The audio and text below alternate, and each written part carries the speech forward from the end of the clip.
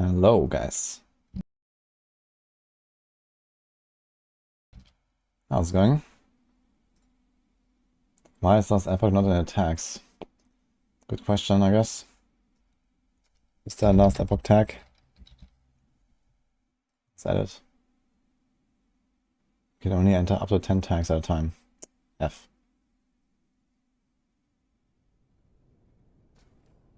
I guess not. Okay.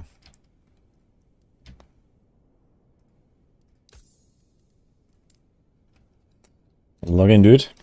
LE login.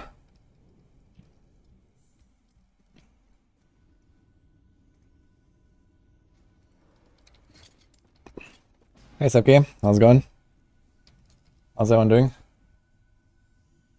At what level should you have resists maxed? Yeah, basically somewhere through the normal monoliths or so you should aim for max resist, I would say. At the very minimum by the time you reach empowered.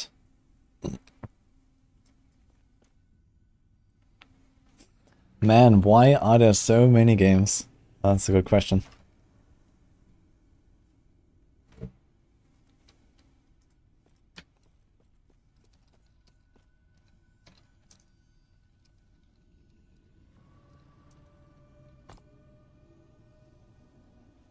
The quest line is bugged, so you go through Rift and get Mastery, but I have a Mastery and the quest is still there. Maybe try to go to the next quest. Can you do that?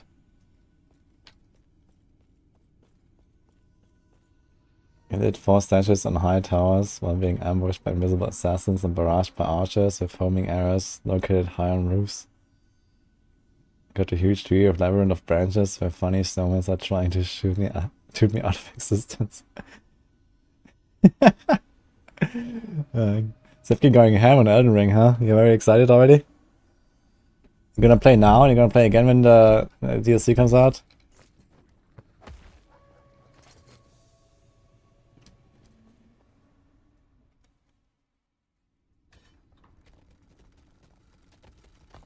Which time will we be? I think we finished this one, right? And then we... Yeah. Okay, let's go there. Sure. Okay. Yeah, DLC is in 4 months in Elden Ring. Music? Okay.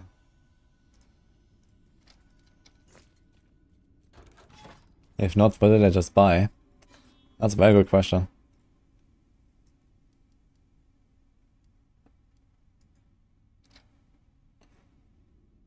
I guess you pre-ordered it, I guess.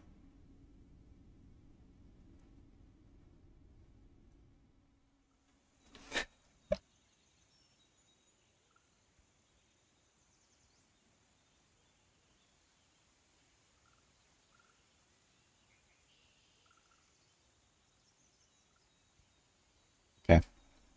Let's go.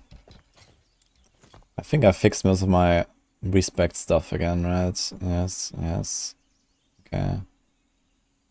Okay, let's get this. Get this. And respect a few points. We got this.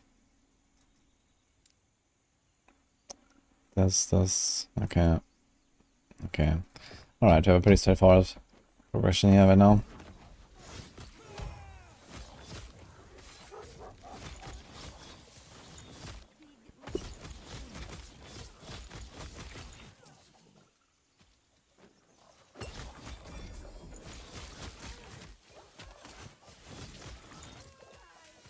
+3 to summon bear. A lot of minion damage. Okay. I think I have to update my Druid a little bit later. At least once we get to empowered, I guess.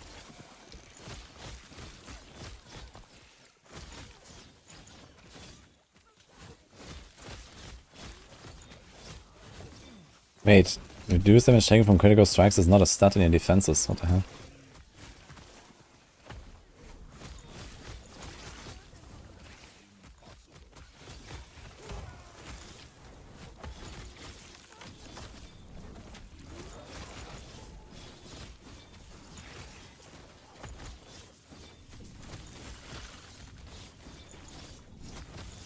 It really makes it be evaluated BM?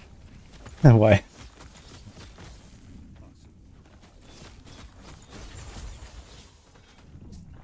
I didn't realize I'm L noob. Well, I mean, I guess you pre-ordered the DLC, so you can play it when it comes.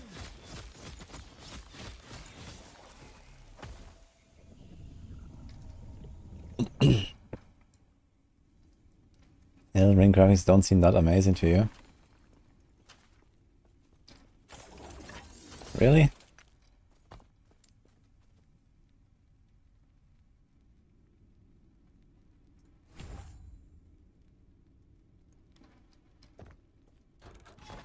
Wait, is that... Ah, it's buff duration. Okay. You play the story on every character again? So far, I've always done that, yes, but you don't have to. There are some skips. Not like entirely, but I can skip most of it. But I have not tried it yet. Because ultimately, you know, what I care about in this game is going to be racing. And for racing, I mean, I don't think you're going to do these skips, so... I mean, it could, I guess.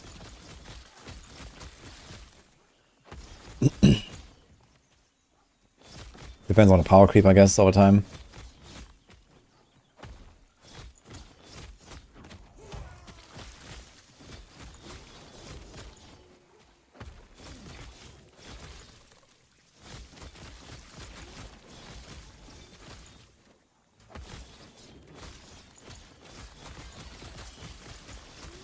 I mean, you also have to see Elden Ring is already 2 years old, right? And they probably also developed it for a long time.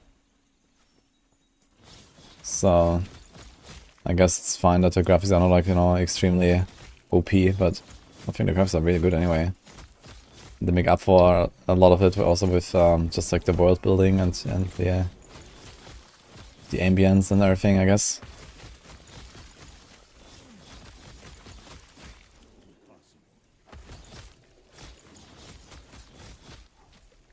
Mr. Maxley.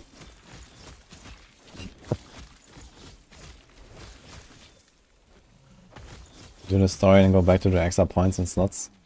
Yeah, I would definitely recommend to try to do the passive points on the way. You know, it also makes you stronger. You're gonna have like a few more levels. You're gonna get the extra power boost on the points. That's kind of nice. And then you don't have to like go back and like farm basically no XP in the low level zones.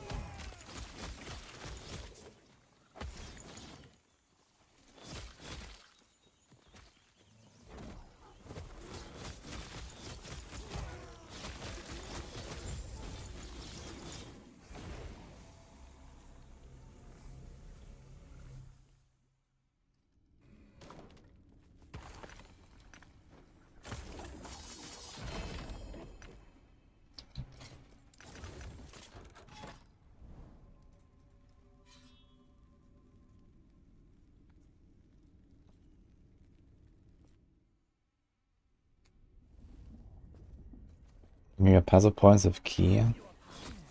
Wait, what do you mean, Necrom?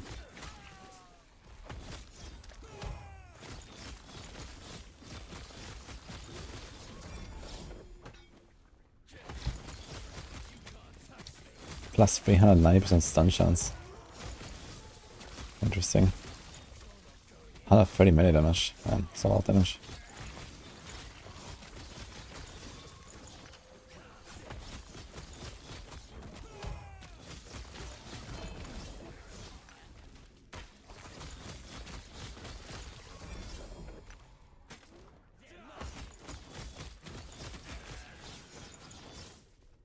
Can you link to this video?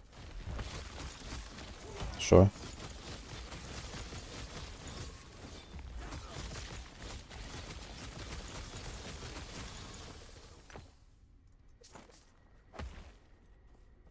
What's my average FPS in this game? I like 22. You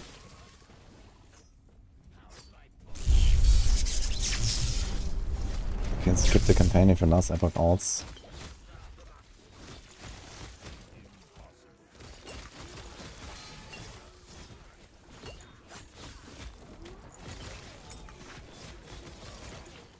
Yeah, I know about the campaign skin, but what are you talking about with the points?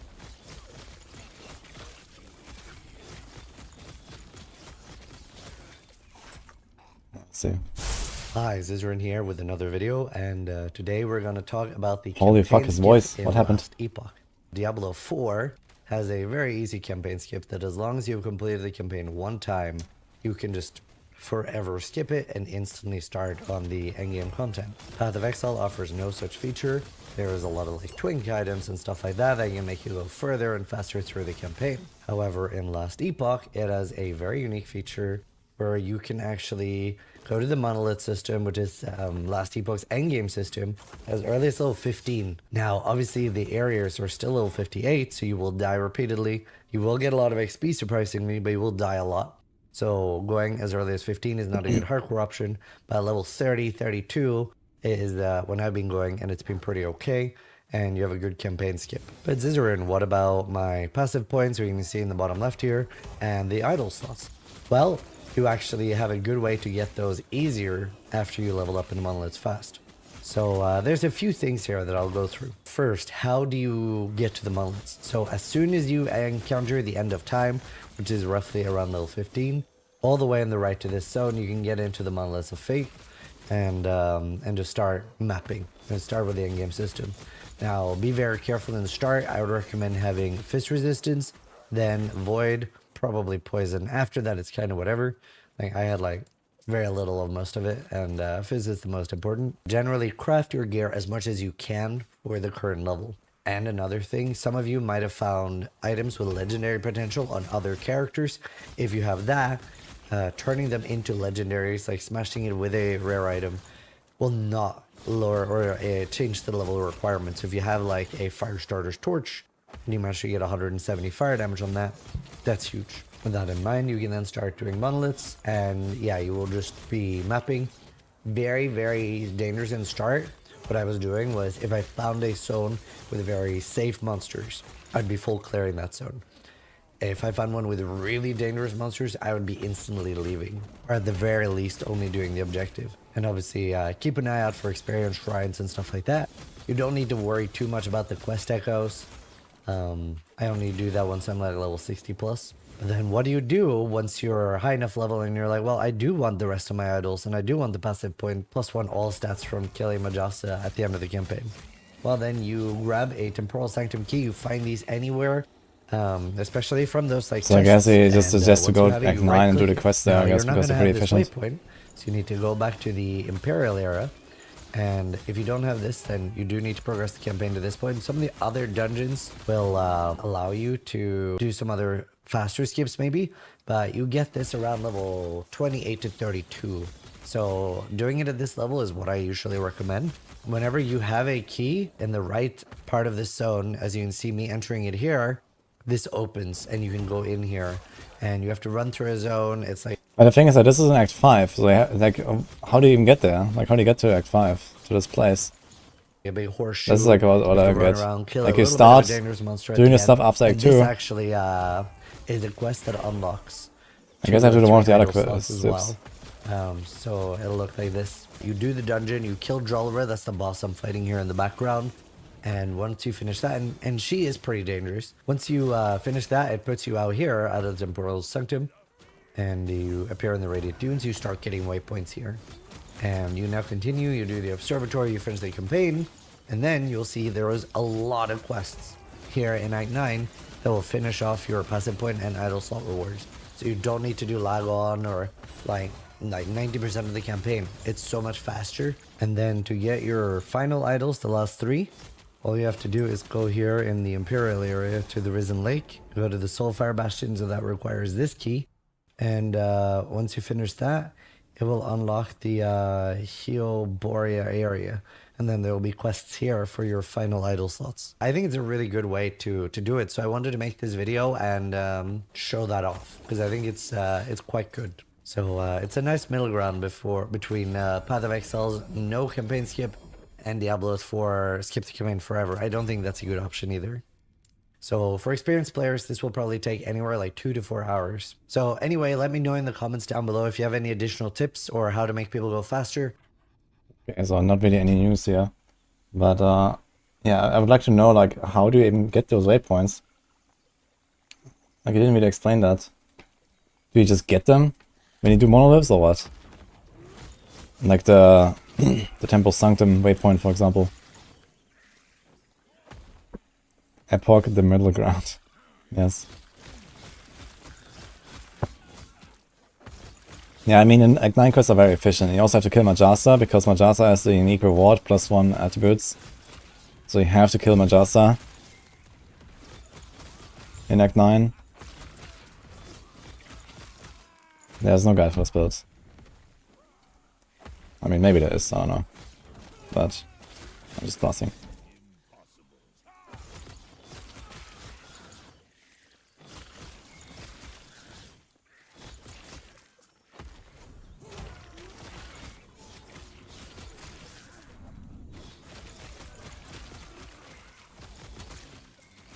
I mean, I might try the campaign skip once and see.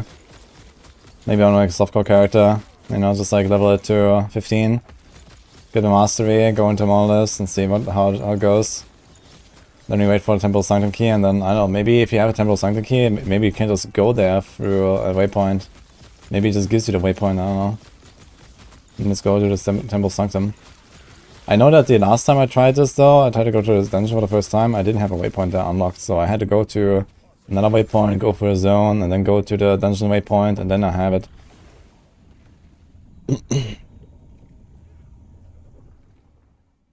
Get all the idle quest puzzle points quest, do a dungeon, and keep doing the main story quest. I'll stick a dungeon, do the same, and get right into the last part of the main story. So yeah, okay, so you do all 3 dungeons for all 3 skips or what? You don't just do a Temple Sanctum skip. So I think the first skip is the Lightest Arbor, right? It's like level 20 something. I guess like Act 3. And then you end up in Act 6 or something. I think you end up near the arena. I think that's Act 6. But then how do you get from there to the Ruined Coast where the Temple Sanctum dungeon is? Temple Sanctum dungeon is Act 5. That's the thing. And the Soulfire Bastion, I think it also goes from like Act 4 or Act 5 to, I don't know what actually.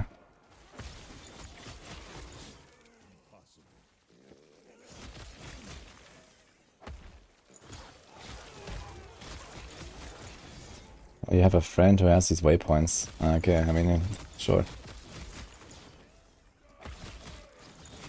I'll try it on a softcore character at some point and just see. I wonder like how hardcore viable the strat is then as well. Maybe instead of doing it at level 15 or 20, just do it at level 30 or so with a good hardcore build, it might be possible. Just kind of grind away for the early monoliths. Get a few more of the side quests done.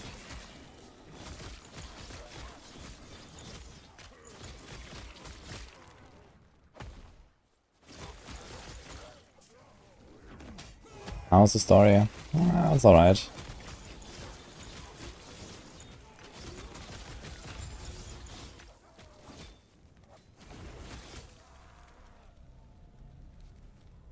You start desert quest after a ship, there's a quest on Oracle Bird that tells you to unlock the Sanctum Waypoint.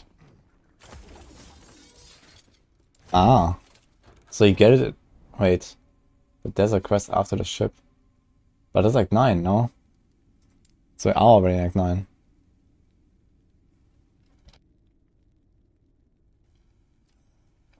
What I think is the best two-handed melee build.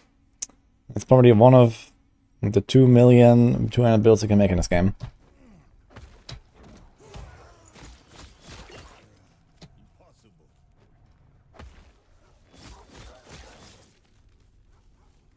When is the new update coming? I mean D4? I guess next week.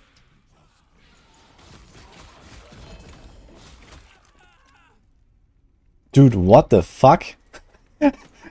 What? Oh my god, dude. This thing is level 23, what? Dude, I found this thing a single time. And I found 4 of them at once on my rogue. Like, I dropped only once and I dropped 4 copies of them.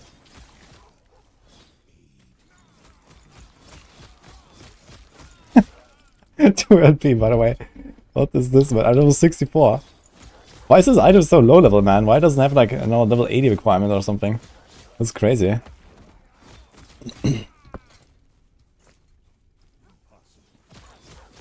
I wonder how much water I can get. Maybe I can actually make this a ward build.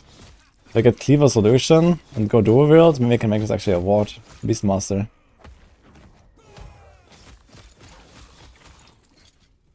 That's insane, man. I really don't roll with the potion, but I guess we don't care much about the potion roll. Yeah, this is like the item, man. That's crazy.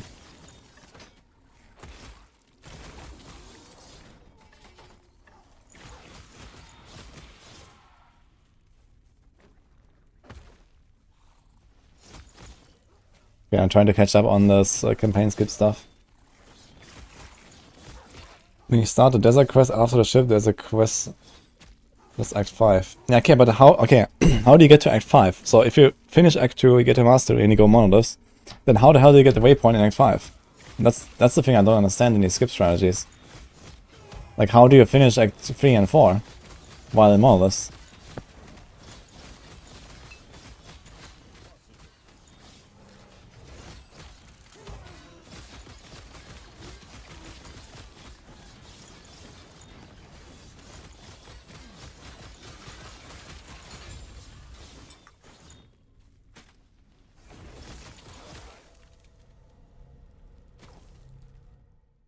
Seen Lily's build.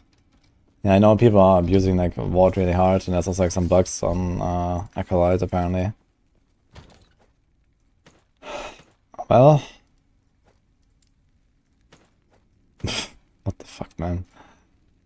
What is going on? 2 LP Exsanguinous.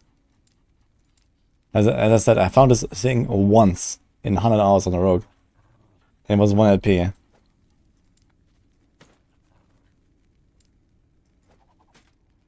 But actually, it's insane that this thing is such a low requirement.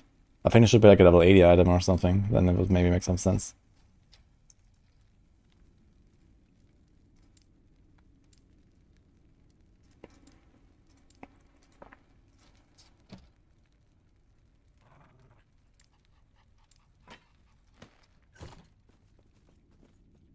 Okay, transfer gear between characters on cycle. If they're not character found, yes.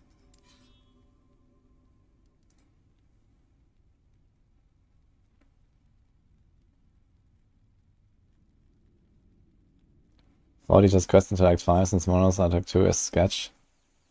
No, we just... You know, we just heard it. Like, you can enter Monos and level 15 after Act 2, basically.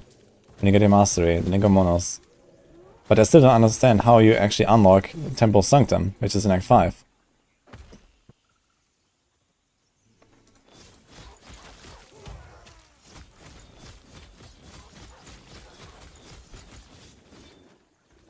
The thing is, if you do Lightless Arbor, I think you go from Act 3 to Act 6.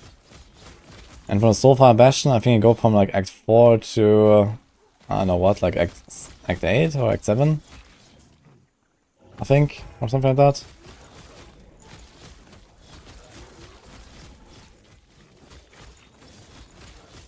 No, I think Lightless Arbor is Act 3 to Act 7. I'm not sure what the Soulfire Bastion skip is exactly. I think it's in Act 4.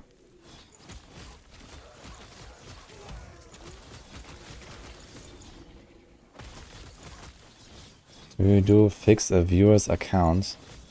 What do you mean?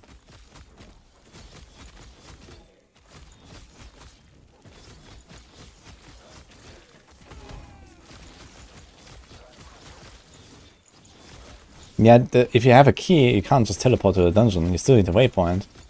Like, you can right-click on the key and it opens the map. But you don't just teleport to the dungeon. You still have to get the waypoint.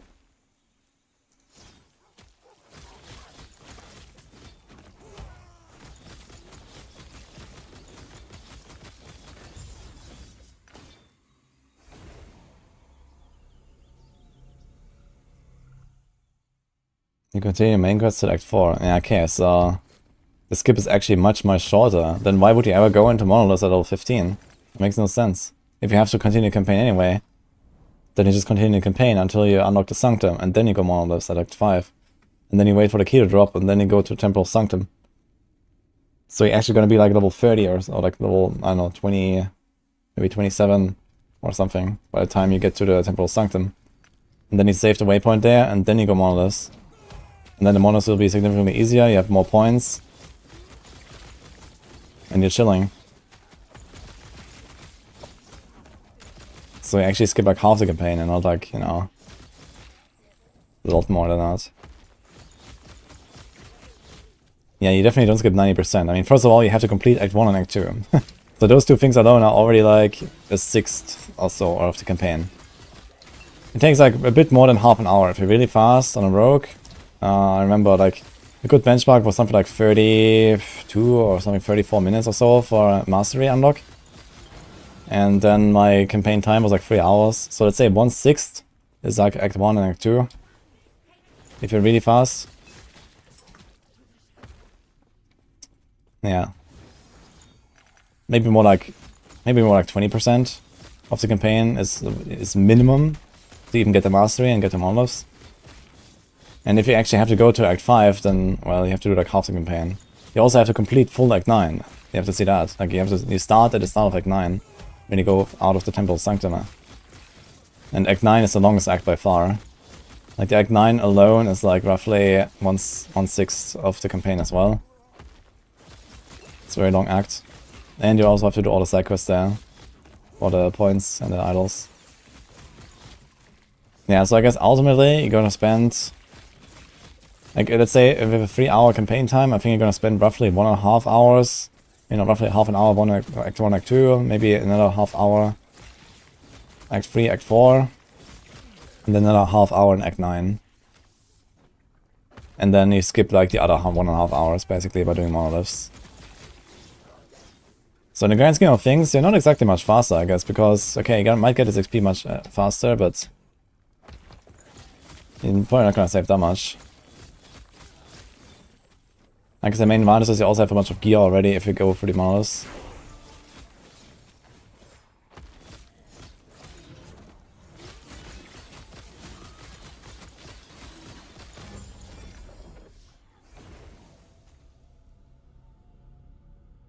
I should combine Act 6 and 9 to save time.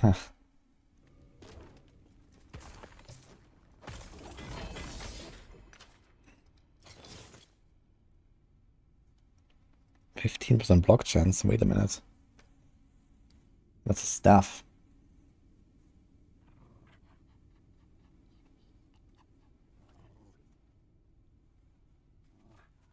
And use a melee attack and hit at least one enemy, gain a stack of string blades in 16 seconds. Each seconds 2 melee fire damage and 20% melee ignite chance. That's kinda cool. I like this weapon. The price level 74, man. It's like a spellblade weapon. You might actually play a spellblade, so I'm gonna save this.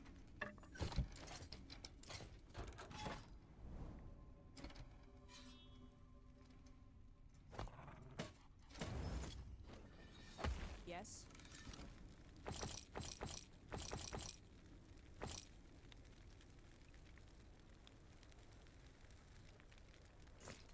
Take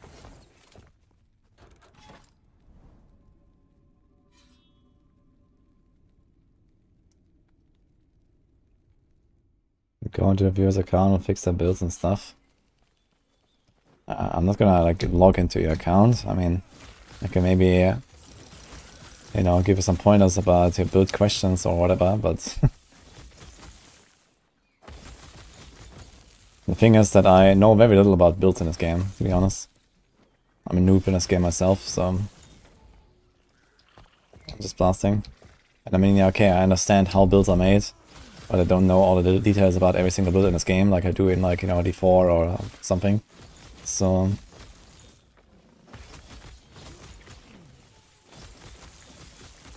you know, there's like many builds in this game, and I've barely played any of them. So I can just give you like general tips.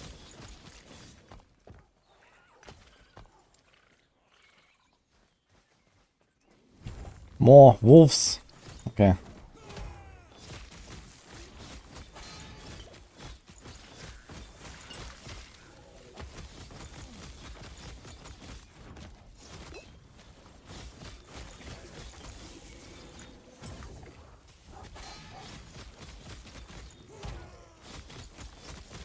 This guy's a tanky boy, man.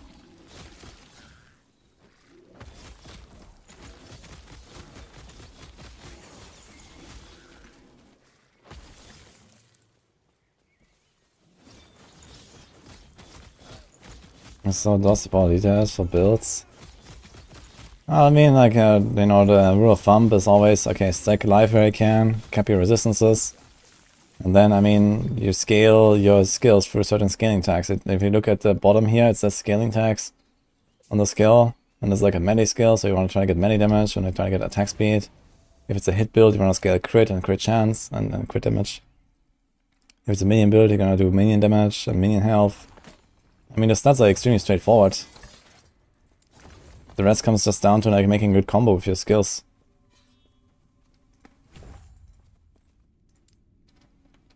This is Orbis.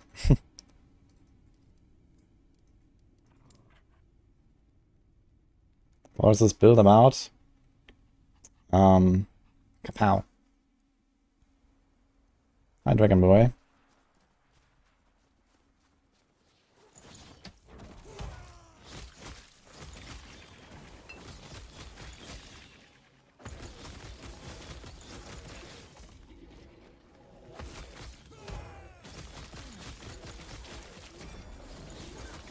Okay, we have 2 wolves now, alright.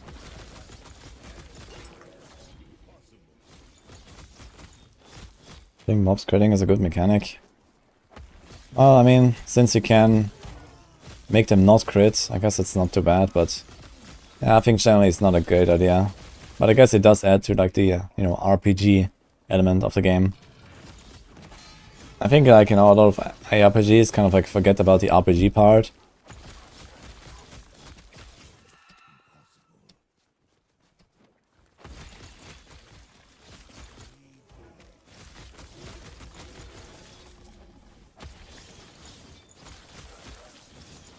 Is this Shazam the song?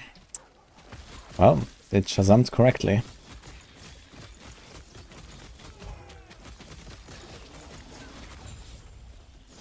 Enjoy.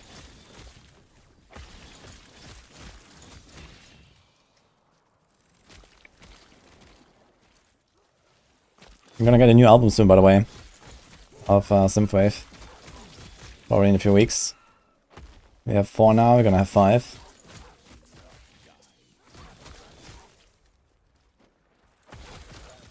Is melee damage affected by physical affixes? Well, added damage is always applied, basically. But if this is like, you know, like, I don't know, like, for example, the lightning swipe, it's converted to lightning, then physical damage percent will not do anything. Or here, when I use Tempest Strike, I have like 1 physical, 1 cold, 1 lightning swipe. Like the cold and the lightning will not be affected by physical damage. Only 1 of the 3.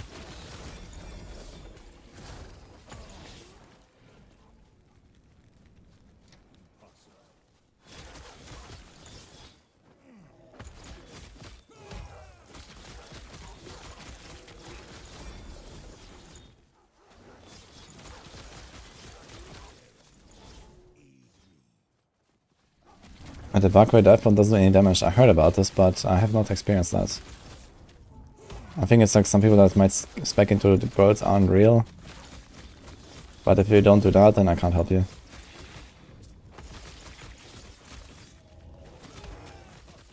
It might also just be that you're trying to use dive bomb while your bird is still busy doing stuff. Like, you know, your bird can only do one thing at a time, so you might do it too quickly.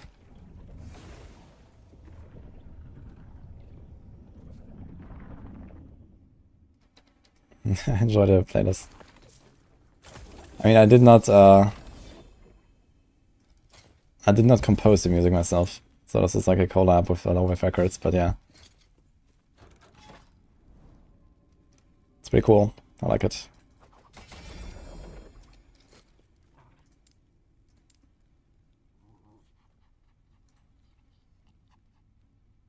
Any tips on making root filter?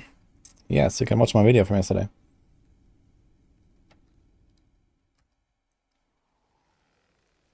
Any tips for survivability?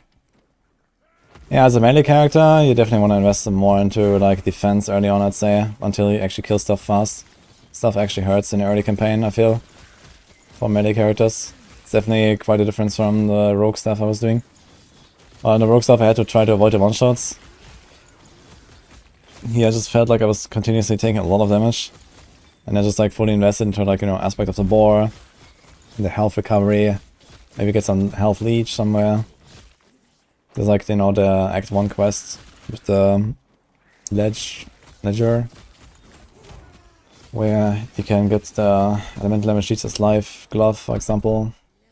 Pavlov, hello man. Thanks for 25 months, by the way. But yeah, there's like a lot of stuff like this.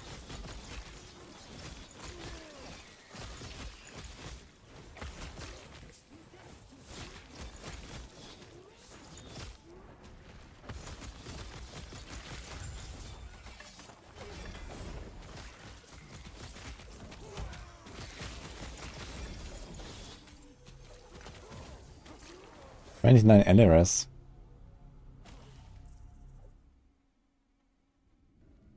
I'm glad I can help with videos.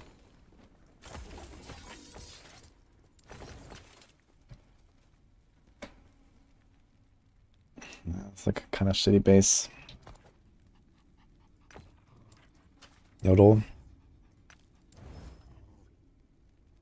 Minion health is not terrible.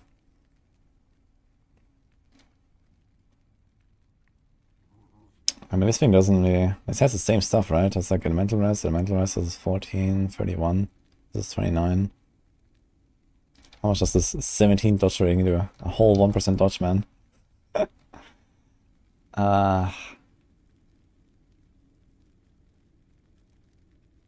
Has one fortune potential left. Maybe I should leave this.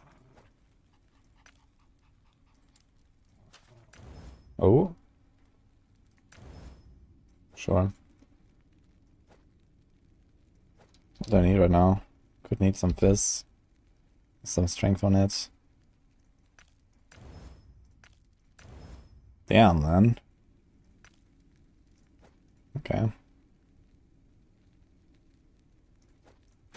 2 fortune potential. How much endurance do we have? 55.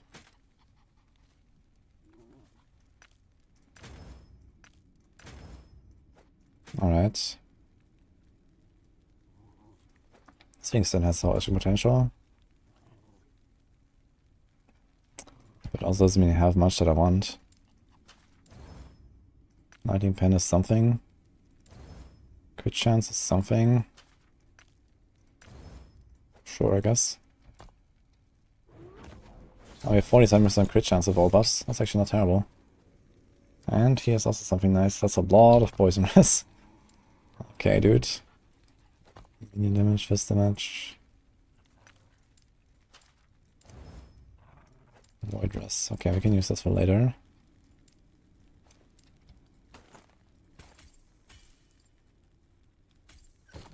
Just throw stuff in there for now.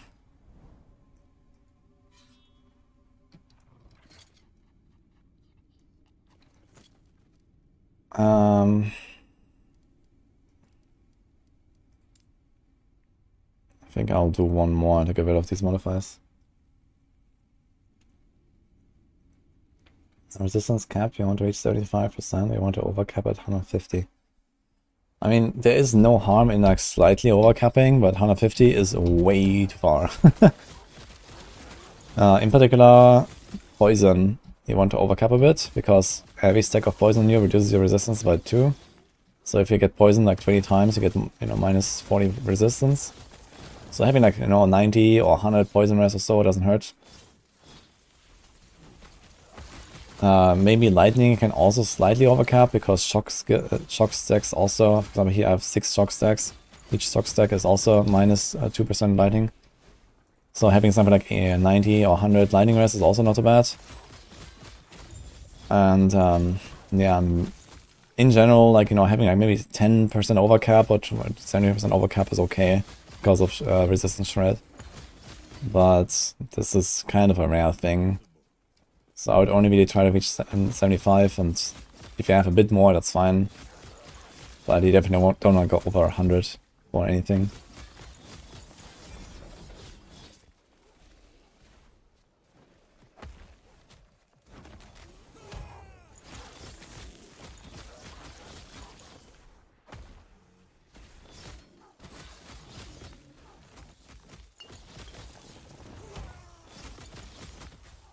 Well, capping resistance is bad. Yeah, that's what I just explained. Poison is 122. Yeah, that's okay. For poison, I think that's okay. Because there are definitely scenarios where you get like, 30 poison stacks on you and you can get like, minus 60 res.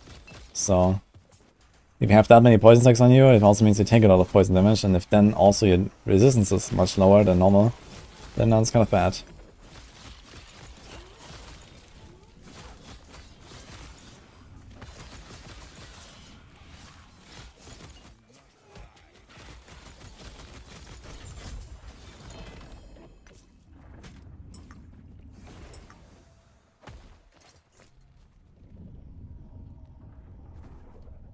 You don't need to load up the factions for every character.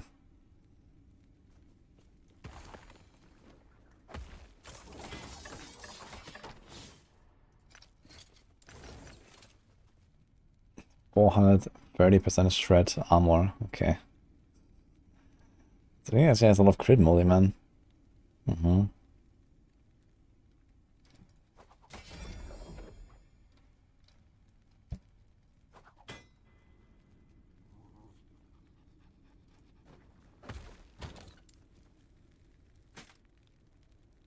Adventurers, Cold Res, crits.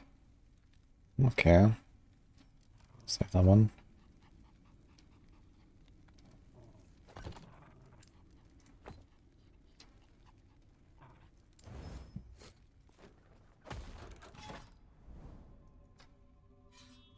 Oh, das ist like on timeline. Okay. Some of the implicits in this game are actually insane. Yeah, it's crazy. But it also makes the items a lot more interesting, I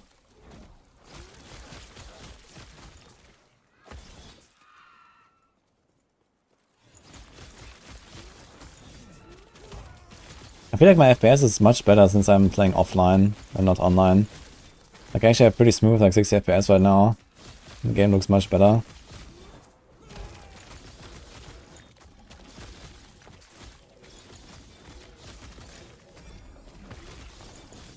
Level 66, that's Armada, where Rook died in this map, actually.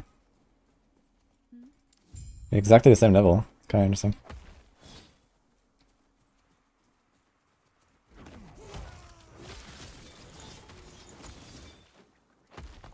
Oh, I have 3 points, wait a minute.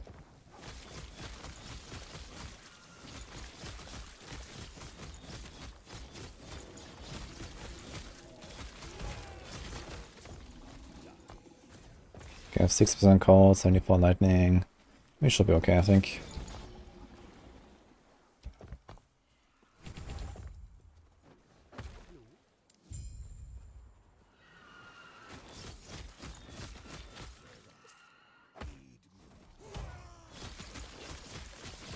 Notice that sometimes the loading times get longer. Yeah, it's because I'm playing offline.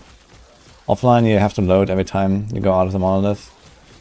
And online, it's like one instance, and I guess the server preloads it or something, and you just are there immediately. Yeah. So I think they have like a bit of a different structure. That was a short one. K squared, hello.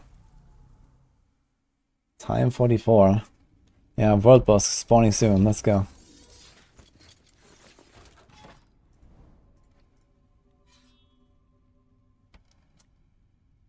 That's the shortest time possible to get level 100. Solo, probably 20-ish hours or so. I mean, I did it like, let's say without like the loading times and stuff, like around 25 hours. And I definitely had some, way too long crafting sessions there, so you could probably shortcut the crafting by up to an hour. You can shortcut the campaign by probably up to an hour if you YOLO a bit more. And then you can just be better at the game and, go like higher corruption with a better build and, all that stuff. Like, I didn't really know a lot of things about like how to get to 100 really fast. I think like solo, hardcore, level 100 in 20 hours is probably the target for patch 1.1 for me. So, something like that. And 20 hours is a pretty good time, it's not like too crazy. I just hope that the server's gonna hold up next time and they don't rip to some random bullshit, and then we're gonna be fine.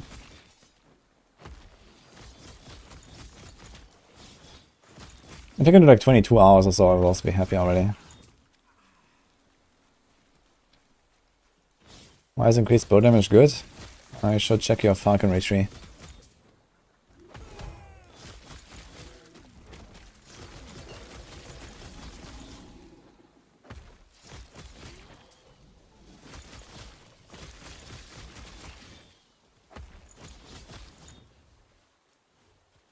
Does throwing damage matter for a falcon? You should also check your falconry tree. Yeah, I mean, there's like some skills on a falcon that scale with throwing damage. For example, I think the feather burst. And then a falconry tree also has like a way to convert your added damage to falcon damage. So this is also how I can use that. But yeah, I didn't spec into that passive with the throwing damage. But yeah, if you use like the acid flask falcon stuff, or if you use the feather burst, if these things scale with throwing damage.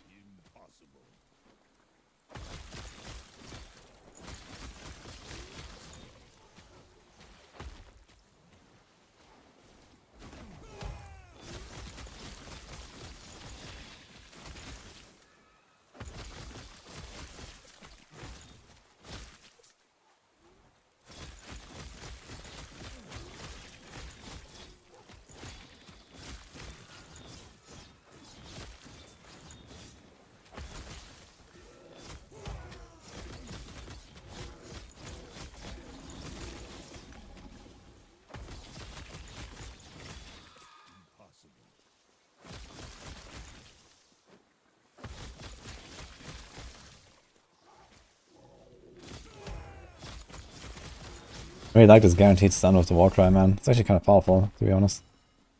Like crowd control in this game.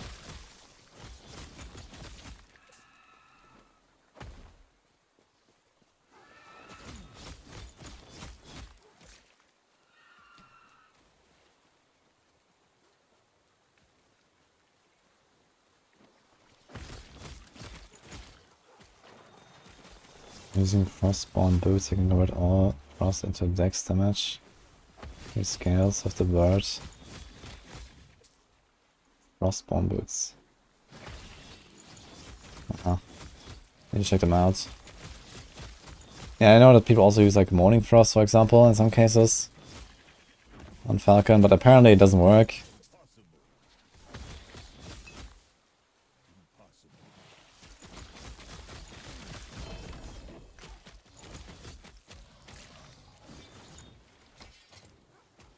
Rise of 46. Actually, is that an upgrade for me? Wait a minute. It's all flat damage. 1, 2, 3, 4. It's like 80 flat damage. It's 60 already. My attack speed. Chance to cast Lightning Blade when using melee attack. I hit at least one enemy. I guess like a Spellblade thing as well, right? But what the hell is Lightning Blade?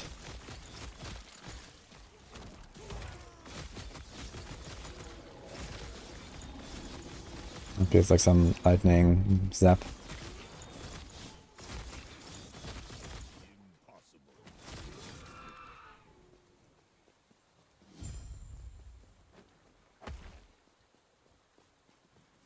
Should I fight her to test the weapon? Maybe.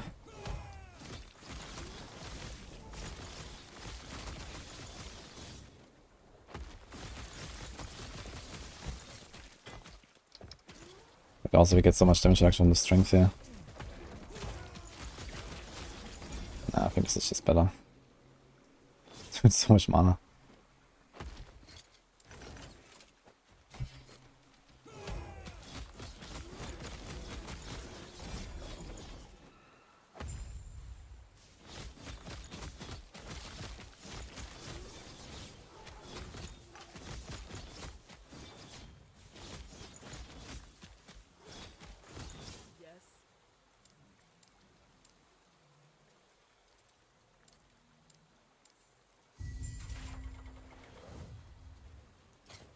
Okay, like on time. What is this game about? Kill monster, get loot.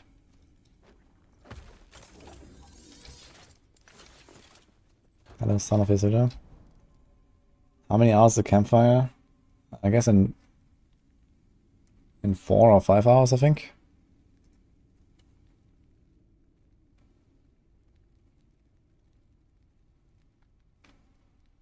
The Morning Frost boots give you extra damage for your decks, no? We're talking about some other ones. What is that? Frostborn? I don't know which one that is. What do I think of Shaman? Yeah, I've been playing Earthquake Shaman. Very fun. If I want to continue that at some point.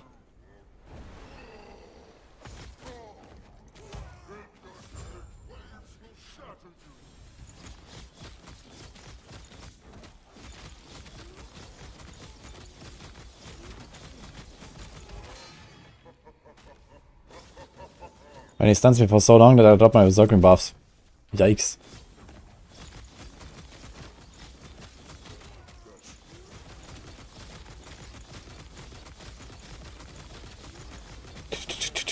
Look at the attack speed, man.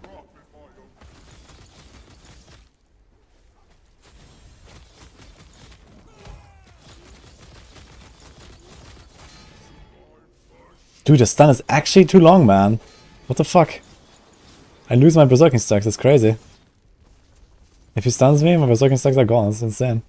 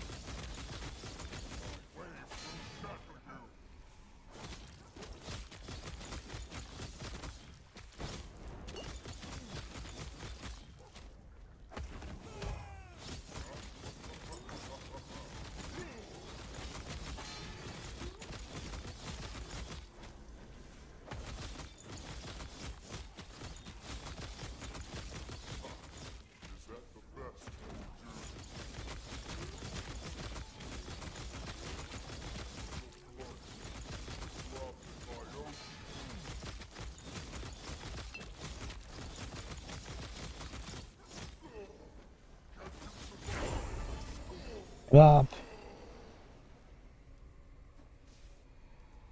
No, well, I don't need the mana whatsoever. There's a lightning rest here, which is something I would actually like. But we didn't get it now. I also don't really care about the shock. What is this? Shock duration, man. And cold damage, like, also is kind of pointless, to be honest. I guess this is the only thing that does something. It's like an average 50% additive. Which is probably like a 2 or 3% damage increase.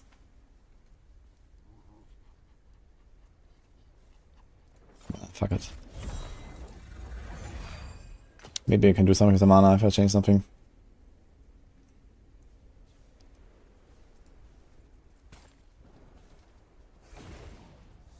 It's actually like a bunch of new blessings that I might want to use here compared to the rogue.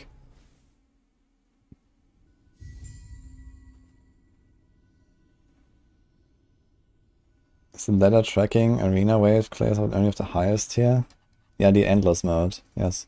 Actually, I think it tracks any tier, but I mean, the endless is the only one that matters, so.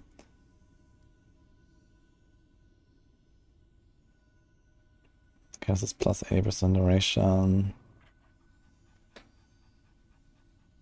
Might be able to take out some points here.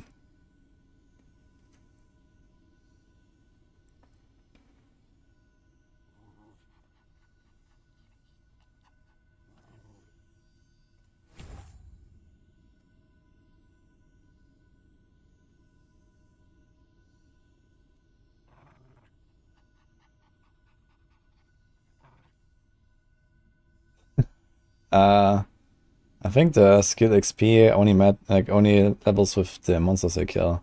Doesn't have anything to do with you using the skill.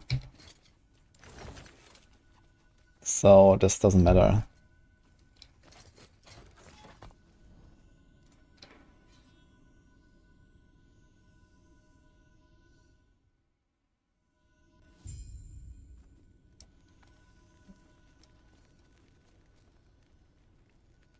Okay, let's check those boots here that you're talking about. So I know Morning Frost boots. Those are those. So you stack dexterity and you gain extra damage, but apparently this doesn't work for the Falcon. So what is the other thing that he talked about? Is this the one he meant?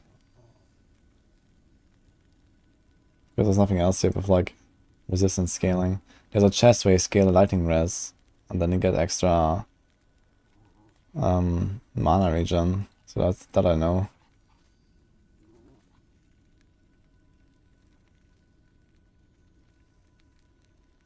It's actually kind of big boots here. But shitty base. Yeah, okay, this thing needs to be like at least 3 LP, I guess.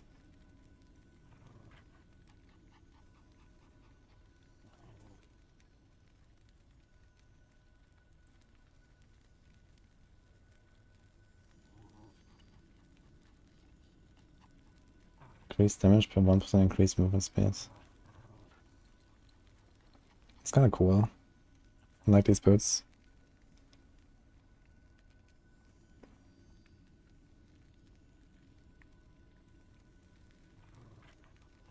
One hand of Maelstrom base damage converted to necrotic.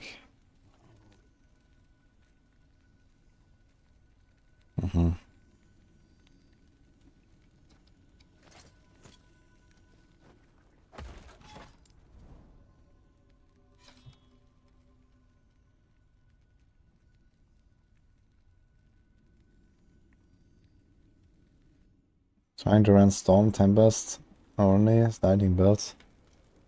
Storm Tempest. I have to scale lightning damage, attack speed, crit, I guess. I mean Thunder Tempest.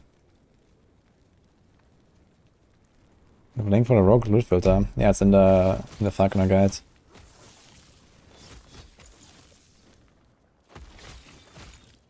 Hi, Crucible.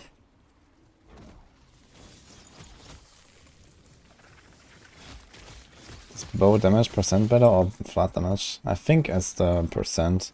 You don't really have that much percent, even if you scale a bunch of like minion damage. You're gonna end up with something like 500 to 800% additive, and then you can still get like another 100% additive or so on your bow, which is pretty nice, and it also always applies compared to the flat damage that you actually have to consume the Falconer's Mark or whatever it's called. You actually convert it to Falcon damage. Damn, what's going on here? I'll just start hiding some bad exalted star. We're getting too much.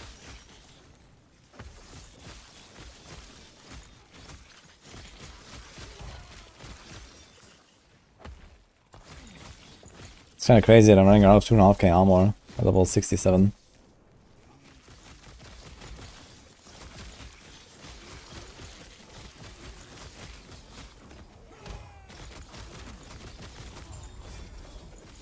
Actually, build feels pretty decent right now. Kinda like it.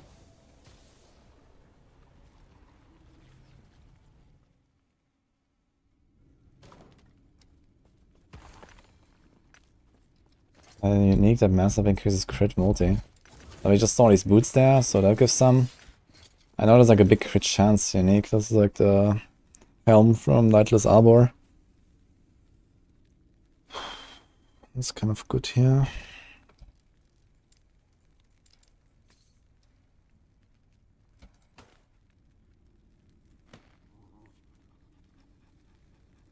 With armor and melee or so.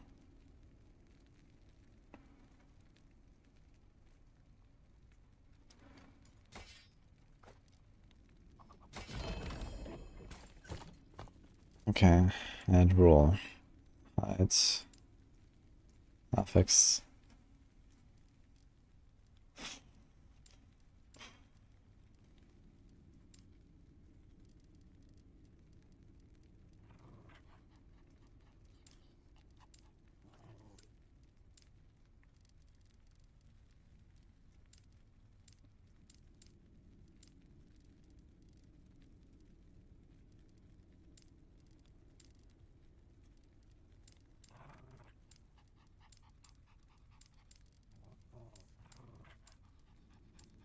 Basically all of this. There's no like elemental penetration or something, right? Okay.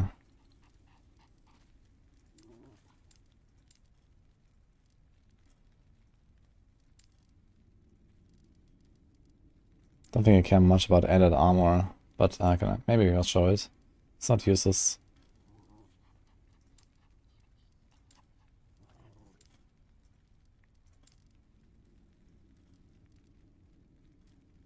Maybe dodge is okay.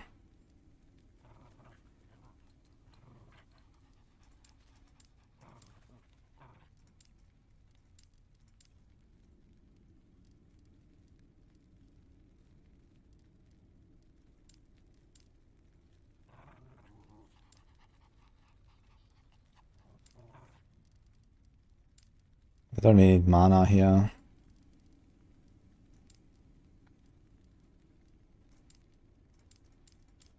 I don't need my minions to stay alive, that shouldn't do damage. Don't want to bleed, blind, ignite, poison, shock is maybe okay. Nah, not really. We shock anyway. Don't really care about slow either.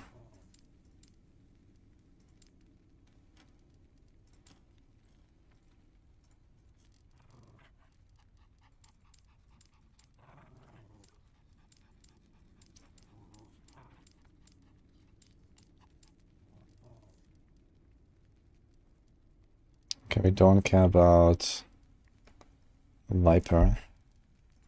But it is, we also don't really care about this, but the Effector and the Effector is kind of nice.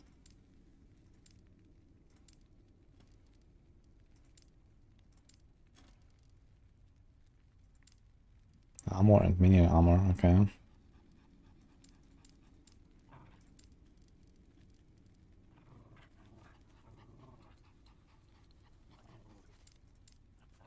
Maybe summon Wolf could be interesting. Tornado.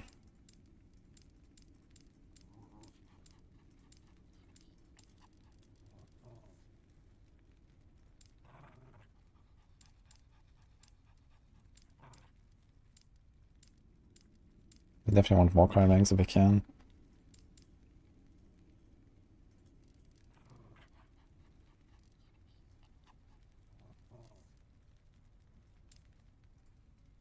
At least one of these. At least tier 6. Okay.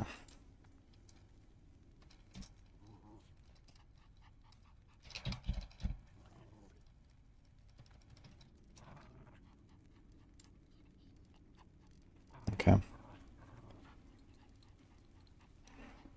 So we can do that.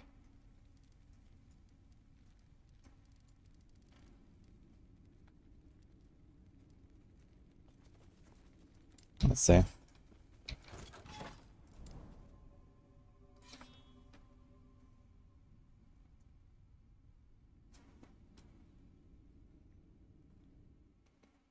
Show my Tempest Strike real quick. Yeah, basically just like raw damage for now.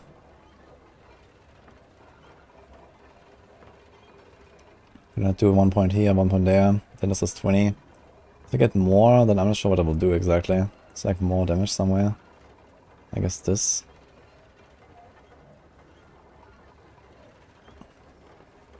Would be 20 flat damage, which is not terrible.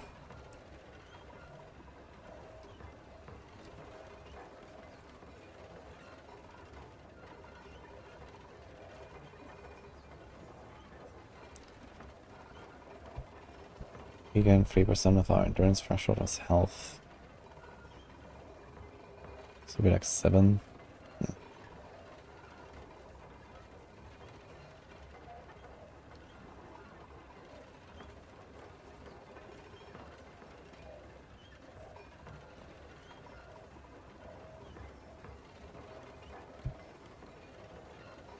We can also do this, I guess, but it already has 0 mana cost.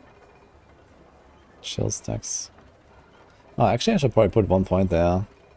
You can get chill, plus just 1 point. Which is relatively nice. You're gonna stack it up very fast. At least when I get like extra ranks on this skill at some point. I might do that.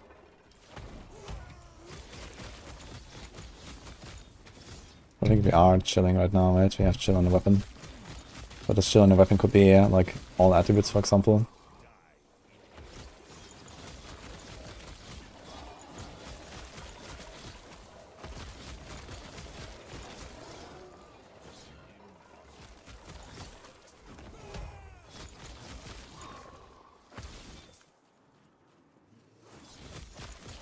The Diablo team asked me for some feedback on Diablo 4 Season 4. Yeah, a few times actually.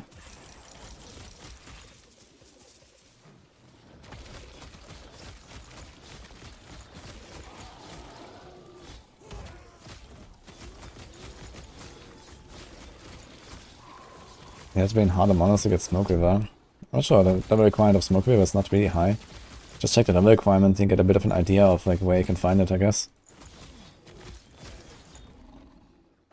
Just go empowered more or less, and they can find anything in empowered basically.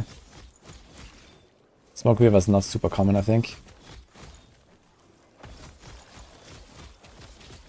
Blink twice if Season 4 itemization is viewers will. I mean, it would be better than currently, so...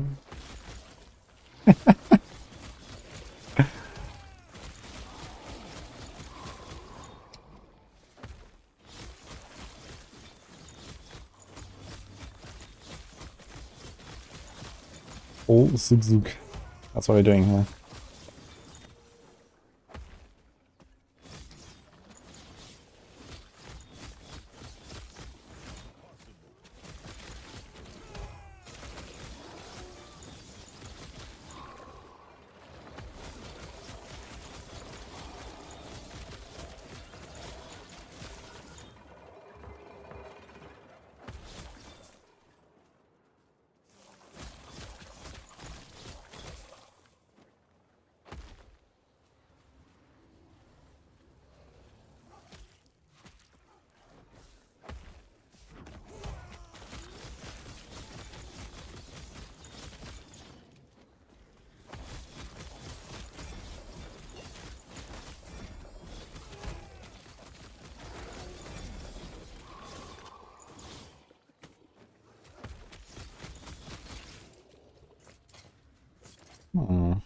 Why is such a low chest, man? 20 armor, it's like the one base or something.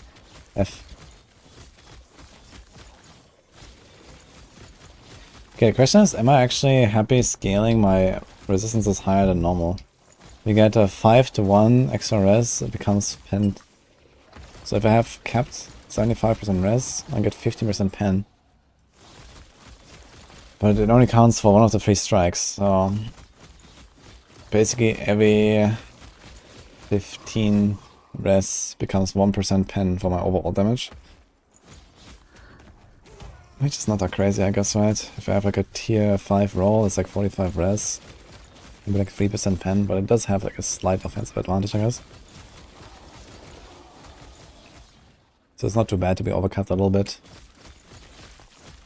on Fizz, Cold and Lightning on his builds.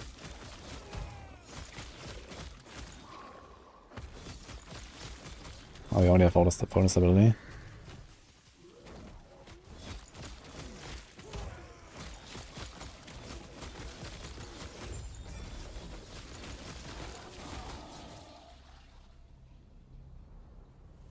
Now you switch on the area level info.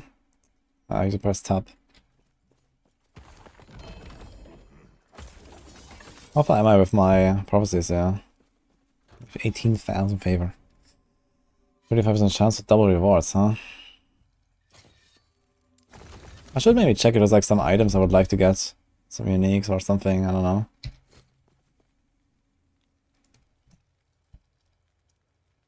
Let's take a look if there's like maybe some stuff I can do Rune of Ascendance with. We have 6 of them already. Can we do some prophecies? Yo. Boots. Oh shit. Level 85, man. Fuck. What?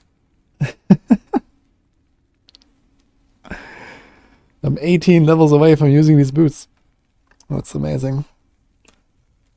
Okay.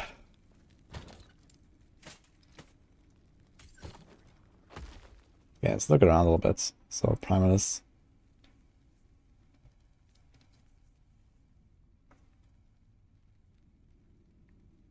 Now all the damage increase, now it's more bigoted. Well, they will say so usually if they are.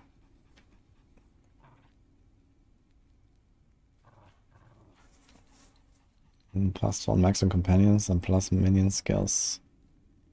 And chill on melee hit and melee attack speed. Actually not even a bad helm, man. If I had like 2 LP on this, I could consider it.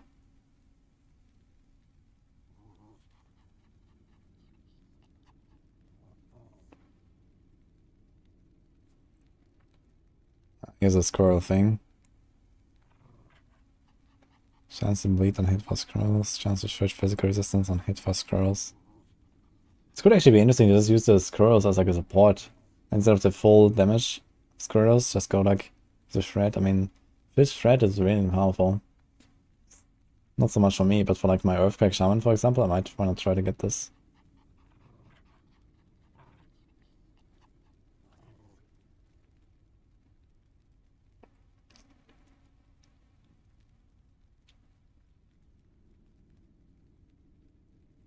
So it's the peak of the mountain. This one is big. You cannot reach health from critical strikes. I mean, if you're non-crit enough, it's probably okay. But you'd have like a bit of non-crit. But you'd like at least 2 LP for this, I think.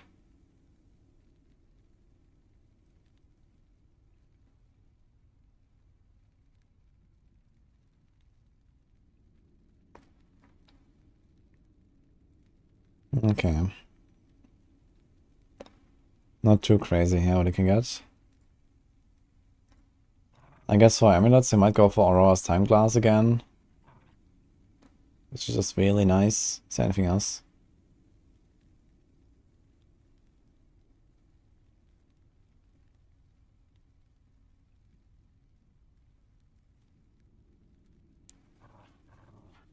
Chance to cast Maelstrom every 5 seconds. Okay.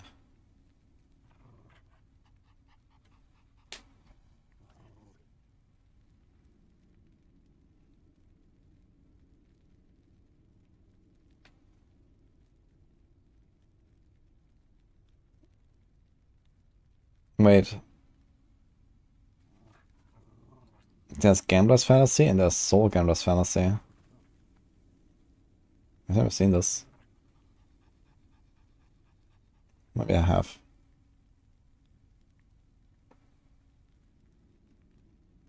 It's just an upgraded version. I think they have like way too many of these like almost the same, just slightly higher uniques in this game. I mean, legendary potential exists already, so why do we need this stuff? Okay. Okay, so Aurora's Time Glass is the only one I would like here.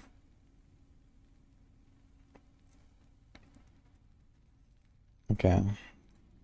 What else? Chests. I mean, this is nuts, but it's from tier 4 dungeons, so... Dude, this thing is so good. Like, imagine pushing arena with this thing, man. It's nuts. Because in arena, you basically never get hit. Until, you know, some archers surprise you or so. This is insane. So you have the Exsanguinous. More armor against shocked enemies. More lightning global conditional damage. Chance to get 15 static charges when hit. What the hell is static charge? I guess it's like some... Ah. Wait.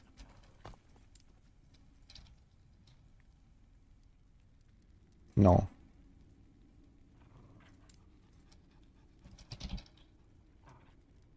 What the hell was that? Ah, this is Storm Bolts. Okay, what the hell is Static Charge? Titan Heart. I guess Titan Heart is what you want, right? Titan Heart is nuts. Lots of health.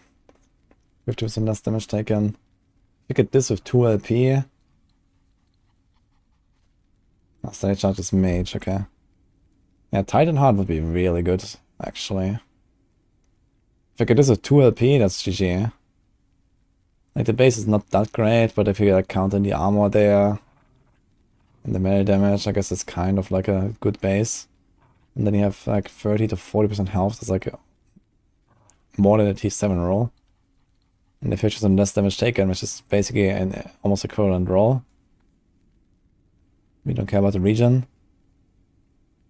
Yeah, I need Titan Heart, man. It shouldn't be that hard to get off 2 LP. I should probably try to get this.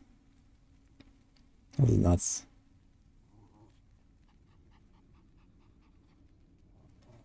Okay, so Titan Heart is definitely something.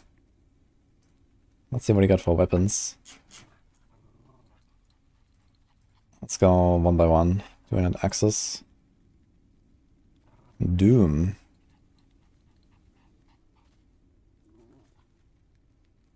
Yeah. 100% chance to apply Doom on hit, huh? Maybe I'm gonna go for the ring though. Doom would be kinda nice. What about Big Bonk? Shred. 100% chance to use Earthquake after using a non-channeled movement ability every 5 seconds.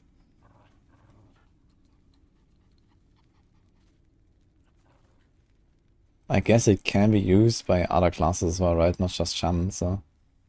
Non-channeled movement ability. 100% of armor shred chance compared to ignite chance or Earthquake. F.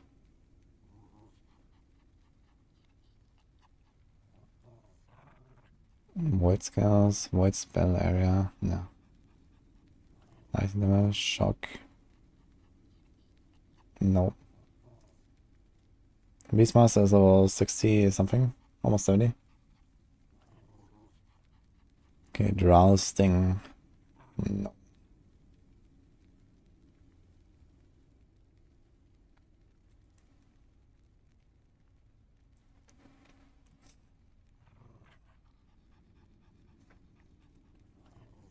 Javelin. What is Javelin? Guess the Sentinel ability? Well, that sounds really fun actually.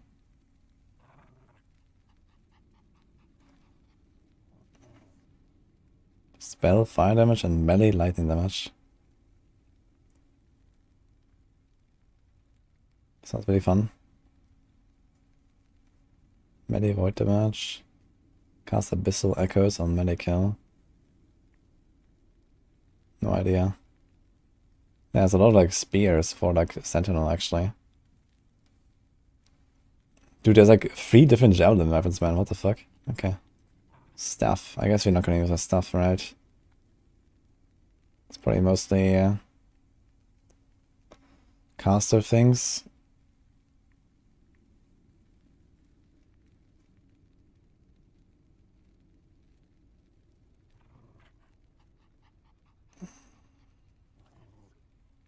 Okay, what about swords? 100% chance to cast Tidal Wave and use a melee attack, 2 seconds cooldown. And this could do something, or most likely nothing. Has a good bunch of damage though. So this is not. I think this stops from Lagon, right? Yeah, if I get this with some LP, maybe 2 LP, it could be useful, but it doesn't have any crits, so we have to, at very minimum, we have to add like some big crit on this.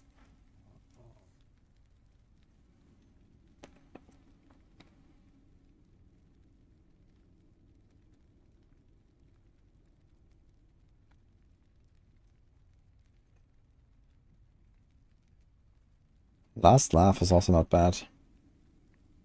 Can get a 25% call.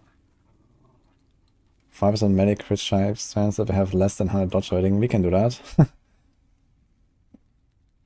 That's pretty good too. I found this a few times. Now, how much LP do we want on this? Maybe 2. It does have a pretty chunky fizz roll. But I guess we need like at least 2 more flat rolls. So Last Laugh could be something.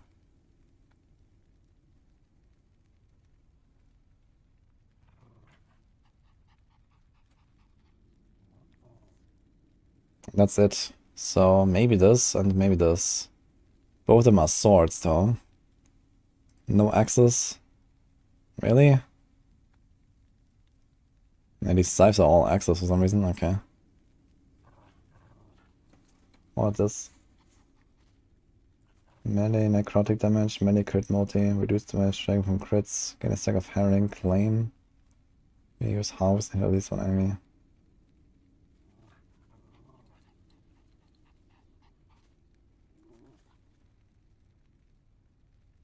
I mean, just a crit multi and stuff is actually, this is actually not terrible.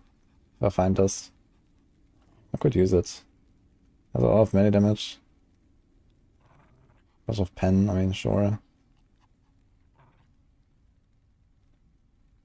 Could actually just like throw another melee necrotic damage on this and then just like benefit from the pen, right? I think that should work. Because if I have necrotic damage, even then my Temper Strike should do necrotic damage.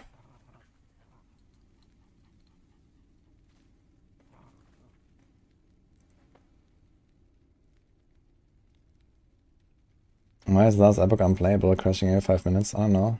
Maybe try to reinstall. 1000 corruption is pretty good chance.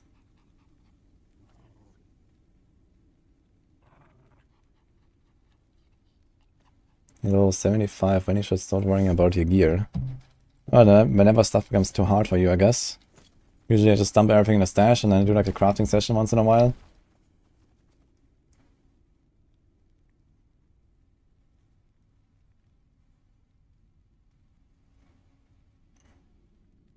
Does the weapon have a fire primalist hand? Work with experimental zombie belt?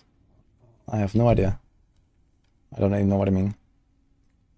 Let's check one-handed weapons. Maybe there's some one-handed weapons that we would like to do. One-handed axes. Less damage checking if your minions have killed recently. Okay. Yeah, Cleaver Solution is kind of OP if you go for a ward build, I guess. Because can just have like... How much ward retention? A fuck ton, man. Each int gets 4% ward retention. That's actually insane, man. If you have like 100 strength, you get 100 int. Yeah, if I go ward and I already have the exsanguinous, this could be nuts. Going for Cleaver Solution. And it's also very low level.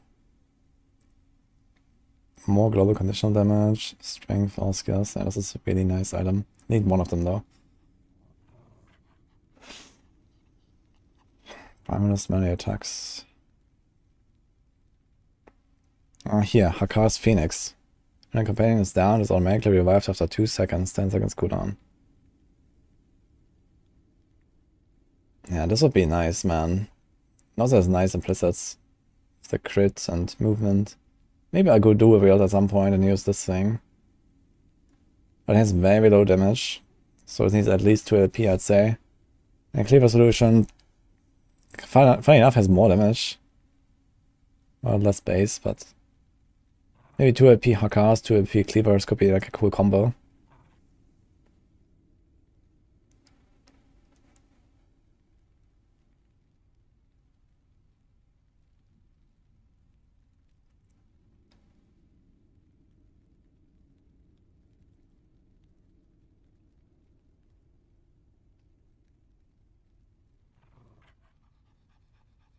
Okay, not much else here.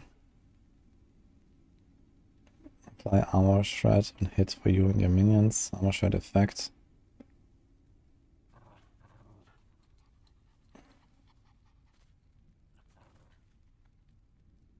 This is a sentinel weapon.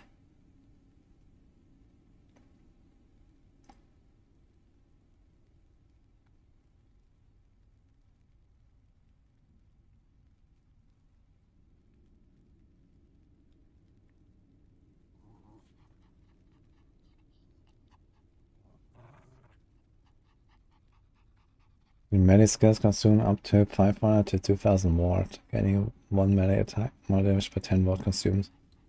So let's say I consume 10,000 ward, I get 1000 flat damage.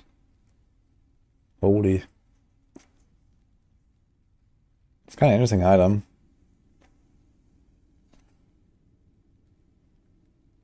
$80 ward per second. That's cool.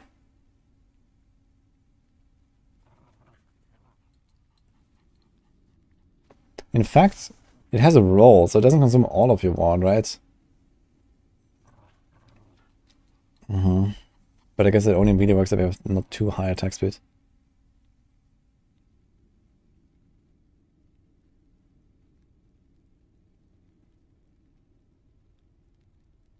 Could that be good? Yeah. 3 daggers. It's the acid flask thing. Shuriken. Detonating arrow. Smoke weaver. You could actually use this, right? It's not a rogue only item. There's a lot of dodge. But yeah, it's like unlikely I would really like to use this. Also, it's really low base damage. Ghost Maker. Okay, so I guess there's 2 axes. So the Cleaver Solution and Hakar's Phoenix. What about shields? Is there like shields? Something cool? There's a lot of shields actually. More than block chance per strength against enemies within 4 meters. What? That's kind of wild, okay. There's a block chance.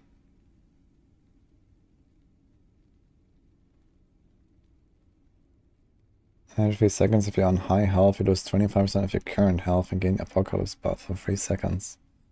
7% void damage, 7% crit multi.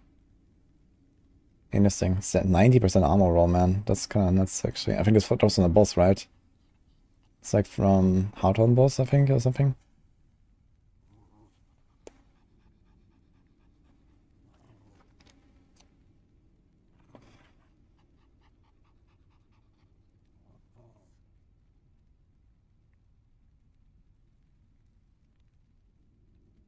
This is kind of nice. I think this is a very useful item.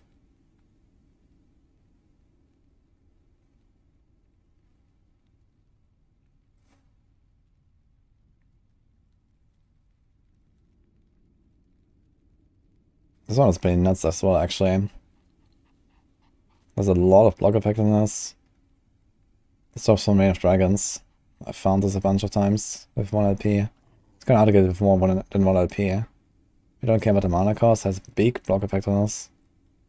Some melee damage, some strength. Yeah.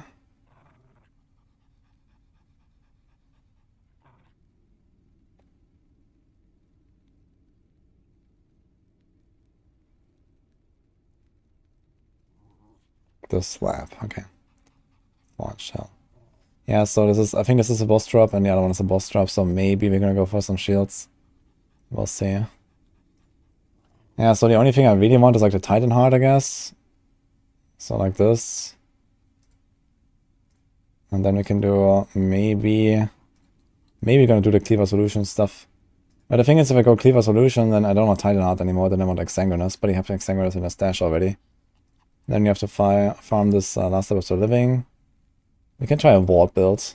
It'll be funny to try a ward build on the Beastmaster, of all things. Okay. There's nothing here. What about belts? Hi, button, by the way.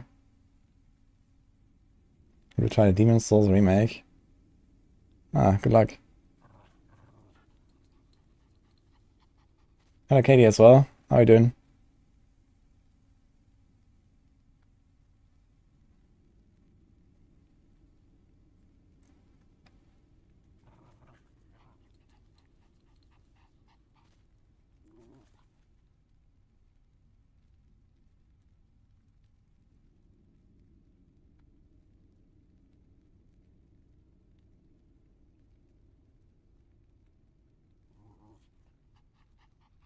I mean, this belt is kind of nice, but it drops only from like 150 plus corruption and Oribus, right?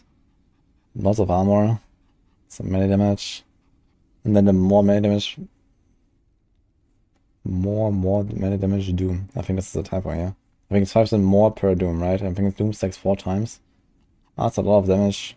If you get this like 1 LP and put like some big life roll on it, that could be pretty solid already.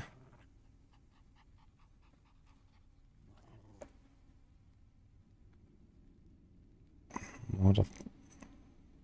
Where does this drop? Is it also boss drop? Maybe.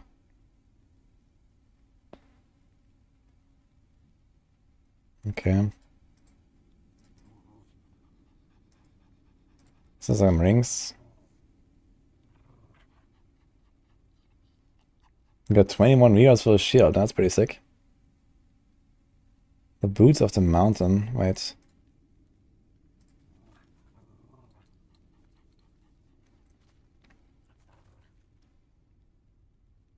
%100% of dodge rating converted to endurance threshold while they have at least one stack of mountains endurance. Yeah, that's pretty powerful as well, actually. But I have no movement speed and a really shitty base. So you need to get at least 2 LP, I guess, on this thing.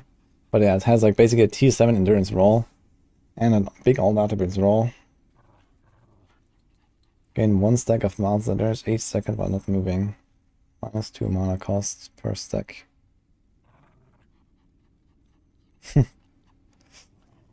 Kind of funny.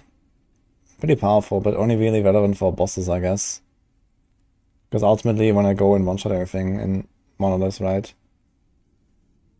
I think bosses are not really the problem here. What about relics?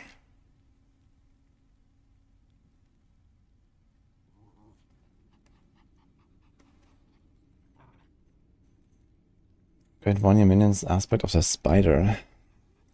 Last 8 seconds grants 50% more damage to slowed enemies. 10% chance to slow on hits. Okay.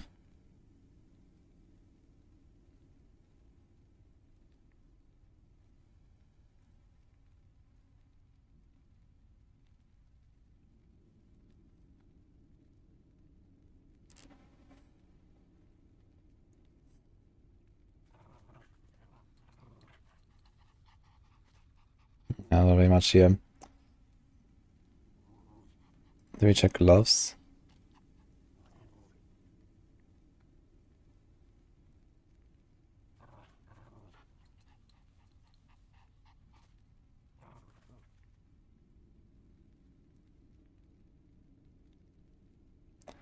Yeah, Jewel Rest could be interesting. Because you can make our minions out tankier. Void Rest, Cold Rest, Lightning Rest.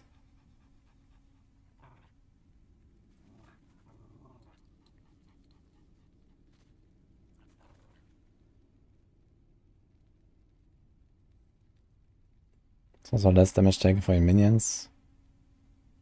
Yeah, but ultimately, like, most of the stuff is kind of whatever. Critical strikes do not deal additional damage.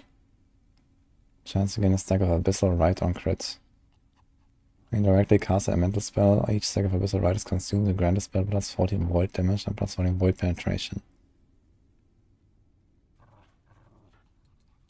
Okay.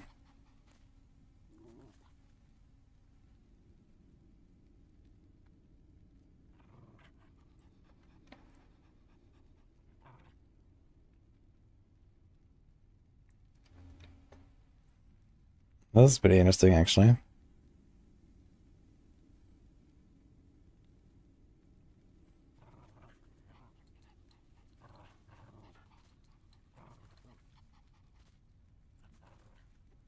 Nah, that'll be anything though. Okay, let's check rings. I think it's the last thing that we need to check, right? Ah, we checked, I think. Did I? No. That's kind of nice. Halo of the Last Nomad. Lots of res, lots of health.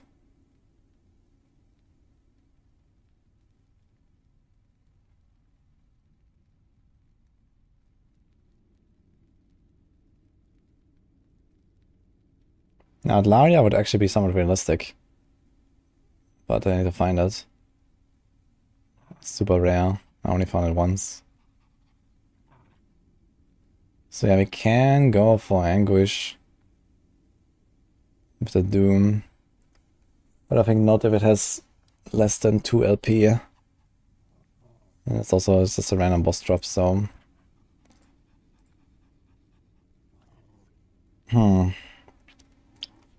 I don't really find like any uniques that I really want to go for, to be honest. There's a boss drop. I mean, tie down would be nice right now if I stay health build. But I think ultimately I might want to try this ward stuff For this you have to find this. But yeah, maybe I can try a little bit. So let's see if I can get some Titan Hearts. So 41, so you can already get it.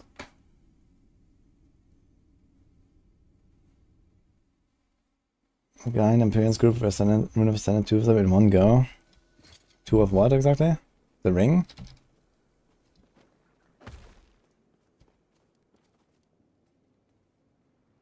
Actually, we should not do this yet, I just realized. Should wait for rank 6. Okay. It's too early. So let's just go back here and we continue. When is D4 Campfire? I think it's in 3 hours. Here's my skill tree, by the way.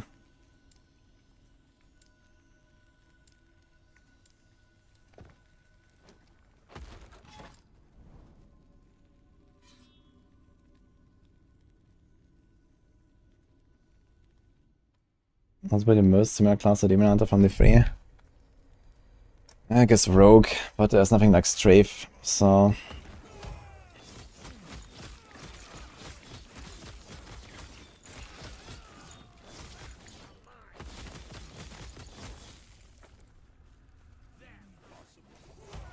Not a circle progression shared.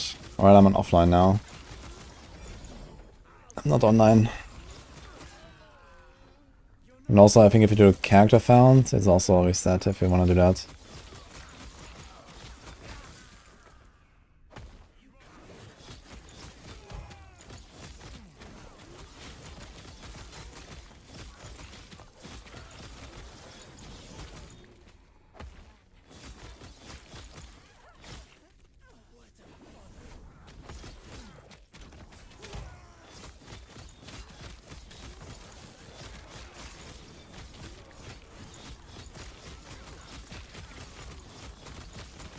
This map looks more like the other 3 maps.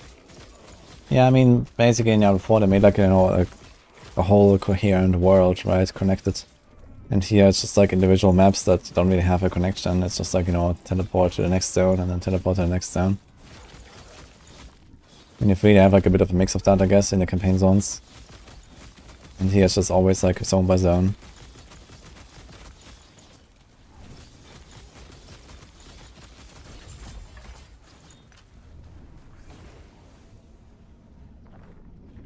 Why offline?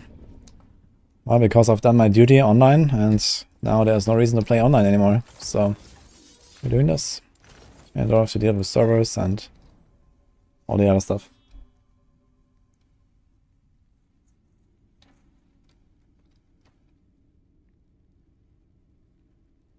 Have I tried Motorshot Marksman? I have actually, but not very far. I only went to like level 60 with it or so. And it did feel somewhat weak. But I guess there are ways to make it strong. I just didn't really go very far with it. And it was like half a year ago or something.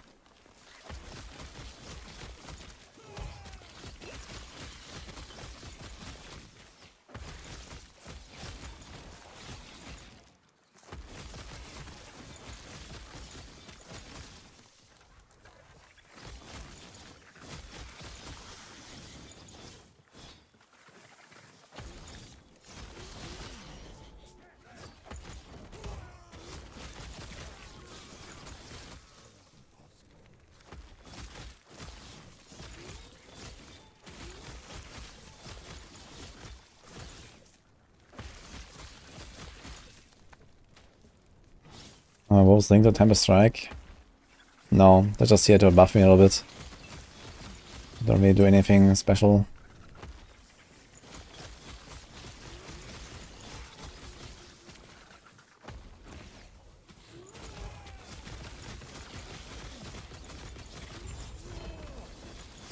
Small idol, you got a singularity. Did you already have enough crit? Yeah, damage is actually okay right now. Kinda happy with the damage. I can really start popping off later with like some of the later Beastmaster tree stuff here. 3D Frenzy, Permanent Aspects, some really powerful stuff there.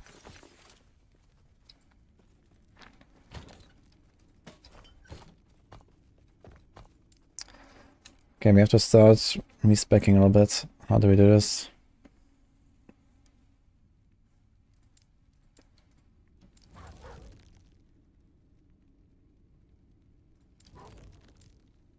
Put these 2 points and then remove those 2. Then you can also remove 1 there. We're gonna have all the points we want then.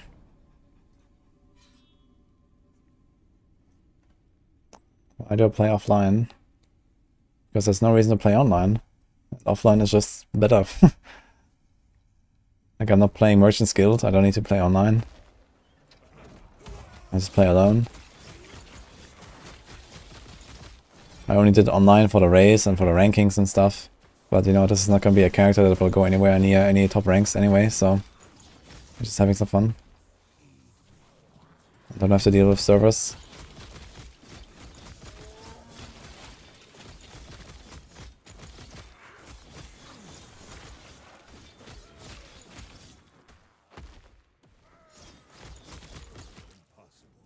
Why do you use aerial assault? I mean, you need to explain yourself, man, in this day and age. People want reasons.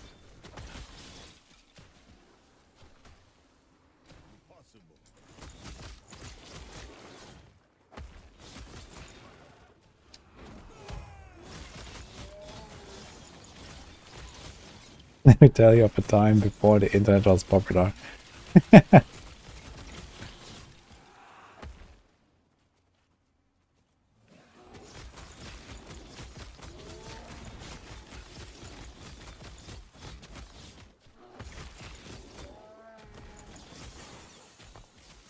Aha, boom.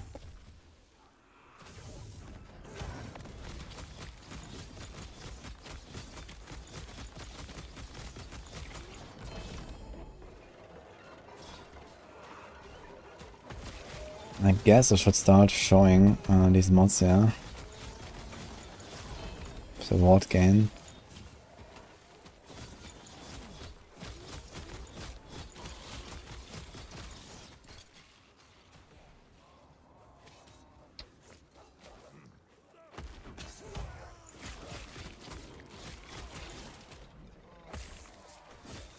Like stuff.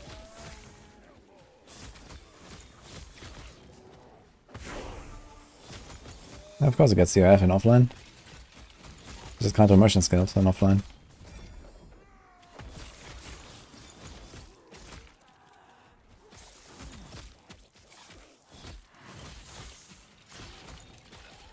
This thing has physical penetration on the implicit. That's kind of interesting.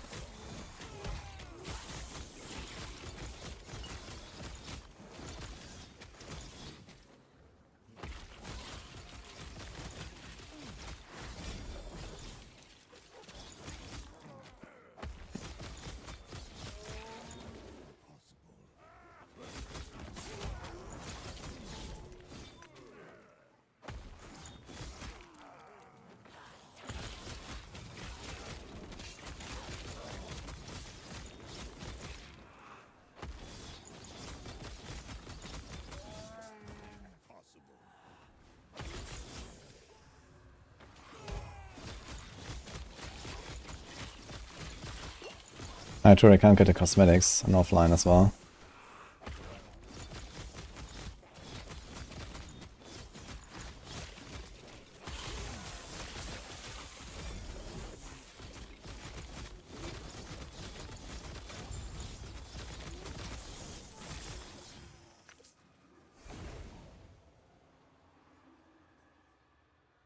What level did I kill a gun?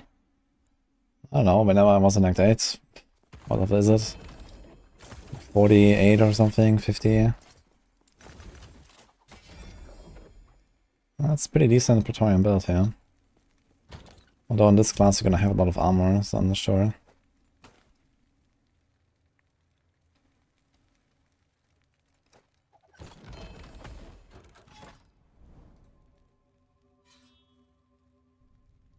You see the Rags review?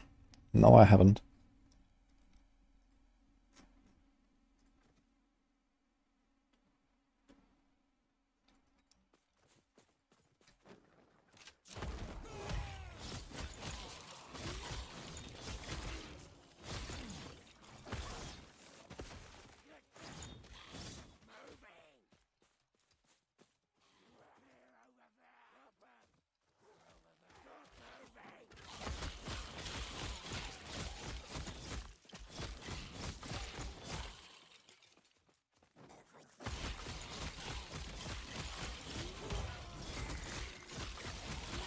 The plain cosmetics. The cosmetics are here in appearance when you open your inventory, but it doesn't work offline, only online.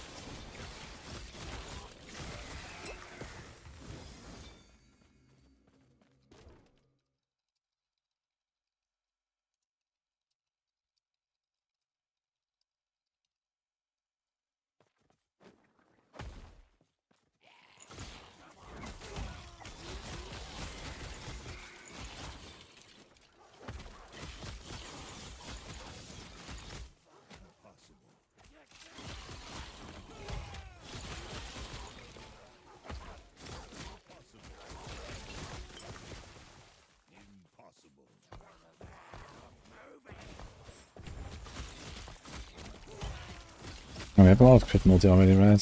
310. Oh, that's kind of sick, actually. 330 crit multi. Actually, he's getting a lot of crit here on this Beastmaster. It's kind of wild.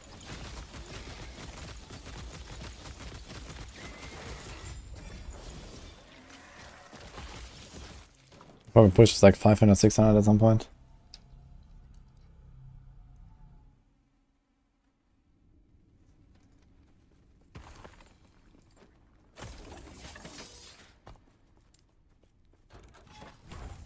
Okay, I can respec this now. And this. Let me do 1, 2. I should be enough points here, so. I'm gonna get 6 points. So 1, 2, 3, 4, 5, 6. So perfect. We don't get that much health regen over our wolves.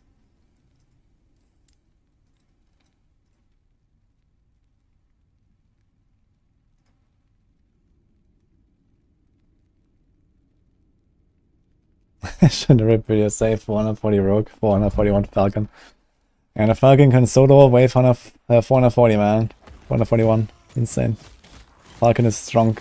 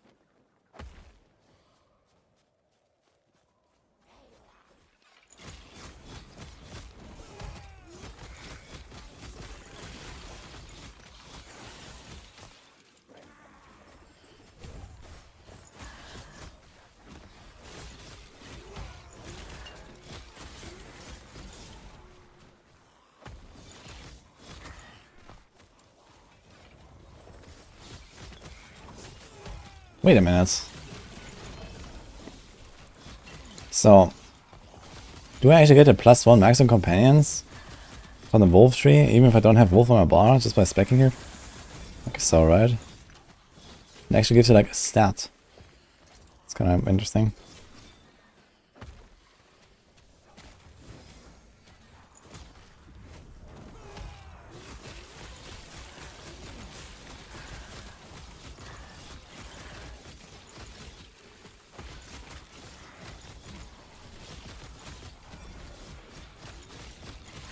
Is this the Scorer build? Hell no. First of all, I'm probably like at least 30 levels away from even finding that thing. I don't think I've found it a single time on my rogue, so it seems pretty rare. I guess if I try with prophecies I can do it, but I don't know if we're planning to play Scroll. Not a big minion enjoyer.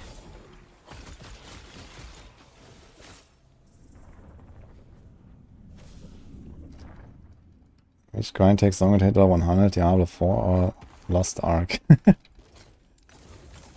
Well, I mean, that doesn't need to be a take or an opinion. It's just evident that last Epoch is a bit longer. Although this might also be a case of get good. I mean, the game is relatively fresh and there's not that many, like, you know, high-end speedrunner blasters out there. But I think, yeah, even if I improve my times, I can maybe get 1 to 100 down to 20 hours or so in hardcore solo. And yeah, in D4, I guess it's like possible in like 12, 13.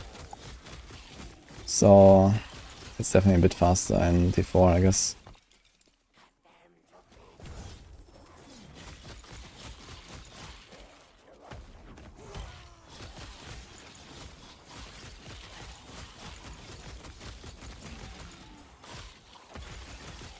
It's the max of willpower in order to choose the specialization passes.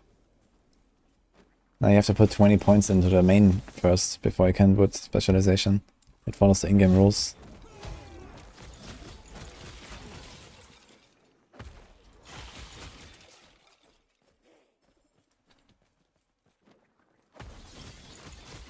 And now we get like twice the amount of wolves, but it also makes the wolves not buff my damage anymore, but instead Squirrel buffs the squirrel damage then with the howl, so I think that's kind of like bad. Like just having more wolves out or squirrels doesn't really help me. I need more wolves and not squirrels.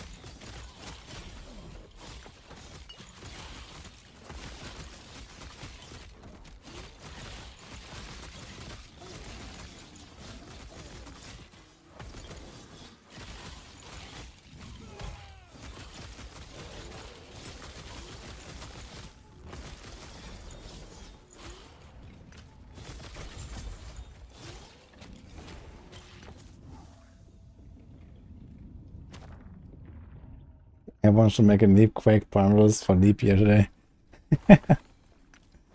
Is Leapquake a thing? Leap can spawn upheaval, but not Earthquake, can it? But I saw there's like some unique item that can spawn Earthquakes.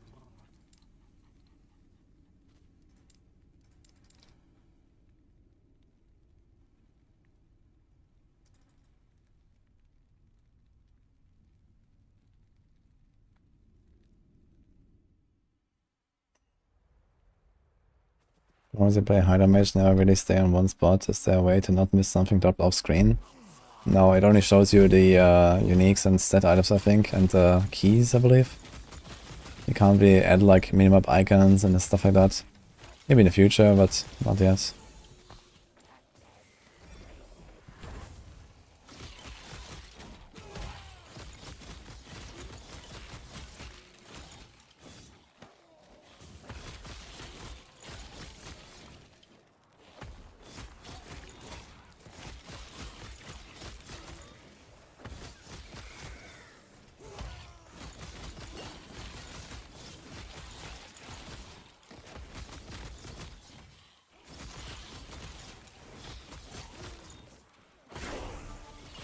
So 69.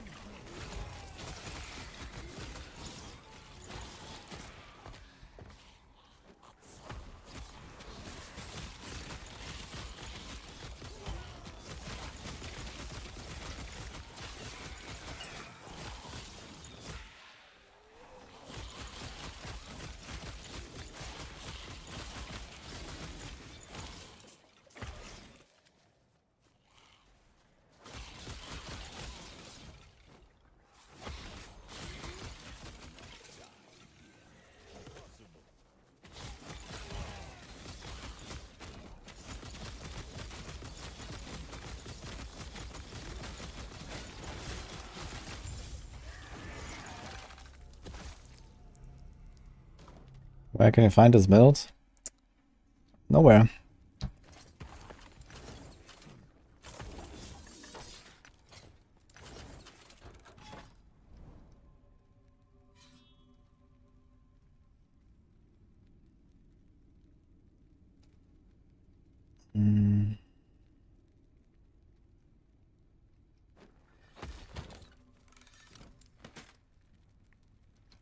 That's pretty big minion health.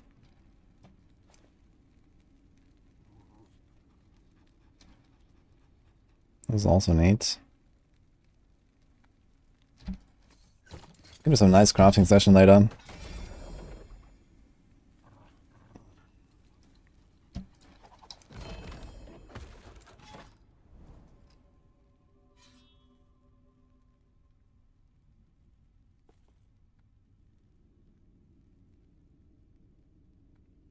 Is that a two-handed mace or two-handed axe? This is a two-handed bone, man. Look at that thing.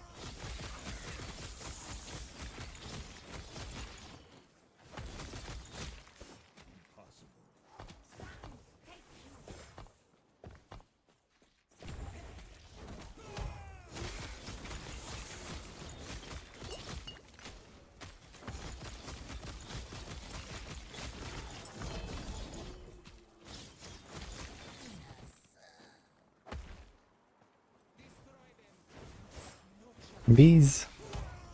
I like the bees. I think they're just like meme items. Is there any way to make bees good?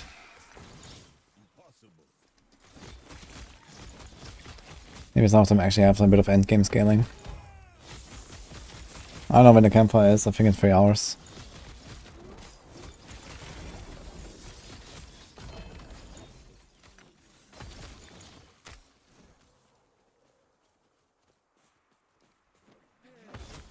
These monkeys.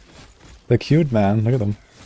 I had them as well. That was my first unique I found. Yeah, I actually used the Keeper's Gloves for a while to get spawn bees.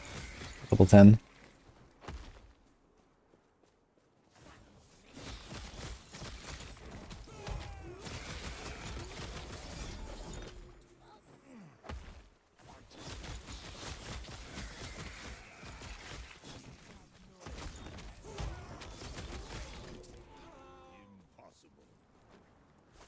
Bees.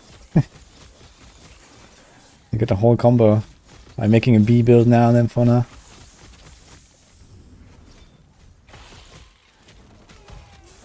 Oh, the old Dino Dance is back.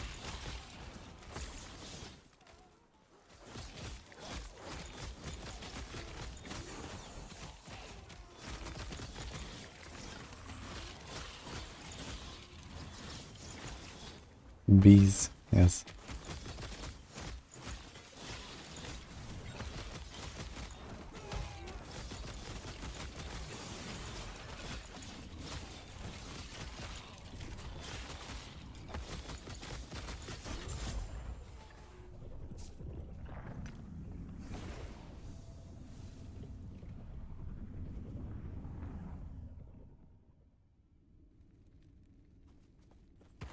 B build is B tier. Oh man. Guys, it is. Let's do this. 1, 2, 3, 4. I kind of want to get a lower cooldown, but okay.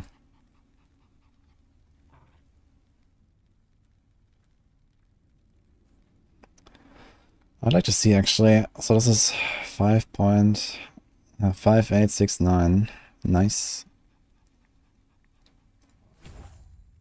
6074. It's only 3.5% damage, so this is not so good.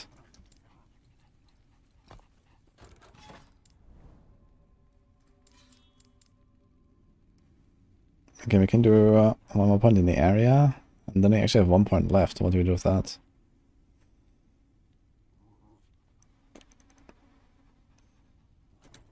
Let's do it, I guess.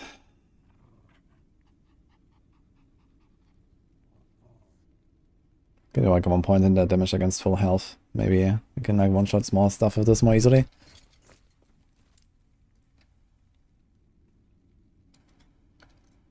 Ah, we have the... Okay, Campfire is 11 AM PST. So this is in 3 hours, 40 minutes. Okay.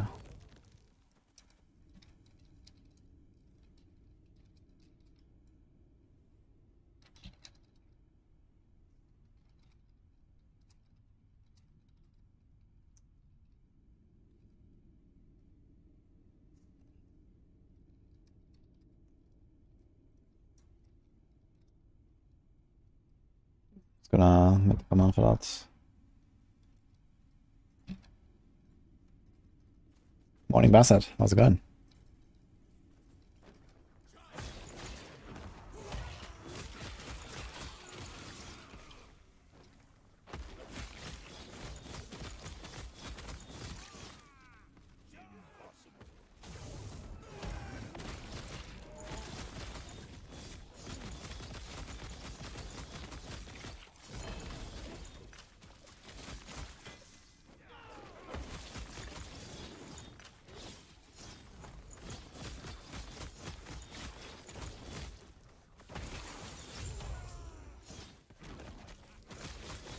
Yeah, all the devs are sweating balls at his LE reception. Nah, I don't think they're sweating.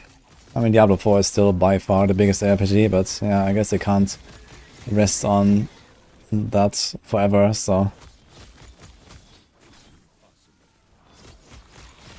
Definitely have to step up their game a little bit over time. And I think Season 4 will be a huge step up anyway, so I think I'm gonna be okay. Boom, Wolves up to Companion limit finally, let's go. So I can have, how many now? 2 or 3? Only 2. It says maximum Companion is 3, so we have 3 now, okay.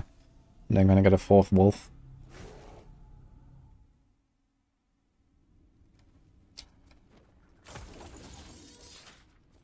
So 2 hours, okay, oh glad you made the filter.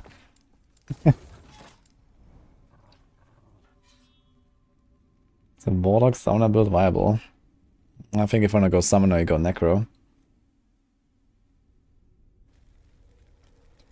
Is this build to controller support playable? Yeah, it's like a melee build, very straightforward. I think it should work on controller. I'm not sure how the leap targeting is. But it's not exactly like, you know, crucial.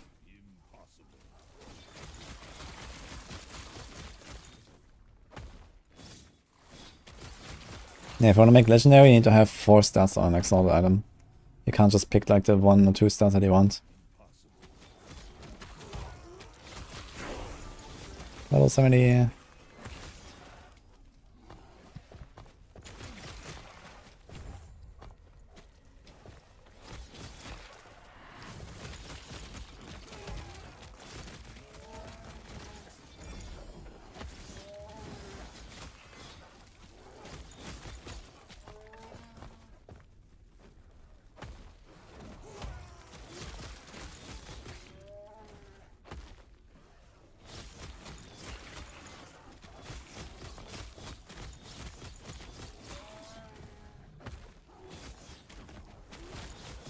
Whoa. Boruner, thanks for Prime.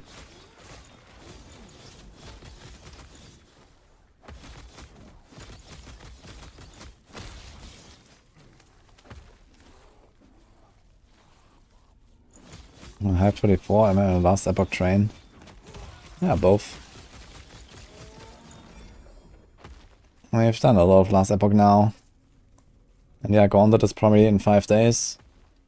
So yeah, we're definitely soon gonna start logging into D4 again. Finally get that Shaco and the Starless. Get ready. Probably start working on whatever comes in, like the patch notes. There's probably like, new items that we have to prepare for, new builds and stuff in the mid-season update. So I mean, I have like most of my stuff ready that I think I will need for Gauntlet, but you never know what they're gonna buff and nerf. And the season 2 powers they're gonna bring back now. So there will be a lot of stuff to do.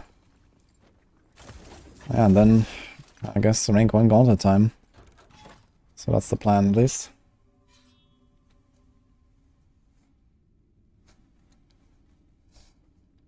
I'm glad you're enjoying it, Baruna. Charge nerf. I think that charge nerf might happen. I guess realistic is in season 4, but maybe they're gonna do it in mid-season.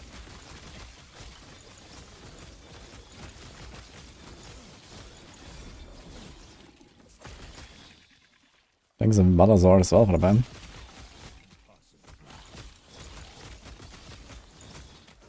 Where can you read about what's coming? In around 5 hours on Maxwell, I guess.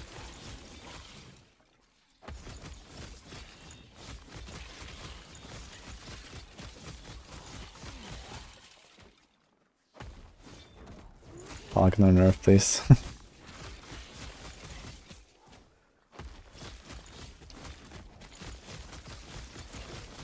Dread is just waiting to publish. Yeah, Dread is always ready and fast with this stuff.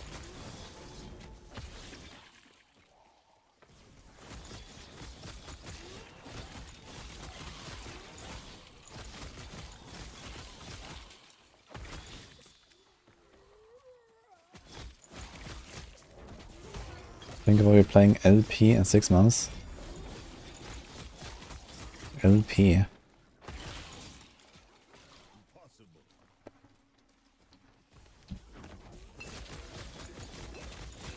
Well, in 6 months is the end of August. Which means...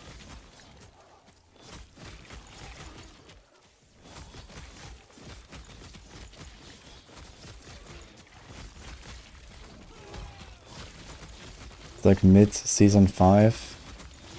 Probably like mid-season 1 of PoE 2 beta. So yeah, I guess we can do some last Epoch around then. Last POC. Last potential.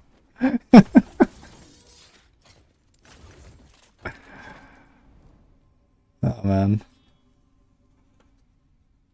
I'm excited for Titan Quest 2. Oh, I mean, the new RPG coming out definitely sounds exciting. I'm not sure when though. When is it even coming?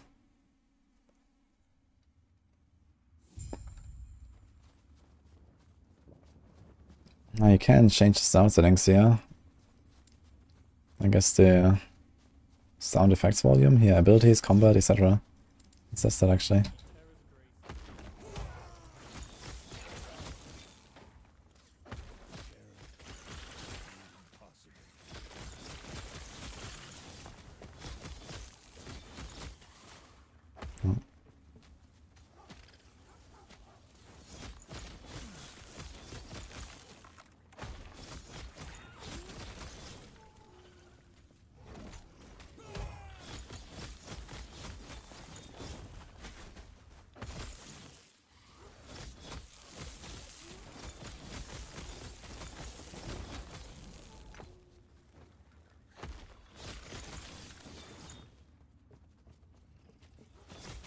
Saved $100 for DLC. That's a big DLC you're expecting.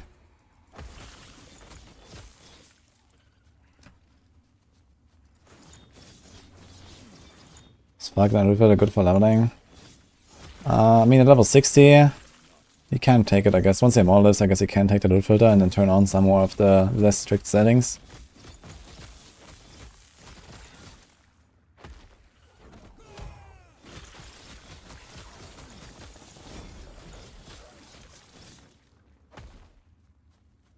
Saved $100 for the D4 expansion.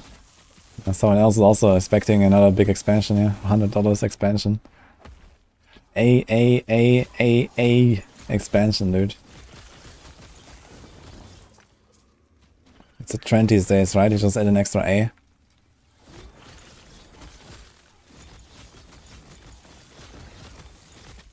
A few more A's and then we can have maybe even the first $1,000 DLC.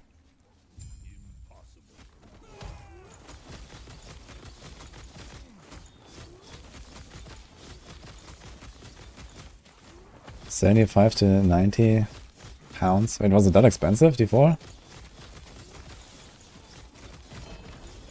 But pounds is usually very high value. Well, maybe not much anymore these days.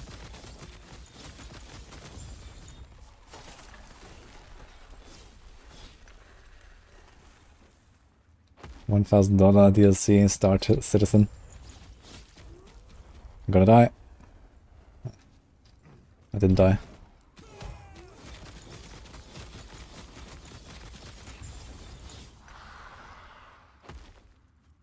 Maybe I can tank it, right? A lot of damage reduction.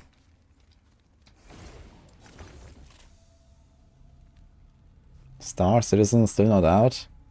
I guess it will never be out. Like, the whole thing about Star Citizen is that it's in early access, right? If they ever bring it out of early access, it kind of loses its special status.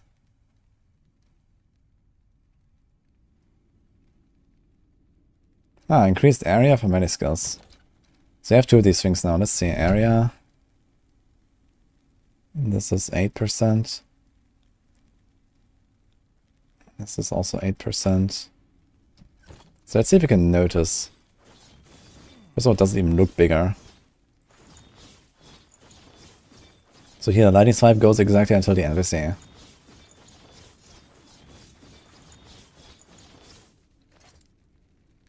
Let's do this and this.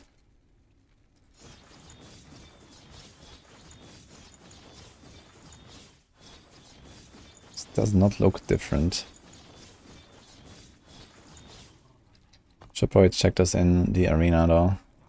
I don't think I have the waypoint actually.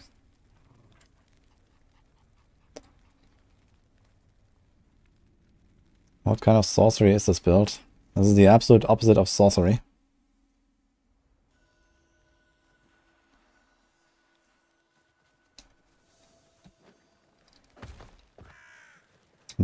Nobody cares about D4 after LE, ignore campfire bullshit, lol. Or I just ignore you and watch it anyway.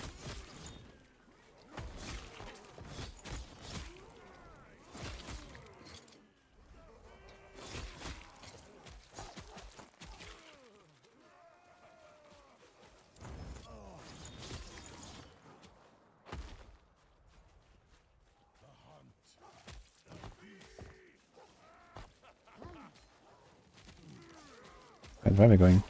I guess I have to go to this left door, right?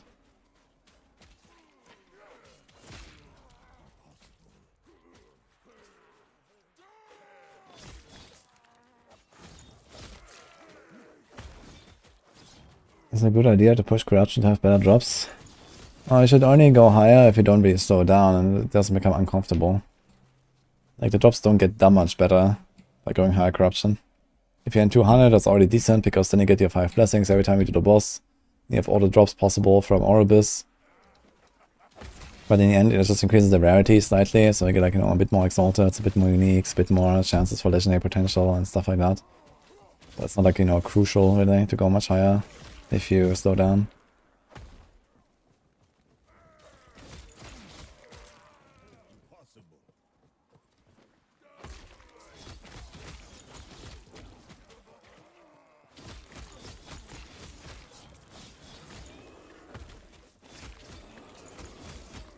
No Kimitas?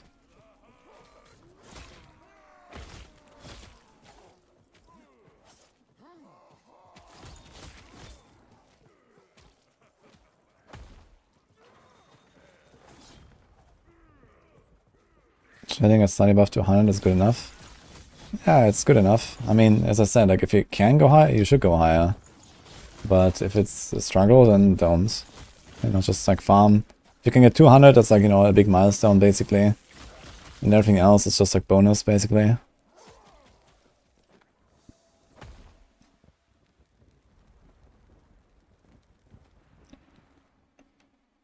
Get world first hardcore 100 before anyone in softcore, then immediately die. Do you also win the race to world first hardcore softcore? World first 100 softcore. I think they wanted, like for the race, for the prize and stuff, they wanted you to specifically make a softcore character, I believe. But yeah.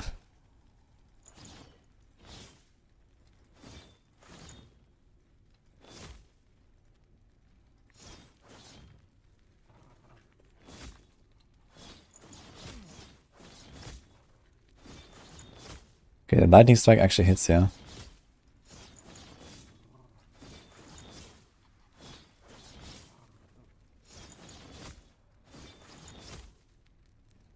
Okay.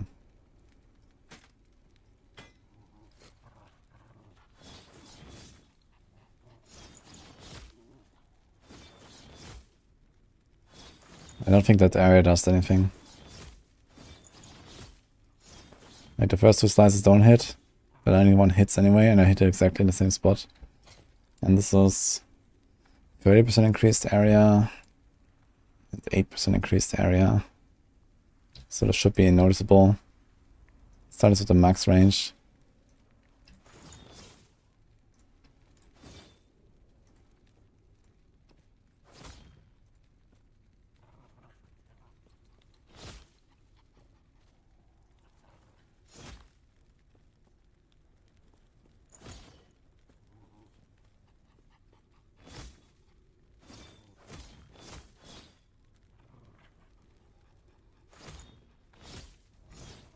Okay, so the cold one doesn't hit. Physical does, lighting does.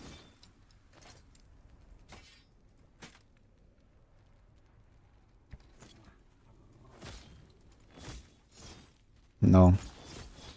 Okay, so it doesn't do anything. Good to know.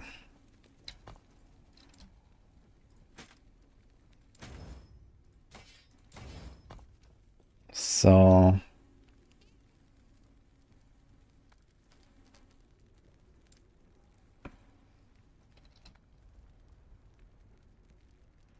move this. Move this.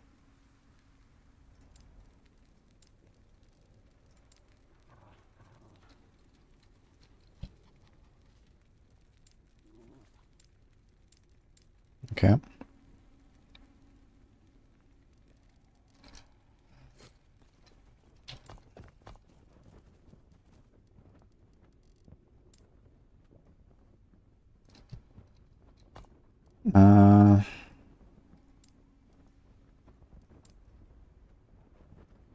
Let's see, two-handed weapons, mace.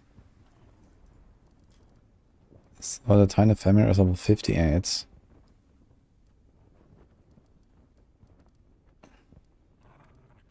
Which is kind of nice.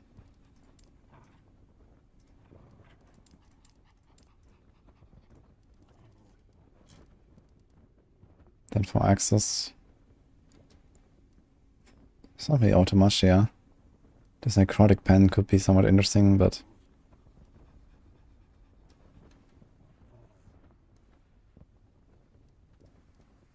poison res.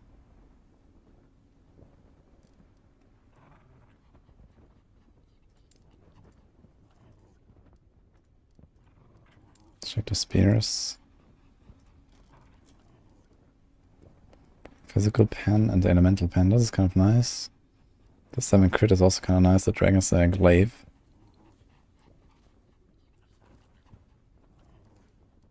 There's also a big crit multi here. So Trident is level 51.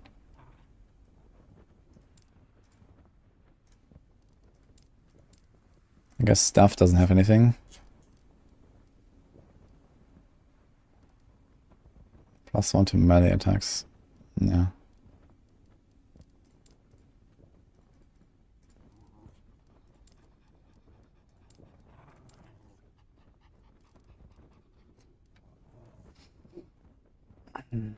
Swords are actually all kind of shit besides this Odachi. Odachi. 70 crit multi. Okay. Well, we'll see.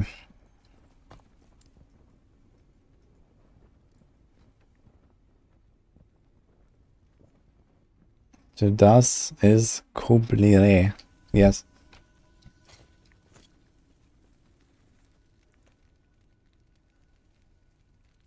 Can loot only affix be used to make legendary gear?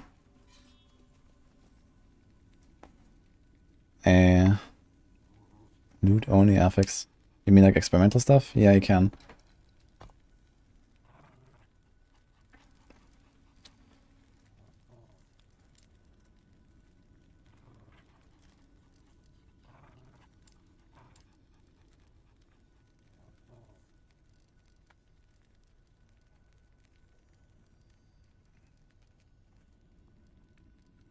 Are we showing items with experimental?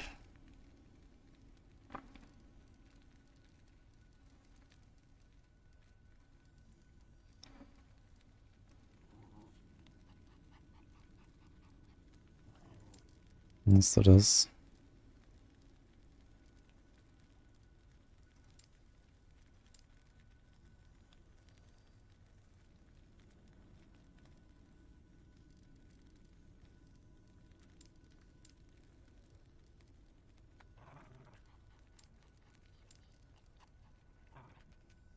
Okay.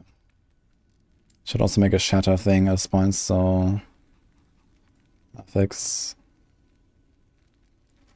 everything on primalist. Stun, health avoidance, and hybrid health.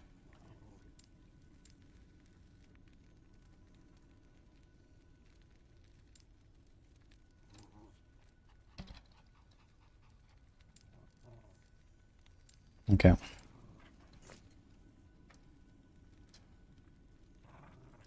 I gotta turn on some light.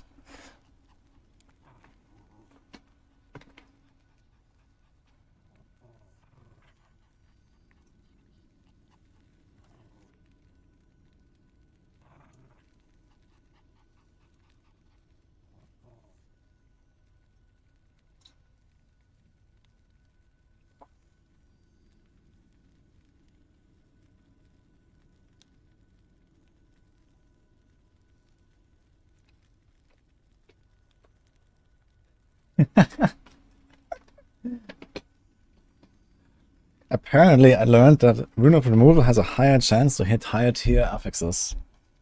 And it's not like exactly the same chances for every affix on the item. I didn't know that. That's also part of the reason why you break these exploders so fast.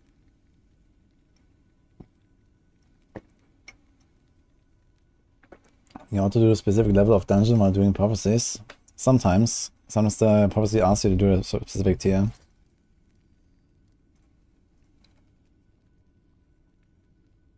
That's my tip to survive Lagon in hardcore. Get cold and lightning and Fizz. Dodge the waves. Don't stand in a beam. That's it.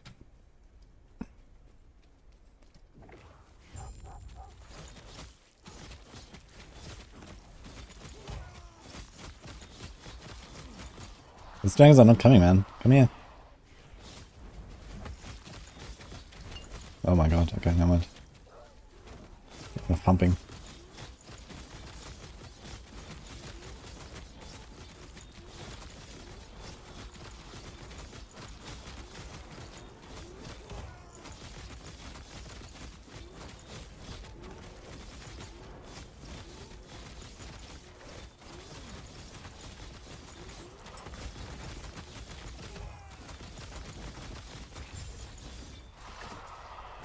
Okay.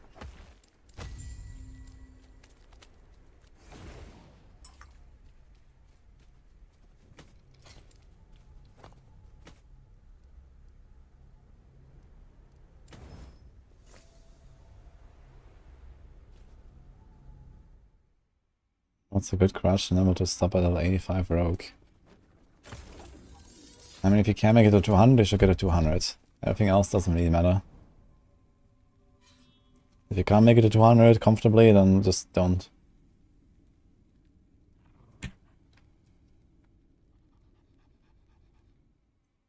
I thought of the bees bleed build yet.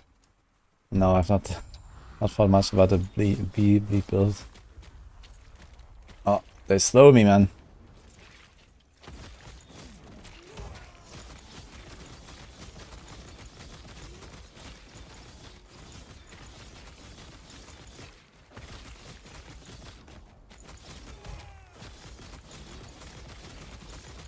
Ah, boss damage is actually okay, I would say. For now.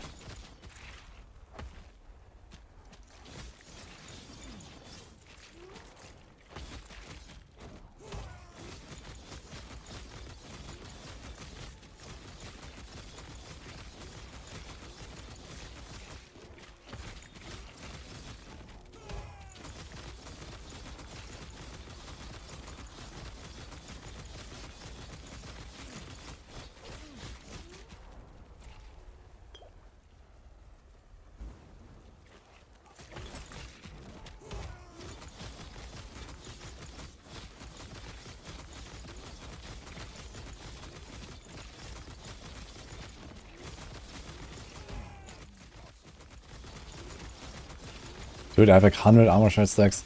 Wild.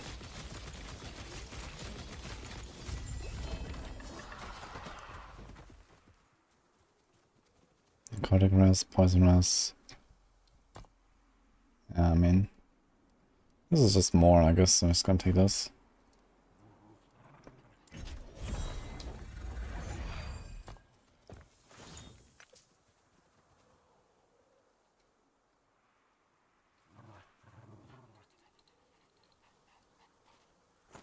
I could actually use this, right? It's decent melee damage. Put some flat on it. Minion fire res. Minion fire damage. I have no idea if Dragon Flame Nova is good. Price level 61.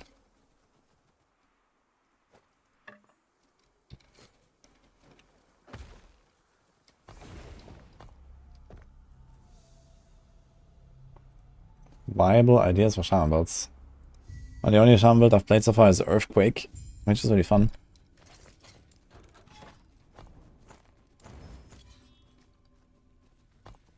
Alright, level 90 timeline apparently. Let's go. Age of Winter.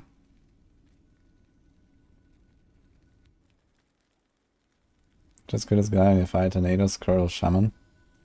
2k HP. I mean, this boss doesn't really do anything though, so it's not dangerous. It's like one of the easier bosses, I think.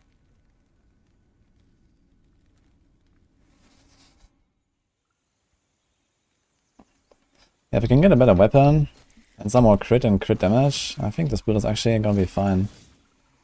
Like if you can reach like 100k DPS or so in this game, this is like basically plenty. You don't even need more than that. 100k DPS would be like a good target. So if you can, I don't know, crit for like 20k maybe. While bonking with a two-handed weapon, and I do this like, you know, 6 times, 7 times per second. That would be kinda nice. But it's still quite an upgrade. What we got right now. Let's see if we can get that much. It's kinda hard to scale this build, man. Because you can't really scale attack speed. Can't really scale additive damage. You can only scale like flat damage and crit, I guess.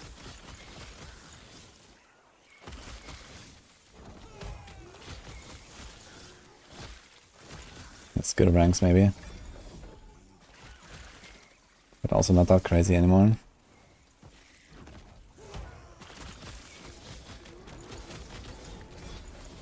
But I do see some 6k, 7k crits sometimes.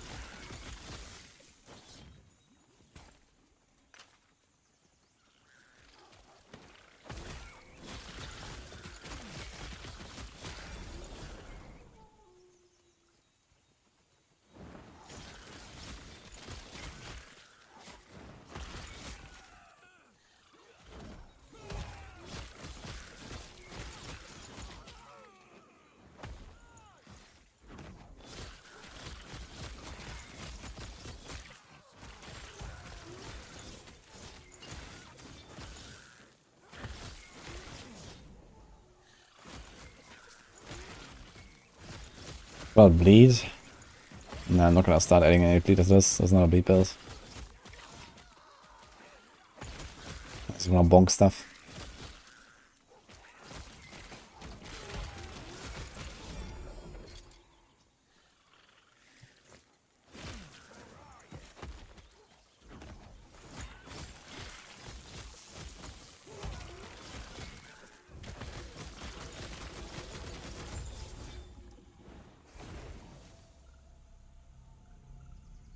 What do I think the next class will be? I have no idea what they will add here. I mean, they have basically most of the main archetypes, so maybe we're gonna try something really wild.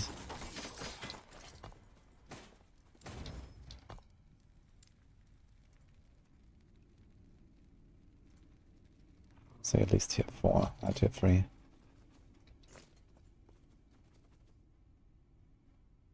Six melee crit chance. This could be an upgrade actually. It's plus 24 flat damage, but what's minus strength? But it has the damage reduction from crits. Could even... Okay, there's only 23 fortune potential, which is kind of sad. I'd like to roll the implicit. 2 more crits. Okay, we'll see.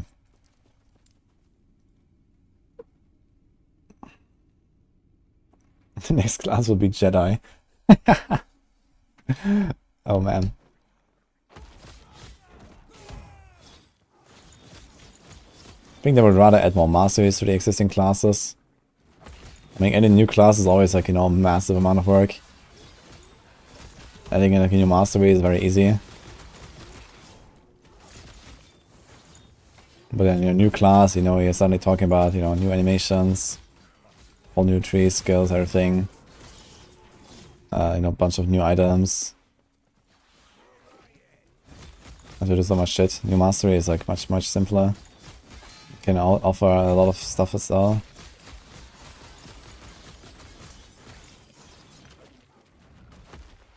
Great, my pets are just dying now. Chain dying. Good thing is, if at least one of them is alive, I can get a howl.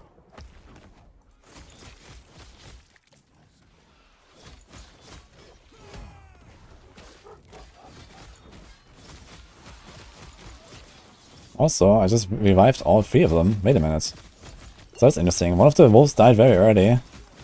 And then the others died over time. I was able to revive all 3 of them at the same time.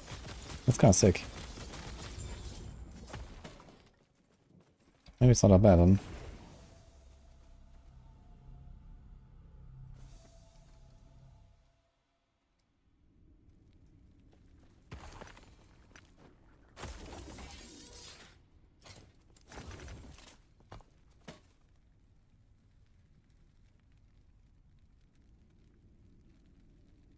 Kinda like my helmet now, but I should probably upgrade stone. Ah, he has a big spear base. Melee damage leech is life. Price level 82 to forge. Oh, great.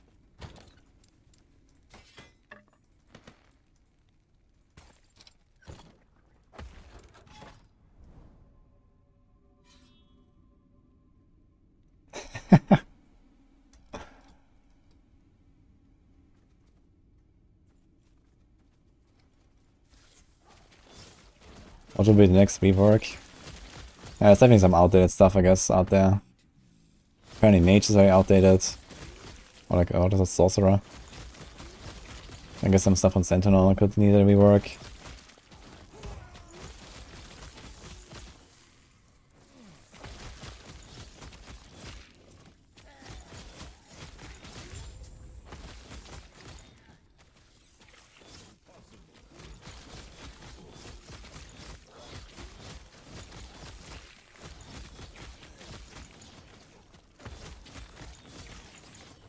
Campfire in 3 hours.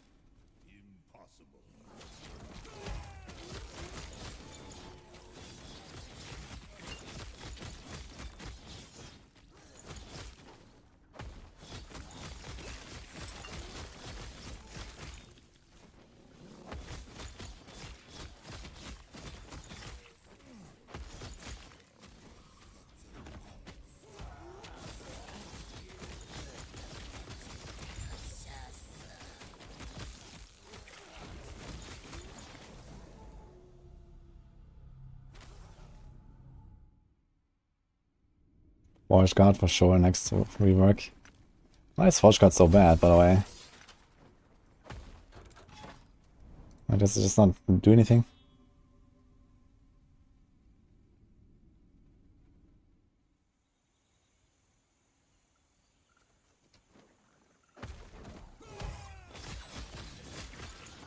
It's unstable now. I don't know, and I don't care. We're playing offline.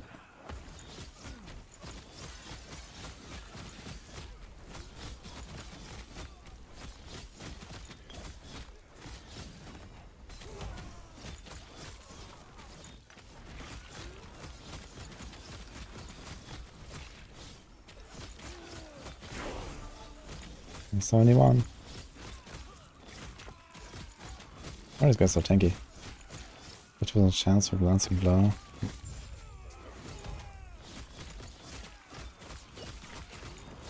These guys are very tanky.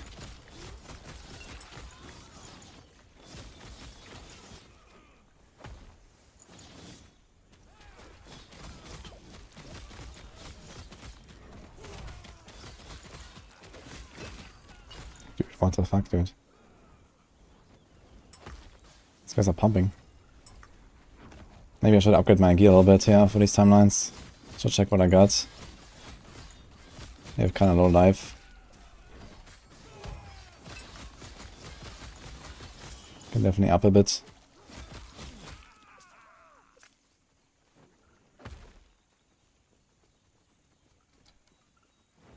Yeah, def in hardcore means you go to softcore cycle. It's not like standard like in PoE. Here we go. T6 live on a good belt.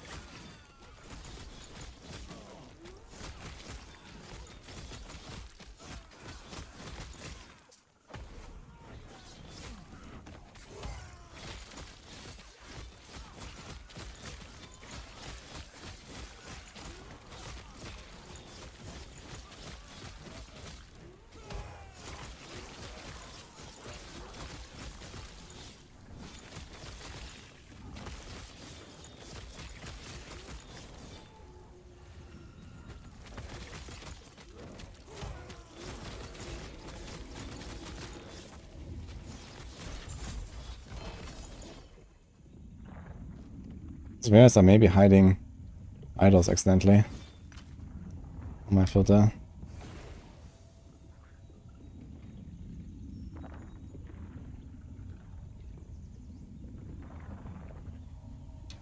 Let me check that.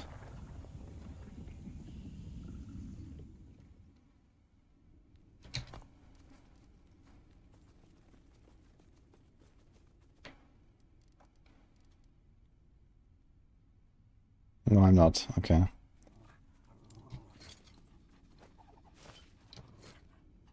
But this one should show. This one should definitely show. Okay, so what is happening?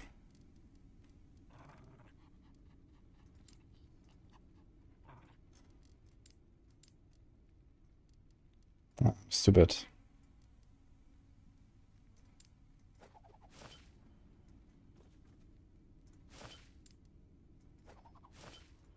Okay.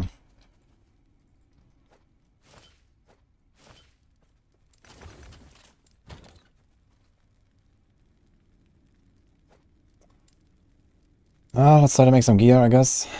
So this can definitely be improved. Let's see for boots. Level 60. I'd like to use these, but they're far away.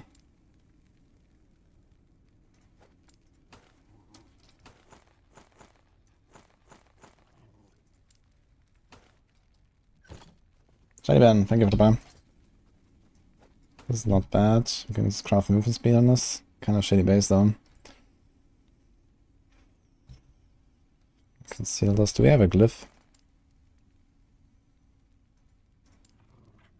We do have a rune of research. I'd have to change the dodge into something good though.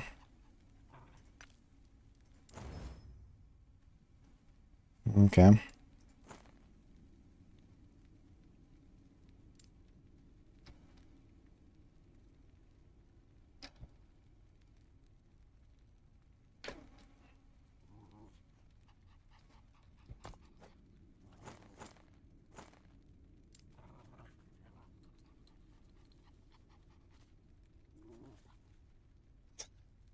That's okay, thank you.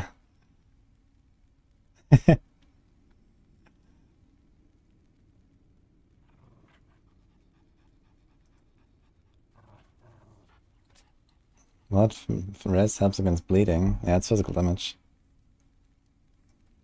Could also try to get stuff that cleanses ailments.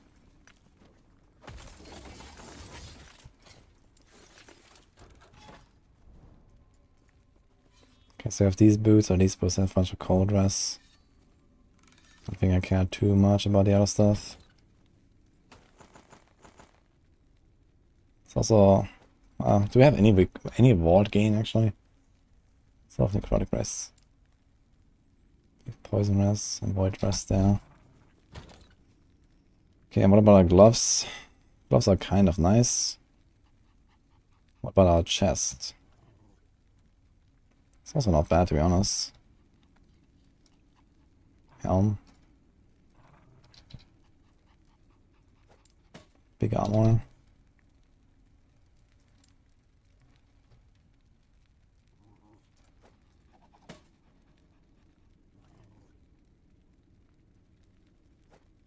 I think I will just shatter this. He has health.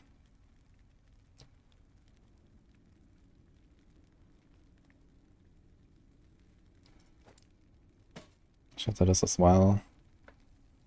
24% endurance.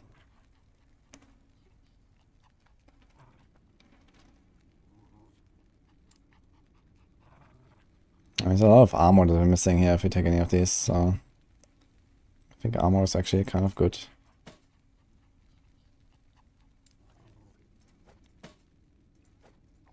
Let's drop this.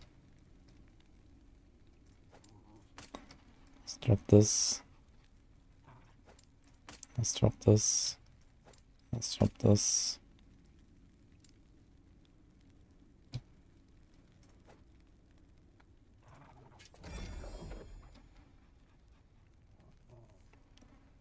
Okay, let's save this for now.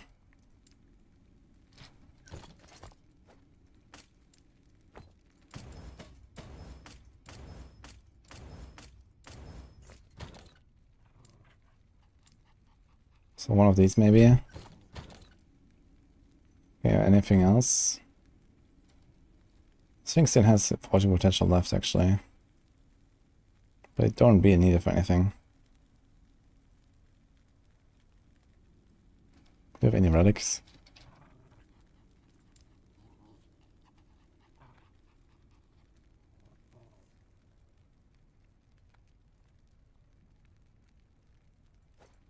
Not really.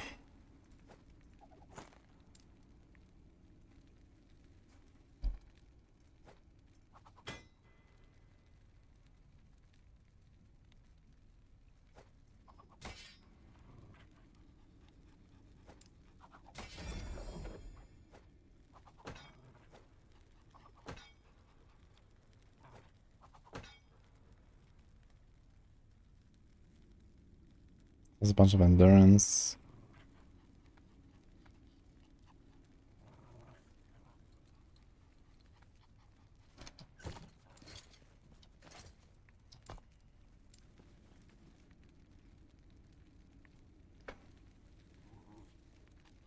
So we get minus fist res.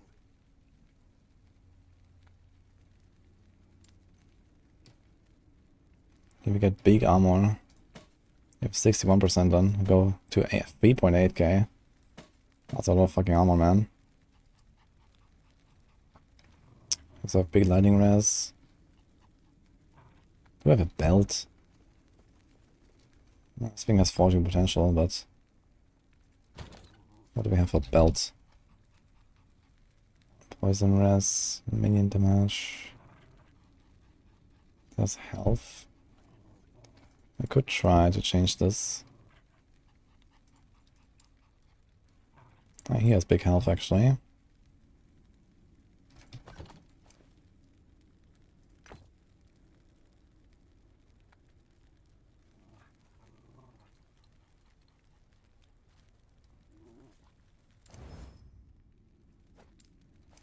Dress.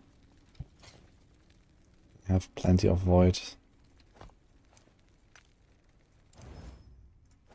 Cold dress might be interesting.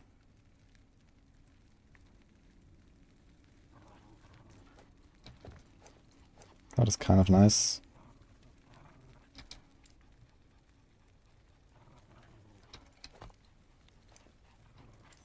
So I can do a rune of research. No. Ah, shit. We don't have a glyph of insight.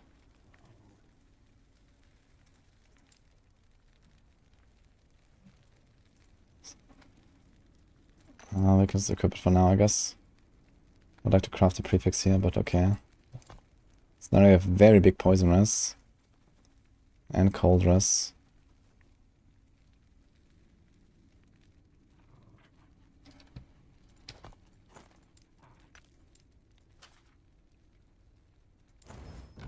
Oh, no. Here's the insight. So we can do this.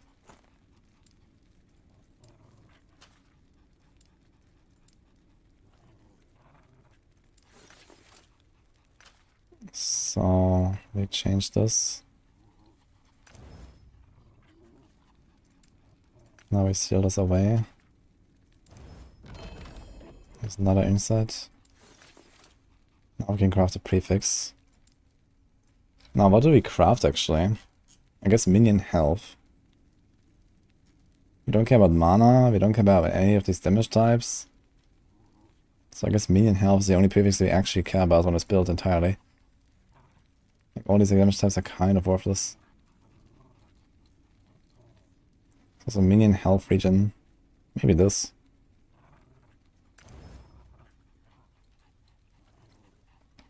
It's actually flat minion health region. Sounds kind of nice.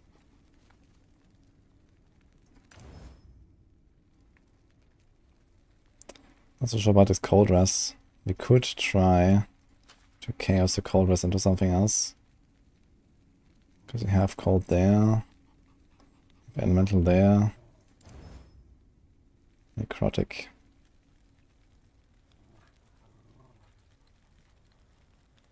Maybe I'll leave that.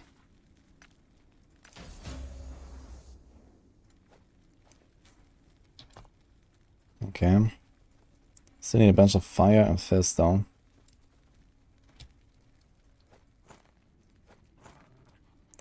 And this is also not looking too good here. We have 9 forging potential.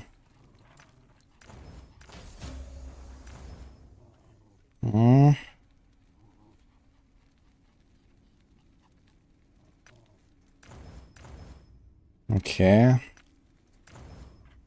Okay, it actually turned out relatively okay. A bunch more health here, so cold is looking really good. We need fire and fizz now. This thing still has forging potential, but it can't. This thing still has forging potential.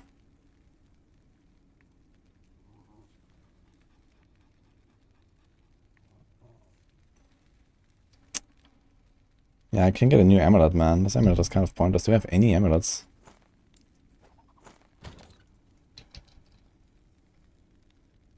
I can get Necrotic and Fizz here at least. With crit multi. It's not bad. Big health. Also not bad. It's a bit outdated.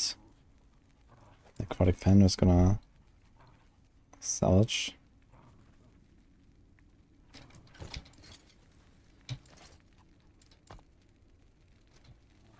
Tier 2, tier 2.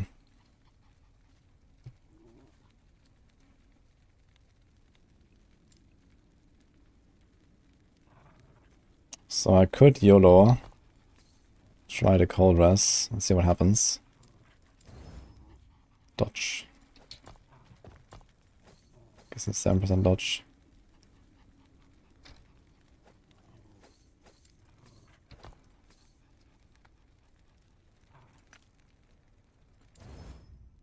Ooh.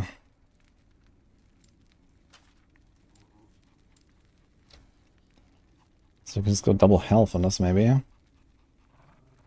Or we craft the last rest that we need. But I kind of like the idea of health.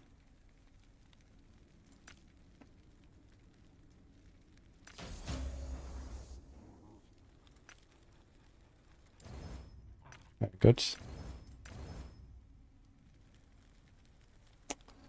You could see the damage over time and put something else there. It's a tier 2. It worked. Oh shit, okay. So, I guess it would be crit chance. Because there's not really anything else that you would want here. We go with crit chance. Please don't get too unlucky.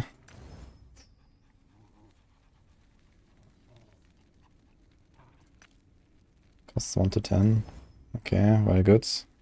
Costs 1 to 12. Okay. Alright, that's actually a pretty big amulet. Let's equip that one. Now my health is looking pretty good. My endurance is looking pretty good. But I'm still missing fire res. I don't have a good way of solving it right now. We have way too much poison res. We can put fire here.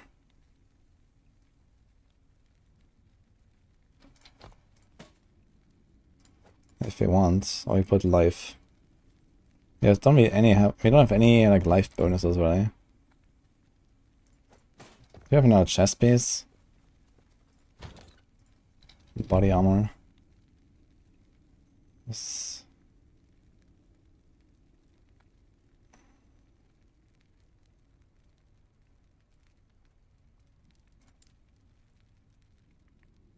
Yeah, they're all like kind of bad bases.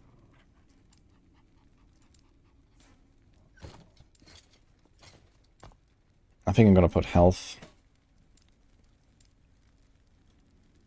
This is percent health. Or is it hybrid health? I don't even have any shards, so let me just do health percent.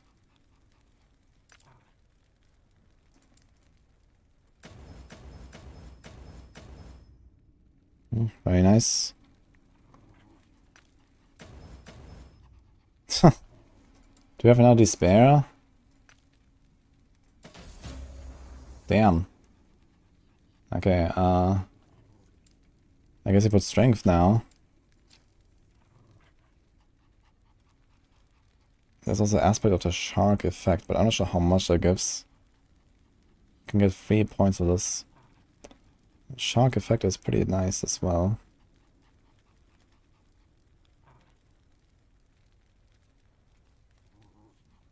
Wait, he has armor and minion armor as a prefix. Need a shark. It's 15%. Okay, that's a pretty big helmet, man.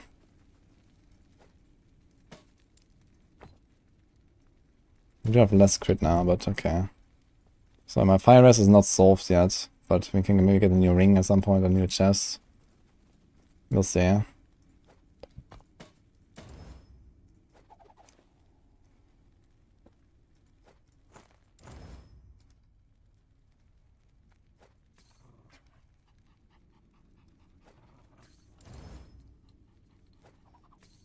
I should have had pen.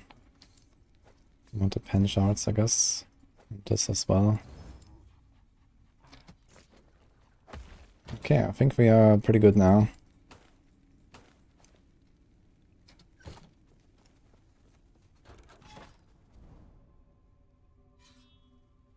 Shark effect. 12, 14, 16. Okay, it doesn't scale up that much from tier 1 to tier 5 actually. Very little. But 25% is still... Yeah, okay, we have a lot of effect already, right? We have 15. And This is 120. Okay. It will give us like a bunch of % of damage and attack speed, I guess. Okay, we have 1570 life now instead of like 1100 something. So that's pretty cool. Should be much more comfortable. It's kind of good to seal. Yeah, the shark effect is definitely good to seal, like a tier 1 or tier 2. Because it barely scales up.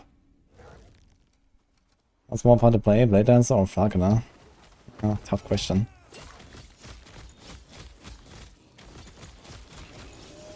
They both Rogue. Rogue is pretty cool.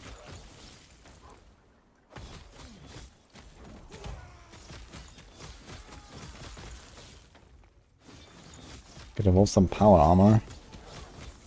Yeah, I wonder how much this armor would help them actually. But for now we have 3 wolves. As long as one of them makes it to the end of the run, I'm happy, so.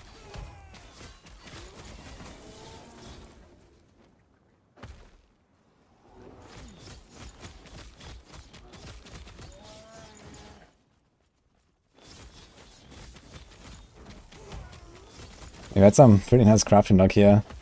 2 times first try sealing tier 2. So we should be fine until empowered for now. Hopefully get a bigger weapon by then. That's my crit chance now, 38. Yeah, we gave up the 3 base crit. But also at some point we're gonna get the big base crit hammer. There's a hammer of 10 base crit on it. I kinda want to use that base I think later.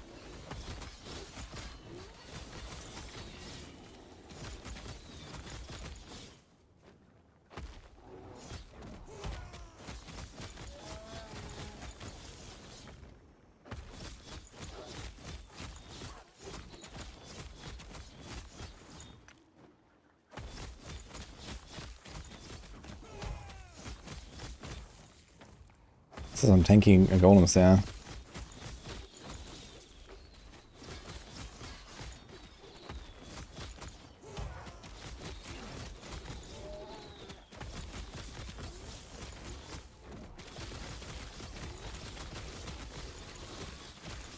Maybe they have like extra res against cold and stuff.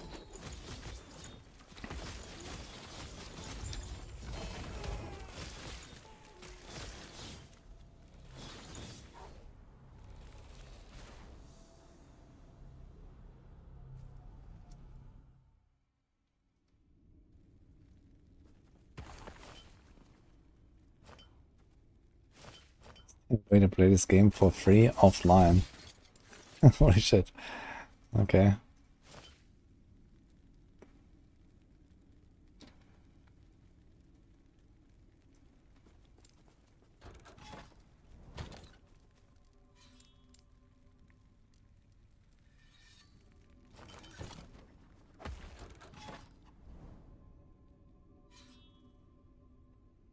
Thanks, going after Bram.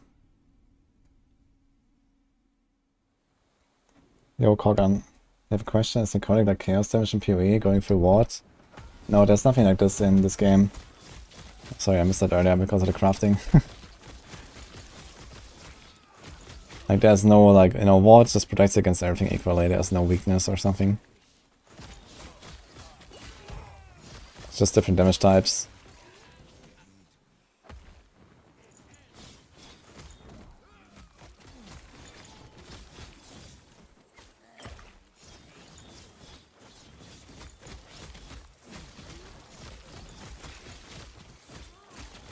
You skip one bite without looting, just killing mobs. Get the items by them in the end of one bite. What?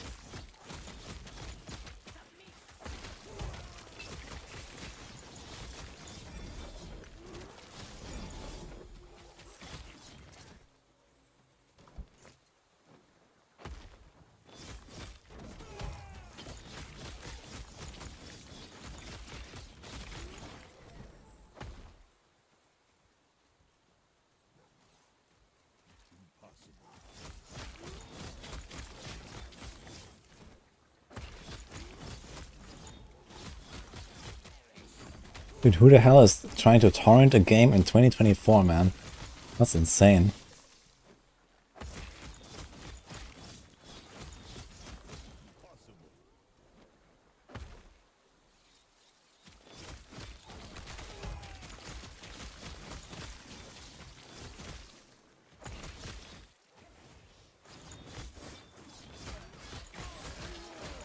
Origin potential absorbs the pattern affixes. Origin potential just is like a number that allows you to craft on the item in any form. If it's 0, you can't craft on it anymore. That's it.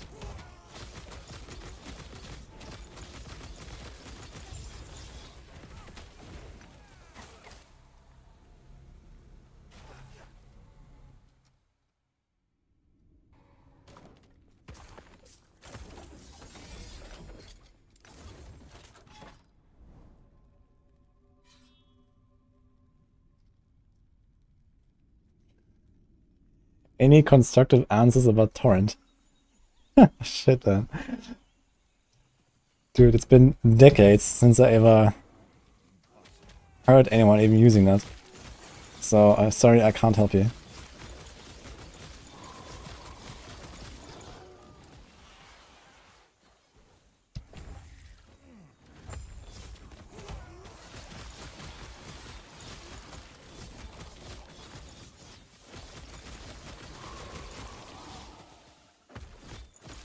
The ribbon.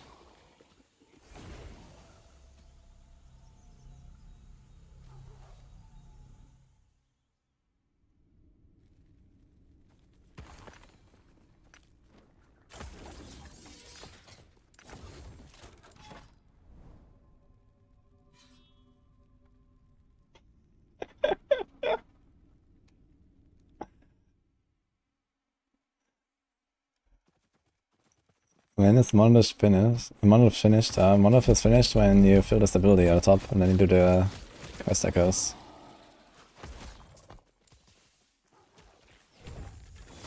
Okay, more wolves in the next level. I assume you're gonna have our first skills at 20, right? Soon, yeah, like level 19 at the start. This will take a bit.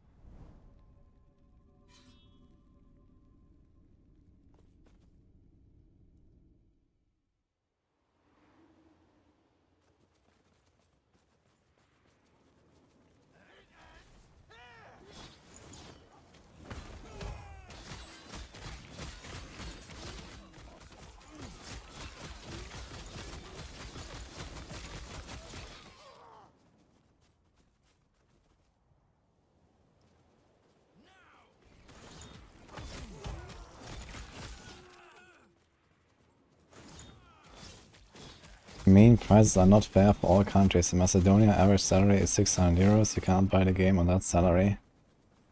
It's a grey area. How about the developers price accordingly? I mean, a lot of games have regional pricing though, right? I know, for example, in Turkey, Steam games are like, you know, 10% of like the typical price or something. Because Turkey's currency is just dog shit. And they couldn't really afford anything. Yeah, I mean, it's maybe the case in this game. And if you're coming from Macedonia and your salary is 600 euros, then gaming is like a more expensive hobby than in other countries. But that's just how it works, I guess. But even so, you know, 25 euros or something, if you save up for it a little bit, for a game like this. You know, like, I mean, ARPGs are so cheap for the value they give, that even in like a, you know, low income country, it's a pretty good, you know, time investment for a hobby, I think. Or like a money investment for a hobby like this. Because of how many hours you can get out of it. To me, it sounds more like the bigger problem is actually getting, you know, all the other stuff required to run the game, like a PC and the internet connection and everything.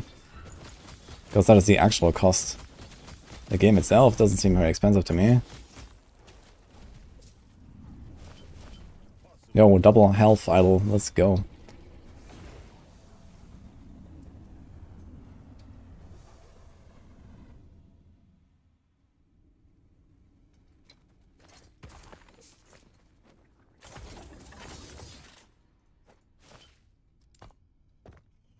Oh, we need fire arrows actually, but... at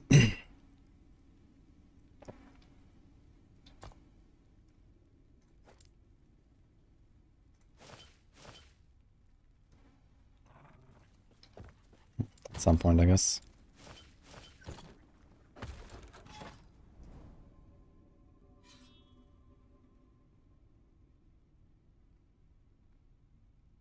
You live in Brazil and the price of the game was 1/13 of the minimum wage. It's pretty affordable. Yeah. So I guess they do have some regional pricing, but I guess if Macedonia also has euro, then I guess you're just like tied to the euro prices and, well, you happen to live in the poor corner of Europe, I guess. So yeah, that kind of sucks, but... even so, I don't think it's like something that you can't get if you really want to. So...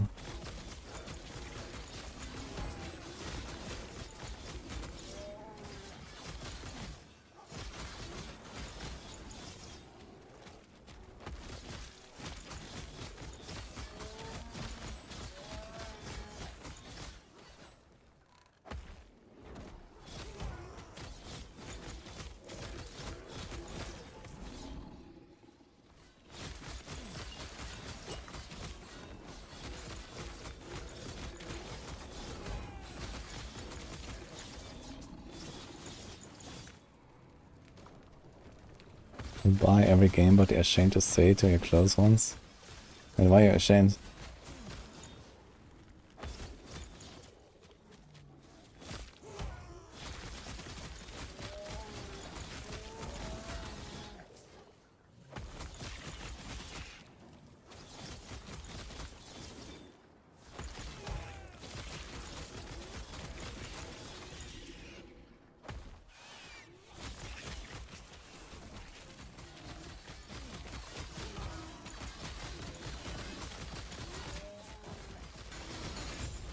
Video games are considered like drugs.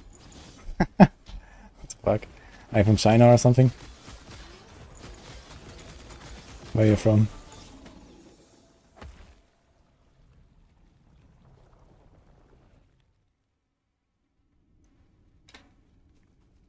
The arrows in the dive bomb build not do anything. You mean the Feather Storm?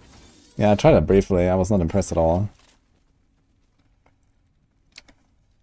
3 to Tempest Strike, huh? Hmm.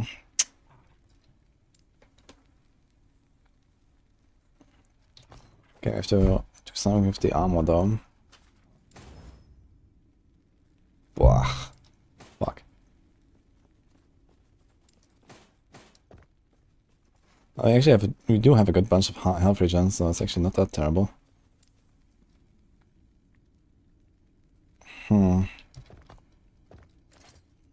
What are we gonna do with 3 ranks? So we're gonna get 8% damage.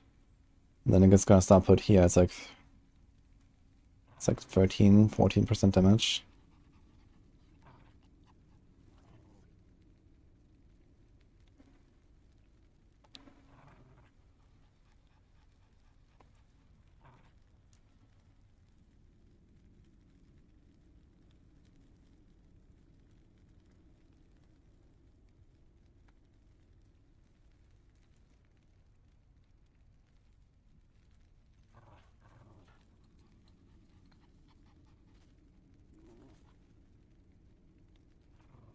You have minus 12 mana cost, minus 16, so I think it's exactly 0 like this. I mean, gain 5. So I could actually put a few points here. Let's say I put 3 points. And it will cost 9, I gained 5, and that's minus 4. I probably can't sustain that, but let's do it 2 points. Then I get 2% damage per mana cost, so it costs 6. I get 12% damage. Something.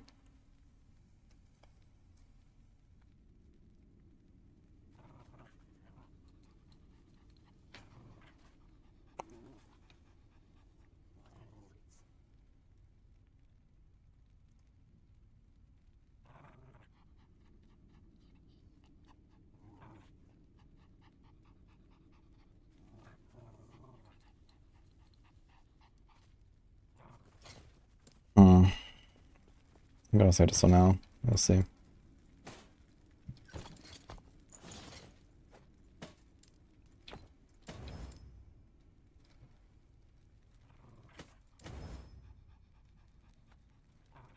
Pretty good boots.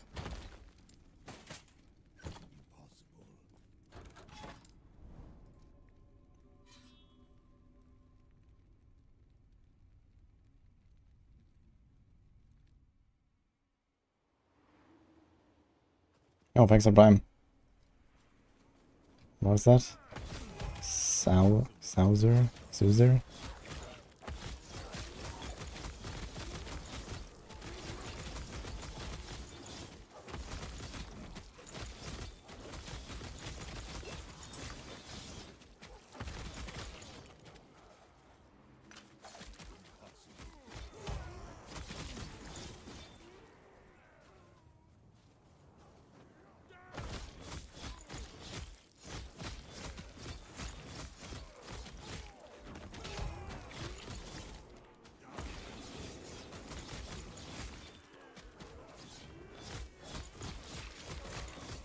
I don't get how the total sum of affixes works in the loot filter. Well, let's say you say that it should have at least 3 affixes from the list of affixes you selected. Then you say total sum of affixes 7. And then this means it could be like 2, 2, 3, or it could be 3, 3, 1, or 1, 1, 5, or whatever.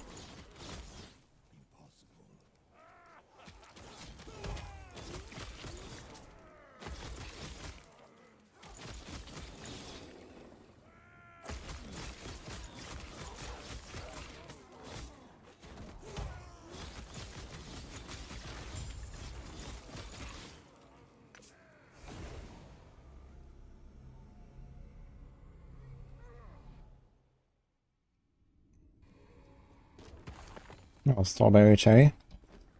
Glad you enjoy it.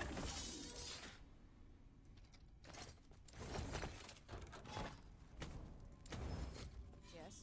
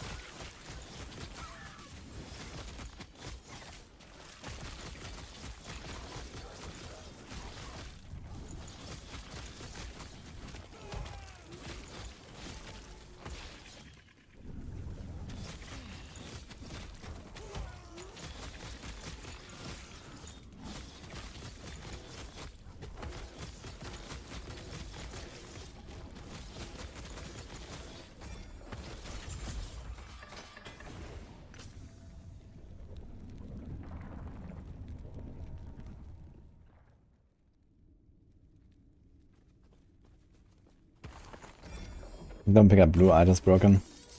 After like level 5 or something, you completely forget about blue items. They just clutter. Can the blessings be swapped out? No, you have to go and do the boss again to change it. It's actually one thing I noted in my review video that I recorded, which is not out yet, but yeah, I kind of dislike that, you know, it's fine that you have to farm the blessings, but I don't think it's fine that if I want to swap it, I have to, like, you know, do like another, like, 10 or 20 kills or something, and then if I want to swap it back, I have to do it again. Like, every time I want to swap them, you know, they have, like, that same problem. So it would be nice if there was, like, some way to, like, maybe pile them up or, you know, unlock them permanently, and then you can switch them or something.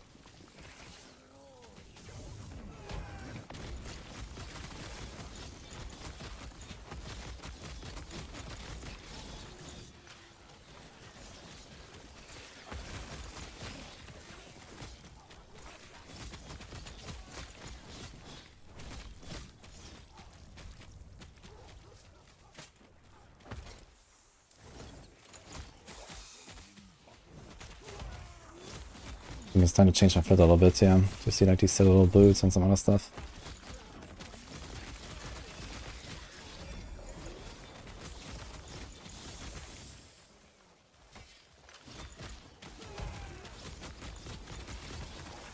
Ah, back. Thank you.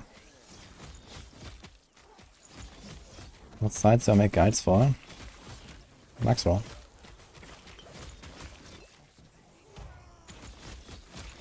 Although not in this game. I do that for D3 and D4. And I've done it a little bit in the past for PoE.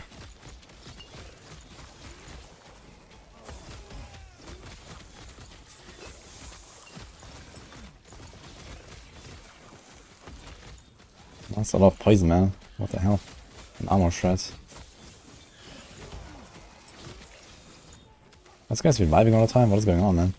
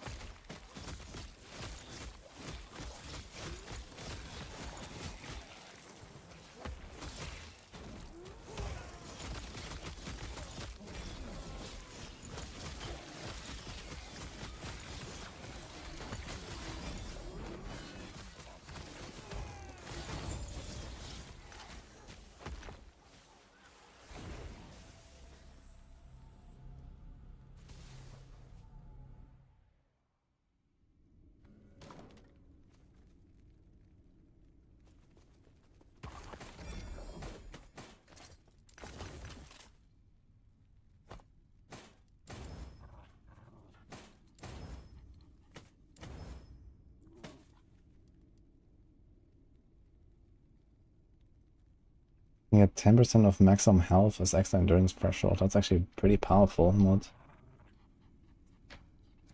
I have low armor on this thing though.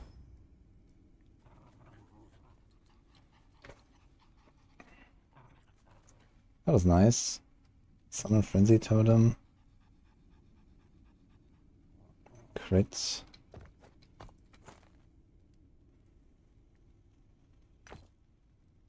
Should I YOLO this into something else on endurance threshold?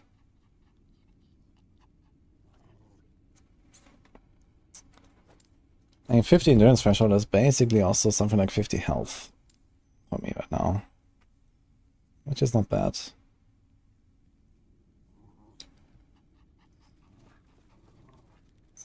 So maybe I'm just gonna up this to get +2 to the frenzy.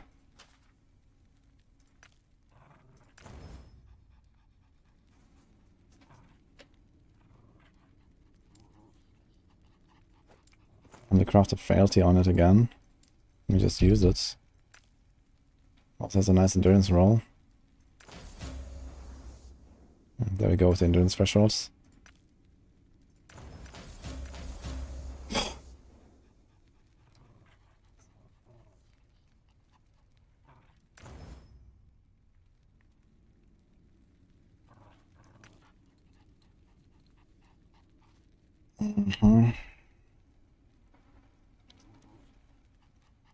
Can roll the values.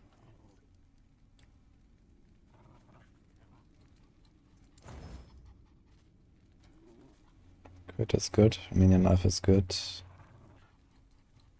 Alright. Let's do this. So what do you do with the 2 ranks? Can get some bunch of flood damage. Bunch of totem health.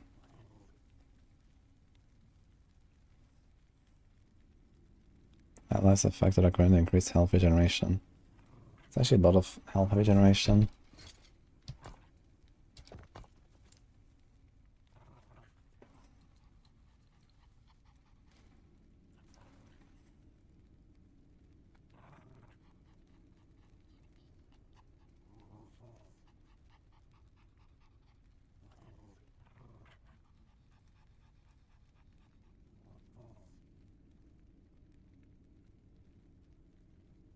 Okay, while Frenzy Totem is active, your Wolf's Howl also grants increased critical strike chance to you and your allies.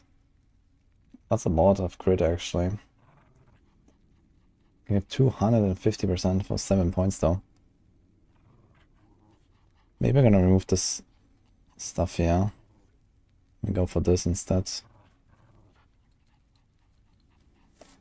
Might be the way actually.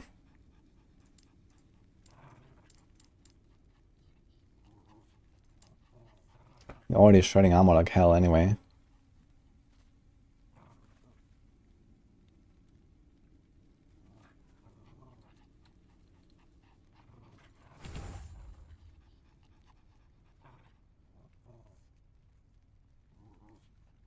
Okay.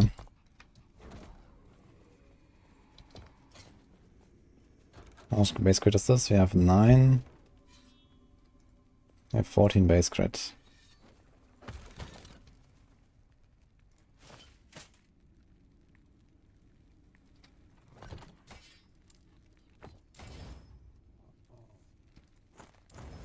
Yes.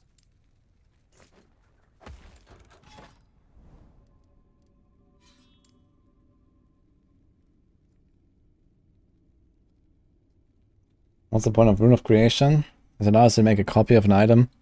So, for example, if you have an Exalted that's already ready to be used as a legendary potential craft, then you can make a copy of it and you can have 2 tries with the same Exalted. Or in case you have like some insane GG item that no longer requires any more crafting, then you can make a copy of it, like, you know, a ring, or use it on a different item, or you can actually use the item that you have while also making a legendary out of the other one. So this kind of stuff. You can also like make a copy of an item and then sell the other one.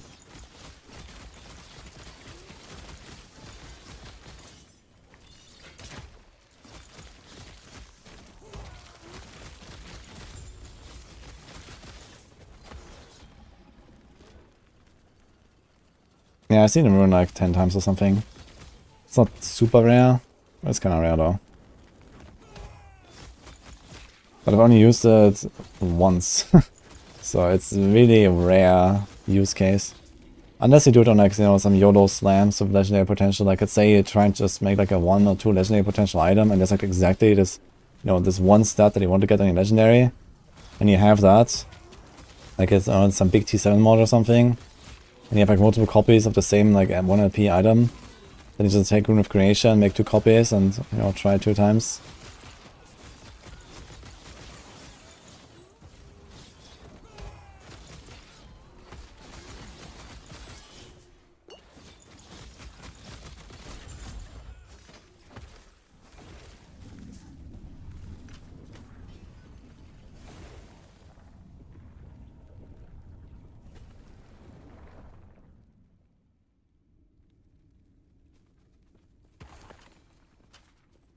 Grinding since release 18 hours a day. Holy, going ham, man.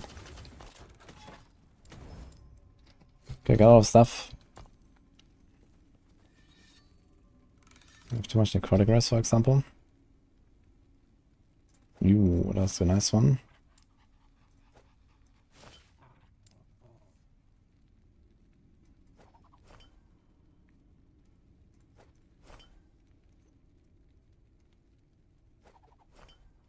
Mm-hmm.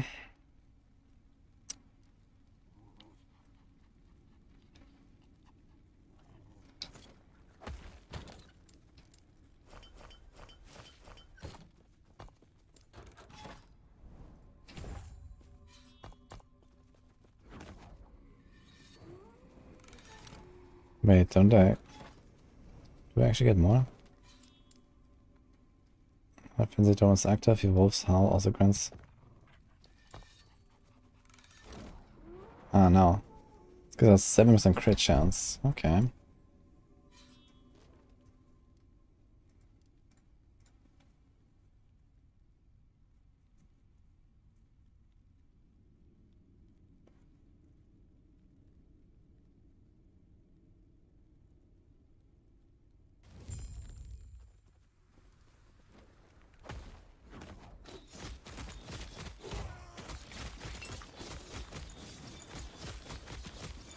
This is a hero timeline, right? Age of Winter, I think so.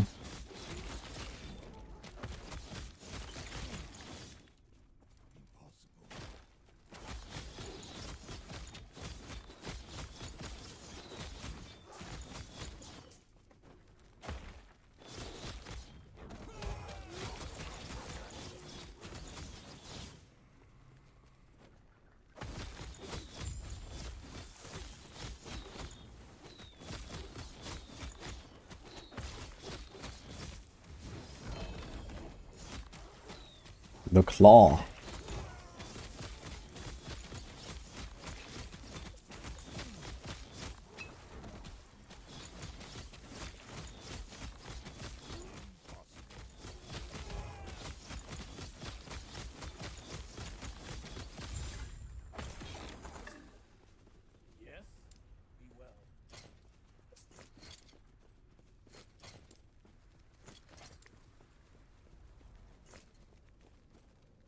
Yeah. Summon wolves up to the maximum number of companions. Yeah, I mean, you have to take this anyway, right? No. Okay, you would save 1, 2, 3, 4 points, I guess. Okay. Not too crazy. I have 2 points. Let's do this. Big crit multi. I have 400% crit multi now with buffs. Getting there.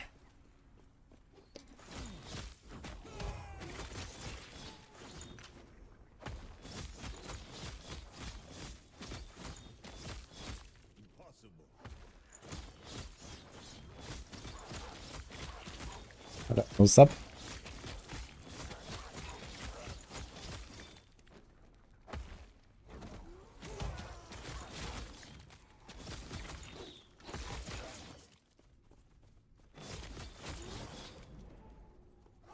And more or less unlimited.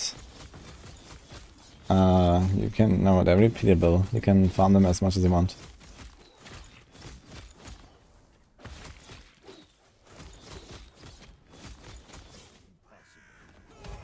And the difficulty just goes up. There's no limit.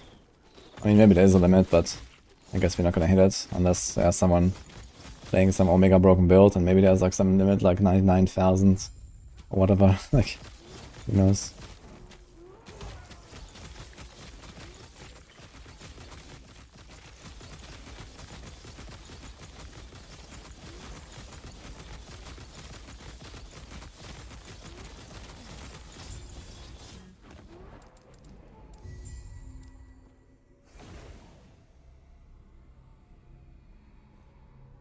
You work 143 days a year. GG. What are you doing?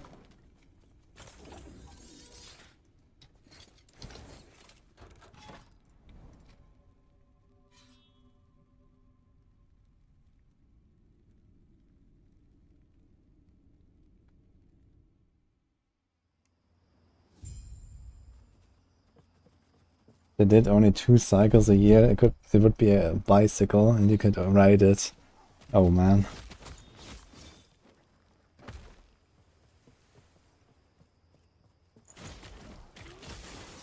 Oh, thanks. Good luck with the Falconer.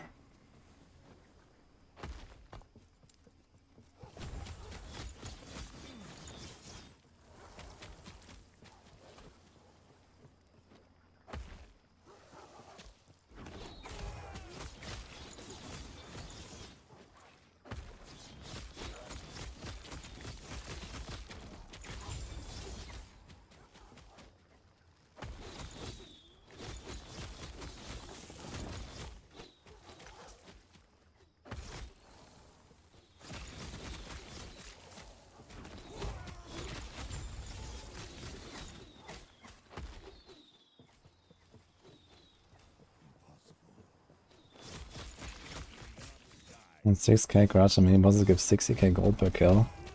Wait, you get more gold? Does item rarity also scale up the gold drops? I didn't actually pay attention to that. Oh, I guess there might be something like that. 6k corruption though, that's a lot. But yeah, 6k corruption is probably bugs build territory I mentioned, right?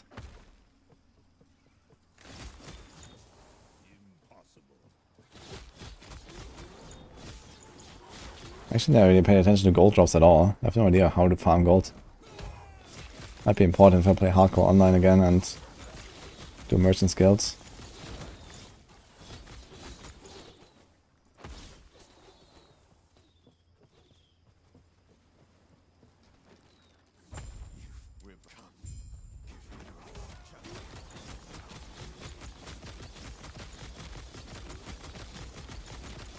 Just do mono gold runs. Also need to check out how much they give.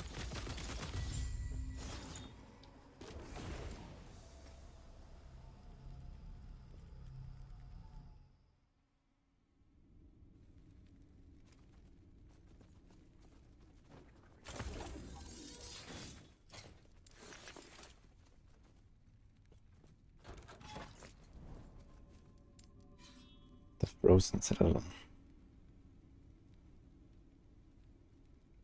The mono gold runs give quite a lot. I never paid attention to that. I'm gonna try that sometime.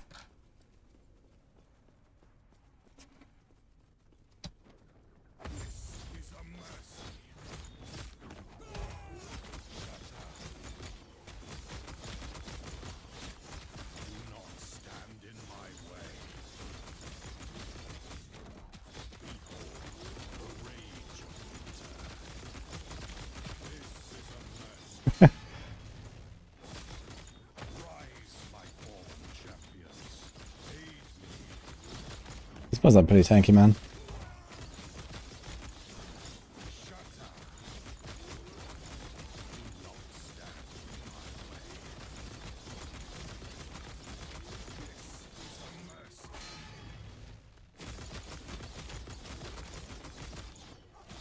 Oh, interesting. When I stand in front of him, he just pushes me with him.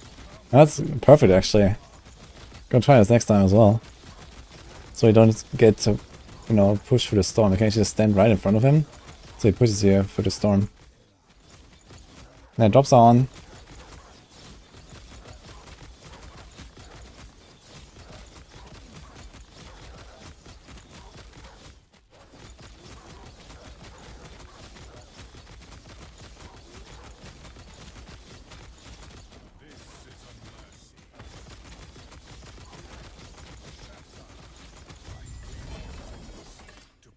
Got him. Cold Dress, armor. Shred Cold Dress on hit. Okay, how much does it do? So 1/3 of my damage is cold, I guess. Well, not exactly right. 1/3 of my attacks are cold attacks. But this physical damage will apply to all of them. So like roughly 2/3 of my damage are adaptive and 1/3 is fizz. Yeah, so if I shred, I guess shred stacks 10 times, right? Shreds.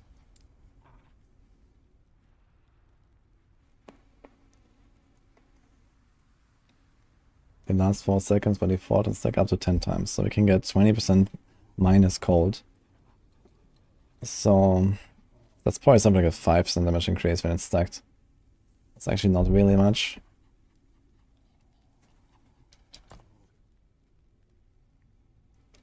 Dude, this armor roll is so shit. Cold roll is okay. But you have way too much cold right now. Where's cold? On these boots, and they're not gonna be that easily replaced for now. And on this belt. Okay, we might replace the boots. I'm gonna take the cold dress. It also gives me more cold pen actually. So it's almost the same as a shred.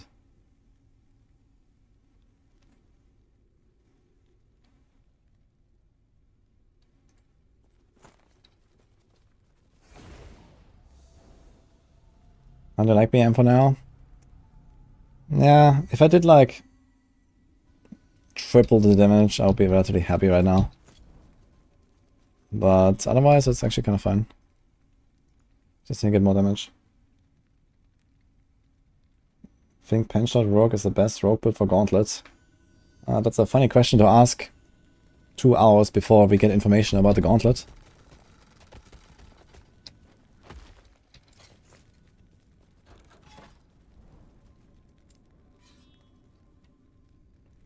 How are you doing, Icebird? Oh, there's you up and away.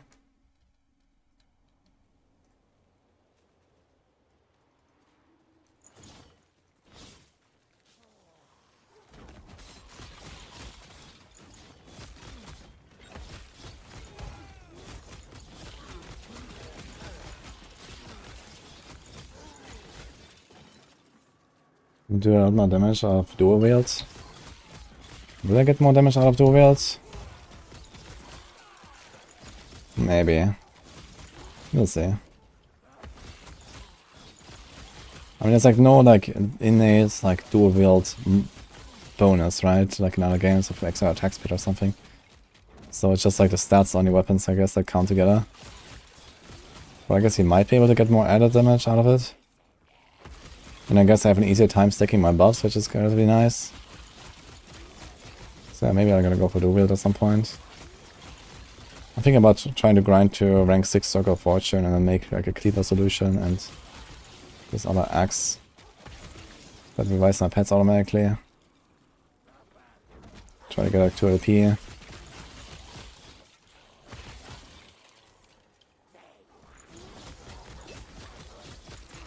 And there's Linus Arbor. I think it's in chapter 3, so it should be Ruined Era. You can also right click on the key, by the way. If you have a key, you can right click on it.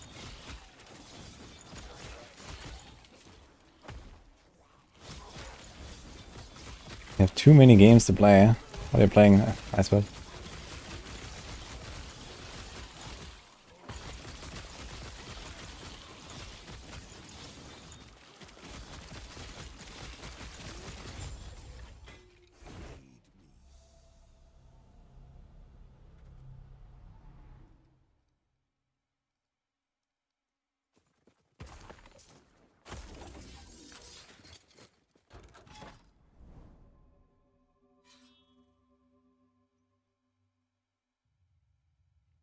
Just not add one of the arrays of 8 viewers well on it. Level 16 required. That's pretty unlucky actually. 8 viewers well is kind of useless. Now we get pink and red item. Pink and red. You guys are talking about legendaries? You go to a Temple Sanctum, bring a unique with legendary potential and an exalted item of the same type. Then at the end of the dungeon you can mix them.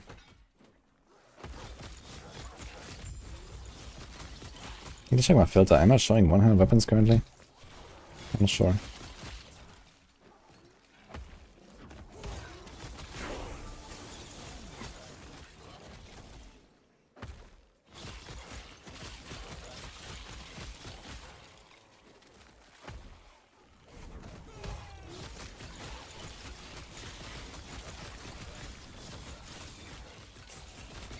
It's actually kind of nice just holding left click and right click together.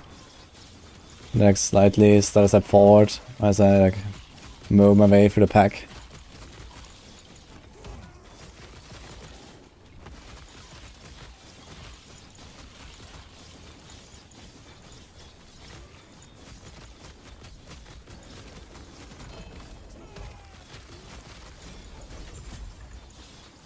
I played Neo. No, I don't know it.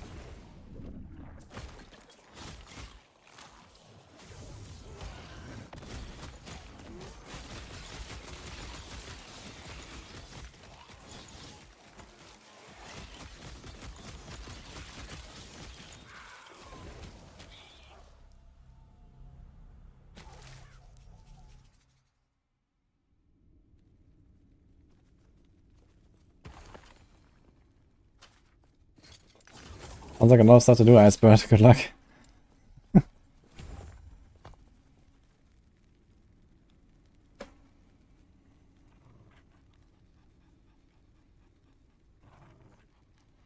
Let's do this.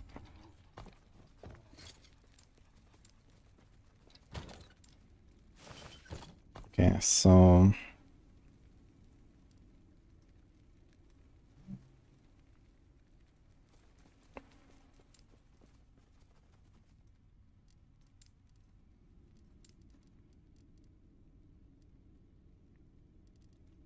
I guess it does show one-handed weapons, but I never really picked them up.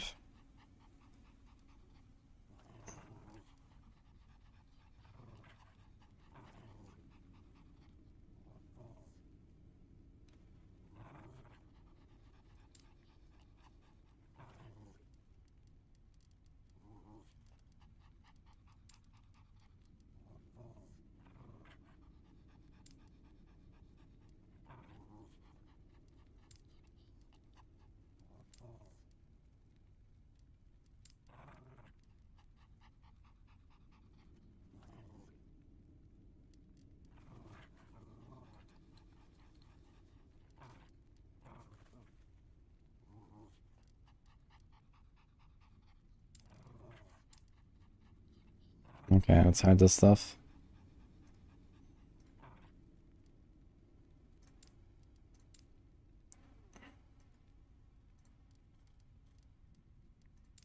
It's also kind of outdated. This is okay.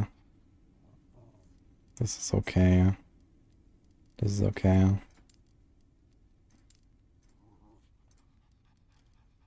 Let's hide this one. And this one.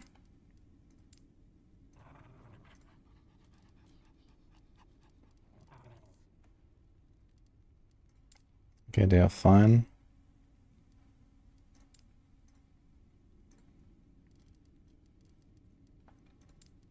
Let's hide this.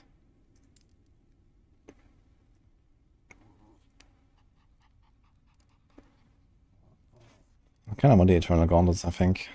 Gonna have a lot of damage reduction against dots.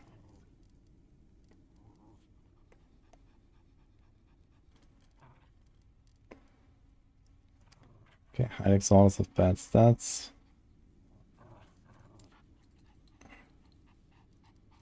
Hide all of this. Hide this.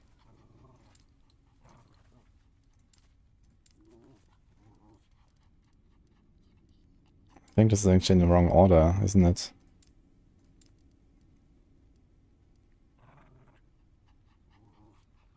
I think it is.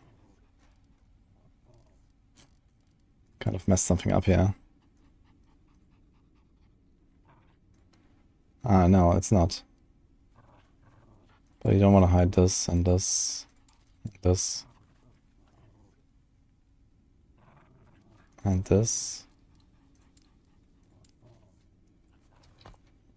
So can equip axes in offhand and swords in offhand.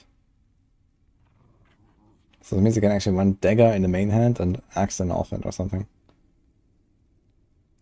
Take more damage while dual wielding. Okay. So let's do this.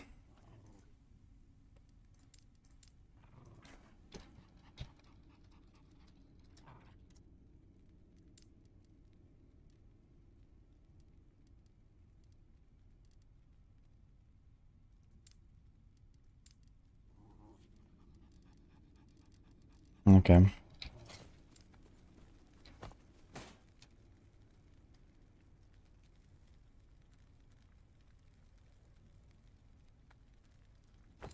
Let's save that.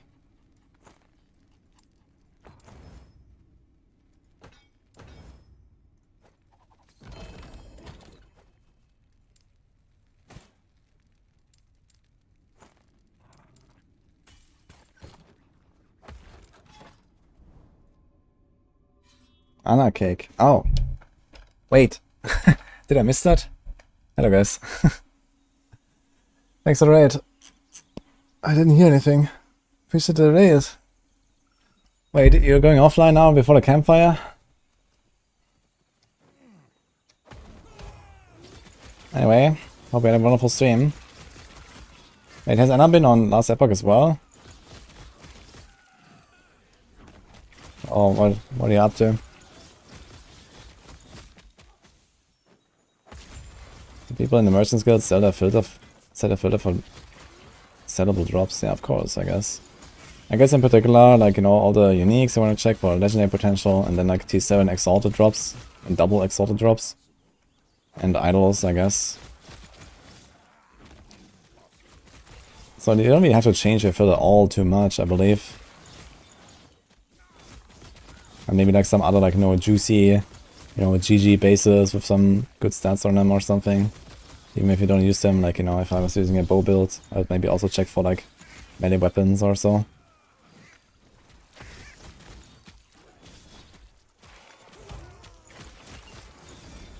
But yeah, I guess it's mostly the idols.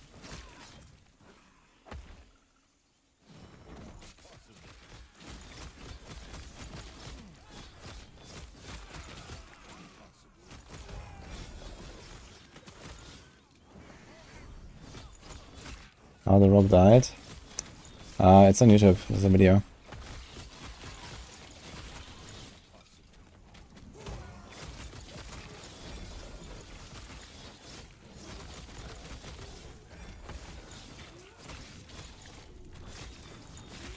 Do I play a warrior? Minion Season of Discovery or what? What warrior are you talking about?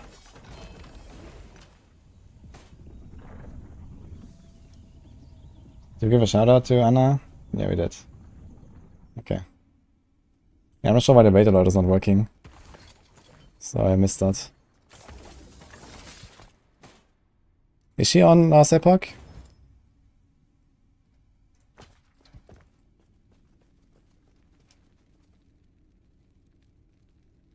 $17 attunement, man. Yes, okay.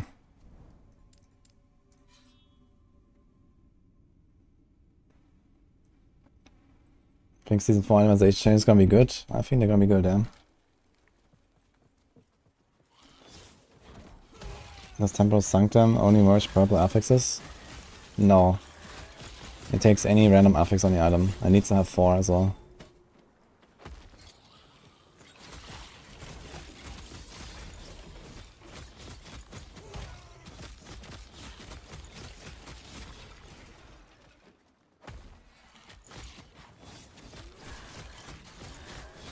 You cannot have a link for this build, I'm sorry.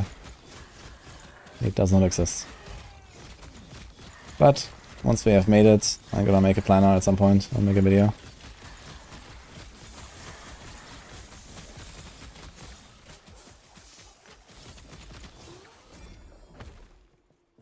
No, Spider Silk Sash. I've not tried Warlock yet.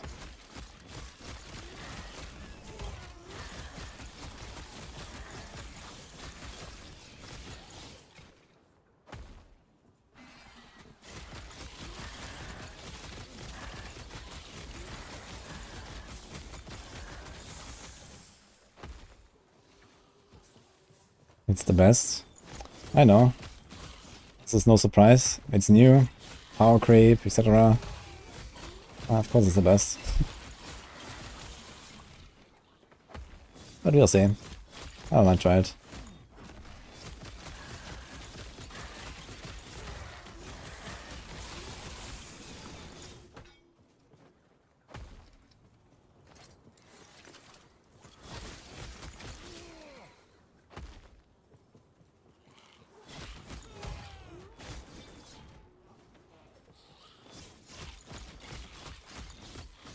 What kind of constellation should I be looking for Armbo, Falcon, or weapon?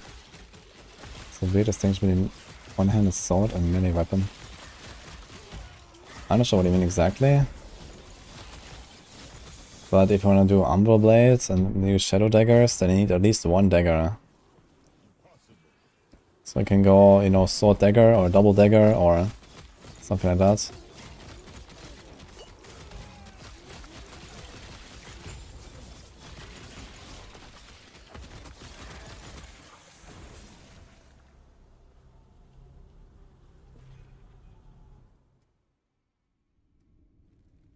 Eye of Reen or Undisputed? I don't know what Eye of Reen is, but I checked Undisputed earlier. It didn't really seem good at all. Wait, let me check that again.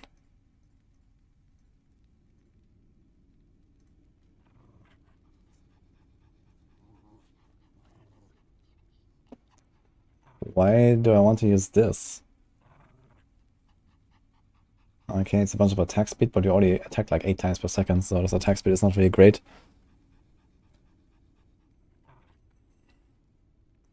The base is also not crazy. The bleed is useless, this physical damage proc is useless. The leech is useless, so I can just like have a rare weapon that is better, I think.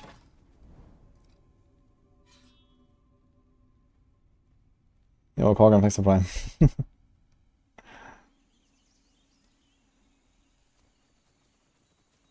Physical damage does not affect dive bomb. Need minion damage. Or bow damage if you use the falconry tree and stuff.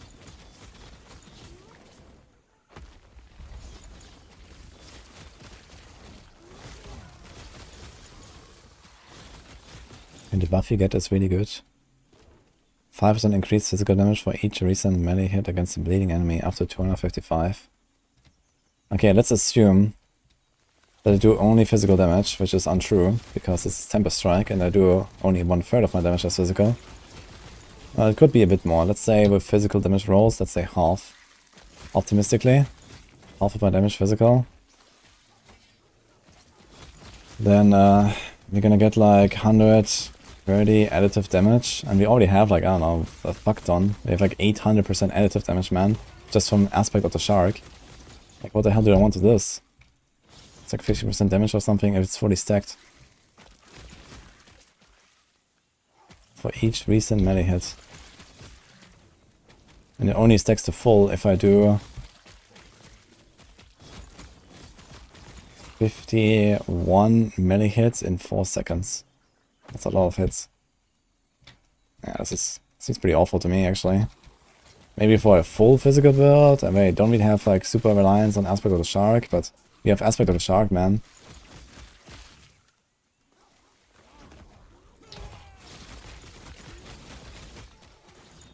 Yeah, look, I have 1100% melee damage, dude. It's not even fully stacked. So much melee damage. Yeah, 1700 melee damage. We don't need any additive at all.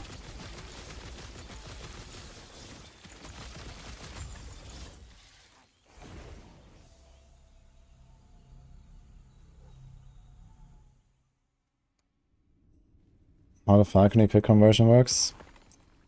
Well, I think it just takes your final crit number and gives it to a Falcon. On top of what it already has. So if Falcon has 10, and then if you have 10 base and 100% increase, so you have 20.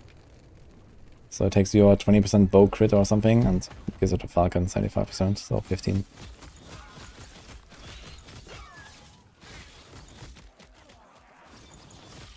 Getting Storm compared to physical is much stronger than Tempest Strike for Beastmaster. How so? I mean, we already get like 100 armor shreds, we don't care about armor shreds. I could try to go with Gathering Storm again though. But it seemed like Tempest Strike was significantly stronger earlier in the game at least. Then it just made it free and started blasting. But I guess one advantage could be that I can scale only one damage type with Gathering Storm, right? Because I think it's only in Lightning or something. Or only Fizz, you can convert it to only one of them. Or Cold. So I guess that's a big advantage, so I can start scaling something like Fizz Pen or Cold Pen if I want.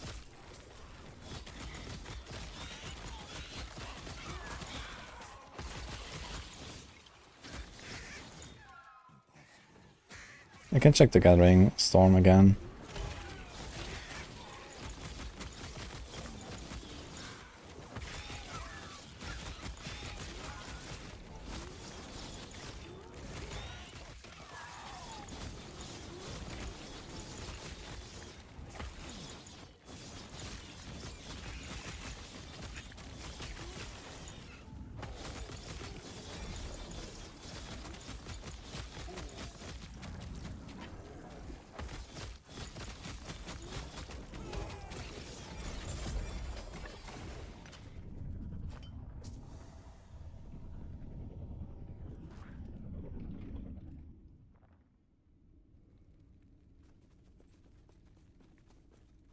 It's a movement speed cap in Diablo 4. Yeah, it's plus 100%.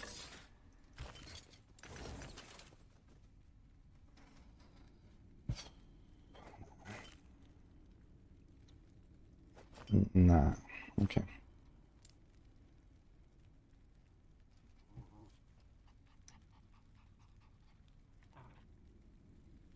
I think it's a level 80 base. Really?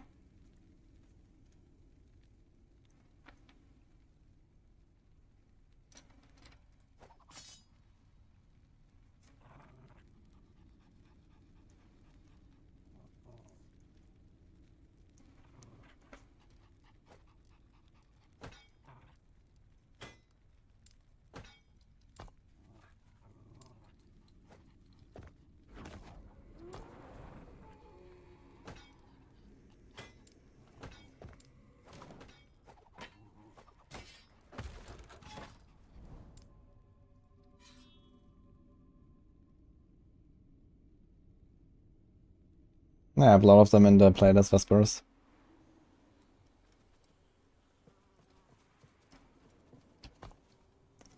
Yeah, let's check this Gathering Storm again. I mean, the base damage is so much less though than Time of Strike. It's like a quarter. So there's attack speeds. This area.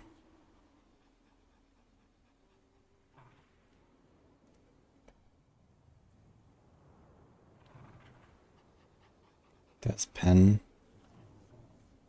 Okay. So this is 4, 7, 11 points.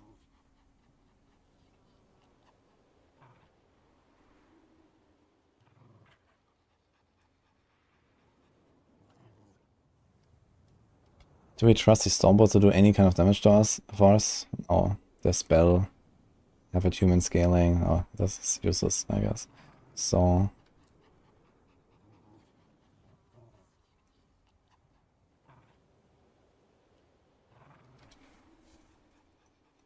There's some Maelstrom synergies. Can get like 6% base crit.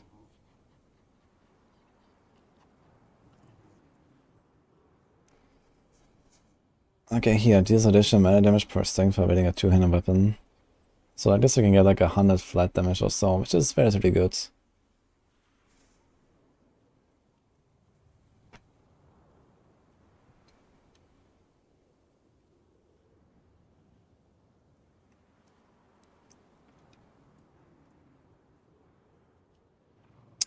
So this is 1, 2, 3.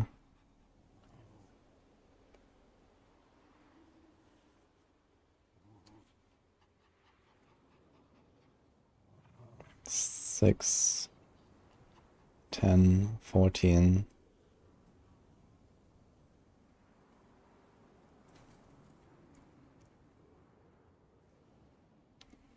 I guess I can do 1 point here as 15. Current mana consumed 1%. Damage per 10 current mana 3%. Okay, that's actually relatively nice. So let's say I have 200 mana.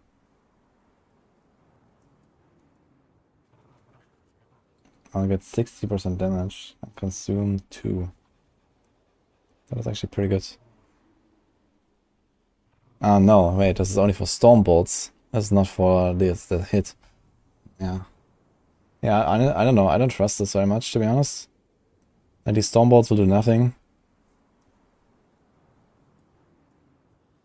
I don't think I'm gonna do this. I mean, there is some good stuff there, but not enough.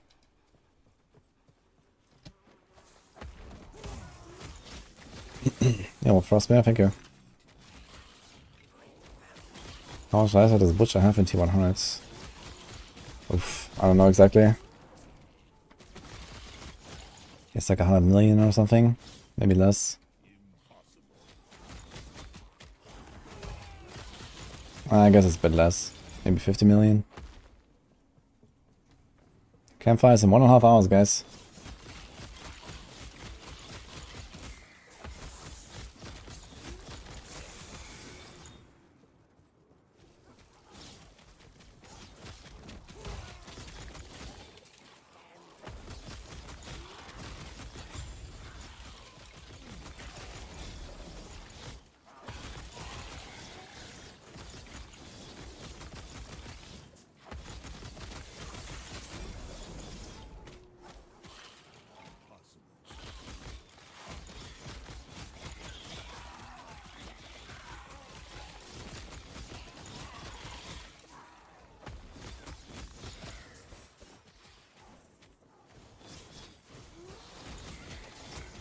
You're my actual build for something special.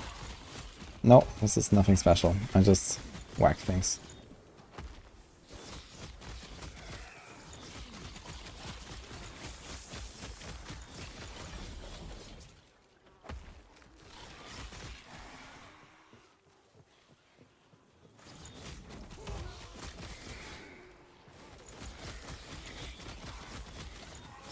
Yeah, this is the build, guys. I'm just trying to make it better.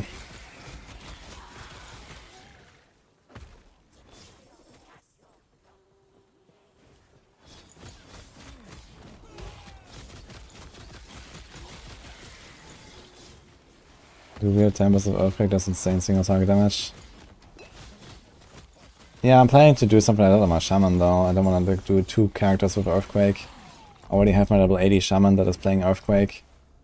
So I'm trying to do something else here. But yeah, Earthquake is kind of nice. 13,000 damage per second. We could do it because we don't actually spend any mana here, right?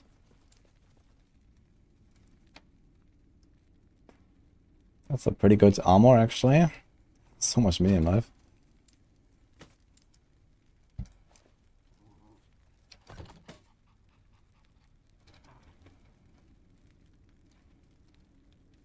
Health and health, huh?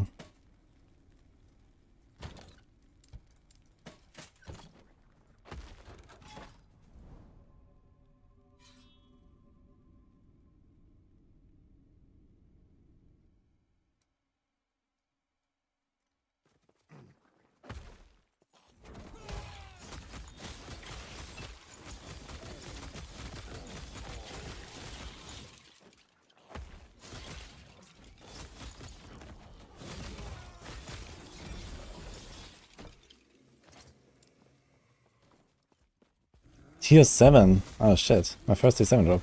Dude, I'm level 73, I get a tier 7 already. What's going on? It's a whole lot of crit chance. 18% base crit. I'll save those, just in case I get actually some big 200 weapon with legendary.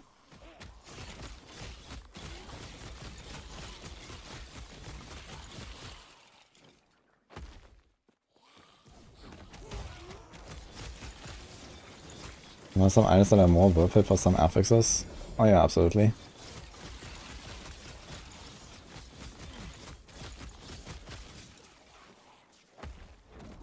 Like you have like different affixes you can roll on different items. For example, I guess... Okay, I'm not 100% sure if you can... I think you can roll all 3 types of health on a belt, for example. So there's like percent health, there's flat health, and then there's hybrid health. So usually you want to always combine percent health and hybrid health and not the flat health on the belt, if you can. Because a lot of other items cannot have percent or hybrid health. And you're gonna put hybrid health, just flat health on, you know, something like a ring, for example.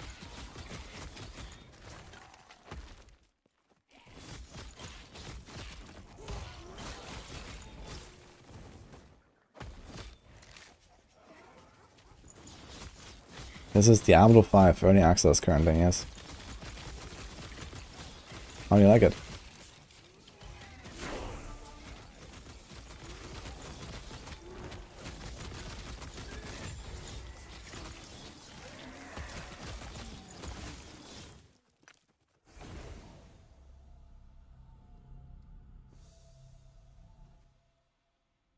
Although they go in powered monos? I'm not in powered yet. I'm doing the last timelines right now. I think one more after this.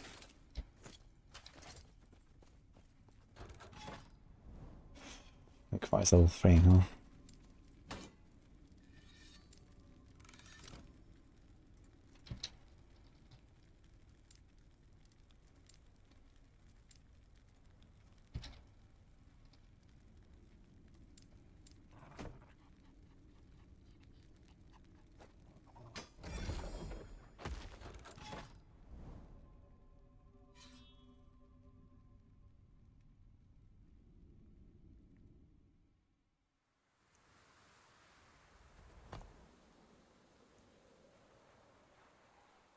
Yeah, 4 seconds, 80% extra.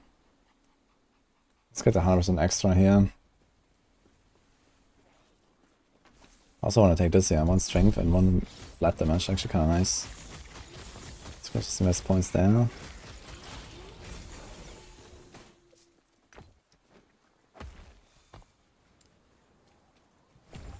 Okay, let's see how much crit we have when we do this.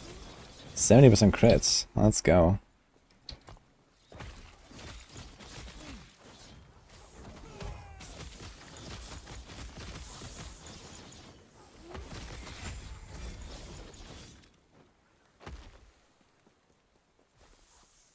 Campfire in 1.5 hours.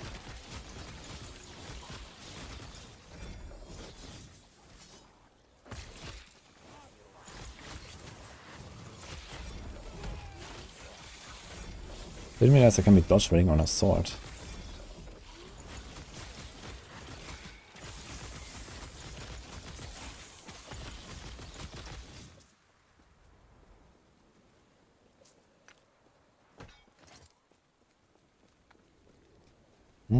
T7 drop again, man. What's going on? 25% endurance. Kinda crazy.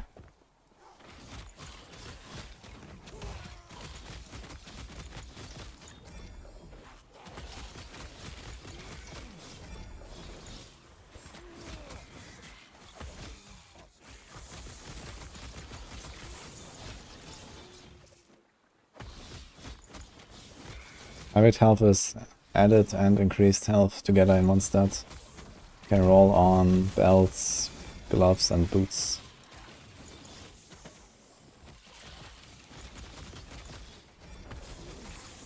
It's relatively rare stat, so you wanna put it on your filter and shatter the shards so you can craft it.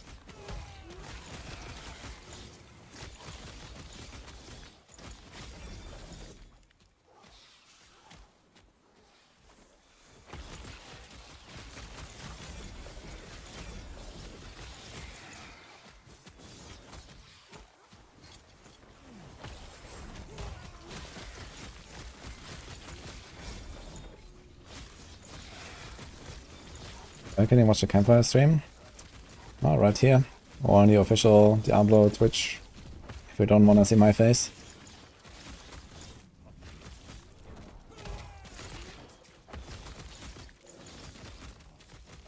Thank you, Barbarian. Can I send this build? No, I cannot. I haven't made a planner yet. We'll do it in the next one of the days, I think. But for now, we are experimenting too much. Well, I guess I could do like a quick import. We can do that, maybe. No, 74. Sure, let's do it.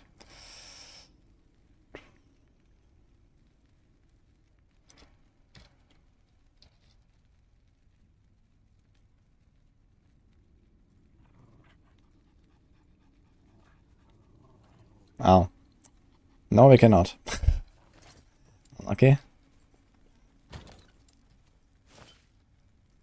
This is offline.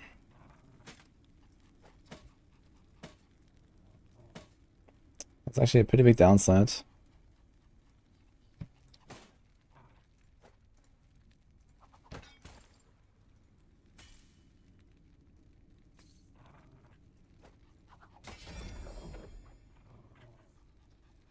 Dude, I'm getting so many tier 7 drops suddenly. What is going on? Do we already have this? No, we don't even have this tier 7 epic chance. That's insane. Why did I find so many tier 7s?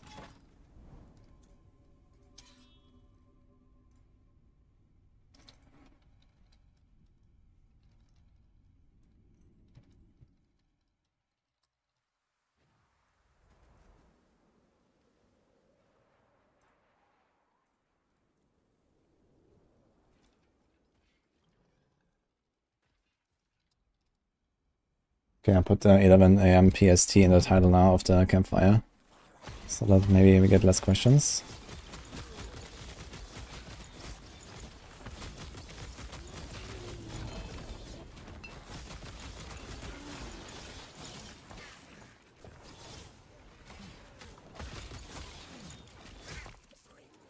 So now I wonder, when my wolves attack and I get a howl, so do I see the buff? No, I do not.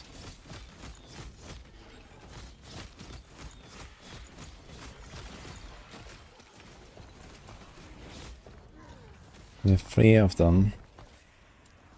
How often is a proc? Howl on boss hit chance 4%. Oh, it's only on boss. I hit a rare or... okay. So is there any rare enemy?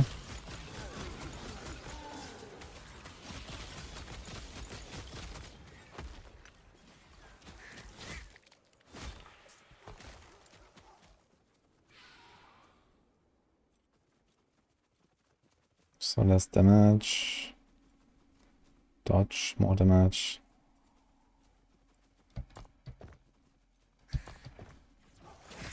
Any rares?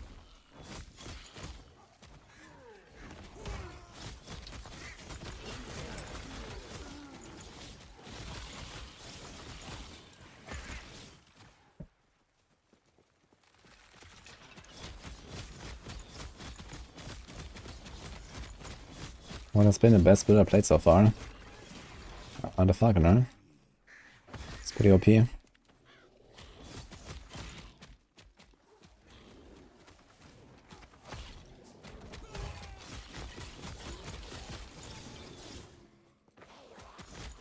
Oh, it's not even a rare guy.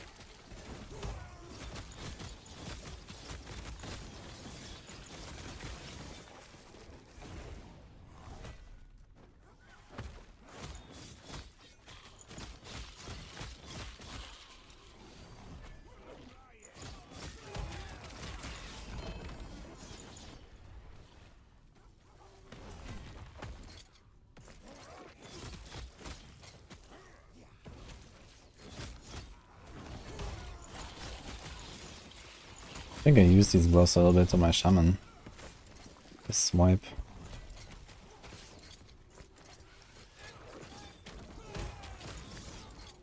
Not really good enough, are they?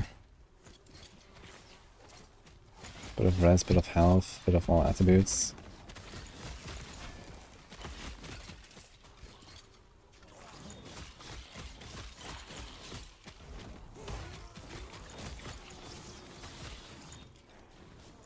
XP hits the brick wall after 80, 85. I didn't really feel that way. I think the XP curve is actually kind of okay in this game. It's just that later on you have to like go and hunt down the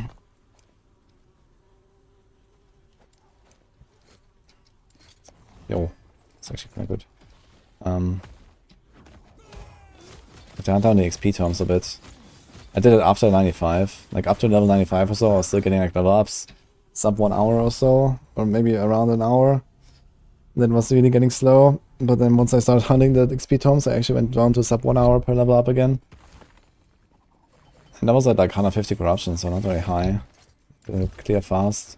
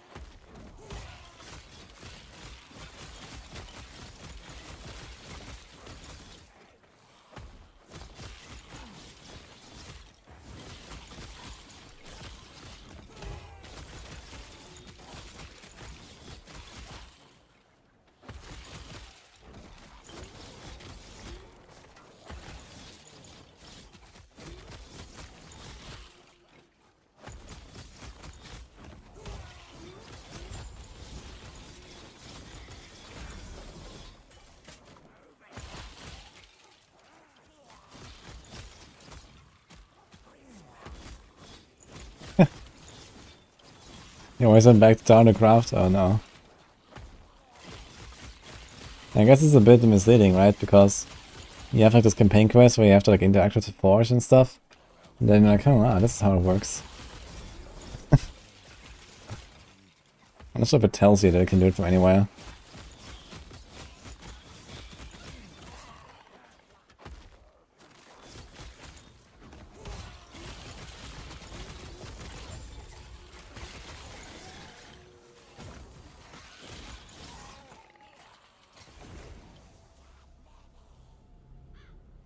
Is it Primalist? Is it Beastmaster Mastery?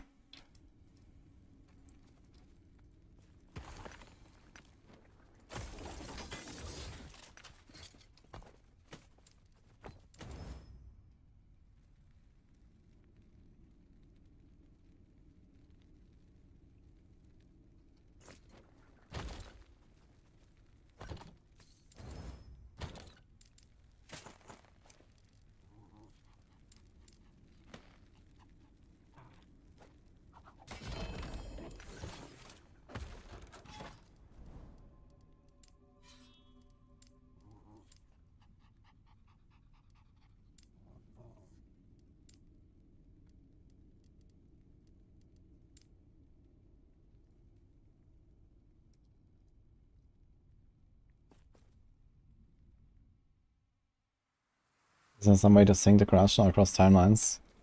Yeah, you have a catch up when you have like one really high corruption timeline and then go to another one. You get a lot of extra corruption from Oribus.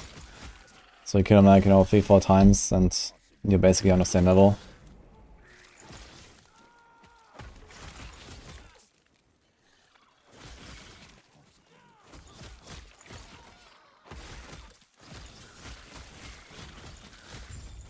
But since there's like nothing locked behind corruption really, besides this like, 200 corruption threshold, it's not really much you lose or something from being slightly under the corruption that you actually want to be at. You can just push the timeline later. Get like a big catch up early on and then just go higher.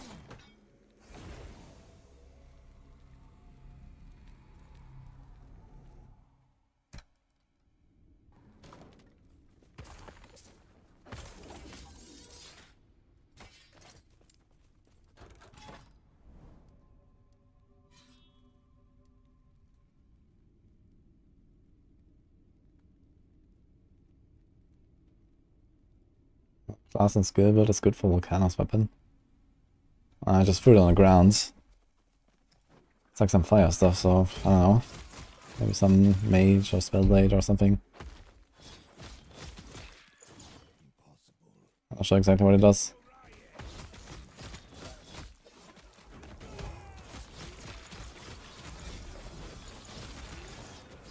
Katana.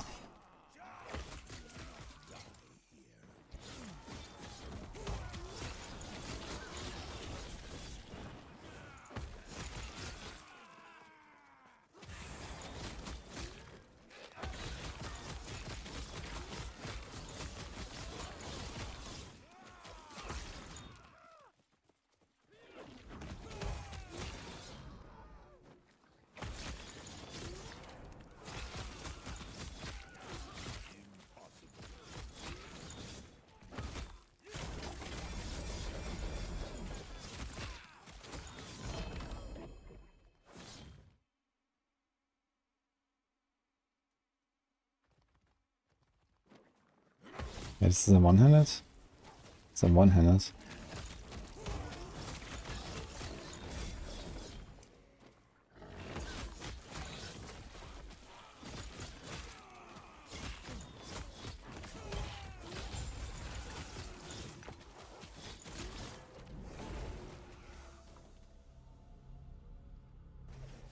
How will D4 respond with the general success of LA?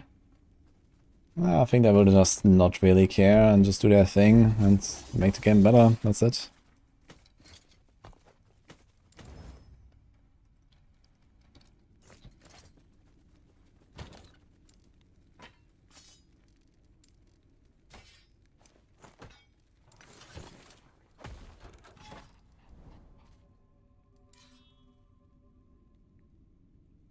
Patch in 30 minutes.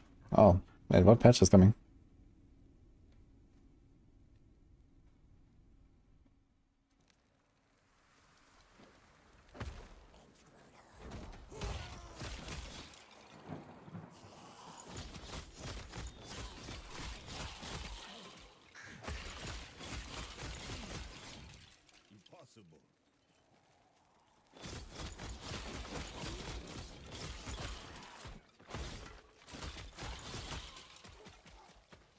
Some bug fixes. Okay. Yeah, patch to LE, I guess. D4 is probably next week, I suppose.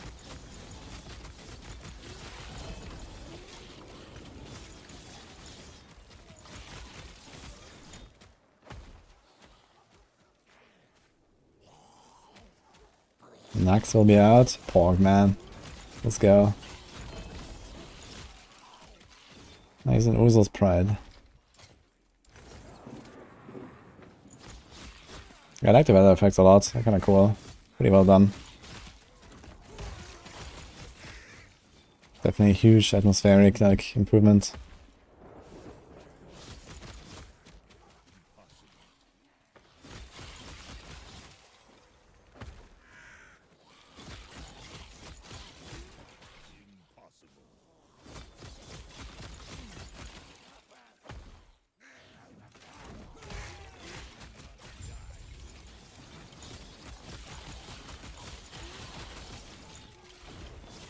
Just crit for 22k. Sounds nice.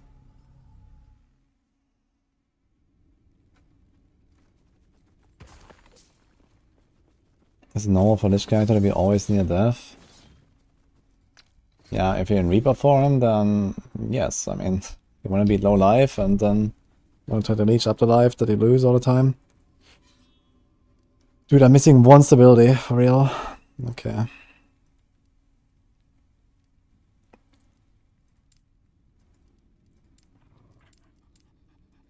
I didn't pay attention to that.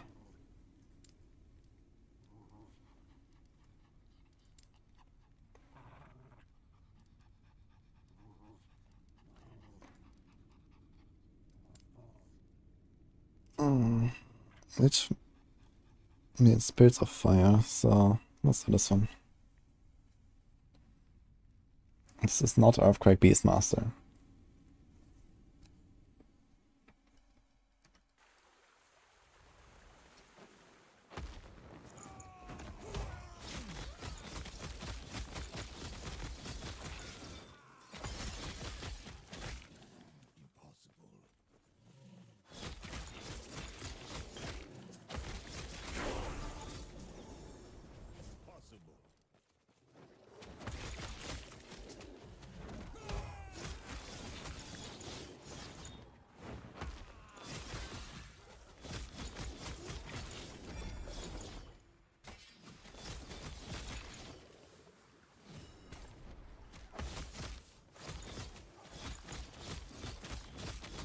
So self-found characters have their own stash. There is solo character found and solo account found, and account is shared and character is only the character.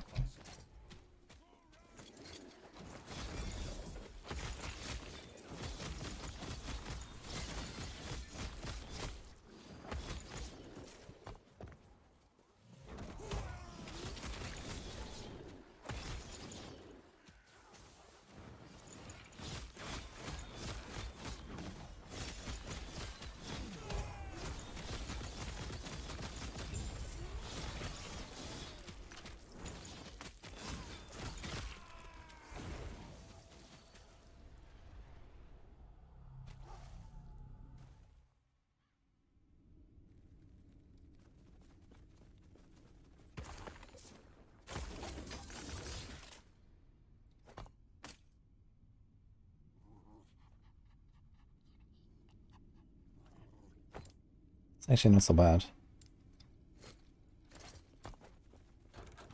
It's a lot of armor damage reduction loss though.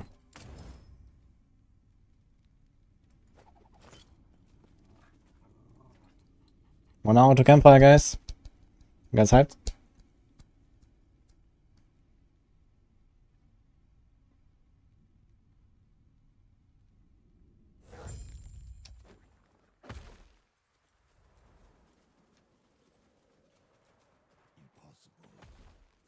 No. Okay. Well, we'll watch it anyway.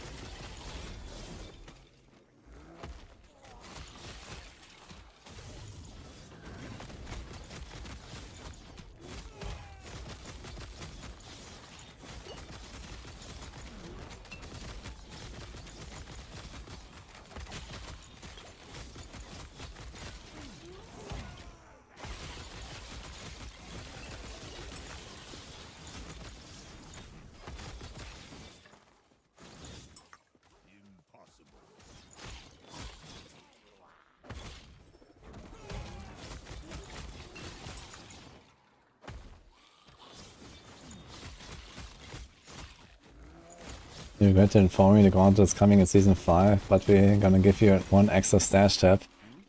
Well, unironically, I think a lot more people would be happier with that than the Gauntlet. So, there's that, I guess.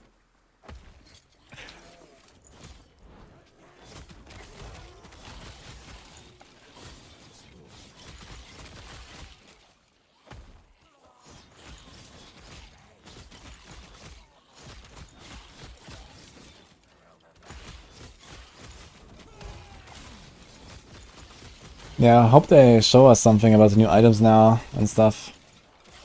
But it's gonna be like kind of like, you know, the small part of the stream, I guess. So let's see what it will show.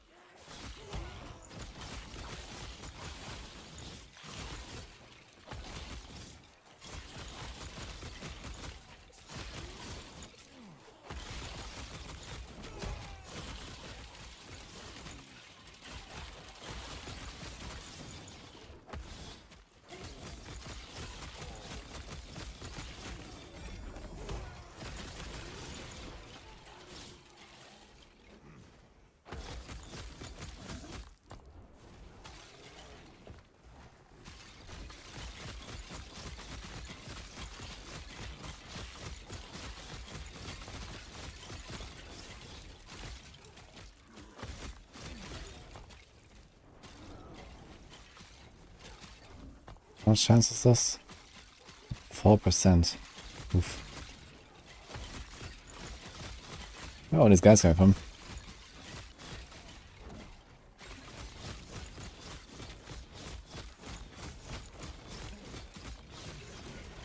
Only this dude. Seems like he's constantly spawning. Okay. Let's just get him.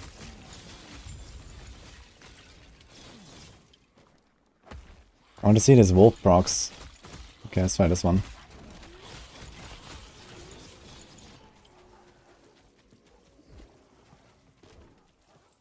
%, 28%.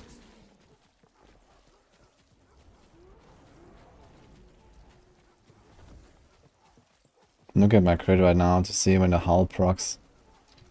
To be honest, it doesn't really seem to proc at all, man. This is a rare guy. He's not procced a single time yet, what?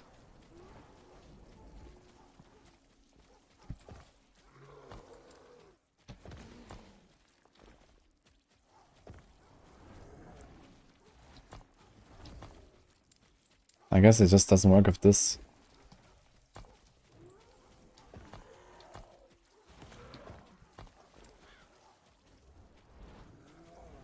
Melee damage.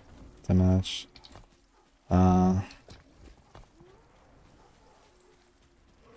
When you use your companion ability, you and the companions are current asset links. Okay.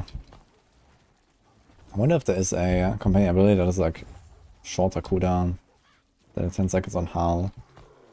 But it seems like this automatic stuff here and the many evolves is actually pretty useless. Because this just kind of doesn't matter. So maybe I'm gonna remove this and all of this, and we just go for like the one big companion, the one big wolf. Let me give it like maybe some extra res. I think there's like a dodge here.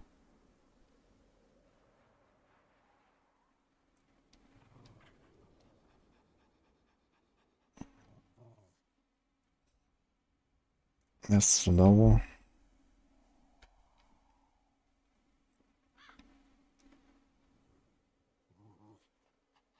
This is a chill.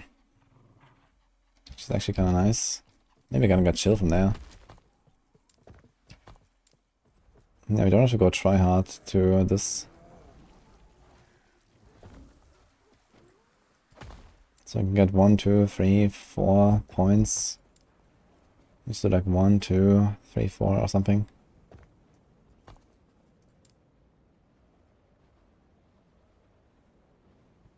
Oh, I actually can see when I get haste, I guess.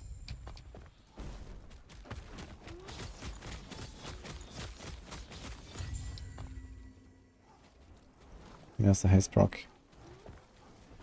Here. So let's see when I get haste.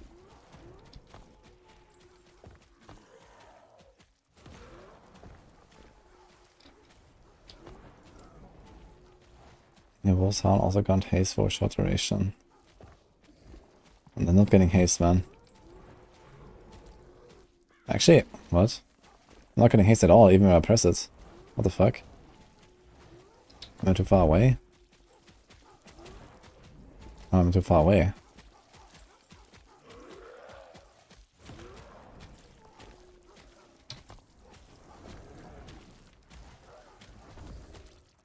Dude, the howl is like super small. Yeah. They need to be right next to me, man. What the fuck? For real?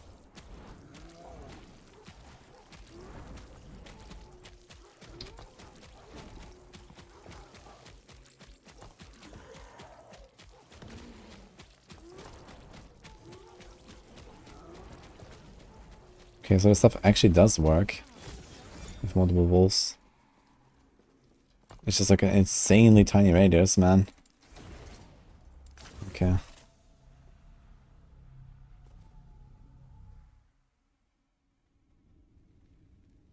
Am I gonna play D4?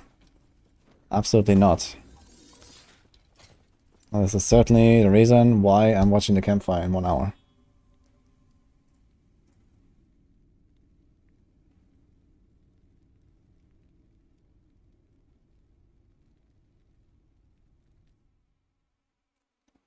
What items should you store and what shatter?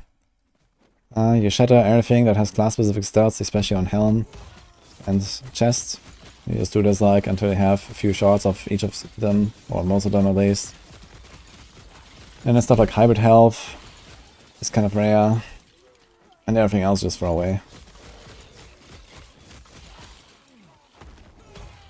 Maybe some other stats that you really want to craft a lot, like I don't know, sometimes mana region can be kind of rare, or movement speed on the boots.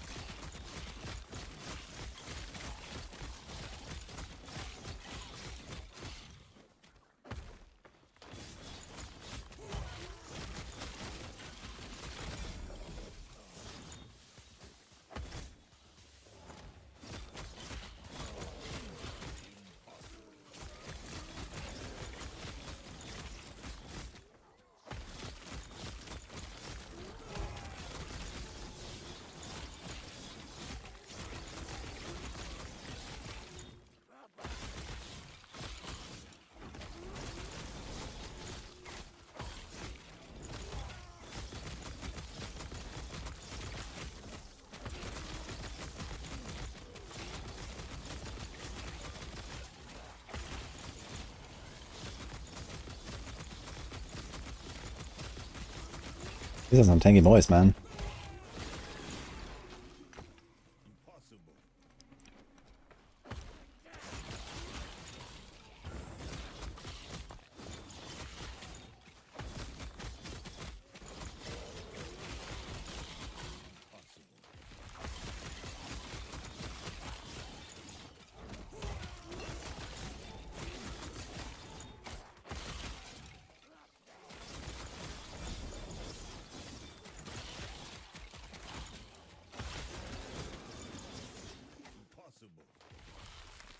Gonna do ward on his build. Yeah, I mean, on a build like this, it's actually relatively easy to do a ward version, right? Because you can use the cleaver solution, which is a one-handed axe. That makes your int equal to your strength. And then this you get a lot of ward retention for free, basically, if you just have like 100 strength or something. And I already have a 2 LP Exsanguinous, so... yeah, I could farm the boots, wait for like, experimental glove, and boom. I guess you can try to do some ward build out of this and see what happens. Maybe gonna be like extremely tanky with this and be chilling.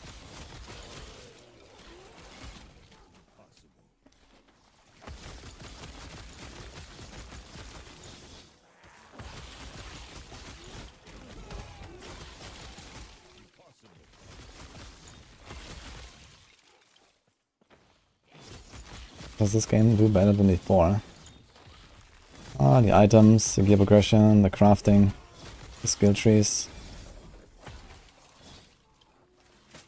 Stash.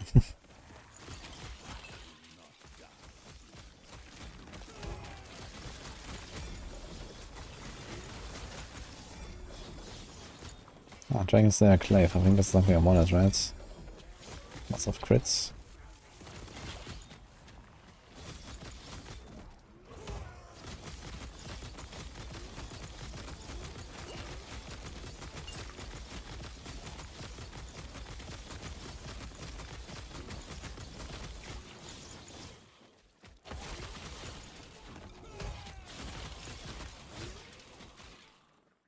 Everything that matters in ARPG, basically. Yeah.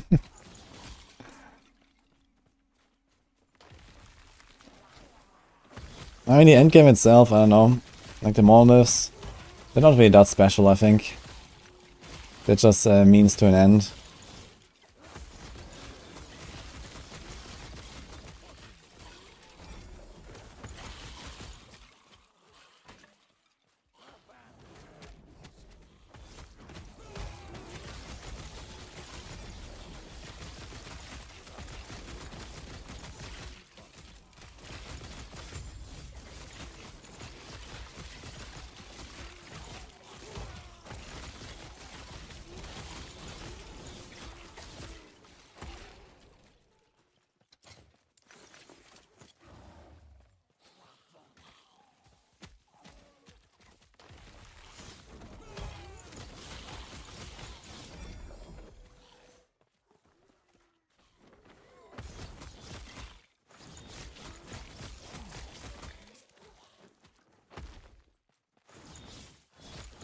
patch notes for early. Yeah, someone said there's gonna be a patch in around 10 minutes from now. Can someone link it, the patch notes? You can check it out.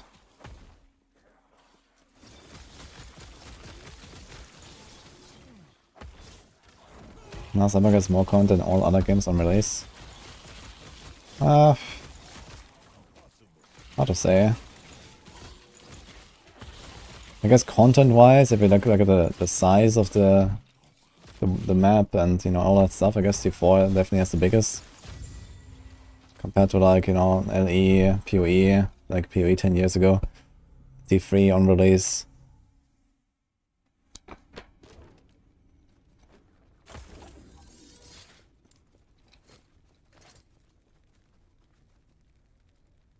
B to upheaval. Okay.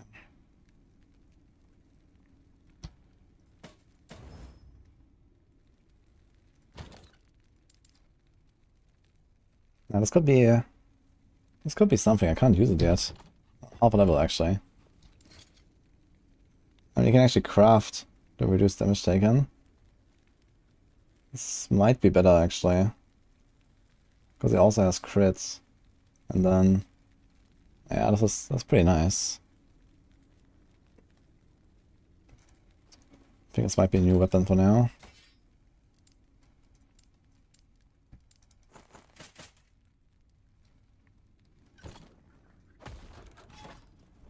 Okay, let's check out the patch notes. Bug fixes. Okay.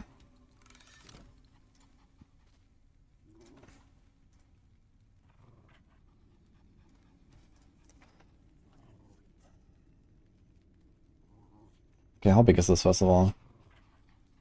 That's really big actually. Changes, let's see.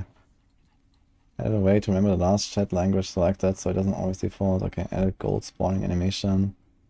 Maybe performance improvements, added scene variants for 5 additional wildlife echo scenes. Improved performance of Valorant outskirts. So I wonder if like the FPS is gonna be like generally better now. Change jump delay completion to only complete when entering the next scene.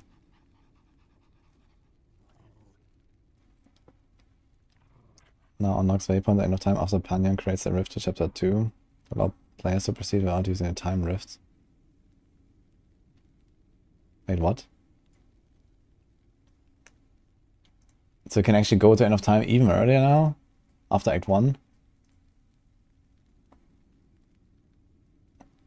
Let's check for completing Autumn's offer for players that have the quest before the previous patch.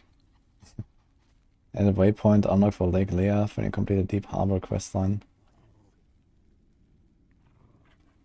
Okay. Add support for merging faction progress when leaving either solo character found or solo account found challenges.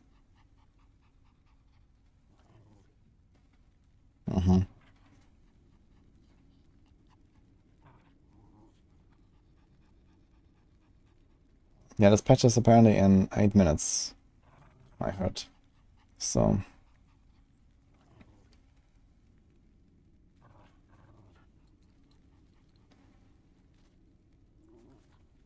fix the options in the settings panel so you can't accidentally abandon SAF and S. Wait, you can actually change this? Wait, can you? Wait, how do you do this? Challenges. Challenges are chosen when you create a character. Solo account found, solo character found. It says disabled though. Maybe I didn't do account found.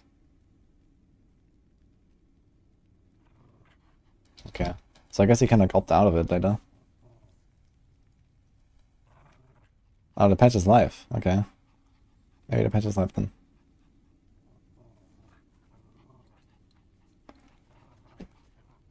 Okay. Well, nothing really huge here, I guess. Quests and scenes. Actually, let's go from the top. Skills. Ghost Flame, fix a bug for the aim duration, increase some occult embers that don't apply the bleed duration. Okay. Smelter's Ra, fix an issue where its animation will break. It was the first ability used in a scene. I wonder if you have the same now. With like the aerial assault, for example.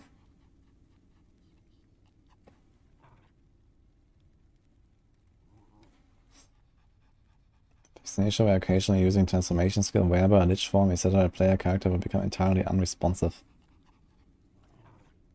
I've seen like that you can get stuck in like corners and you lose like the werebear charge. I wonder if that is this one.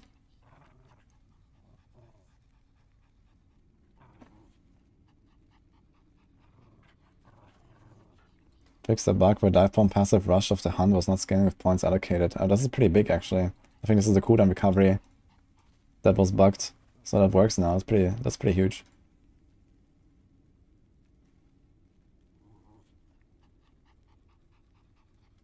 Did not fix the broken water overload on Warlock. Maybe gonna do it next week or something.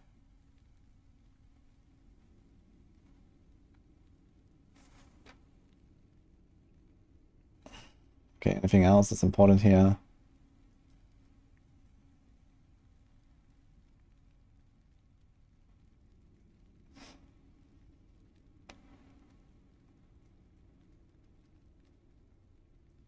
Fix the bug where skipping Risen Lakes and having Admiral's Dreadnought quest active or complete, then return to Risen Lakes would make the quest Immortal Empire incompletable. Interesting. I heard of someone getting stuck somewhere at a quest, but not at this one, so I don't know. Maybe there's like another bug like this.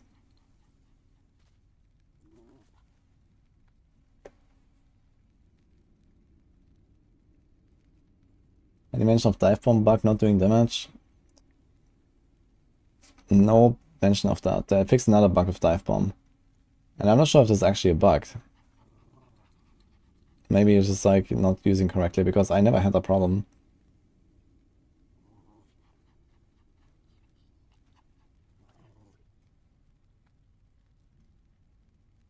Fixed short sentinel. What? Did it make him larger? Fixed an issue when the game version was not showing new revisions. Fix the bug when item could fail to show if you're looking at another item and it dropped. Ah, wonderful. I was really annoyed by this.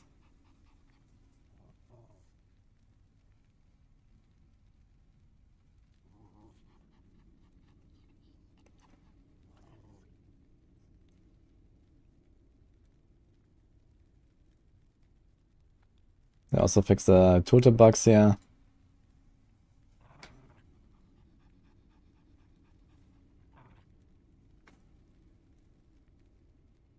Fix the bug when non-equipable items such as keys would disappear if you try to quick move them to the forge. What? That's hilarious.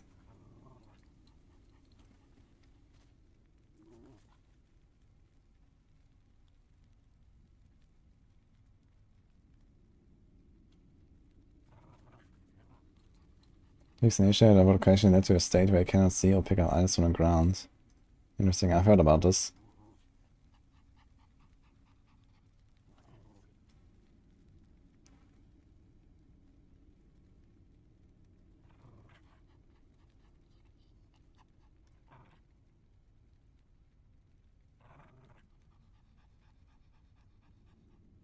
Okay. Well, a bunch of bug fixes and stuff. Seems nice. But nothing really crazy, I guess.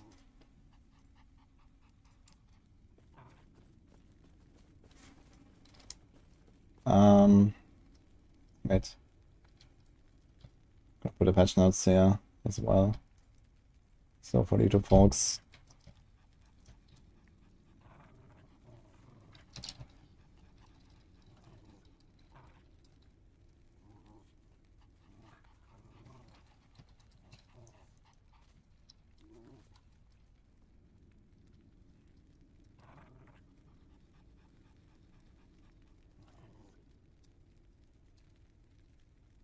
Let's do this.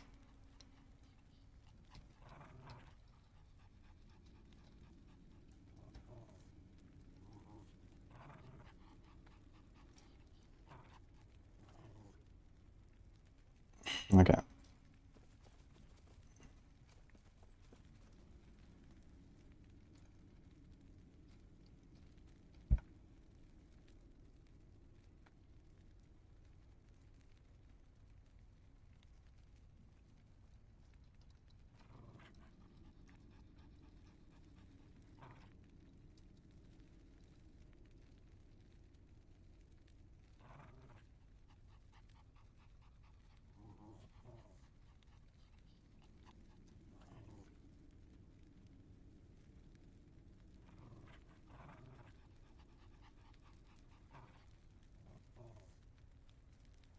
1 second, guys.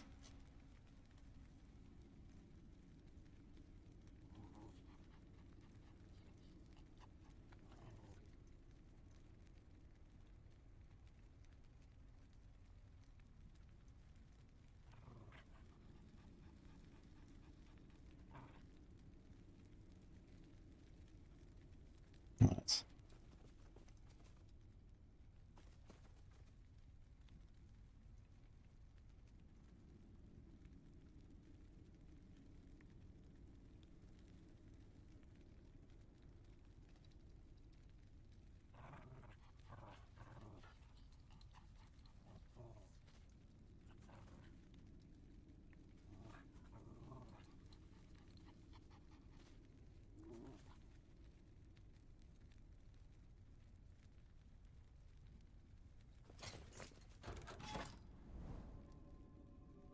Boss time.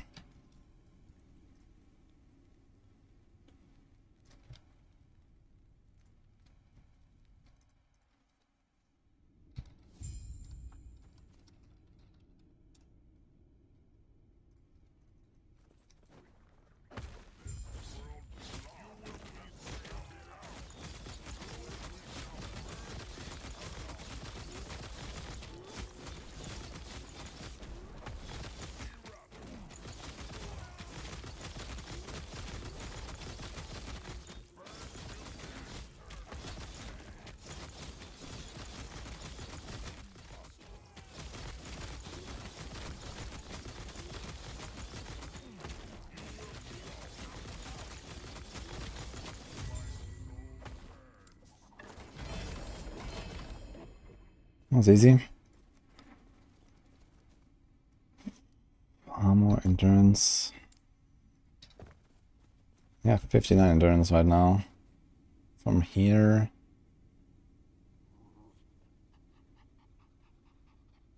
What else do we have endurance, by the way?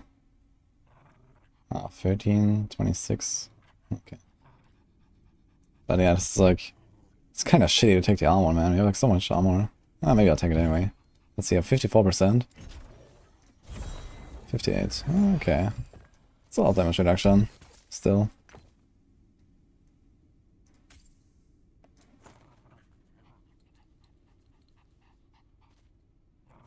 One-handed mace. 100% chance to summon Arak's flesh when a hit leaves it below half health. It's a melee that lasts for 20 seconds and scales with damage with intelligence. All scales with intelligence and character level. No idea what to expect.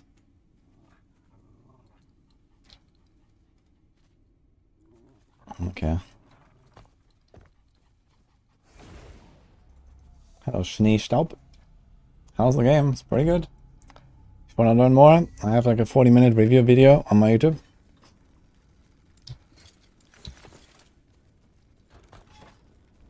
Okay, last timeline before empowered. Can we do it before the campfire in 43 minutes? That's probably doable.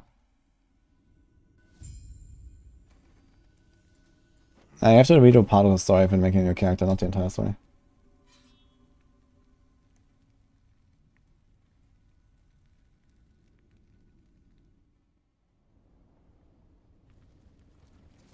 Dodo. I just saw that. What the hell?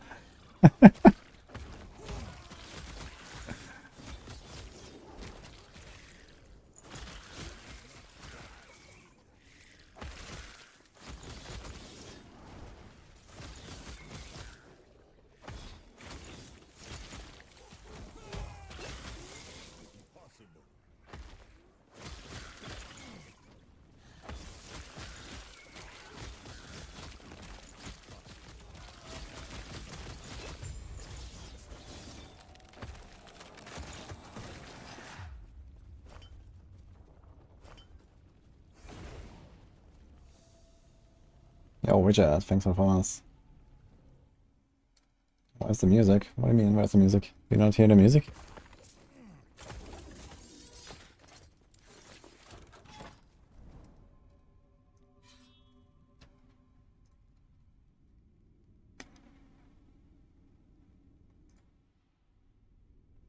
Oh, Campfire in 40 minutes, exactly. Gonna try to get them parts before that. I'm gonna be near level 80 now. Next level up, we have big weapon upgrades. Looking good.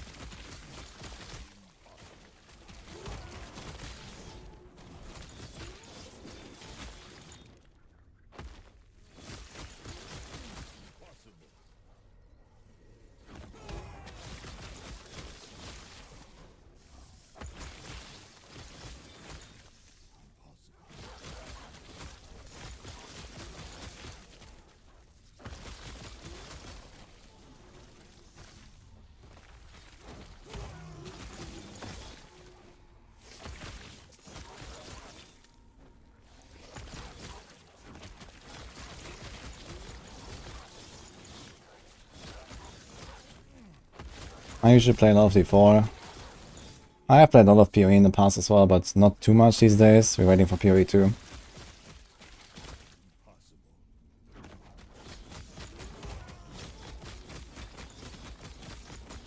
Maybe I'll play a bit next week though, we'll see.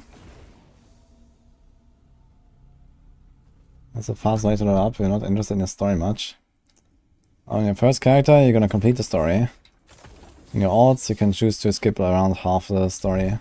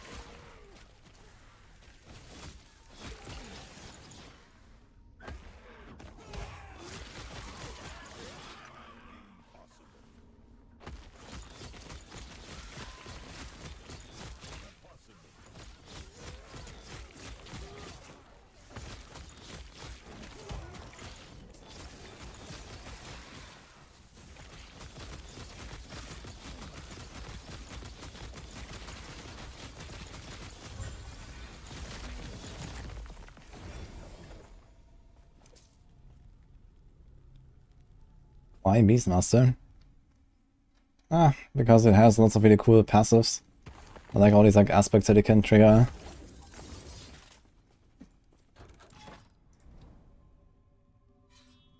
How many pet classes are there in this game?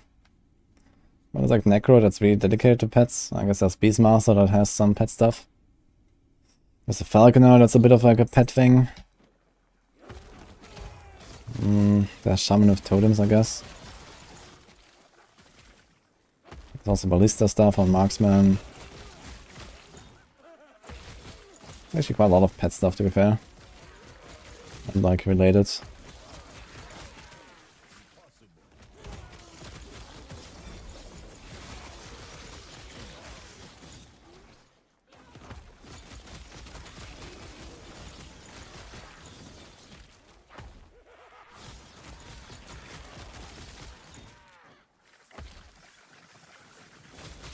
I have tried Acolyte. Not too much though.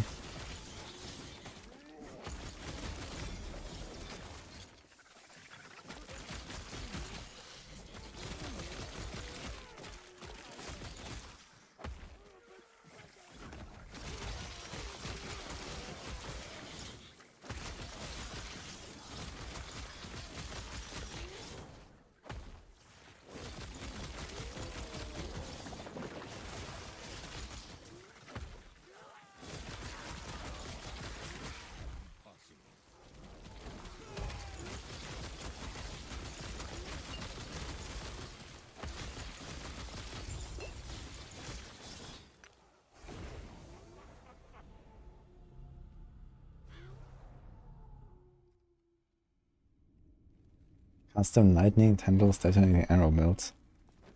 Somewhere sappy zap. That sounds funny. Yeah, detonating arrow is definitely something I need to try at some point.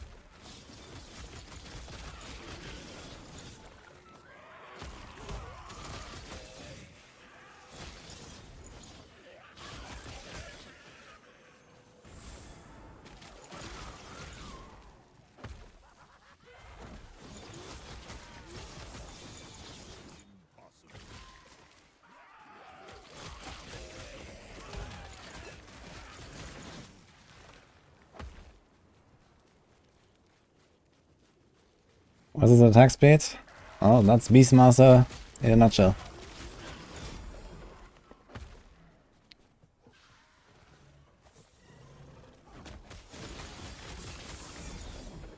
The two-handed mace, by the way. 0.88 attack rate. Dinosaurs. Thanks for that.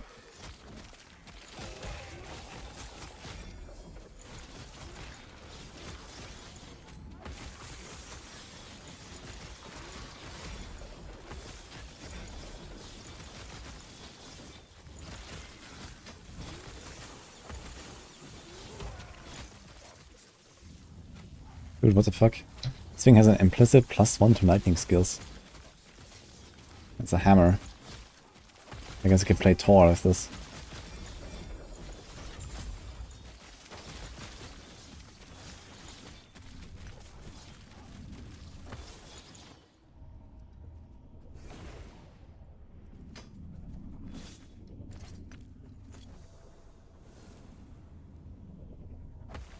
I have to go Jovial, it goes very zoomy.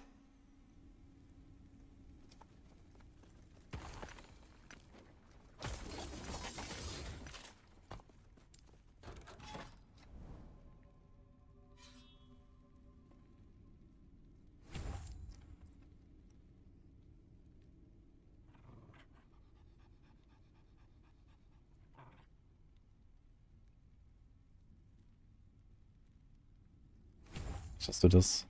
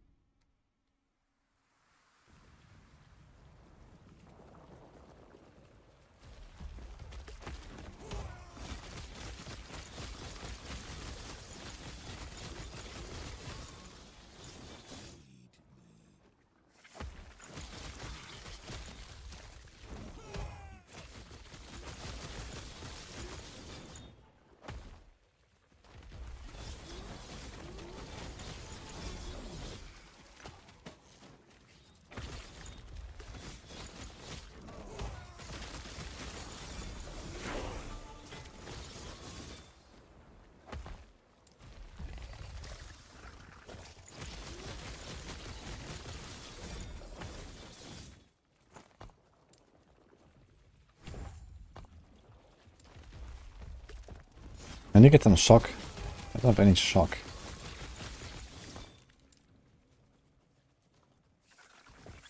Need some shock chance somewhere. Then we can get like a pretty big damage multiplier there, which I'm actually not using currently, as I realized. You have to maximum wolves.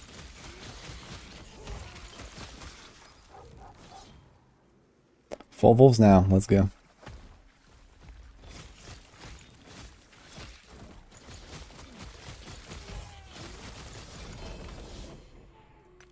Two LP bleeding hard.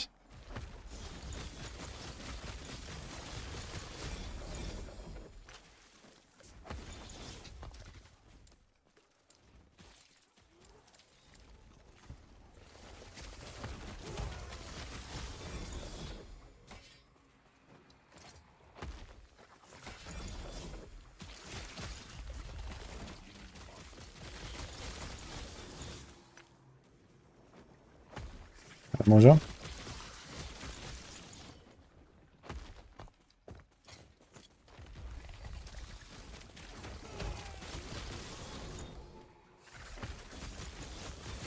Damage actually seems decent right now.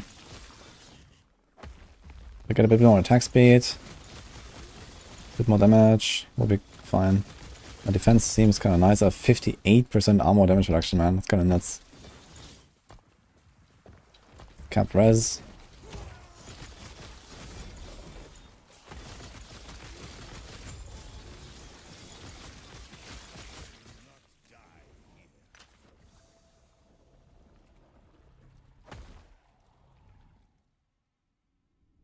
I don't think there's an attack speed cap. But the animations look very wonky actually at this high attack speed, if you look at this. Here it's not so bad, but once I actually get stacks, it looks really weird.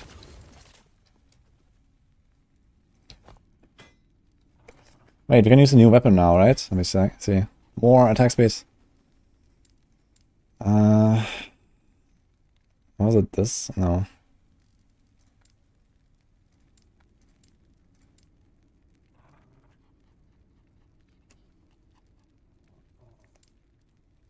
Ah. Okay, so how much damage is this? 4,500? 5,800, oh shit. The armor does go down quite a bit actually. Yeah, we're taking like, I don't know, 17% more damage or so. That's relatively large. But...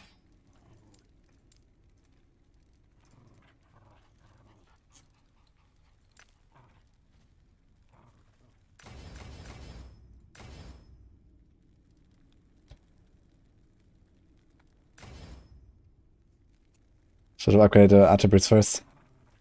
But it's 93% less damage taken. It actually goes to 100. With only tier 5. That's interesting. Only tier 5 reduced bonus damage taken from crits is already 100%. Weird. Yes. Take care.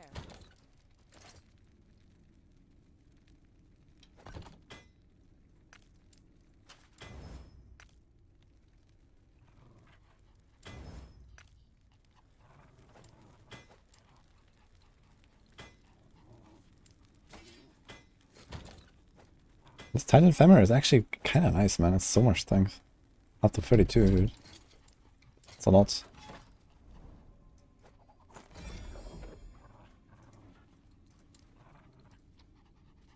Is crit avoidance better?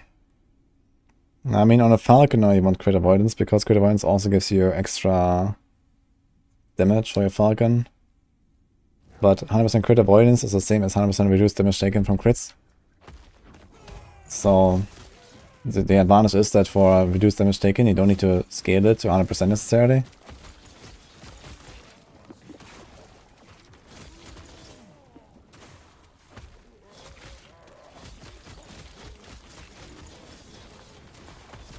That's my crit chance now. 60, we have a bit less. Okay.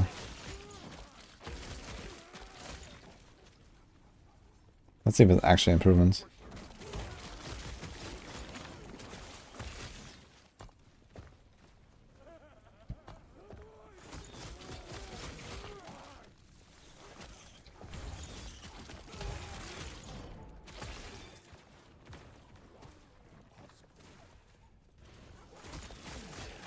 Melody as pit attack. What?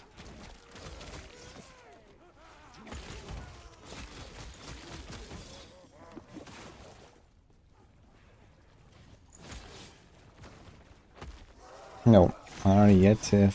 Next time.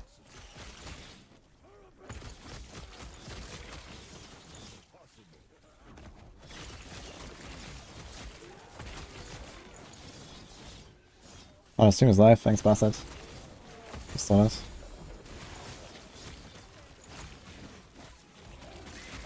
Ah, the Serpent Strike or whatever.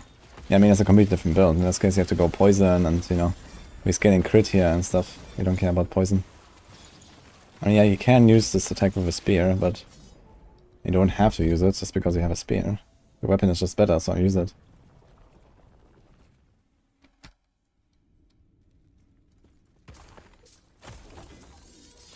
But I wanted to put points in there now and I can't. Fuck. Because not a mace or an axe anymore, so I also can't use this because right now I don't have any shock. Actually, where can shock be applied? Basically all the weapons. And I mean that's kind of unfortunate. I mean we could like seal like a tier 2 shock chance or something. And go with that, I suppose. But not on this one. We're gonna not replace this amulet for a while. This is like an incoming scurry build. I have no plans to scurry on this.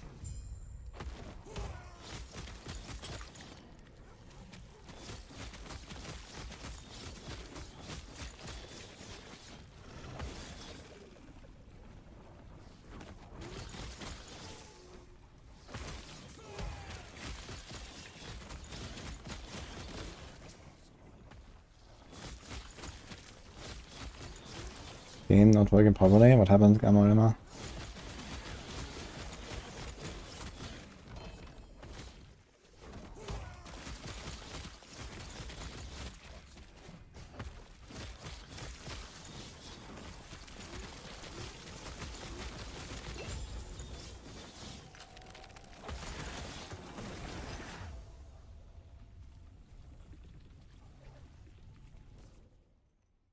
Yeah, the wolves are just for the howl.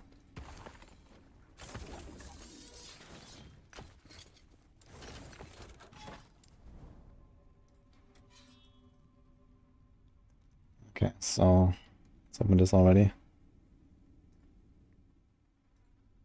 Starting soon, 23 minutes, guys.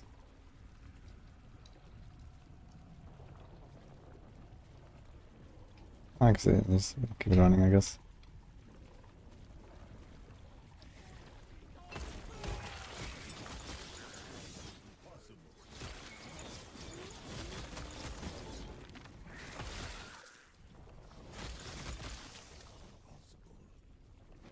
They're making us wait, man.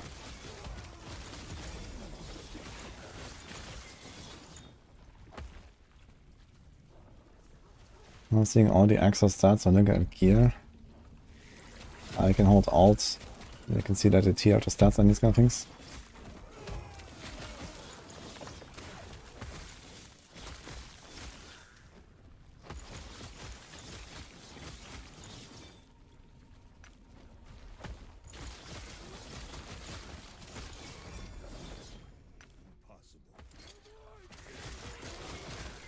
Oh, this thing also has a ton of fire res, I just realized. Oh, 75 fire res.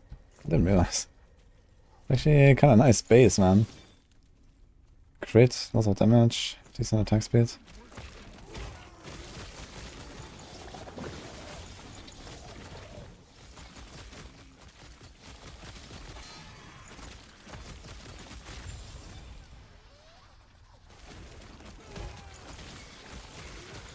Let's see if I can finish this. We have 22 minutes until the campfire.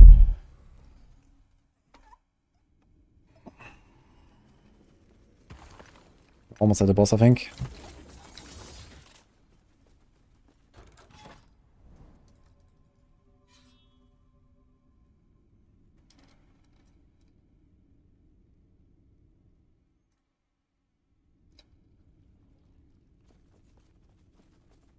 I guess I can do this.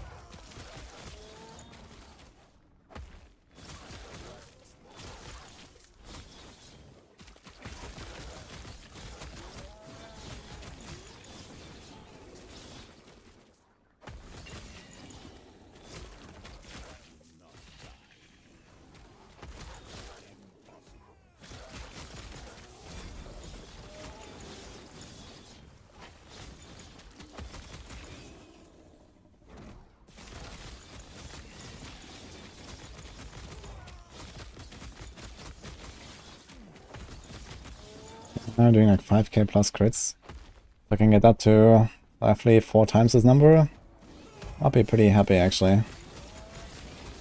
Basically like one-tapping all the medium monsters, maybe 2-tapping the big ones.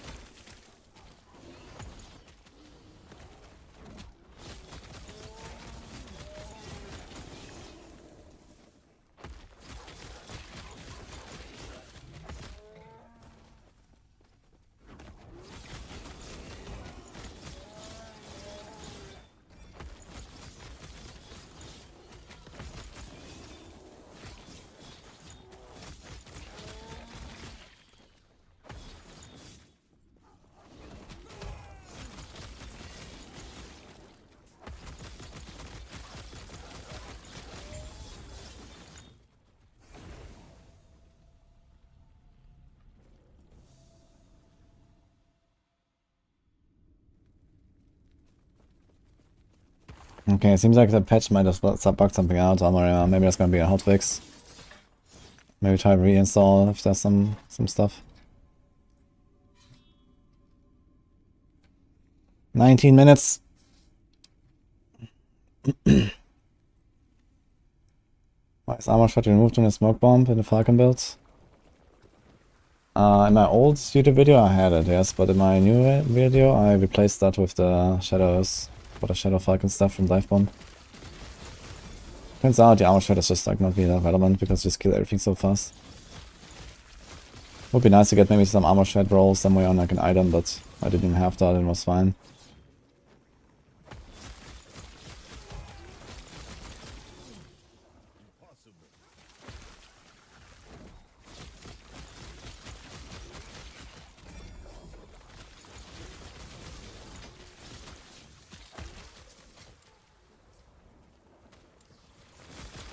That was not a nice spear. Same attack speed. Christ, level 82, man.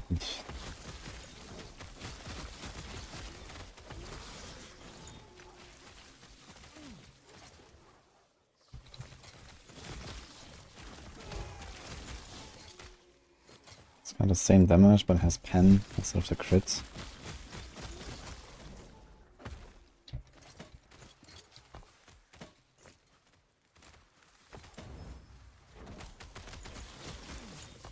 I'm not sure what to do with my points right now. I need shock, man, really badly.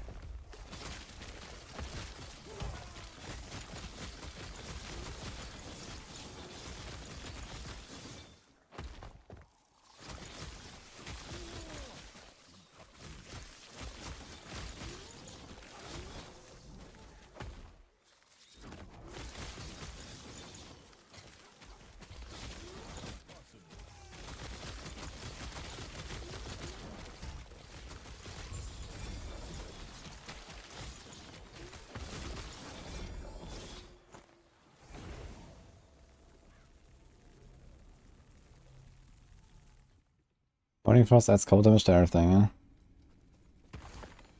You can add any damage type to anything. You can use a fire skill and add cold damage to it if you want, like, it doesn't matter.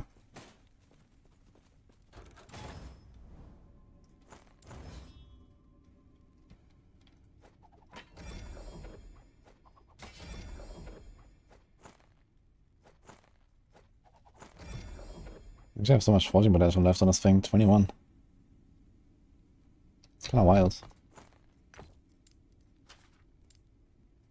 Should I YOLO? I don't have a despair. I could try to YOLO a despair on this thing. Maybe it upgrades, maybe not. Maybe it gets sealed and we have a bit of forging potential. It would actually be pretty nuts if it hits.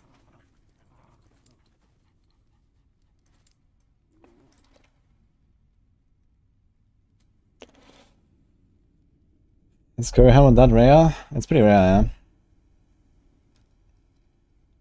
I don't have a Glyph of Despair, I can't try it, but with 21 forging potential and 5, 5, 5 and 4 tiers, this could actually be a target for a Glyph of Despair.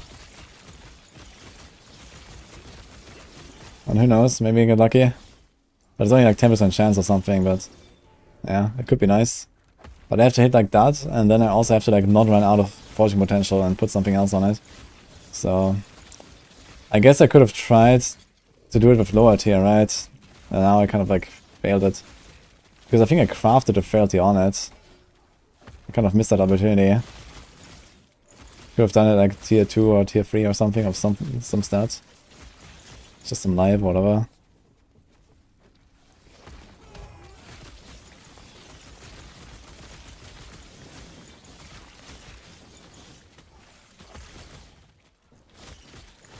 Okay, 15 minutes. We're gonna do it.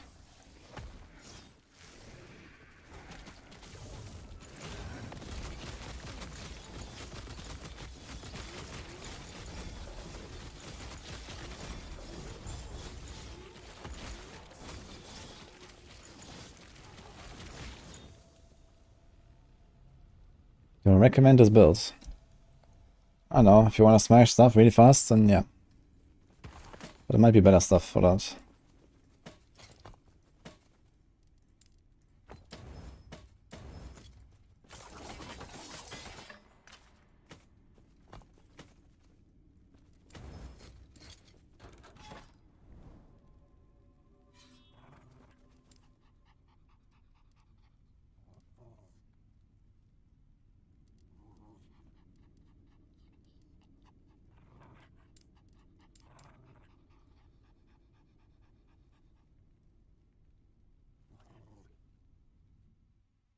Oh, the way to chase Orion in the summit where you save the bosses, man. Is that again Act 1 or what is that available?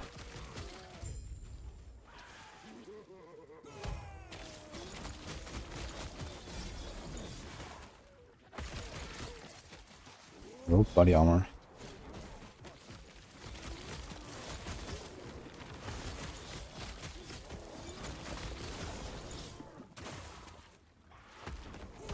How do you cheese him?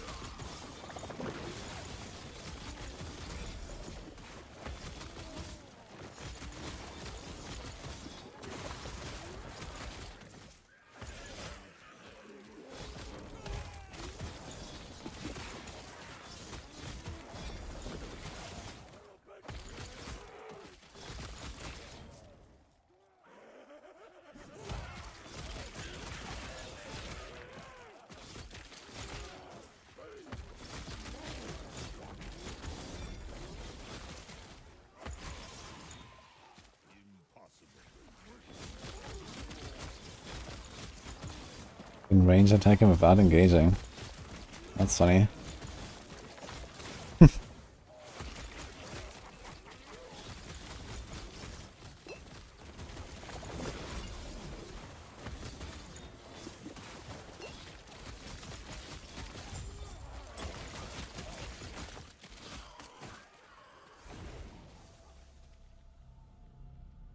Are they applying Glyph of Insight?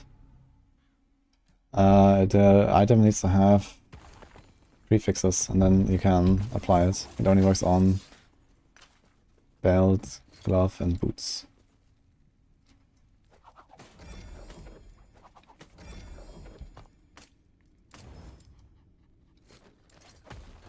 Oh, movement speed, strength, hybrid health. Dude, what the fuck is this boots? Oh shit. And the reduced bonus damage taken. Okay. Well.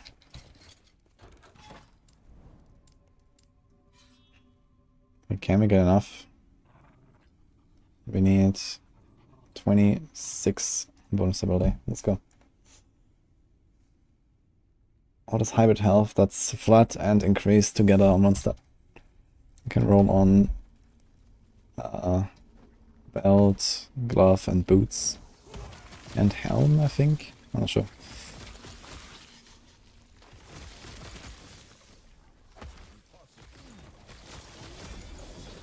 Yeah, this is a sick item. It's also the best base. This is actually pretty... I'm gonna use these for a long time, I think.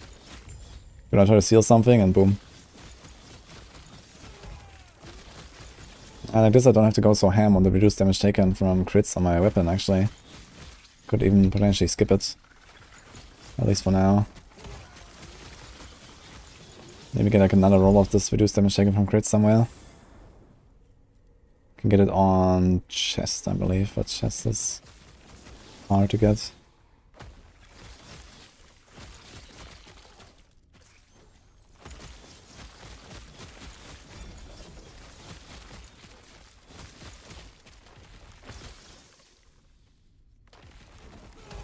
Drops are enabled.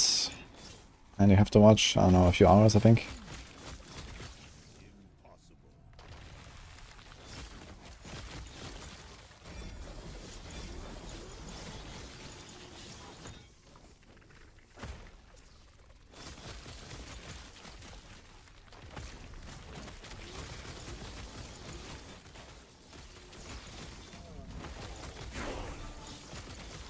Level 77.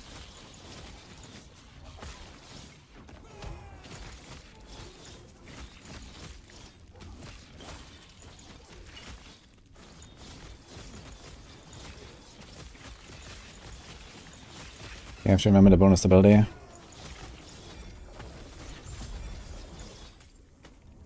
I need 8 more.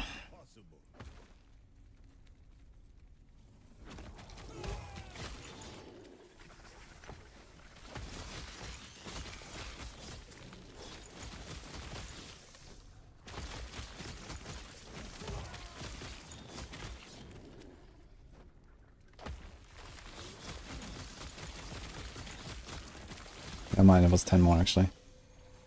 6.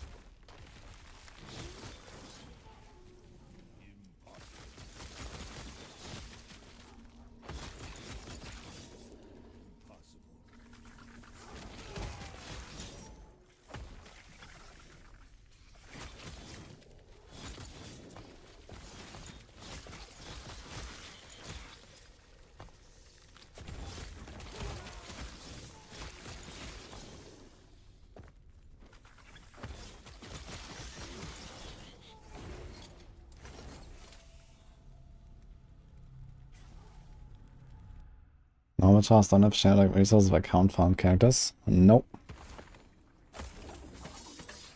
Account found is only your stuff.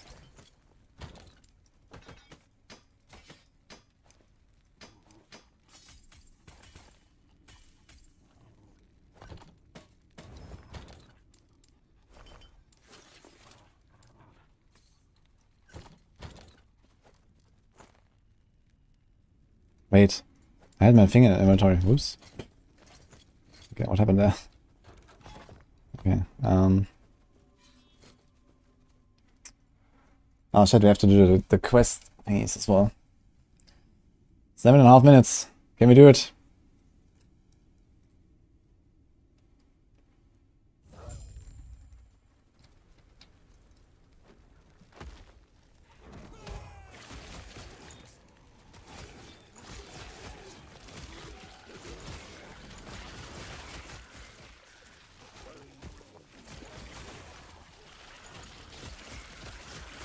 Using Harrod's Arsenal.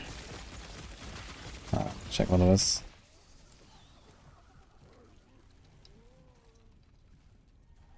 Yeah, I wanted to, but right now I have a spear, so I can't. So right now I have like 2 points unspent. I'm not sure what to do with it. If I had some shock chance, I could get like a nice 24% damage multiplier, but I don't have shock chance right now. Oh, what happened here? Okay.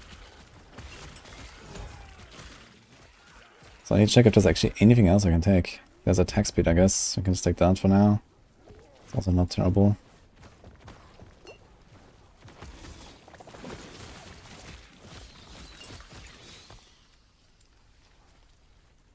Can I take out this point as well? The mana gain, we don't really need it. Melee damage per 2 attunement, we have +5 melee damage like this.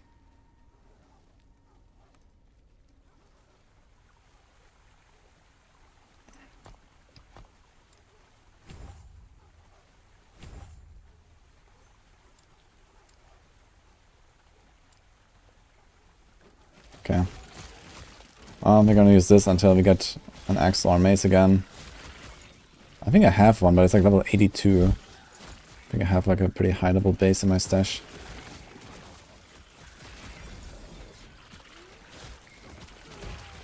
Oh my god, this quest is on the other side of the world, man.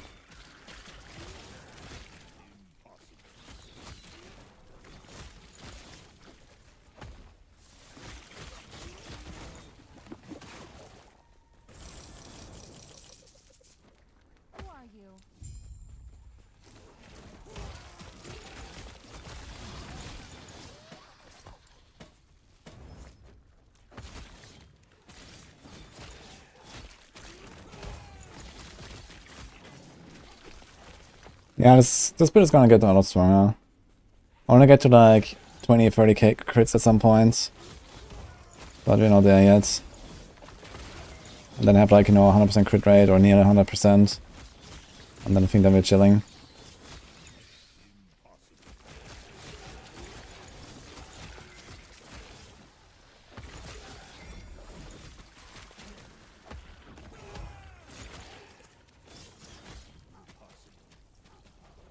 No empowered manas. That is correct.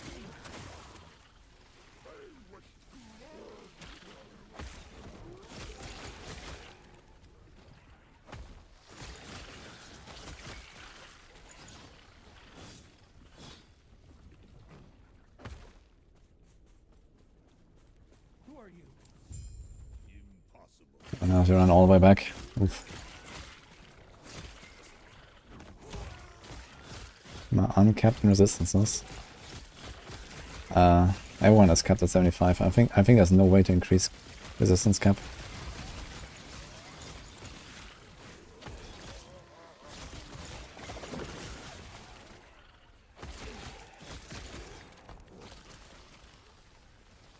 More attack space.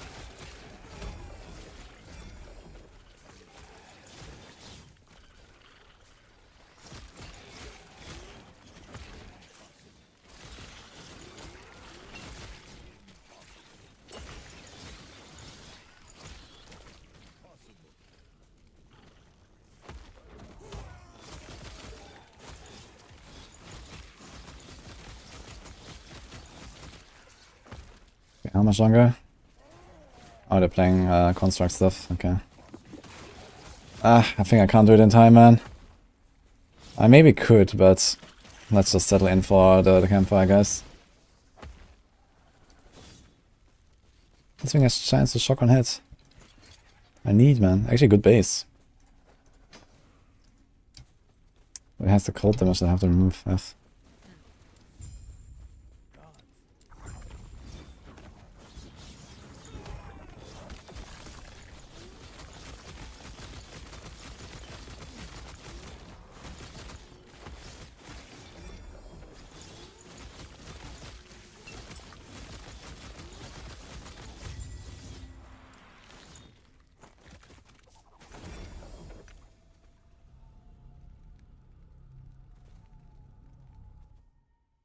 Alright.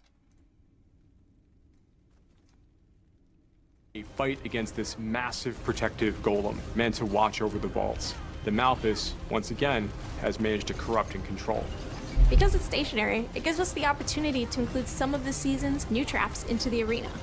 This presents a lot of unique and new mechanics for the players to navigate and fight.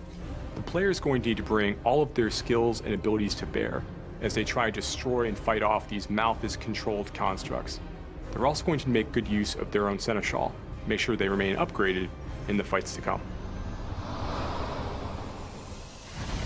The Gauntlet is a new, thick-seed, non-linear dungeon where players have a fixed amount of time to achieve high scores by proving their One might. second, baby. Any player who unlocks World Tier 4, Torment Mode, can compete in the Gauntlet. The Gauntlet starts several weeks into the season of the construct. At the beginning of each week, a new Gauntlet replaces the current one. Unlike other dungeons, every time you and other players enter the Gauntlet that week, it will be exactly the same. Same monster positions, same affixes, everything. This makes it a fair competition. Additionally, monsters within the Gauntlet start at level 100. This is meant to test your fully leveled up and geared out build. It's highly replayable, enabling a broad set of player choices. Players can try different classes and strategies for achieving high scores. Leaderboards are a place for top players to compete with one another in the Gauntlet. These reset each week when a new Gauntlet appears. There are solo leaderboards for each class, as well as party leaderboards that vary with party size. And of course, there are a set of leaderboards just for hardcore players too. But some players may not be ready for that type of play, so we've created goals for them as well. Each leaderboard has a ladder that you climb to reach it. Each rung of the ladder awards a seal that you can show off. And when you earn the seal of the worthy, you'll be ready for leaderboard competition. Can't wait to see you in Sanctuary.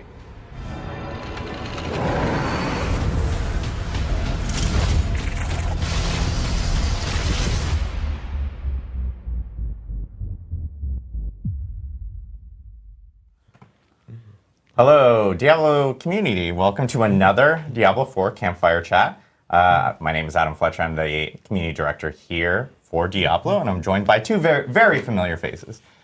Regular appearing people on Campfire chats. I have Mr. Adam Jackson here, who's our lead class designer, and Mr. Joey P, Joe Pipora, our associate game director. He doesn't like it when I say Joey P.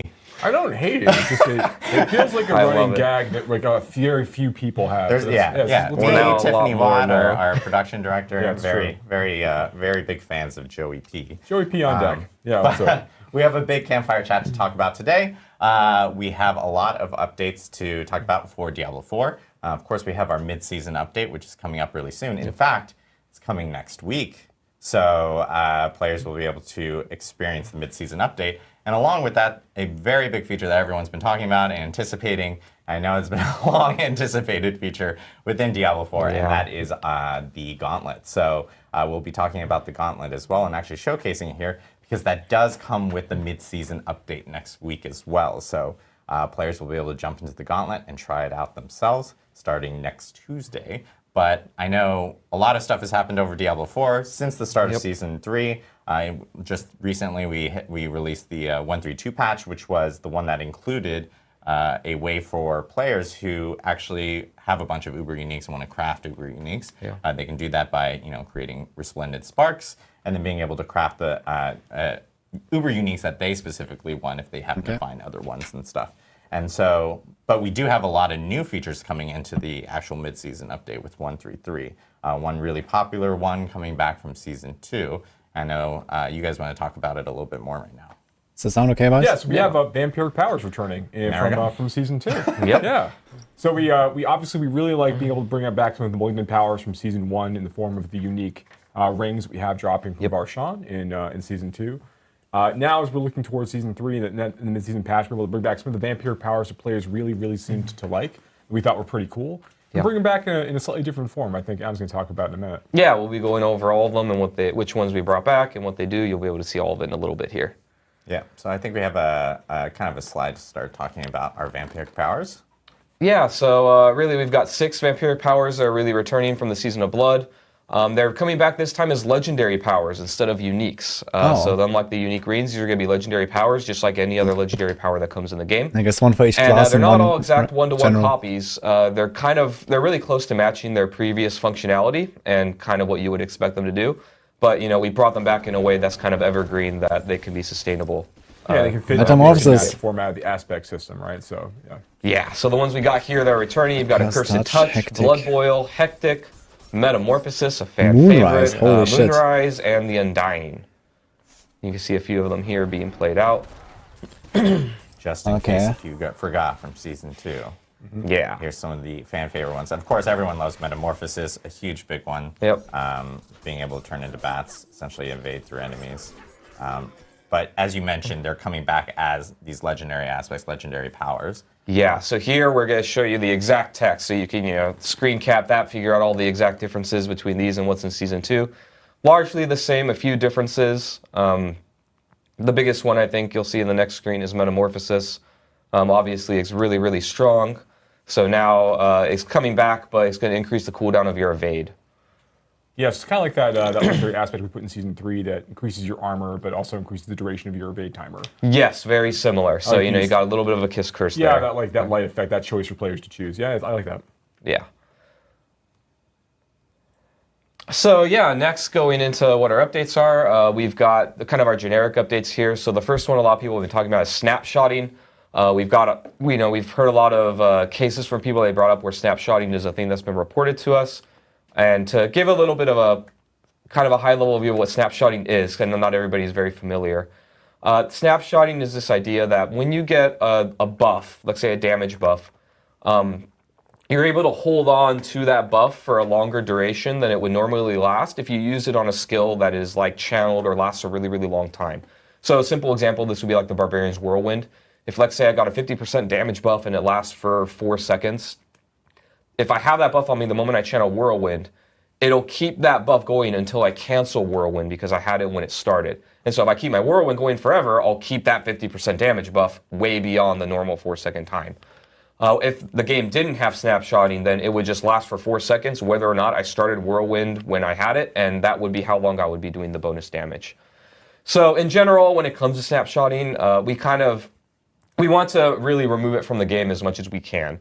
It does allow for some kind of cool things, but generally snapshotting is used to do really kind of undesirable behavior, whether it's unequipping and re-equipping gear at certain times or using certain effects at certain times to get way more power than a player should normally be able to be. And it results in the things like people gathering up a ton of buffs and then like one-shotting a boss or things like that in unintuitive ways. So we've fixed every case that's been reported to us so far and will continue to, and we're going to move toward more of a systemic approach to taking it out. Also for the Gauntlet, because we know that a few people were concerned about the Gauntlet and how snapshotting would be able to work there. In the Gauntlet, your gear, the skill tree, and the Paragon board cannot be changed. So you can't do any weird things of unequipping, re-equipping legendaries or things like that to try and gain an advantage. What you bring into the Gauntlet is basically going to be locked. So it'll be a fair place for people to compete. And lastly, more generic thing, but the Rogue, we found an issue where the Weapon Mastery passive was double dipping on critical strike damage bonuses, particularly when you mixed Weapon Mastery and the Precision Key passive. Players were able to do way more damage than was intended. So that is another bug fix that is coming in this patch. All right, so next let's get into our first round of the class updates. First, we're going to start with the Seneschal Construct. Yeah, the Seneschal class. Yeah, the Seneschal class. Yeah. So really, we've resolved quite a few different bugs and also reduced the power of some things that were overperforming. The first one is that when you used basically AoE buffs like the Barbarian Warcry or the Druid's Bloodhowl, the Seneschal would be double dipping in the amount of bonus that it would get in its damage bonus, so we fixed a bug there. And next we did quite a bit of updates to some of the tuning stones. The Poison Support Tuning Stone isn't going to be reapplying the base damage when it spreads. It's going to match more the functionality of other kind of damage over time tuning stones. The Bleeding and Burning Support Tuning Stones were a little bit overpowered, so we're reducing the power of those a little bit as well. And then lastly, the Tempest Governing Stone was basically resulting in a situation where you could get unlimited damage bonuses by it constantly bouncing and getting more and more and more. And so now it's no longer going to get bonus damage and duration when it spreads. It's just going to spread and do that base amount of damage. All right, so next, let's get into the class updates. So we're going to start with the Barbarian. And again, we've got stuff for every single class. Right now, I'm sure... First bullet, very powerful. Very powerful. Yeah, Barbarian's pretty good right now. As many of you, I'm sure, know, the Barbarian's pretty good right now. Yeah. A lot of people really like Charge, it turns out. It's a really strong skill. It's a fun skill. Probably the biggest update you're going to see here, the next bullet point, is that we're not really planning to nerf Charge in this patch. Before, we had talked about kind of our bar for what we would consider to be too strong in the game where we would nerf in a mid-season patch. Charge is like right up there. And we talked a lot as a design team and made a call that we were going to keep it for the rest of the season. So, we know it's really, really good. It's really, really strong. A lot of people are having a lot of fun with it. We could have gone either way on this, so we're open to feedback of what the community thinks. But now with the launch of the Gauntlet, we're going to keep it in and kind of see how it rides out. We've been seeing over time that other classes have found things that are also really, really powerful too. So we're gonna try that this season and see how it goes. But in addition to that, we've got some changes coming for Barbarian. We still get feedback that a lot of their early game is kind of tough. Basic skills. So we're going to be buffing up a lot of their basic skills to make the early game go a little bit smoother. And then we're also doing some buffs to some underused skills and upgrades. There's some examples here. We've got Strategic Ground Stomp. The ultimate cooldown reduction is being doubled from 1 to 2 seconds. One of the Iron Skin upgrades and the upgrade for Call of the Ancients is just getting a number increase. Yeah, I'm not sure about that. And Horus Devastating Grip. So this is kind of a storied history in our game. Yeah, it was really, really good when the game launched. And now we brought it down quite a bit, and now we're increasing its power a little bit again to bring back Whirlwind builds. So the ranks of Whirlwind are going up from 1 to 2 to 2 to 3, and we're increasing the amount of the explosion damage a little bit there as well. So really, when it comes to what you look forward to the Barbarian, it's really everything, because we're not nerfing Charge, but also their early game and Whirlwind builds will be a little bit better as well. And again, when we're going through all these updates for the classes, this isn't everything that is going in that we're showing you. You'll be able to see the patch notes very soon, but this is just a sneak peek of some of the things that are happening. So there is a little bit more for everything, I think, than what we're showing the buffs today. are nice, actually. I like them. So next we got the Sorceress. So Incinerate is a skill that we know people have had kind of a hard time really getting a lot of effectiveness out of. So we're increasing basically everything across the board. The damage is going up. All of its upgrades are going up. So Incinerate players should be rejoicing. We've also got quite a few buffs to Conjuration skills coming in. So for people that like using Conjurations. And then also some buffs to really generically used, underused passives and Paragon Glyphs. So really across the board, you're just going to see some buffs to various things. Did they fix the bugs though? So here again, for Sorc players, Incinerate and really Conjurations are the things that you have to look forward to. And next we've got the Druid, who's got quite a few powerful things coming. So similar to the Barbarian, you know, the Druids, we've gotten feedback that they kind of, you know, they have a really, really strong late game, but their early game getting there can be a little bit tedious to go. So we're buffing a lot of their basic skills. We gave an example here for the Druid with Wind Shear. So you can see here the Spirit generation is going up, the damage is being increased, and the Wild Wind Shear upgrade, which gives you more Spirit when you hit enemies, is also going up. So really just better resource management in the early game. And then Companion Druid. So we could pretty consistently hear for players that they really want to make a companion build really work and feel good. So we've got some damage buffs across the board for all of the companions, particularly Wolves is getting quite a bit stronger. But we've got things for Wolves, Poison Creeper, and Ravens. And then we've got some additional buffs to some underused passives. And then last but not least, the Storm's Companion unique. So this is the one that makes your Wolves howl when they do some lightning damage in an AoE. The ranks of wolves that you're getting is going to be increased from 2 to 3 to 4 to 5. And then also the Storm Howl damage, that damage that happens when the lightning bolts come down, is being increased by a lot. And so you could see here... Enhance. Yeah. Yeah, so you know, before I was doing like, you know, in this example at this level, like 100 to maybe 400 damage, 150 to 400. And now it's going to be doing closer to 8 to 1300 damage per strike. And these things strike multiple times too, and in an AoE. So it's actually quite a bit of an increase. So really, as far as Druids, your early game will feel better for pretty much every build, and then Companions, and especially Wolves, are going to be quite a bit more powerful. Next, we've got the Rogue. So we've got Heartseeker and Force Foyer, their attack speeds are being increased. So, you know, when it comes to basic skills, a lot of people gravitate to Puncture. It's really, really strong, it applies vulnerable, but also you're able to stutter step, and it feels really good when you cast it. And you're just throwing knives. Yes, and knife throwing is cool. I can't give everyone knives on every skill, but I also think arrows are kind of cool. I just think there's areas for improvement. So knives and everything. Maybe knives on the arrows? Like, I don't know. But anyways, as far as how it feels to use, the two arrow skills should feel exactly the same as Puncture. As far as how you're able to stutter step, how quickly you're able to cast them, they've been made to match. And then we also heard some feedback that Flurry isn't really feeling as good compared to the other core skills, so we're increasing its damage. And then we're also improving the functionality of both of its upgrades. They're just going to be a little bit more usable. And then Precision, everybody's favorite new change in Season 3. We're actually going to be reducing the stacks required for bonuses from 6 to 4. So this is a buff to Precision.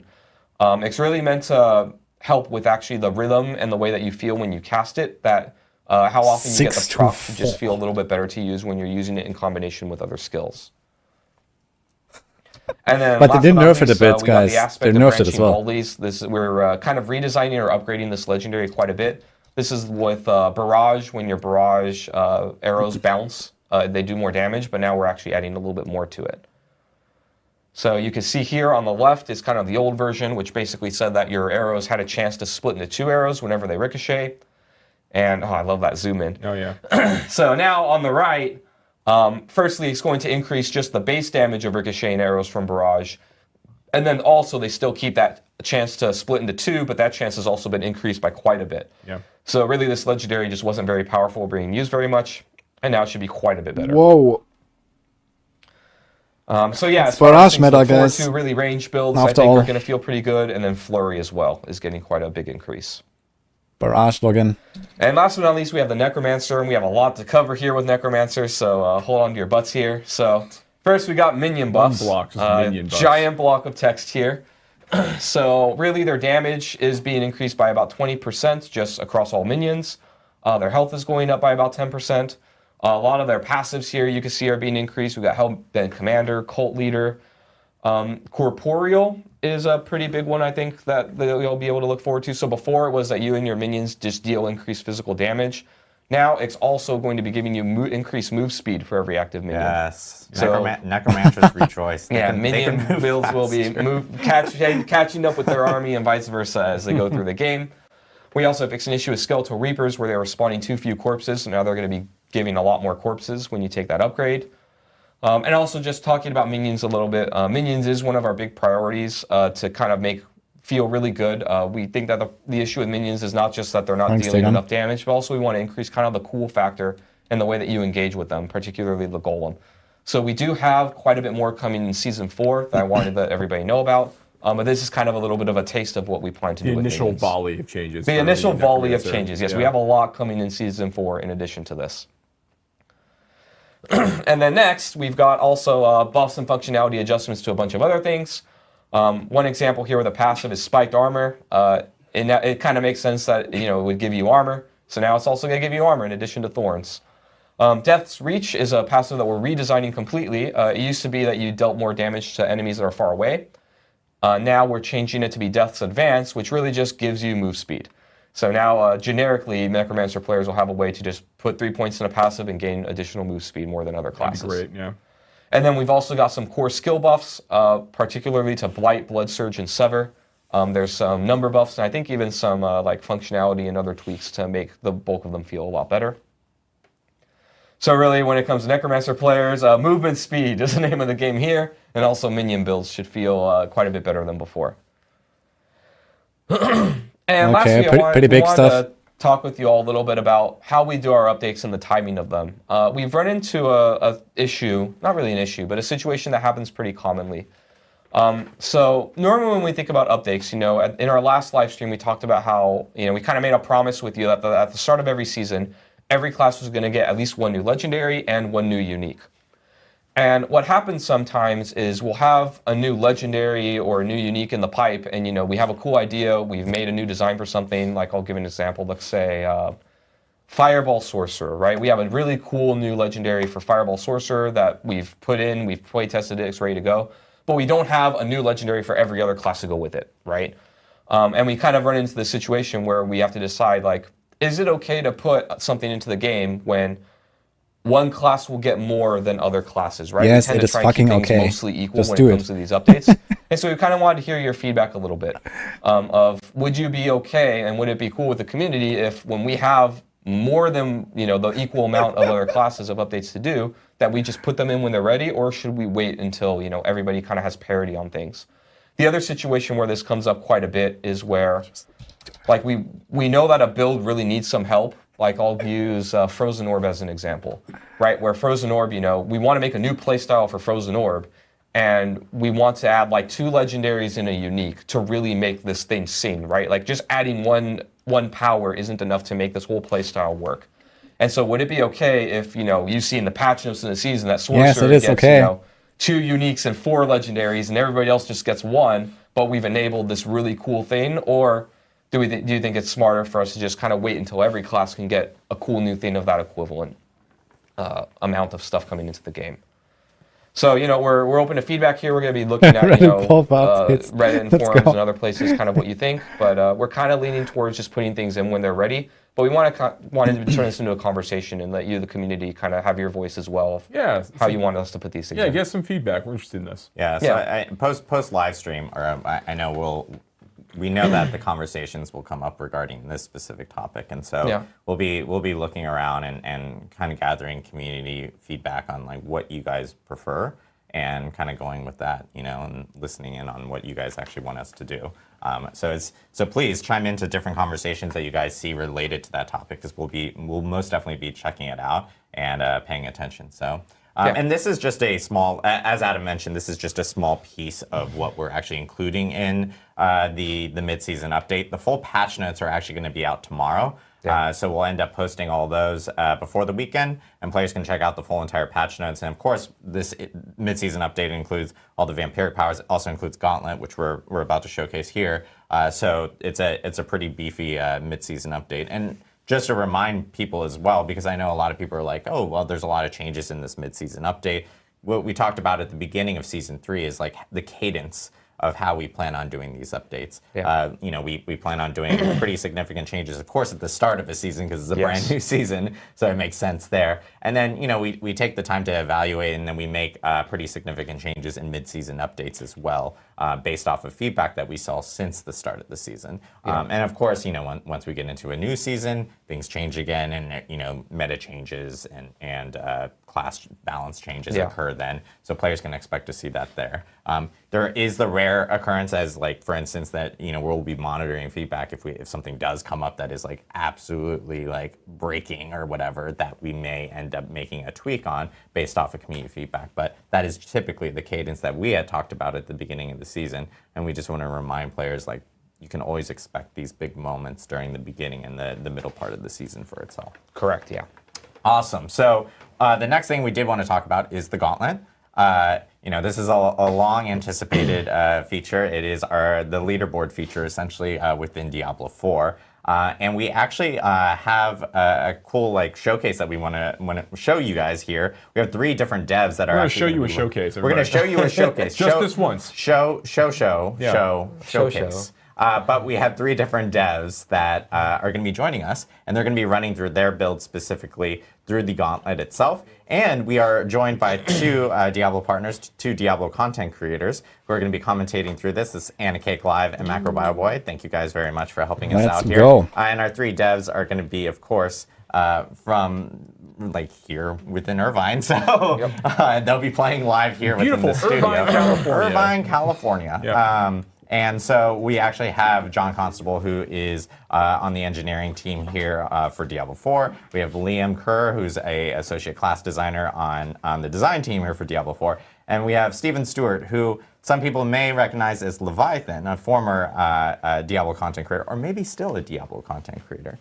He's like behind the camera, I don't know, who will also be running through his build through the Gauntlet, so you guys can actually check it out. He's a community manager. What we do want to do is we do want to hand it off to Cake Live and Macro Bioboy, who will be running us through some of this Gauntlet stuff, and then we'll come back and we'll give you guys a few little updates about Season 4 and do some Q&A. So, Macro, I'm not one of them here. Take it away. Thank you so much, Adam. Hi, everyone. I am Anna Cake Live, and I'm incredibly happy to be here today. And together with my friend Macro, I'm happy to first time see and comment on the showcase of the Gauntlet. Hi, everybody. I'm Macro Bioboy. I'm your friendly neighborhood necromancer. Yeah, Anna, this is wildly exciting. It's so great that the players finally get their eyes on what we're going to be expecting what next week. We have the Gauntlet Showcase, 3 amazing developers. These people, they're going to show you all the stops, and we're going to be able to help to kind of bridge the gap, bring you some of that information about the mechanics that are going on, what you're actually seeing, and what you can expect as well. So it looks like, first off, and I'm already incredibly excited for this because you know I'm a Necro boy here, we're going to be showcasing Liam Kerr on the Bone Spear Necromancer. This is like the build I'm the most excited for, and it looks like we're actually all set to hop right in. So let's go ahead and give him a second to hop into the gameplay here. Here we go. And guys, we just started the Gauntlet. The first thing that we see the boss, and we just skip the boss. The Necromancer is just running, skipping the boss, proceeding into the dungeon, and apparently trying to get. I already see here is the. This is the same Gauntlet that I have shown us last time. Tell me something about this shrine and about this Necromancer. I know that you definitely want to share with us everything that we need to know about this Necro. Absolutely. So before I get like too deep into the Necromancer, let's basically just talk about what you're looking at in the Gauntlet. We have 8 minutes to get the highest score possible. Every monster that you kill, every boss that you kill, as well as some chests that we're going to see later on, are going to be dropping proofs of might. This is basically what you're getting, that teal score there on the right side. And it's speed, utility, and strategy is what we care about the most here. Monsters are going to be level 124, so this is similar to a Nightmare Dungeon 70 in difficulty. That means that you don't have to worry as much about survivability or crazy damage numbers. You need to be doing just enough to be able to kill things as you run and gun. Specifically to your question about the pillars that we're seeing here, these unique shrines in the Gauntlet itself, we have 2 new additions to the game. One is going to be a shrine that's going to respawn all of the monsters in the dungeon. That's right, it's not just about getting through the dungeon as fast as possible, it's about getting through it multiple times over. Secondly, we have another shrine which is actually going to increase how much score you get whenever you complete any of those objectives that I just saw. And then right there, we actually have the return of normal shrines as well. These are going to be dropping off the bosses. Anna, what can you tell us more about these shrines and what people need to worry about strategizing with them? Oh yeah, that's the whole this gauntlet. It's all about the strategy. The shrines gonna be always the same. They're gonna appear in the same places, and the shrines that gonna be dropping from the bosses that also will be the same. Then you need to plan your trip through the gauntlet. Are you gonna kill the boss? Are you planning to use those shrines? When are you planning to use those shrines? Once again, the shrines, the special shrines from this gauntlet, they will be either resetting all the monsters in the dungeon, and here we see our Necromancer just killed the boss first time, resetted this boss, and he's going back and killing him again and getting a lot of proofs of might, increasing his score. By the way, Necromancer current score is already 58k. We are going not bad. We are progressing further in the dungeon. The map will always stay the same in this dungeon. It will stay the same for a week, so you can plan your path. You can always Guys, be respectful. choose your way how you will be progressing in this dungeon. And I want to start putting emote Here on we each chat. see the second shrine, the second pylon our Necromancer touched. So to talk a little bit more about the Bone Spear Necromancer, because I could go on and on and on about this build. I think this is basically going to be everybody's first attempt at what the best meta approach to this content is. Bone Spear has a lot of great mobility as well as ability to spread damage across the battlefield. So whether you're running past monsters and gunning back behind you, kind of training monsters along, players of Diablo 3 would have seen similar strategies in Greater Rifts, kind of bringing all of your monsters together before you waste any time actually killing them. But whether or not you're just like front loading all of your damage and blasting through bosses so that you have that shrine moving forward.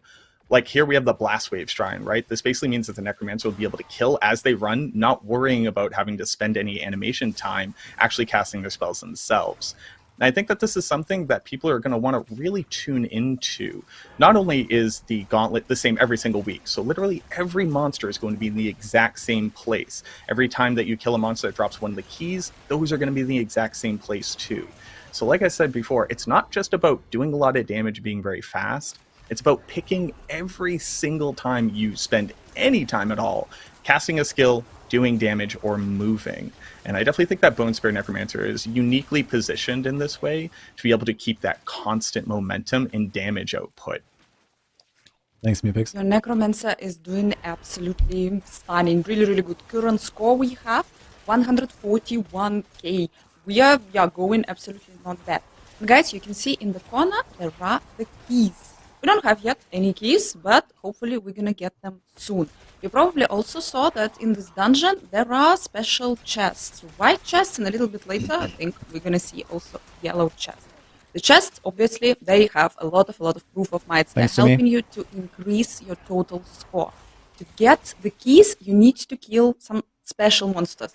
The monsters are staying the same, but when you're entering the dungeon, you don't know which monster it is. You will also have to first run a couple of times through the dungeons, kill all the monsters, find out who is actually dropping the key, and probably focus on those monsters. Also, keep in mind that you need probably kill them, couple of them, to be able to open the chests.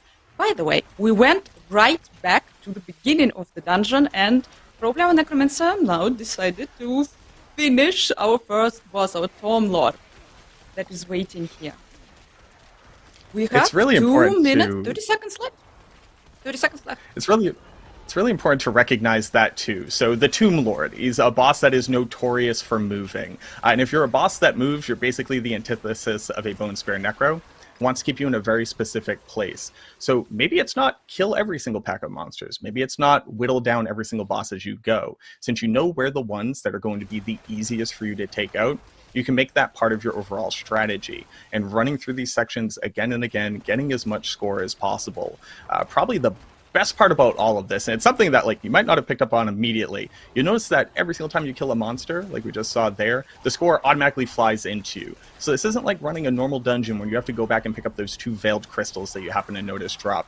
Your only concern is running through this at breakneck speed, killing demons as you go. And the automatic pickup of score, the ability to know exactly where everything is, having that map fully explored, and then eventually memorizing it as the week goes on, means that players are going to continue to get higher and higher scores as we optimize our builds and as we bring better strategies and better timing, better routes through this.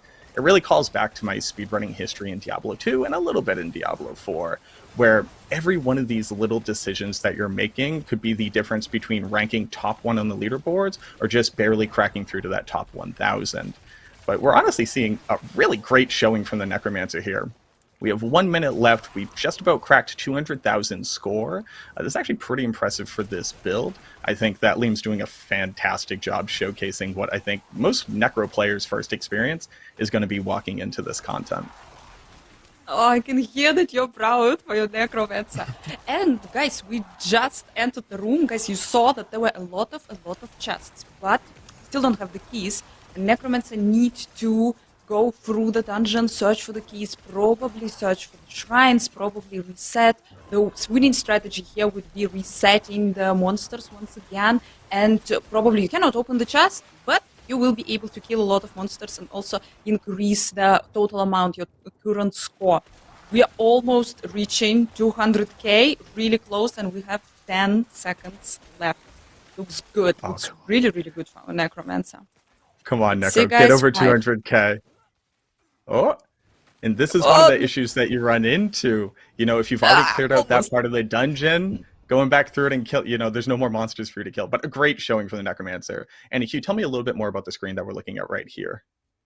We are looking on our total results screen. You can see here your total score. You can see here the amount of monsters that you killed, all the elite monsters that you killed, and all the bosses that you defeated, all the information. And you also can see the information about what you reached, which seal you reached. And our Necromancer, yep, Macro was absolutely right here. Our Necromancer was showing insanely good gameplay, Seal of the Worthy. This is the highest seal that you can reach as a player.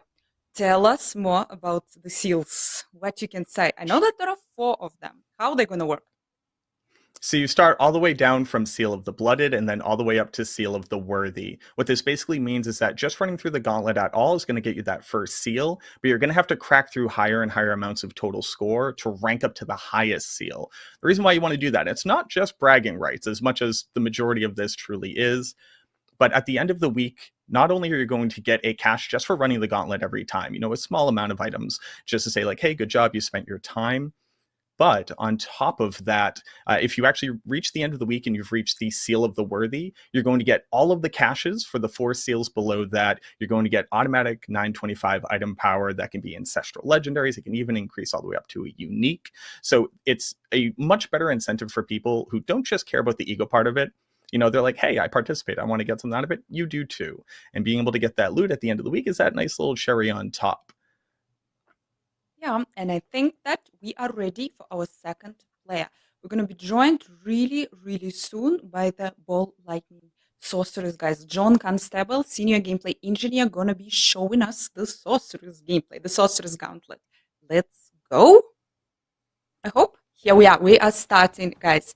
We are entering once again our Gauntlet. Once again, guys, the same map, the same big boss is waiting for you right in the end. Also, our sorcerers choosing the same gameplay, the same decision was made, skipping the first boss, moving further into the dungeon, trying to get the second boss, probably some pillars. That's an interesting strategy here. And guys, this is a Ball Lightning Sorceress. This is community beloved build that in Season 2, I don't know, absolutely everyone was playing Ball Lightning Sorceress. But I don't know. Probably now everyone will be playing Incinerate Sorcerers because Incinerate was buffed. But yeah, here we have Ball Lightning, and Ball Lightning using Tal Rush's Ring to buff your Ball Lightning damage with the power of the multiple elements. Yep, here we go. One more boss is here. The best part about, I mean, there's going to be strengths and weaknesses to every build, right? You're probably going to end up seeing a meta where there are builds that only care about clearing out the trash, that are primarily focused on getting those bosses dead and getting those shrines, because the shrines are going to give you power, obviously. They're also going to give you movement speed. I wouldn't be surprised if sneaking in some shrine duration buff onto either your amulet or your boots ends up being really powerful in the Gauntlet here. That's a quick little pro tip from your boy. But there's not necessarily one right way to do this. On top of that, every class, every ladder that you're in is actually judged individually. So the Necromancers are going to be judged against other Necromancers, Sorceresses against other Sorceresses, so on and so forth. So where some builds may not have the mobility, but they have the boss kill speed, or maybe they have the density clearing, but not the mobility, the exact strategy for each individual class is going to really make or break what ends up being the meta for the Gauntlet, which is one of the things that I think is the most interesting about this. Whereas things like the Abattoir of Zir really just pushed us to the question of how do you do the most damage and survive the most damage, here some of those considerations aren't really as important. We're playing a different game at this point. But the ball lightning sorcerer is like amazing mobility, great density clearing. You notice that slowed down a little bit against that boss though. Depending on the scenario, this might be one of those builds where you basically ignore the bosses whenever possible, unless they have a particularly juicy shrine that you really want to be able to use moving through. But here we have the increased favor drops. We got the reset there, so he's actually able to pop right back into that room where he just got a shrine, kill this boss again. It's just really interesting to see what kind of meta is going to develop as we get further and further into the season. Yeah, here we see. Actually, yeah, our Sorceress is going pretty good on the bosses. Probably, yeah, it's worth it to stay here, again, to spam the pylon and to use the power of the pylon. And guys, gonna tell you a little secret. You better not die in the Gauntlet. Hardcore players, yeah, I understand, but for softcore players, if you're gonna die, you're gonna lose the third of your score. You're gonna respawn in the dungeon. You will so you can die on hardcore. Your score, but only if you will run back to the place where you died. And wait, can you use consumables in there? They didn't say anything about that. Time if you're dying in the Gauntlet. Here once again, our Sorceress. By the way, current score of our Sorceress is 1k, a little bit. We just the gear must be mid. It's pretty mid, I guess. Good. Progressing further and further into the you can do this way faster. That's for sure. And I want the chest. I want someone to finally open the chest. But yeah, so far no one can get the key. The keys are quite rare. Only special monsters are dropping them. Here we go. 4 minutes. 4 minutes left. Yeah, so just over the halfway point, it does look like the Sorceress, their natural mobility, I mean, she could teleport, right? That's obviously going to go a little bit faster than somebody running on their 2 legs, but already doing a really good showing. We're definitely going to crack over that 200k, probably closer to like maybe 300, depending on whether or not he turns on the turbo boosters here. But you're talking about those keys, and maybe I'm just going to spitball this while we're watching here. My mind's kind of already going crazy, theory crafting, trying to figure out what's going to be the best way here. But to be able to open up these chests, like you said, you have to kill specific monsters in the dungeon. They will drop the key. Now, there's the regular chest, there's a golden chest. Obviously, big gold chest, worth more points. But the interesting part here is that how valuable is that for you in your current route is going to completely depend on where you went first. Do you zerg your way all the way up to that key, knowing that you passed by a gold chest in your typical, fully optimized route? Or is that just not part of your strategy at all? There's an interesting dichotomy there where it's just like, depending on where the keys are spawning on the monsters in that week's Gauntlet, maybe they are huge, maybe they're pivotal to how you can actually get the highest score possible. Or you kind of have to make the decision, a couple of seconds left in your run, you're like, hey, I got 1 or 2 keys, I see a couple normal chests coming up, I know I'm not going to be able to reach the gold chests, since those are in the same spots as well. I'm going to make that mad dash, I'm going to get back up into there, get those 2 little chests, sure, that's like good enough for me on this run. But being able to make those decisions in the heat of the moment, or at least at first, when everybody doesn't necessarily have their best route already mapped out at that point, is going to be where those like small little spikes in score. I'm really, really excited to see the leaderboard as it develops. Obviously, you're going to be able to see the actual builds that people are bringing into the Gauntlet on that same leaderboard, but you're not necessarily going to know how they ran through it, how they prioritize killing bosses versus the elites, etc. So there's still going to be a little bit of mystery. But at the very least, you'll be able to copy the build if you can at least see the gear that they have. I think there's going to be a lot of mystery. Actually, how we see it right now, it's really a lot about your strategy and not that much. Yeah, your build obviously will be super important. How quick are you? How quick you can kill the big groups of monsters? How quick you can kill the bosses? But your strategy, I think this will be the key. Your path through this dungeon, this will be deciding. And yes, the leaderboard will be moving from day one, and then the very last day, someone gonna sneak in and will be the top of the leaderboard. Yep, interesting times ahead. Our sorceress, guys, closing almost 200k, and we entered this beautiful room with a lot of chests. We had 2 keys. We opened one chest. We opened the second chest. We are getting a lot of points. We are really close to 200k, and we are moving forward. White chest and yellow chest, they both actually cost only 1 key to open. But obviously the yellow chests, they are bigger, they are shiny, they are giving you way more points. So yeah, you need to focus, you need to prioritize if you can, you need to prioritize the yellow chests. We reached 208k, 43 seconds left. The other thing that I just really want to hammer on here is, again, so this Sorceress's score, although it's going to be a little bit higher than the Necros that we just saw, not by a country mile or anything, but this score is insular to this one leaderboard. The Sorceress's score is only going to be compared against everybody else running the Sorceress. While you can check your ego and check against the other Necromancers, that has no impact at all looking at any other class about how you're going to rank in that leaderboard, whether or not you're going to be immortalized in the halls forever if you hit that top 10 rank. But on top of that, it's not going to impact this, the rewards that you get or anything like that. You just need to worry about what every other sorceress in this game is doing. If you're in a party, you only need to worry about what those other party sizes are doing. It's probably my favorite part about this. While there's going to be differences between the classes, I only need to worry about my class. But perfect. Sorry, I was gamering on here. We got another Seal of the Worthy completion, over 200k score, 7 bosses, 39 elite monsters, 674 monsters. If I could ask for anything, I'd love to see these kind of stats basically at the end of all content in the game. Maybe I'm asking for too much, but seeing those numbers itches some really good part in my min-max brain there. Yeah, it's really nice to see actually what I accomplished, how many poor demonic souls I sent back to hell. Yeah, I can understand. And we got the reward immediately after each time. same When you're bosses. entering the Gauntlet, you're going to be getting 30, a small reward, and you're going to be 42 getting more a big monsters. reward in the end of each week, Doesn't depending say on chests which or anything. seal you reached. I think we are preparing our third player.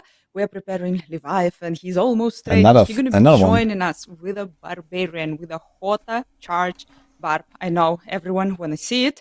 So he's gonna be crashing it. Now we have to analyze this later. Yeah, in detail, how much does the chest give and stuff. That is that's going to be season 3. Season 3 is going to be Charge Hoda Barb. We could just put that up on a banner somewhere. We could take down the construct symbol and just put Charge Hoda smashing through the game. No, but Leviathan is an absolute legend from the community. Fun fact about Leviathan: we actually lived in the same city for a grip, and we just never got the chance to actually sync up. But just like you, we were able to meet him at BlizzCon. He's a phenomenal dude. Shout outs to Leviathan. But it looks like we're actually ready. So let's go ahead and hop into it. Yep. Enough sharing, anecdotal stories. Let's see this Hoda Barb. Big boy, big sword. Let's see. I'm excited for this. Let's see. Yep. Just doing Hoda Barb things. No, he decided that 15 million overpower was the way he wanted to approach this scenario. But the Charge Hoda Barb, so I think this is kind of like the apex predator of this type of content. We are working with a mobility skill in charge that's also going to be able to clear the trash for you. You have giant Hoda smashes so you can bring down bosses quickly, as long as he has all of his buffs going up. And basically being able to meld these two concepts together is what every class build strategy is ultimately going to have to look for. Maybe you're running double mobility aspects, both one on your boots and one on your amulet, as opposed to worrying about putting another damage aspect there. Because again, remember, these monsters are only level 124. It means that they're 30 levels lower than any tier 100 content you're doing. And I figured this guy was about to get 2-shot, but he's giving up a little bit more of a fight here. Let's see. There we go, Leviathan. GG. Big channeling shrine, more mobility, not worrying about resource. This is what we're looking for in Gauntlet content. This power. Jeez. All right, calm down. We need something to be able to talk about here, Leviathan, my boy. No, he's absolutely smashing, he's absolutely destroying, but like this, if you're not gonna plan, you're gonna soon run out of the monsters. He needs to focus on where actually the shrines that are resummoning the monsters are. And yeah, hopefully he has the plan. Yep, he's absolutely flying through this dungeon, picking up everything. His score already 64k. Quite insane. And yeah, I believe in our Leviathan. Leviathan, by the way, he was one of the best demon hunters that there is in Diablo 3 back in the days. And now, and absolutely understandable why he's smashing also on this Barbarian here. And what is also really, really cool, that you need to obviously memorize the map, you need to memorize where all the monsters are, you need to memorize where the shrines are. What we have here, apparently all the shrines that are Honestly, I think it's going to be kind of interesting. If you're interested about competitiveness, it's going to be fun. Also extra score. They're located mostly Kind of looking in forward to one part it. of the dungeon, and the chests are located in the other part of the dungeon. So yeah, guys, they're going to be a lot That's of clearly time, not for the majority. a lot of strategizing here.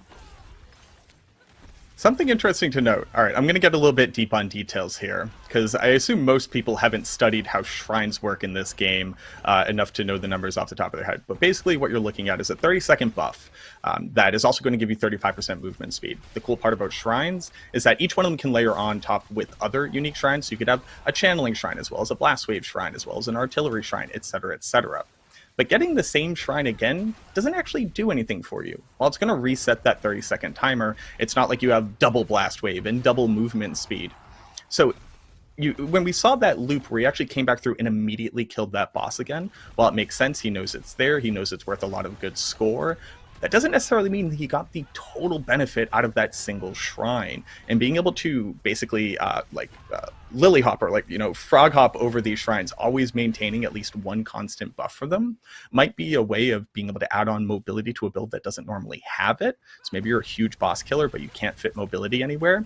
As long as you can plan out how often you get these shrines, you could effectively link together a full 8 minutes of shrine buff, maybe even longer.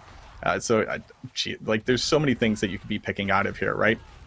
Stopping at individual little monster packs to make sure that you're maintaining your buffs. So even if you're not necessarily killing them, or they're not high value, you know that you're going to be operating at maximum efficiency when you walk into the next room, where we always will know there will be an elite monster, or there will always be a boss monster in one of these tiles here.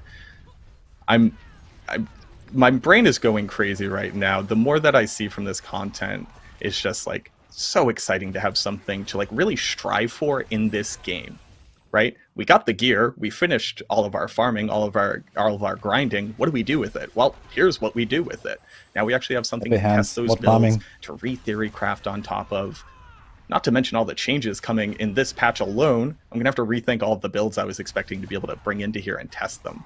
That's probably the biggest chagrin I got is, geez, I got to come up with all brand new builds to incorporate the vampire powers, as well as whatever changes actually come to the core skills themselves as well. I can hear that Macro is starting theory crafting already right now. He's already tucked here. I'm turning left, here I'm turning right, here I'm touching this. We're already in the process of creating the guide how to do it. Our Barbarian, 217k total amount of proofs of might, going really, really strong. I wonder if this is actually going to be the first Gauntlet, or it's going to be later. Every character has the separate leaderboard. Also, every character, the amount of score, the total score, the amount proofs of worth that you need to earn to be able to reach different seals, also different for different characters. And this is absolutely amazing, because you don't have to compete with different classes in absolutely any way. And this is great. You also have 2-place leaderboard, 3-place leaderboard, 4-place leaderboard. In total, together with the hardcore, we're getting 16 leaderboards here. It's amazing. And it's all coming already next week. There are gonna be a lot of fun here. Leviathan is moving really, really quick. We have 2 minutes left. We are hitting 236k. He is going on the second run. Basically, he is going again, repeating again his run, but he resetted all the monsters. I think really good choice. I think these monsters are pre-nerf Nightmare Dungeon tier 70. Chances. That's a secret substat that I wish we could see on this board. How many total miles or kilometers have you run through this individual gauntlet? Because I'm pretty sure Leviathan has cleared this thing out already 3 times over, and he's still got a cool 1.5 minutes left on the timer here. Definitely going to crack over 300k as long as he doesn't hit a dry patch where nothing had been respawned yet. But, I mean, the dude's great at what he does. There's a reason why you anchor him here, being able to show off the best of the best. And the other interesting part, something that we didn't quite touch on, is you don't just get the rewards from one ladder. There's nothing stopping you from going and doing this on your Barbarian, doing this on your alternate Necromancer, doing this in multiple group types. You could theoretically hit the top of every single ladder. If you're, a crazy master grinder like wudijo, maybe you go crack softcore and hardcore ladder too. Why not? There's nothing stopping you from competing in as many of these arenas as you have builds to be able to support that competitive nature. I'm only going to worry about the Necromancer. I don't have it in my brain to think about a single other class with how much I need to worry about theory crafting this one. But I'm wondering who's going to be able to collect the most top leaderboard spots, eating them all up. Oh, I'm pretty sure that's going to be the new community challenge. Be able to be #1 on 16 leaderboards. Okay, I'm wondering who that's gonna be now when this content actually will be in the game. We have, guys, a little bit more than 10 seconds left. We're gonna hit 300k. I'm pretty sure. 300k, come boy. on, come on, find that's what we need to see. Someone. He did too good. He killed everything already. No. Oh, almost. So close, boss. So close. close. Let's see these numbers, though. 298k. That's crazy. 81 monsters, 53 elites, 9 bosses. Obviously the most that we saw out of any showing, but phenomenal job here by Leviathan. As always, it's exactly what we expected from him. Yep, had absolutely zero doubts. Macro, I must say, I'm thanks for really, Zago and really Johnson. excited, and I really like that you can get not only the rewards that we're getting, it's a weekly activity. We're getting the new map absolutely every single week, and we're getting the rewards in the end of every single week. We're also getting the rewards after every single run.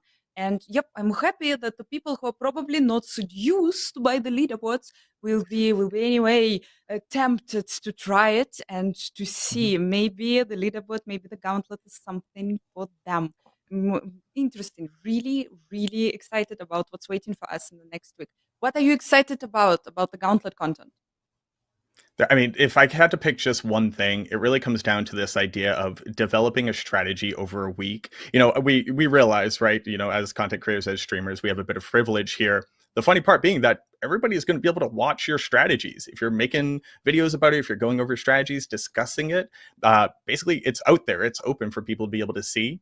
So being able to come up with these, maybe a little secret strategy, maybe you save it till just the last couple days and you actually finally test it out. That's probably what's going to be the most exciting for me. It's just this idea of it's not just about damage. It's not just about stats on your gear. It's how good of a plan can you actually create, and how well can you execute on it, which truly tests the player's skill in a way that the other content in the game just currently doesn't offer. But I think that's just going to go ahead and do it for us. This has been such a pleasure, Anna. Thank you very much for sharing this with me. I hope that everybody really enjoyed what they saw here. I actually hope so too. And yeah, Macro theory crafter here, absolutely. Had zero doubts that you're going to say this. Guys, it was an incredible pleasure to be here. Was really, really happy to comment on our first Gauntlet. I'm Anna Cake Live. I don't know, follow, like, and subscribe. And Macro, you want to say something? You want to add something? Yeah. And again, my name is Macrobioboy. Macrobioboy on everything. If you care, see me go try to smash the Necro through this gauntlet. Thank you again to everybody. It was an absolute honor here. I think we're going to go ahead and throw it back to Adam and everybody in the studio. Hope that everybody enjoyed seeing the gauntlet, and I can't wait to see you all out there next week. Awesome. Thank you so much, Macro, Anna, for taking us through that. Of course, our 3 volunteers from the dev team. We got John, we got Steven, and Liam for running through. Yeah, everybody great. Steven actually hit, actually all of them hit higher scores than they did when we were first running through this. They did. They were learning they were learning the dungeon because, again, with Gauntlet, it is a weekly dungeon that does get changed it's over. fixed. I mean, every spawn, every creature that you come through, every chest location, every key drop, like every boss, every shrine, it's all fixed every time you do the runs, and that's what allows you to have that sense of like, okay, I know a little bit more about this space now. I can run it again. I'll do a little bit better. Yeah. It makes a huge difference. Yeah, and I know with we saw some questions of like players, are going like, hey, because we have 3 different classes here, and again, they're all on their own unique leaderboards themselves. Yeah, every class has its own unique leaderboard. So when you're playing, Charged Barbarian for the season, you're playing against other barbarians, for on the leaderboard. So give them a shout out, man. But we also have 2-player, 3-player, and 4-player leaderboards as well for players who want to get into parties and try to compete.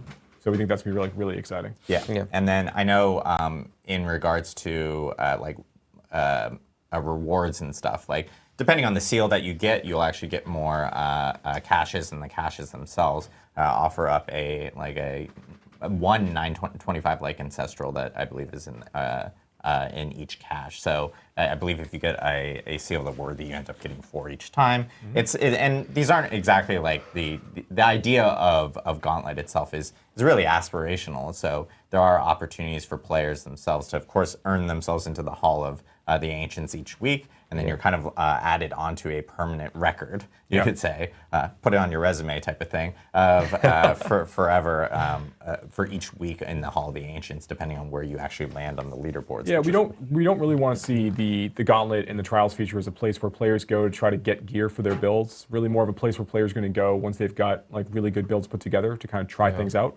But yeah, for players who do manage to clear, for every seal that they manage to complete at the end of the week, based on their highest ranking, they're going to get a cache that you called out. And there's Sounds like you're going to die on hardcore, yes. Appearing in these caches as well. So you can get 925 uniques out of these. But again, these are really like, more augmenting other things you've been collecting over the course of the season, not like being the primary reason that you're going to the space in the first place. Yeah, and we actually have a blog that's going up after the stream that actually details out all the information in the Gauntlet, including some other rewards as well for players that hit like the really, really high ranks of, where they can potentially earn some cosmetic items as well for Gauntlet. So Gauntlet, again, hitting next Tuesday. And I know for like the first couple weeks, we want to make sure that players are jumping in, trying it out, especially with these new changes that are coming with the mid-season update, the vampiric powers and everything like that. And then, let us know what you guys think. And then post up feedback on, Reddit, forums, social media. We're going to be checking it out for Gauntlet, making any tweaks if we need to make any tweaks.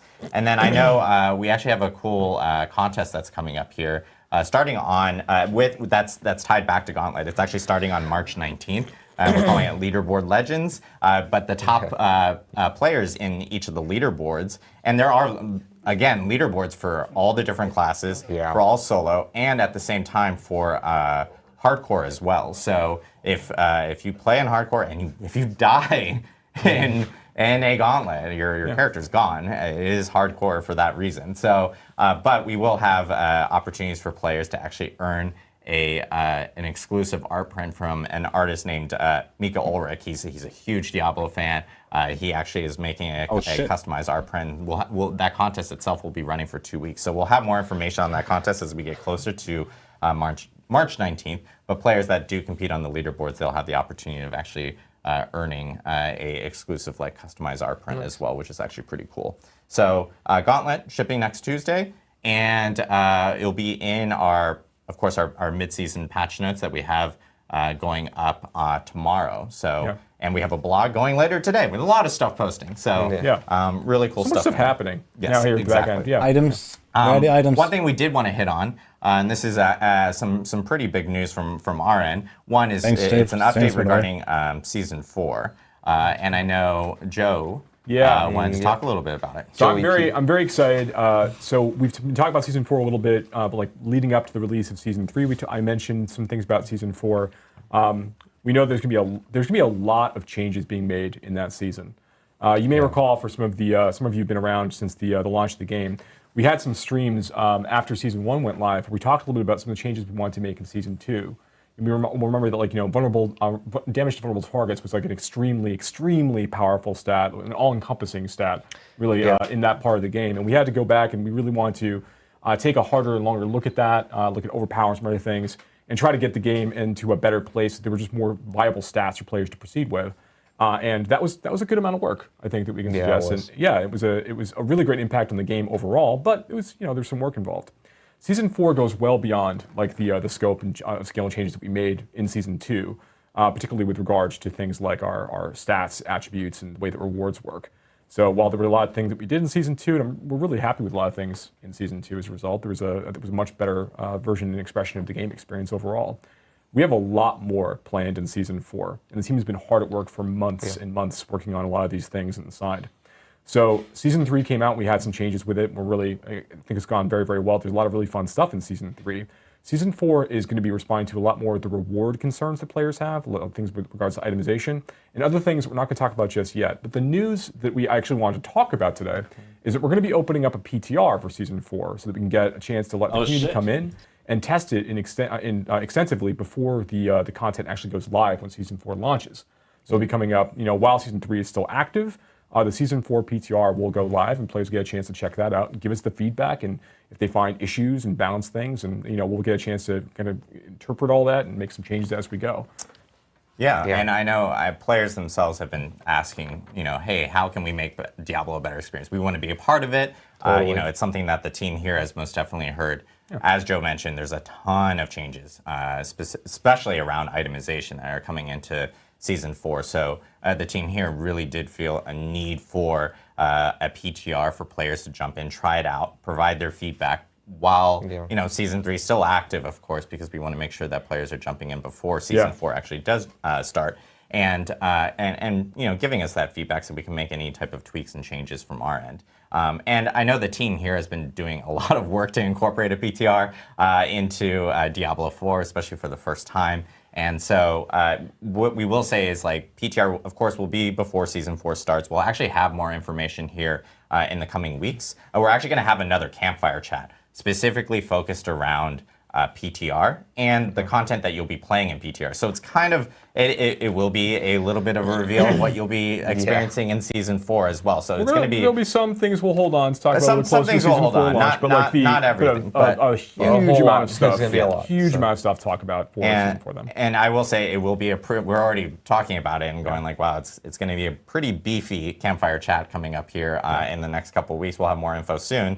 But and one thing that we did want to note is it is just PC Battle.net to be as agile as we want to be with the changes on PTR. PC Battle.net was the best option for us. Right. So players on PC Battle.net will be able to experience the PTR themselves. And I will say with PTR, because of the changes that are coming with Season 4 and the amount of changes, as I said, the team felt like, hey, we need a PTR to make sure this happens. Does that mean we'll have a PTR every single season? Maybe not. It depends on the scale of changes that we have. But for Season 4, we most definitely plan on having a PTR. And so we'll have news on that really soon. So we're really excited that players can jump in, provide feedback. I know it's a long-awaited thing that people have been going oh, we would love to be able to jump in and provide some feedback. Yeah, absolutely. I've been playing Season 4 internally for weeks at this point, leveling up character from 1 to 100, and it's a blast. I'm really looking forward to getting more feedback and thoughts, just getting more eyeballs and some of the stuff that we have planned. It's going to be very, very cool. Yeah.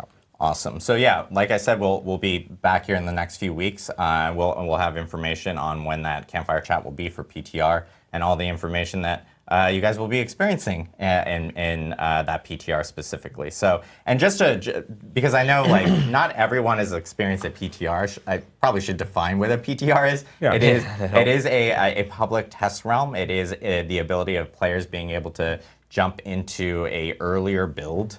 And kind of test it out. Think of it almost like a mini beta test of some sort to experience content that is coming down the line so that they can actually provide feedback over to us. Yeah. And then we can make changes before it go live. And we've had PTRs and for Tier 3 stuff, Diablo 2. We've had PTRs for Diablo 3. And of course, now we have PTRs for Diablo 4. So really excited for that. And again, we'll be back in a couple weeks to talk about that. Right.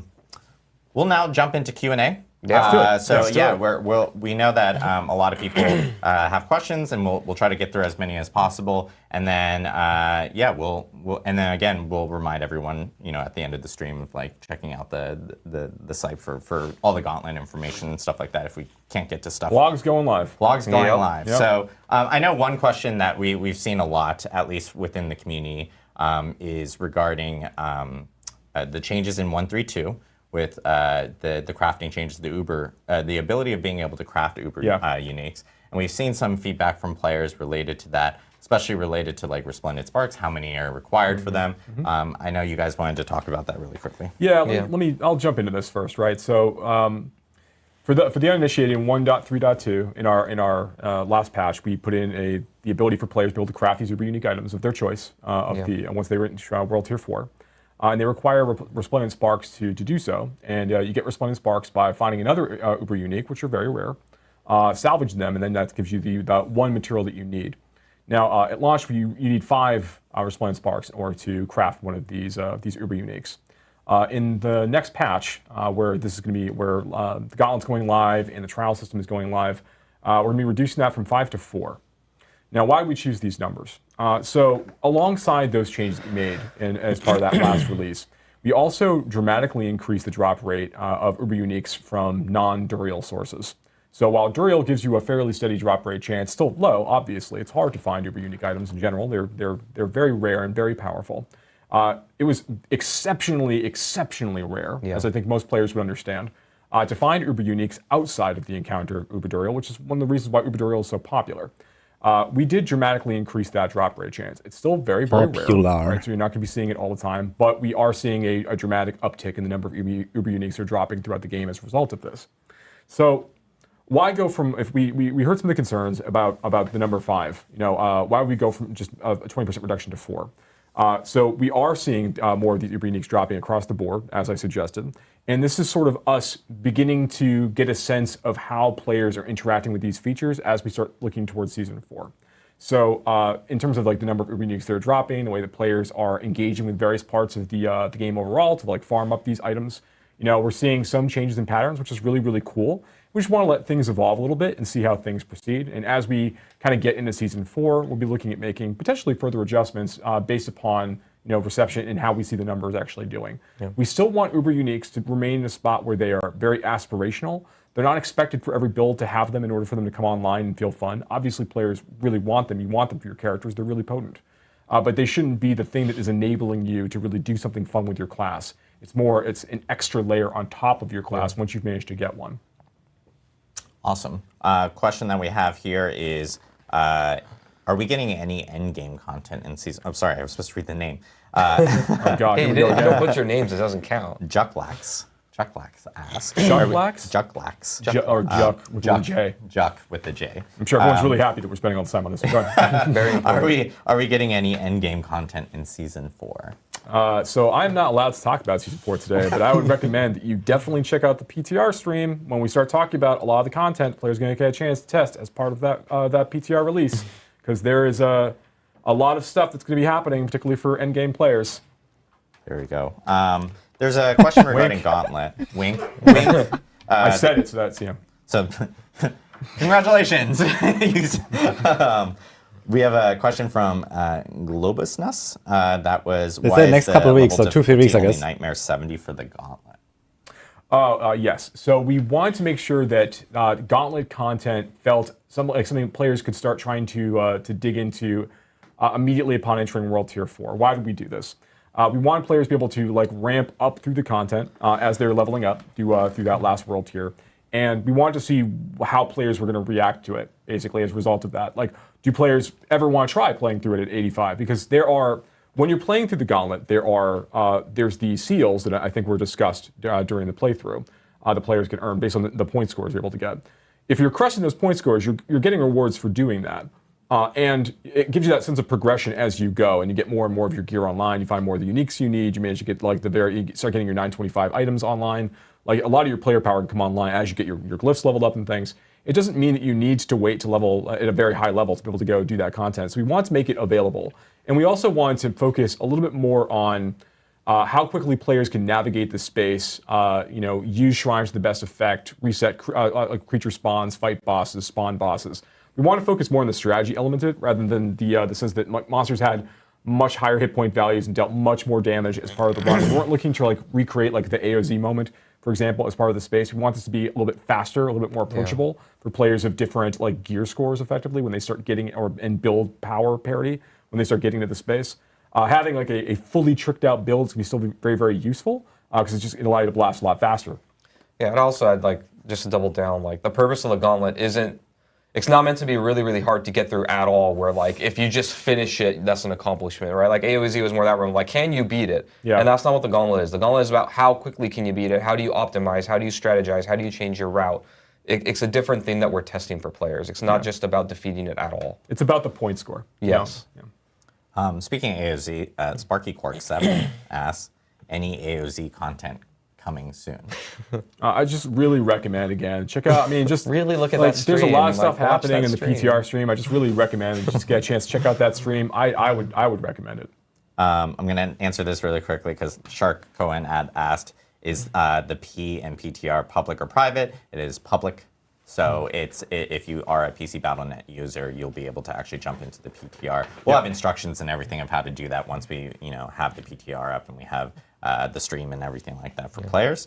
Is PTR free from Midwest Bob? Yes, it is. Is there an NDA? No, there's not an NDA. Can you stream it? Of course you can. So yes, we'll have more information on that again with the PTR. Yeah, I know there's a lot of PTR questions. I just want to make really clear, like it is free as long as you are a person who owns Diablo 4 on Battle.net. Correct. Yes, So yes, correct. Yes. It's if you're already an owner of Diablo 4 on Battle.net. Good clarification. Fonz asks, Adam, will you be able to see a breakdown of individual score relative to the other people in your party in the Gauntlet? Actually, that's a good question. If you can go to the leaderboard and actually inspect players, because I haven't done that myself on the build. So yeah, right now it's party score, so it's totaling up the value of your whole team. Person, yeah, got it. Okay. There is no I in team. Or party. I guess my own sub-question to that would be on a solo leaderboard, would you be able to actually see someone's build if they have their profile not private or something like that? Can you actually pull up their character? Yeah, you'll be able to see the skills they have equipped at the time, and you'll be able to see like their key passive. So yeah, you can't look at their whole skill tree, but like you can see a lot of information about them. Awesome. Because we don't talk about this, but we actually did make some updates to the profile screen. We made some updates at the same time. They'll be showing up in that release. Imligit says, will the Gauntlet leaderboard be region locked? No, because everyone's playing technically on a global server. That's right. When you do play with your friends in your own region, you just tend to connect to them. You tend to connect to people that are playing near you because of obviously latency and stuff like that. So, that's right. Does the companion go with you in the Gauntlet? So I think I saw this comment a lot, well, especially when Stephen Leviathan was playing through because he was the charge barb. And so a lot of people thought he didn't have a Seneschal construct with him. No, just charge barbs just move really fast. So he most definitely was there. The construct was there and was following him and stuff like that. So it'll be with you inside. It will be with you inside the Gauntlet. And just so that you guys are aware, Gauntlet is a feature that is not just Season 3. Yeah. It is a feature that goes beyond Season 3. This is a part of Diablo 4 going forward. So generally your seasonal powers and things will go into the Gauntlet. You'll be able to bring everything to bear that you can. Yeah, we talked about this quite a bit actually, whether we wanted that to be the case, and we think it's more fun to allow these things to coexist. Question from Cody4PF. Why is there minimal mob density in Gauntlet? The Barbarian added density. How am I supposed to play this with my friends? I think players, with Gauntlet is like a different type of like play style. Players will most definitely have. You'll learn the dungeon throughout that week. You'll learn that you can actually take bosses. You don't have to kill that boss right there. You can most definitely bypass it. Maybe even like leash it or bring it with you into other rooms. You might want to save it because you might want the shrine later in a different way. There are shrines that actually bring back mobs back to life, so you can immediately get additional score. And so there's a lot of strategy involved with it. So I know a lot of people are going like, hey, there are specific moments where like Steven was like, didn't have anyone to kill there. It's mainly because, you can actually strategize and pull specific things and try to figure out exactly what ends up working really well for your character, your build, or how you want to actually maybe use shrines to benefit exactly who you kill there. Yeah, we're not looking to make a slow-paced experience with the Gauntlet, which I think you probably saw. You saw the players getting a chance to check it out earlier. But we're also not trying to maximize density in the same way that we would in like Nightmare Dungeons or Helltide areas. Players aren't getting loot drops and they're not getting a lot of experience from these creatures. So that really the focus is on the player having an idea of like where they can find packs of mobs and where mobs can be found in general in the space, and navigating the environment carefully in order to like maximize their point gain during that time, and then interacting with these other things along the way. Why are you smiling? It's just, I have a question from someone in here, but they have the most hilarious username. I look forward to this. I'm gonna say it, but it's hilarious. Just go. Bob Dole's Blue Pills asks, Very good. any possibility of getting better cosmetics through gameplay, maybe through Gauntlet, skins on par from the shop, etc. This is actually a active conversation that's been happening a lot, especially based off of community feedback that we've seen regarding the shop and stuff. So I will say that we don't have anything to say right now, but we'll have some more news regarding some items related to the shop that we'll be sharing here over the coming weeks and months and stuff that will kind of help with some of this conversation I know that we've been hearing. Sorry, that name was just, wow. Al Quadrodia asks... killing it over there. I know, amazing. Adam, perfect. Where can we find new vampiric legendary aspects? This is something we mentioned at the beginning of the stream, and if for people that are just kind of tuning in, vampiric powers are coming back into season 3 a little bit, tuned a little bit differently. Yeah, some of them. So you'll be able to find them the same way you can find any other legendary in the game. They're just going to be random drops everywhere. None of them, just to clarify, they're not going to be in the dungeons like the Codex of Power. None of them are going in there, but you'll be able to find them just like other legendaries just randomly out in the world. So no different than any of those. Awesome. Chronics TR, Nightmare Vaults were a community favorite and very awesome to run through. Will they come back after season 3? There are a lot of really good learnings from Nightmare Vaults and a lot of the content we have in Season 3 that's kind of advising things we're doing with Nightmare Dungeons across the board. While Nightmare Vaults themselves are not immediately returning like in Season 4, for example, they are also something we're going to be continuing to look at and think about for future releases. So, but we're really glad that players have found like some value in them and just how exciting they are and how punchy they are on the reward side. Yeah. So yeah, they're fun. They're a great disruption to the Nightmare Dungeon loop sometimes too. Yeah.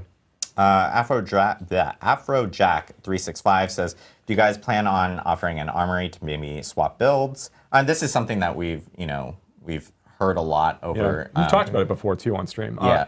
We really like this idea. The systems teams, the UI teams, all like the idea of doing this.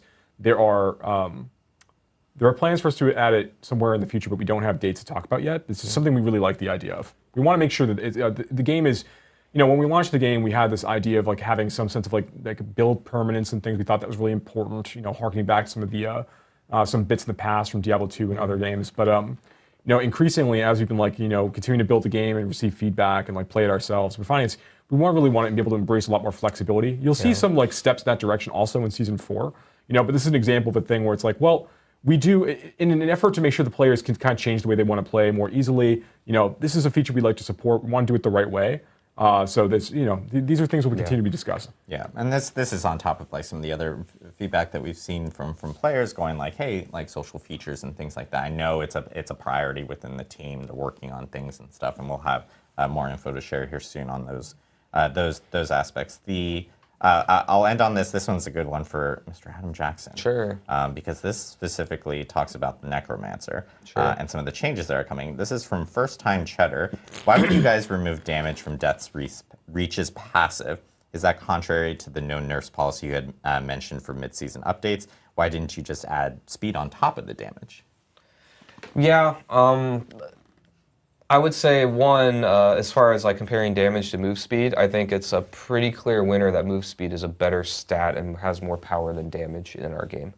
I think when we think about Necromancers in general, even across the game in general, we undervalued move speed as far as how strong it is. We knew it was strong and good, but we didn't realize just how important and almost one-dimensional move speed. If you have the option to teleport or move faster or get something quickly, that matters more than pretty much every other stat once you get to a point where you can kill things quickly, right? So as far as why didn't we just add move speed on top of the damage, generally when it comes to our passives, we try to keep our passives simply designed of this is what the passive does, and it's all themed together and makes sense in a specific way. So we try not to have a lot of different effects on a single passive, or even ones that are very disparate that don't really make sense to be together.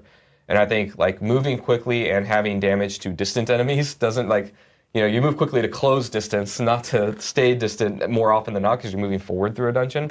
So that was just a call that we made. It's something we can very easily add damage back to the Necromancer in a I more think general way you too, already which have we in do. different ways, but yes. Yeah, you know, we add damage in a bunch of different plays. Like damage is very easy to add, whereas move speed not so much. So we thought that the passive slot was a really good way because we really wanted just a generic passive. The Barbarian, I believe, also has one now that just gives you more move speed, so you can just go through the game better. Yeah. So we felt like it was just a better choice for the class, and like I don't think that too many people are going to miss damage to distant as much because it's way more niche than something that's just generically strong like move speed. And you know, if Necromancers need damage, we have a million places we can add them back. I'm not too worried about that. Awesome. And you had mentioned like even like Necromancers are getting because a lot of these mid-season updates themselves are related to minions, and a lot more changes are even coming in season 4. You had mentioned beforehand as well. So yeah, I think it's important to maybe address the other part of like, did we see this as kind of going back on our promise to not nerf things? You know, so I think this is why we kind of resist the urge generally in mid-season patches to redesign things completely, because then it's kind of a crapshoot. Like, is it a buff? Is it a nerf? If it's a redesign, and it could be seen poorly. We just felt like in this case, move speed is such a clear win that we were willing to do that. But we're open to the feedback, and you know, if this is too risky to the players and they don't like that, then we're willing to bend on that. I think that's okay. We just felt like this was kind of an open and shut case. Cool. Well, thank you guys very much for the insight and the info on the mid-season update, and of course Gauntlet. Again, thank you again to Macro Bioboy and Anna Cake Live for joining us, and our 3 devs, John, Steven, and Liam for jumping in and playing through. Again, Gauntlet is coming out with 133, which is our mid-season update. That will be hitting next Tuesday on March 5th, so players will be able to actually jump in, check out Gauntlet. We're really looking forward to seeing the feedback for the first couple weeks, and you know, letting us know like, hey, are there any tweaks and stuff like that that we can end up doing? We'll be monitoring that from that end. Another thing that we'll be monitoring is the question we asked earlier, that Adam had asked earlier about how people want to see specific updates happen with classes and like and that you guys may have. So like, by all means, have those conversations on various community channels. We'll be checking those out. Let us know what you guys actually think. And just a reminder, Diablo 4 is coming to Game Pass. Later this, I almost said later this, it's 2/29. It's a leap year day, by the way. It is not March yet. Bamboozled. But it's coming later in March. It'll be on March 28th. So players will be able to check it out on Game Pass. Diablo 4 will be the first Blizzard title on Game Pass. We're really excited about that. So patch notes tomorrow. We'll see you guys then. Blog post, and there's actually a blog post up right after this stream for the Gauntlet, so make sure to check that out for all the information related to Gauntlet before next week. And of course, we will be back in a couple weeks to talk about that beefy Campfire chat related to PTR and Season 4. So looking forward to it. Yeah, stay tuned. Yeah. Yes. Thank you guys very much. We hope you have a wonderful weekend, and we'll see you tomorrow to check out all the patch notes. So yeah. Thank you. All right.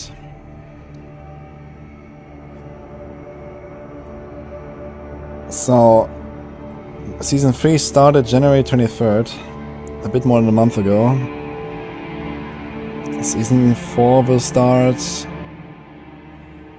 end of April, so in like 7 weeks. Gauntlet in 1 week. Yeah, I think they have to do this like new Campfire in like 2 weeks, maximum 3 from now. Middle March, because then the PTR also needs to go up later, and then they also need to like have at least a week or 2 of PTR, and then probably another at least week or 2 of downtime. So yeah, we should probably get the PTR like in 3 weeks, I think. And that says in-game. See, April 16th. Okay, it's actually earlier. Yeah, April 16th. That's actually quite early. So how many weeks is that? So it's 5 days, and then 1, 2, 3, 4, 5, 6. 6.5 weeks for the season. And I guess the PTR needs to end roughly a week before the season, at least. Because they actually have like around 1 week to do the final changes for consoles, right? Like the patch needs to be already locked in like a week before for consoles. So the very latest the PTR can go live, or rather the earliest the latest the PTR can end is like 9th, I'd say. Yeah, so let's say it's gonna be like the freestyle. It's gonna run 2 weeks, so it'll be 1, 2. So it might start on 26th of March, or maybe 19th of March. So this is 1, 2, 3 weeks. Yeah. Okay. Does anyone have the link to the blog post? Getting flashbacks on all the crafting on at theory crafting with the 3PDRs. Yeah. Yeah, I mean it's kind of nice, to be honest. It definitely makes the life much easier as a content creator, because I actually don't have to kill myself in like the last 3 days before the season starts. But of course, it kind of sucks that the season is a bit disenchanted before it comes out. Is Barrage good now? Well, Barrage was already top tier, now it's the toppest tier. So there's that. Barrage pretty OP.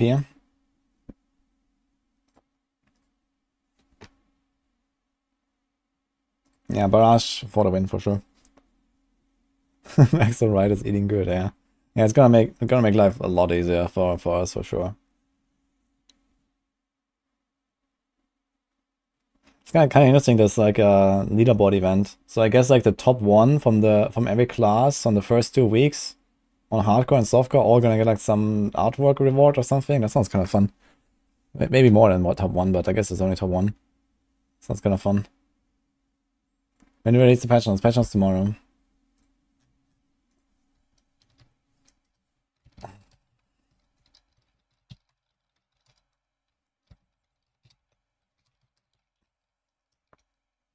So here's my stuff.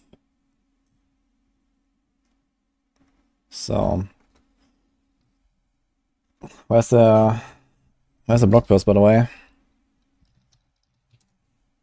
Can we find it here? This is a patch notes post, but maybe find it here. News.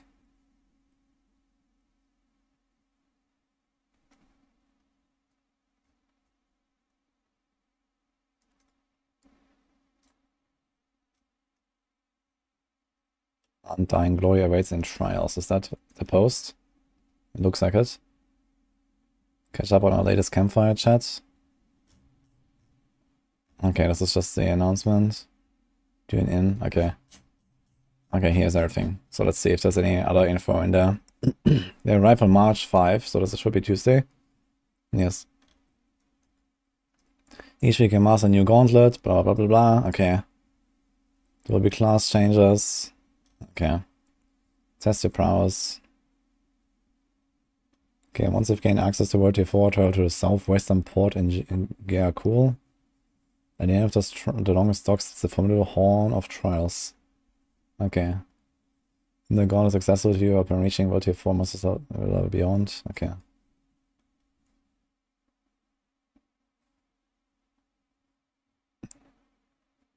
Each time you enter the gauntlet during the week, it will be identical. Okay, the gauntlet concludes each week at Tuesday, 8 AM PST. So I guess it's basically a patch time, right?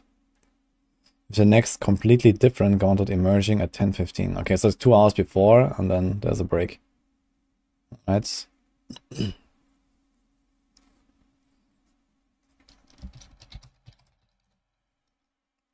So that's 6 PM for me on Tuesdays. I need to remember that. Yeah, it's 2 hours before patch time. Prove your might. Okay. Proving your might is the name of the game. Okay, does it say like any numbers or so? No, not really, right?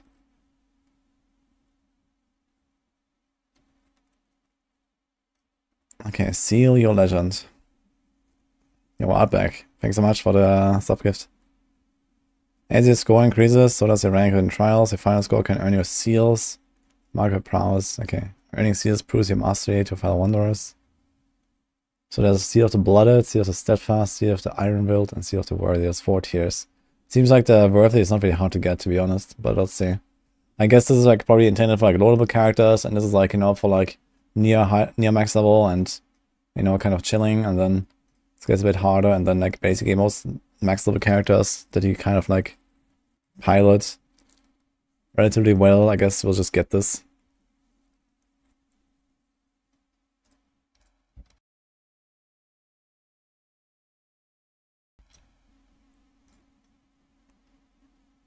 Congrats, Fenrir. Okay, what else? See if the blood is what most of you will strive to earn first. Okay. I wonder if you can see like how many people will have earned a certain seal. Like, you know, it doesn't give you the rank. I think the rank only shows up when you are in the top 1k. So you have to get the seal to worthy and be in the top 1k. And then you get a rank, I think. So it's kind of like the Overwatch system, I believe. But it could be kind of interesting to see if, like, you know, if it shows you like how many people have earned a certain seal in a week. Like, you know, 2 million here, 1 million here, 500k there, 200k there, or something like that. So, but yeah, I guess they won't show us.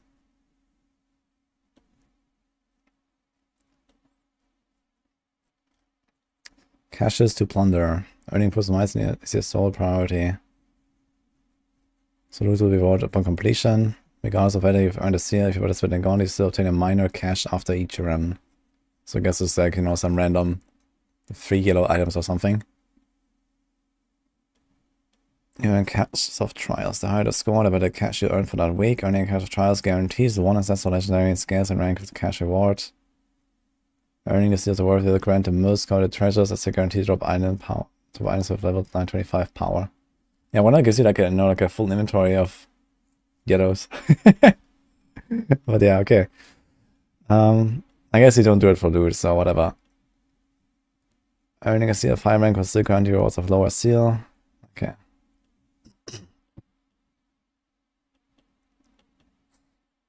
Leaderboards and Hall of Ancients. Leaderboards are separated by letters for class, party size, normal, and hardcore. Can also be filled out by friends and by clan to see how you measure up against your close allies.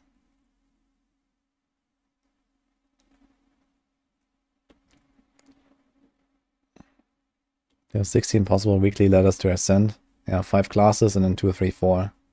And softcore, hardcore. Times 2.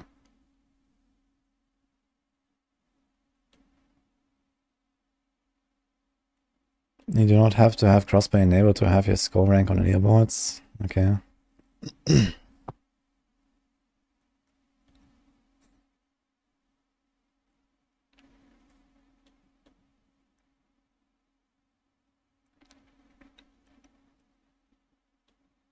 Wait, what?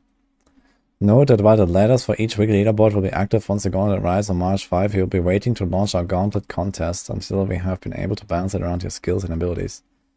Considering its mid-season update introduces class balance updates and changes to the Seneschal companion, we want to ensure that we can monitor your feedback and make changes as needed. More details on the Gauntlet contest will be revealed soon. Ah, shit, okay.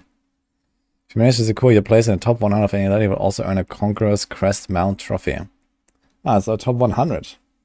I think in the data mine it showed top 20. Alright, so you're gonna get the trophy, that's kinda cool. If you manage to become the greatest among us and place in the top 10 on any level leaderboards, you'll have your name and character immortalized in the permanent Hall of Ancients. Okay. Well, there we go.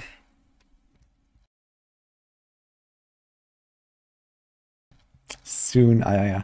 The Gauntlet contest is the art contest, exactly. But they said that they're gonna conclude this already in the first 2 weeks or something, so maybe I misunderstood it. Maybe there's gonna be after 2 weeks it starts. But yeah, I mean, basically, if it starts after 2 weeks, this has to be a very short contest. Because then it's PTR time, right? So we're gonna just be playing PTR whenever that comes. So it starts on March 19th, so it's gonna be after 2 weeks. Okay. Then I misunderstood it. I thought it's concluded by March 19th, not starts at March 19th. Yeah. Alright.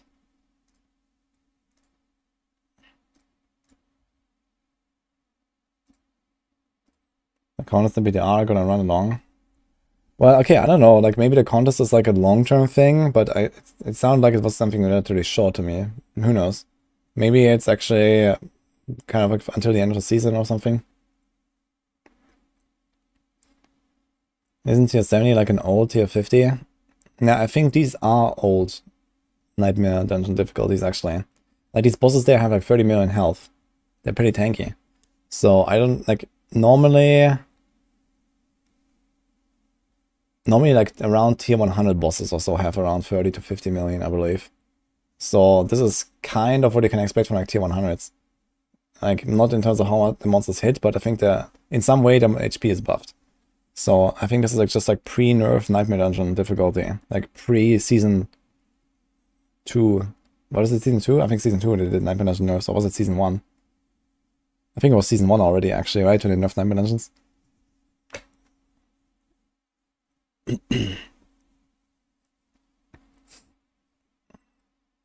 Why are they adding a trophy as an award instead of giving 1 to 3 plays a really rare unique? What kind of really rare unique are we talking about? Place 1 to 3, they will have all the best in slot gear already. Of course, they don't need any items. The cosmetic is a way better award. So we could get unique salvage. Yeah, they are actually reducing the... I need to add that to the list. Oh, I did it actually. Okay, did I miss anything here? So, 6 vampire powers are coming. Snapshotting fixed. Gauntlet gear locked. Consumables. Unknown. They didn't say that, I think, about consumables. So if you can use consumables in the Gauntlet, yikes. But okay. Seneschal fixed. Okay, Barb. No charge nerfs. Blah, blah, blah, blah, blah. Okay. Okay.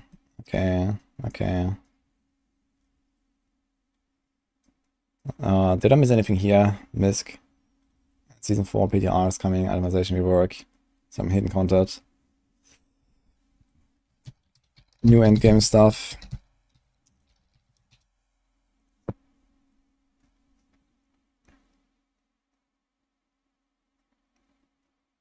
Huge minion buffs. Yeah, they're buffing minions a lot. And then even more in the season 4. Last Epoch, what was that? I think we saw it earlier. Yeah, don't play hardcore in last Epoch right now, guys. There's some bugs. Okay. Also, I can launch this again. Can barrage now spread infinitely? Oh, well. Why the hell is it installing for Spotify? What the fuck? Okay, let's check this out again. Offensive aspect of a curse touch. Up to 35% chance for your skills to inflict vampiric curse on enemies. So you can actually literally get the vampiric curses again. Enemies affected by vampiric curse are also vulnerable. So this is actually combined with the Prey on the Weak. Vampiric curse souls deal 35% increased damage. Okay, so you can actually get both the curse and the vulnerable there in one aspect. That's okay, kind of nutty. Okay, blood boiling, offensive aspect. When your core skill is overpower an enemy, you spawn 3 volatile blood. Okay, every 20 seconds the next skill is guaranteed overpower. Okay. Undying defense. When you cast a skill, you heal for 2% life. Double this bonus while below 50% life. It's pretty good. It used to be 3%, right? On rank 3. That's cool. Okay, mobility aspect of metamorphosis. When you evade, you turn into a cloud of pets. Become unstoppable for 2.5 seconds. It was actually nutty. Enemies along your path take damage. Inflict a vampiric curse. Evade cooldowns increased by 5 seconds. You can make a really long evade cooldown now, guys. Wait, does Juggernaut increase by a flat amount? No, I think just doubled, right? How does Juggernaut work exactly? I think it's doubled. Evade has 100% increased, yeah. So alright, can make some funny stuff. 1 evade every 20 seconds. Okay. But yeah, it's kind of crazy that they bring this back like this. And okay, evade has an increased cooldown. I was expecting this to be a Necromancer only aspect. But yeah, like the Metamorphosis plus Tibbot's Will combo is back. That's wild. So like Necros can go Tibbot's Will now and stuff like that. Okay. Moonrise. Damaging basic attack grants you 4% attack speed for 10 seconds, taking up to 5 times. For reaching maximum stacks, you enter Vampiric Blood Rage, gaining 80% basic skill damage and 50%. Yeah, watch out, it's gonna be additive. This is gonna be bugged, it's gonna be additive. I'm calling it now. Yeah, this is nuts though. Okay. Dude, Arclash is already nuts in general. Like, it's gonna be wild. Okay, and the Hectic. After casting 5 basic skills, one of your active cooldowns reduced by 4 seconds. This is also crazy, man. 4 seconds. Like, you can get a lot of attack speed, man. On Rogue, for example. You go like a Rapid plus Accelerating. And you play like a combo point build anyway. Like, this is actually nuts. This Hectic aspect is pretty good. Okay, here comes the branching volleys. This one is also, this is really broken. Like, this went from like almost useless to broken. That's crazy. Increases from 40% to 80%. Like, if you put this on a 2-handed weapon, you're gonna do 160% damage. You're gonna do more damage with the ricochets than with the original. And I have more than 100% chance to split into 2. I'm not sure if that does anything. That's crazy.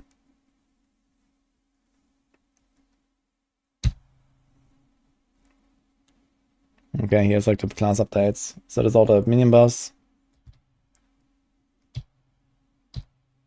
Okay, I didn't really do enough screenshots there from the... Okay, but that's fine, I guess. Alright.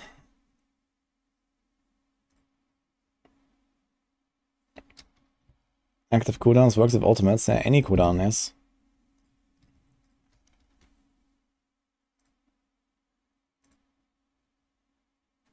Neggers can get +3 death reach enemy for a total of +6. Yeah, that's gonna be interesting actually. So I don't think that this movement speed passive should be on an amulet, but maybe if you have an old amulet that has this passive, you can use that amulet. So you better farm your death reach amulet right now, guys. Yeah, that is actually... I don't think it should be on the amulet after the patch. But maybe you can have it now when you have an old amulet. Maybe you can use a legacy one. What they changed on Rogue? Well, you can see it on the screen.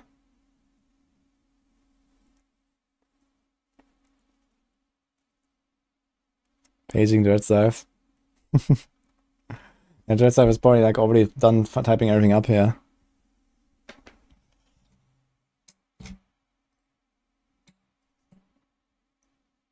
So what do you guys think? Give me some impressions. What do you like and what do you dislike? How's the mood?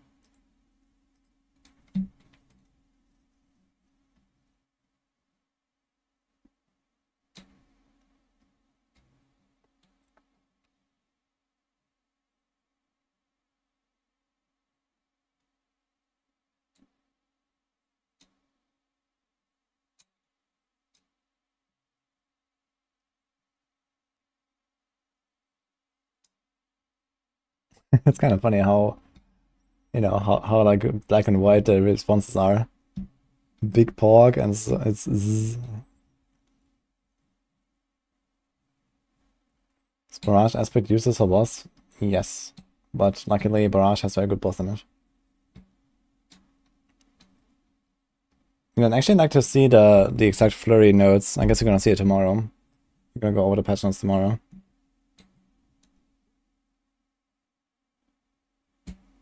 Too little, too meh, considering it's still in the same time frame of Elise release and upcoming PoE 2. Yeah, I don't know. I think the patch is not like really crazy, but there are some nice things in there, and you have to see that these things carry forward, right? Like, you know, the Whirlwind buffs carry forward, the Groundstorm buffs carry forward, the Incinerate buffs, you know, all that kind of stuff. You know, this is like something you're gonna have now. And next time you're gonna play a new character, you can actually play one of these builds and not feel like shit. So that's kind of cool. And then the Gauntlet is going to be in the game. And with the Season 4 being that big, I think that, yeah, especially like, you know, Season 4 is only like 7 weeks away. So this is not very far. And this is still like well beyond, well before like PoE 2. It's like still 1.5 months until PoE 2 basically. You can go from Season 4 directly to PoE 2 beta.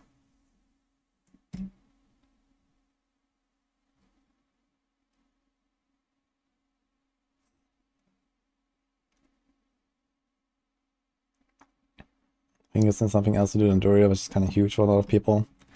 Yeah, I mean, like this, I am so glad I didn't buff any, I didn't craft any unique yet. I was holding on to my mats, guys. I didn't craft. I resisted the urge to craft a Shaco. I did not craft a Shaco. I still have my 5 mats. Yes. I only need 4 now, so I could go and like salvage like 3 more and I can get what I need. I'm almost free from Duriel Hill. But yeah, I guess this weekend we're gonna log in and do some Duriels.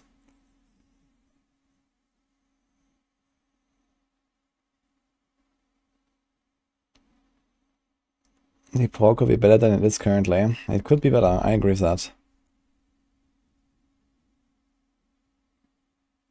They are not nerfing Barb, but they're nerfing ranged rogue. Well, they're not exactly nerfing. Okay, we'll see exactly how it will be. I mean, the weapon mastery bug was just a bug, so this needs to be fixed, so it's good. They buffed precision a lot, but they changed something. Let me see that. Maybe we can find it again. Wait, this is November, what the fuck? Let me just find that slide again, because I didn't actually make a screenshot of this. Okay, Druid, Rogue, here we go. Found it. Perfect. So...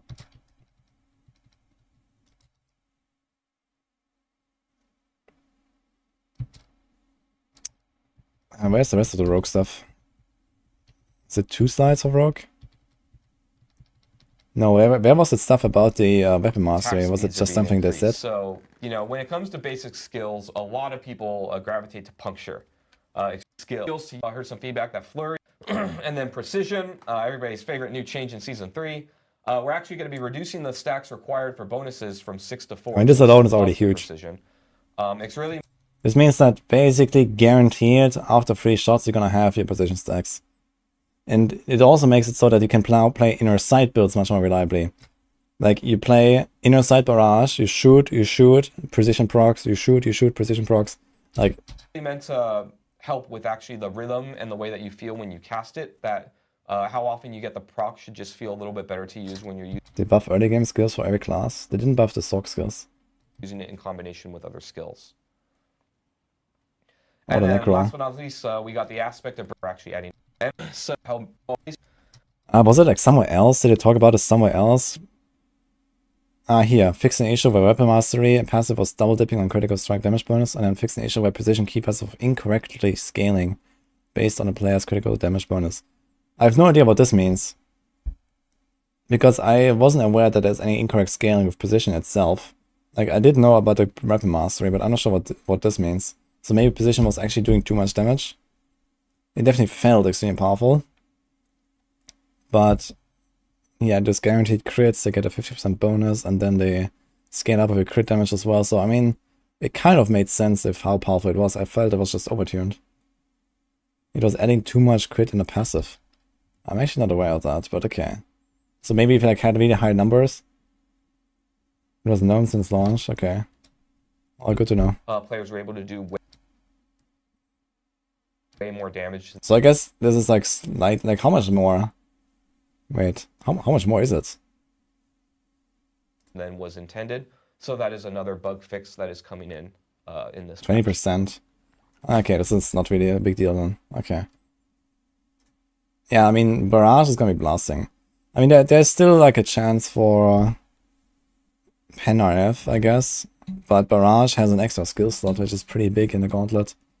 And the density is not that high in the Gauntlet, right? Monsters. When every So you can easily get away with Barrage in this world here, I guess. There's not that many monsters. Since those are in the same spots as well, I'm gonna make.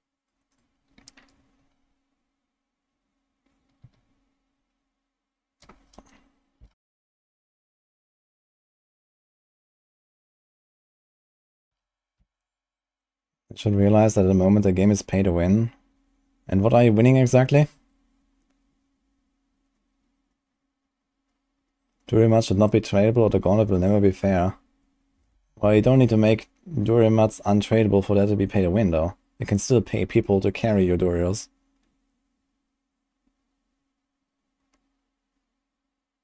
So this doesn't solve the problem, it just makes it more complicated. You don't need Ubers for Gauntlet? No, you don't need Ubers for Gauntlet, but you need Ubers for rank 1, I guess. I mean, okay, there might be cases where certain leaderboards are like not that competitive, that someone who is like 10% weaker than the next guy could potentially win number one. I mean, we've seen that sometimes, at least in Diablo 3, that, you know, like the guys that, you know, were clearly not the strongest also did win. You know, this was kind of like my thing in Diablo 3, right? I always push for like the rank 1s with like low paragons and stuff. And it does happen. But I don't know how try-hard this will be here in Diablo 4. I imagine there's going to be very few people really try-harding at the higher end. So I guess a lot of the top 1k at least will be pretty free. But if it comes to like the top 10, even on off-meta classes, I think those will definitely be quite competitive spots. Especially because it's like a worldwide ranking, right? You have like everyone on the same board compared to Diablo 3, where you have like, it's like split up between Asia, China, and US and EU. Like you had 4 regions. And, well, now it's free, I guess, because China is dead. But, yeah, now you have everyone on the same leaderboard. So I guess, like, at a very minimum, like, the top 10 on softcore are going to be very competitive. Hardcore, maybe not so much. But, yeah. For those top 10 spots, I think you definitely want to get everything you can. I'm just worried, like, I'm really worried that you can use consumables in there. If you can use consumables, that will be really yikes. So this is definitely a problem if you can use consumables. They do lock your items and stuff, but I kind of doubt they're gonna remove the consumables.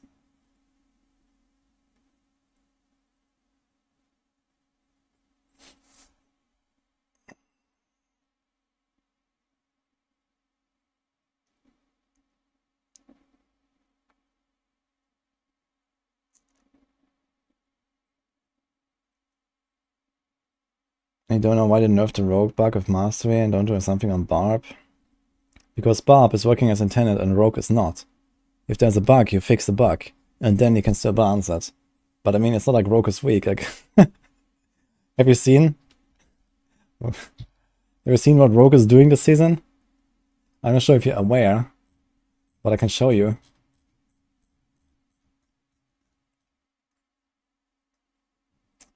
Yeah.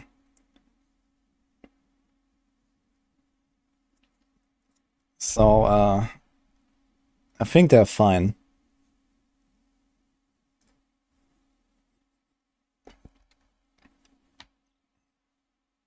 People think only Barb one-shots bosses. Yeah, those are the same people that think they're actually gonna get on a leaderboard as well. So I'm not really too surprised about that kind of stuff. But, I like the people that say, oh, you don't need Ubers to get the top spot. Yeah, I think rogues are just fine, guys. So, showing the Kamehameha. Yeah, let's go.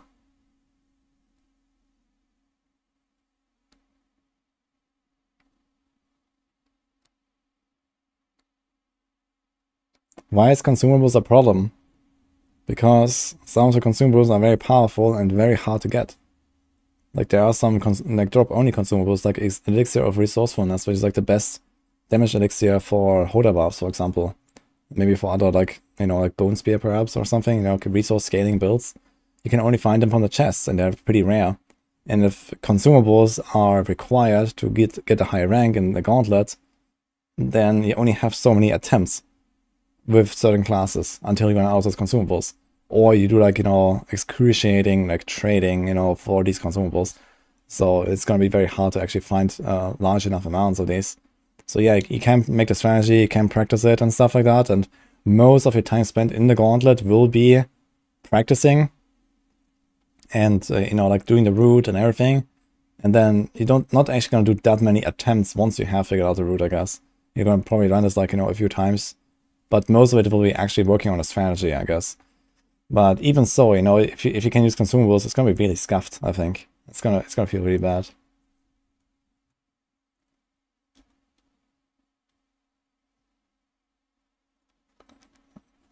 Should give something nice to Flurry Rogue, something like Dolmen Stone for Druid or Meteor Aspect for Sorc. Yeah, I don't know. I think Flurry is okay, the way it works.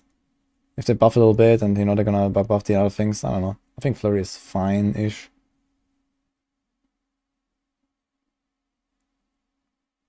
Consumable RMT goes brr. Yeah, exactly. Like that is gonna be an issue. Like, if your best in slot consumable is like, you know, the heady assault elixir, it's like not too bad, I suppose. But if your best in slot consumable is like elixir of resourcefulness that you can only get from Helltide chests, hallelujah, dude. Okay, SER is mad. Alright. I guess we're gonna do a little recording, guys, about the campfire. So put it out on YouTube. Gonna do a little summary. We don't have patch notes, right? We have this here. Okay. And you guys also have to tell me, actually, I can move this, I can move this stuff again. So, turn this off, turn this on, hello. Can do this again. Can do this again. Can do this again. Okay.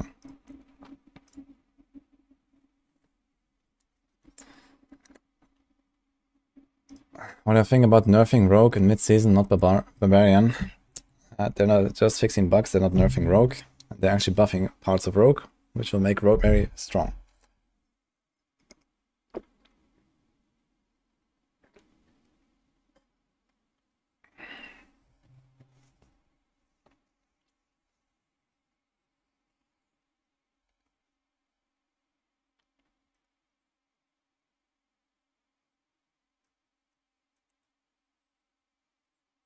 What do I think about the campfire? You're gonna hear it now. So I'm just gonna start a new recording. Alright. So it's gonna go on YouTube, guys, just so you know. Let me put this down here. You guys have to assist me in case I'm missing something. But let's go. So we have a bunch of screenshots. Alright. Where's my notes? Here we go. Alright, hi everyone. We just watched the Diablo 4 Campfire for the Gauntlet and some sneak peeks for Season 4. So this is live on stream. I'm recording this right now. We have chat here to assist us. Hi YouTube.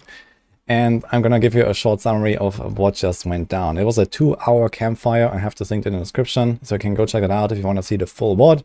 But here's the TLDR. So the Gauntlet is going to live on March 5th. This is next Tuesday, so it's just 5 days from now. This is going to be the patch, including the mid-season updates, all the stuff you're going to see here. The patch notes are going to be tomorrow on Friday, so I'm going to have a separate video going over those, but it's just going to be like a more detailed version of this and maybe some surprises, we'll see. But there are actually some significant class changes, so I'm going to go through them and then also talk a bit about my impressions of the Gauntlet and the Season 4 stuff that is actually looking really juicy. I think this is kind of like a big highlight here of this whole thing. They talked about a PTR coming, they talked about big stuff coming. They didn't really show very much, but it's going to be exciting. So anyway, for the mid-season patch, what you need to know is we have vampiric powers coming back. So that's something they already mentioned in, like, I don't know, last month or something when they did the other campfire. Now we know what is coming back. So we get a lot of good stuff here. A Cursed Touch that gives you the vulnerable procs. We get the Blood Boil thing for the overpower procs. We get the Undying for the heals. And we have Metamorphosis coming back. So that is huge, but it gives you a longer evade cooldown. But it's definitely going to be a pretty powerful aspect, especially combined with Timbers Will, for example, for classes that don't really have Unstoppable. Moonrise is coming back, so huge Arc Lash stonks here. And Hectic as well, so more Arc Lash and also like rogue builds and, you know, there's all those basic attack builds. This is actually buffed, I think, compared to what it was in Season 2. So they actually brought this back. That is a really powerful effect, so I'm really excited to play with this one. So this stuff is coming as legendary aspects starting on Tuesday, so you can go farm them and get them.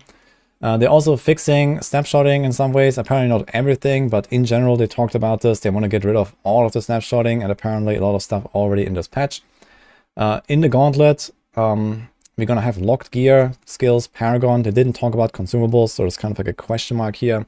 I'm a bit concerned with this, because if consumables can be used, then this is gonna create some really weird, like, you know, economy and kind of like a not really an incentive to try to push very much all the time and stuff like that. But we'll see how this will work out, or if this is gonna be not a problem at all. But at least on the higher end, I think this can be a problem when you try to push the top ranks.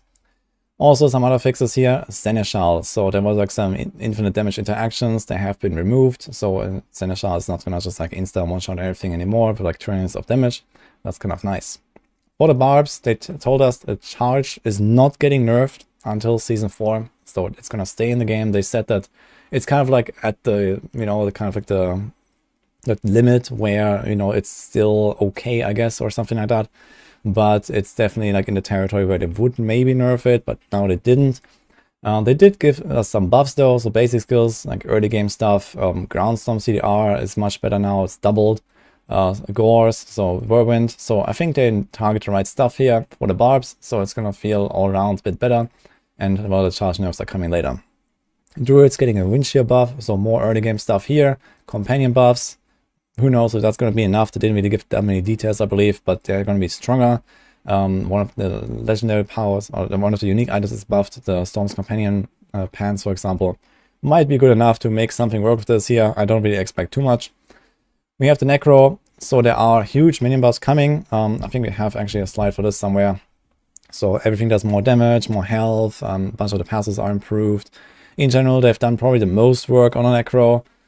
So there are also some other things, like they're buffing the movement speed as well. So this is not on the slide, but Dev's Reach passive is now Dev's Advance and gives you up to 12% movement speed, similar to the Barb passive. And there's also a glyph now that gives you extra movement speed for each minion, the Corporal glyph. So that is really cool stuff. So Necro is going to feel a lot better. You can combine this, for example, with the Metamorphosis. So huge Necro stonks, I believe. And also buffs to even a bunch of the core skills here. Blight, Sever, and Blood Surge. Kind of surprising. So yeah, they're looking pretty good. For the rogues, there is also basic skill buffs. Heartseeker and Forceful Arrow much faster now. So they're definitely going to be used for range builds. At the very minimum, bow builds. Maybe not for crossbow, but you can do that, I guess. Precision got a major buff here. It goes from 6 to 4 stacks required, also making this much better for inner sight builds. So I might experiment with that. Weapon Mastery is fixed, so there was a bug previously where I did a lot more damage when I used a crossbow with Weapon Mastery, so that kind of like goes against this here, but rogues are going to be perfectly fine. They're going to be very powerful, especially together with these buffs here and this precision buff, and they're also buffing the barrage aspect. I think we have that here somewhere, this one. So barrage is absolutely insane with this aspect now. If you put this on an amulet or on a two-handed weapon, this is the new one here, that's the old one. Yeah, you can get some insane ricochets with insane damage output, and I know, possibly even multiple splits per arrow. I'm not sure if that's gonna work if you increases to over 100% chance. But either way, Barrage stonks. Barrage is already really powerful. I'm very surprised to see such a massive buff to this. But this might actually be the Gauntlet setup now instead of Penarth. But yeah, we'll see. And also some flurry buffs, so that's kind of cool. Flurry definitely needed something. Then we have the Sorcs. They're getting Incinerate and Conjuration buffs. I guess both of these are kind of whatever. But the Incinerate buffs did seem very significant if you're gonna play with that. Also a bunch of glyphs are getting buffs. They didn't say if they're gonna bug fix. There's like I think 2 or 3 bugged glyphs as well. I'm not sure if they're getting fixed. But either way, some buffs. We'll see what will be on the patch notes tomorrow. And this is pretty much the class changes here for now. Now there's some other changes coming. For example, uber unique crafting. So previously you needed 5 of those materials. Now you need 4. We did talk a little bit about, like the rarity of these items and stuff like that. They still want them to be like hard to acquire. But if you have not yet crafted the items, you can do it more cheaply now. Or maybe you're just missing, that one piece and now you can just do it. So on Tuesday, it's going to cost 4. If you have your mats ready, then wait until Tuesday. I'm also holding on to mine. And lastly, Season 4. So Season 4 is actually going to be a pretty major turnaround, I believe, for the game. So they also strongly hinted at some big stuff coming there. We know the Itemization rework is coming. Most likely the Codex rework is coming. So if you don't know anything about this, they're going to change how all the stats in the game work. They're going to reduce the amount of loot. They're going to give you more options to actually change your items. We don't know any of the details yet, but it's going to be pretty major. And for example, the Codex, it will allow you to basically just imprint stuff without having itemized aspects. So all these like items here, these extracted aspects are no longer going to be a thing. They're just going to be stored in the Codex, so it massively frees up inventory space. So that is probably coming as well with the itemization rework. There's most likely new endgame stuff, so at least Joel Capial also hinted at that very strongly. There was a question about AOZ coming back, and he kind of made a reply going in that direction without giving us any actual details. But yeah, there should be new stuff, and there is going to be a PTR. So if you don't know what a PTR is, that means Public Test Realm. So anyone who owns the game on Battle.net, on PC, can access this test realm that is going to go live in a couple of weeks. So I estimated in around 3 weeks at the latest, with a huge campfire before that, again detailing all of the stuff that's coming, and you can play Season 4 early on that test realm. So you can test the itemization changes, you can test the new content. There may be some stuff not shown on the PTR, but it's going to be yeah, basically the huge new update that we can already try in just a few weeks from now. So even if you're not too excited for the Gauntlet, which, well, I did hear some pretty mixed impressions about from Twitch chat. So even if you don't really like the Gauntlet too much, you can actually look forward to the PTR, I think, and then jump in there, and then also in the new season, of course, that will be in like mid-April, I believe. So we're gonna hear about the Season 4 PTR very soon. They said a couple weeks, so I guess in 2 weeks or 3 weeks, you're gonna get the next campfire detailing all of that stuff, and then probably the PTR right after. Because there's simply not really that much time anymore if they want to have, like, let's say at least 2 weeks of PTR before the end of the season, with a bit of downtime to actually implement changes from that patch and so on. So we'll see. But yeah, in the grand scheme of things, there was also like some preview of the Gauntlet, so they actually had here some gameplay. So there were like some of the developers, and we had Anarcake and Macrobioboy kind of like talking us through this basically. They were like casting this, so to say. But yeah, this is how the Gauntlet looks like.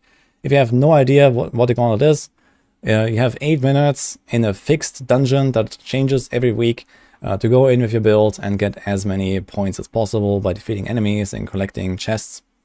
And then you get potentially a rank on the leaderboard. There's also going to be a leaderboard event, like the Gauntlet event. There's no more details, more details later. So there's going to be something on the 19th of March, I believe, 2 weeks after it goes live, where some of the top placements can also get some artwork reward or something like that. And there's also an in-game reward of a cosmetic for the top 100 every week, it sounds like. So if you're like a top-end blaster, this is really something to look forward to. Sounds like it's going to be a lot of strategy, a lot of like, you know, actually practicing the run, optimizing the route, and not all that much about the actual gameplay and the actual power of a character. So they want to have this like not really high-end like AOZ kind of difficulty. It's much more the strategy and the route that matters. And if you like doing that stuff, then you're going to have fun in the Gauntlet. But if you just want to go in and blast and then hope to get a good rank, in like, you know, let's say 15 minutes or half an hour or something, you're probably not gonna get too far outside of just getting like the kind of like minimum rewards. But you're not really gonna go too far on the leaderboard, I imagine, because some tryhards will probably spend hours and hours actually optimizing those routes. But yeah, this is basically what we have here for this campfire chat. Maybe chat has some more stuff that I missed or something. Let me know if there's anything, guys. But yeah, I imagine that the Gauntlet is something that most people will probably do like a little bit. It's not really going to be like a huge feature, but it's going to be here to stay. So you can always jump in, you can always try it. And yeah, maybe you're going to have fun, maybe not. But I guess the good thing is that they're just building more content to do. And that's kind of like one of the important things that we want to see, I guess. Even though this may not really apply to everyone here. Sounds boring. As I said, I think it's going to be mostly, you know, for like the high-end blasters that really want to try, or just like for like some friendly competition. You know, you can have like filters for the leaderboards as well. You can have filters for your clan, your friends list. You can just have like some friendly competition as well between the people you know. So there is, you know, like class-based filters. There's hardcore, softcore. There's like group size filters, and yeah, like also like clan, friends, all that kind of stuff. So yeah.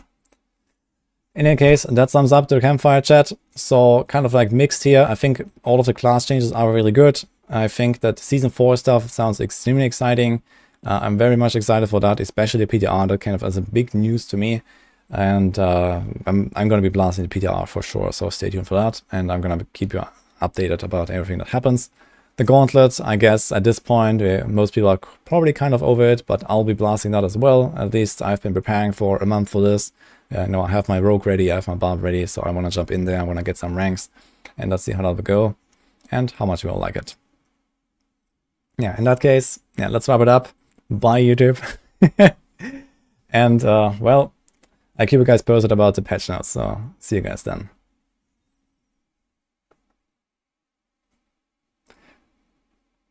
Okay, boom, done.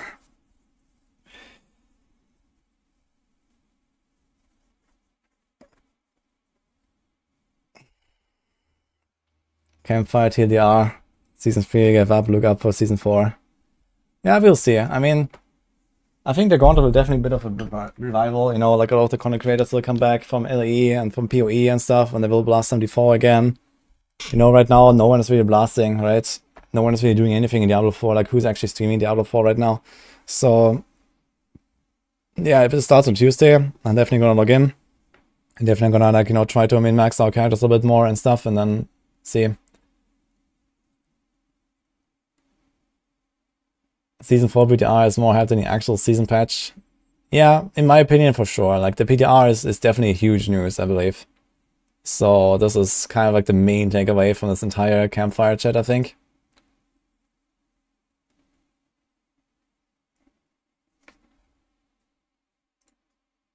And this is like very soon, that's the thing. This is very soon.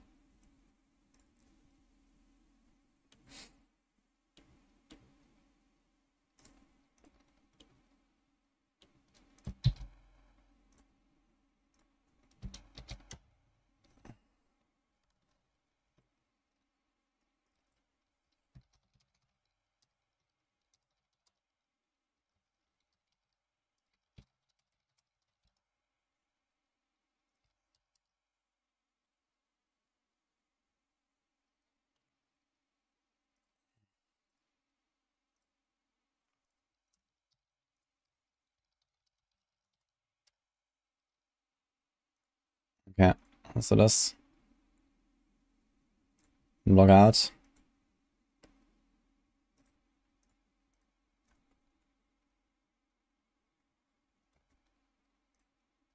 I guess I'll go back to LE, guys. LE login.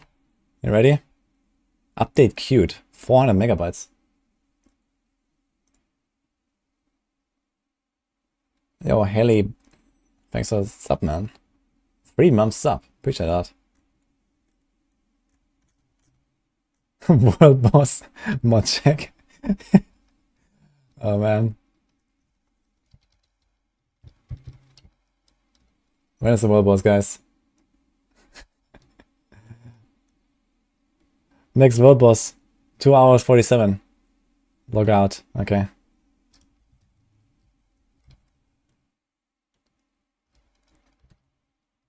And he had a hardcore warning. Yeah, but they said that you shouldn't do it for like 1 hour or something, right? We were providing further updates in 60 minutes. Okay, I know what I will do. I'm gonna go my Falconer again. I'm gonna do the 4 dungeons. I wanted to do that anyway, to practice them a bit. I have a few keys left. That was 58 minutes ago.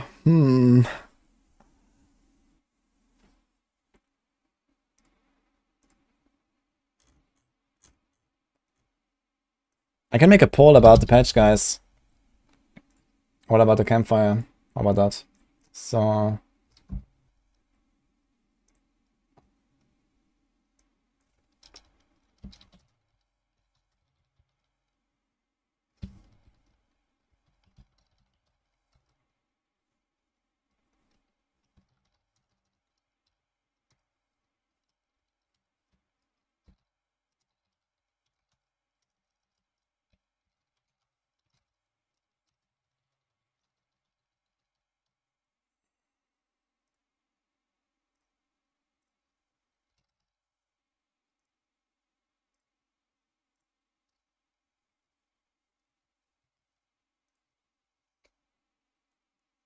Okay, for investigation, the issue appears to be deaths of hardcoreers are resetting the standard stash data.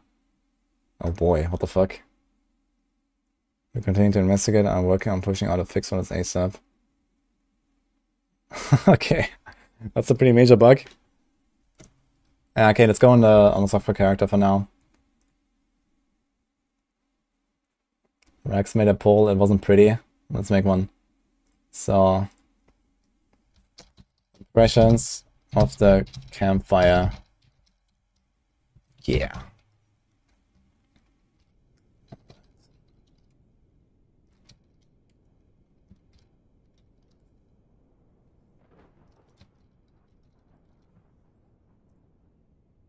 Okay, let's make it a 2-minute, let's make it a 3-minute poll.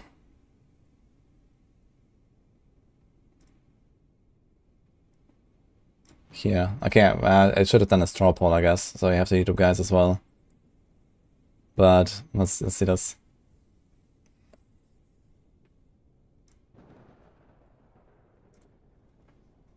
What is Campfire? We just watched it. This is the Diablo 4 developer update. It was like 2 hours of dev talk. My impressions LE login.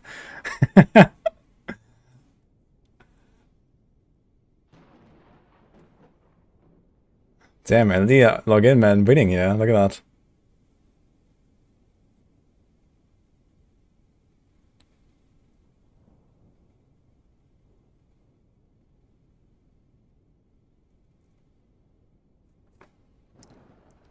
What's new in D4? Well, I just recorded a video.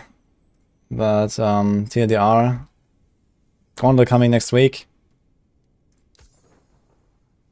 And Season 4 PTR coming in probably like 2-3 weeks.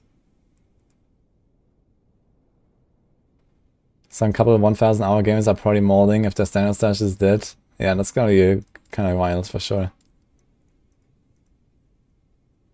Okay, we're gonna go on this character for now. I'll go to some dungeons. I'm gonna try the tier 4 dungeons and, you know, to see, can I tank stuff?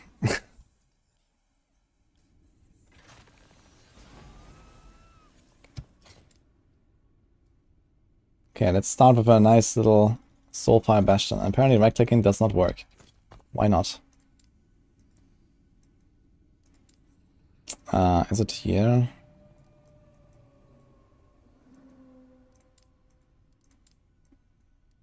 Atlas Arbor.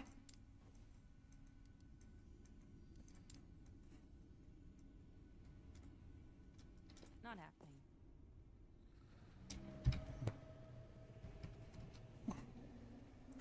LE login, 42%, man.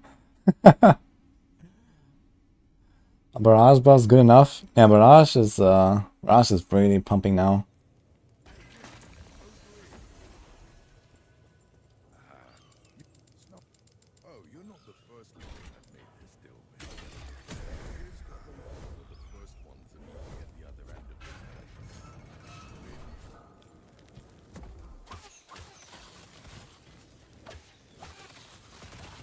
Ah, good old Falconer, guys. Let's go.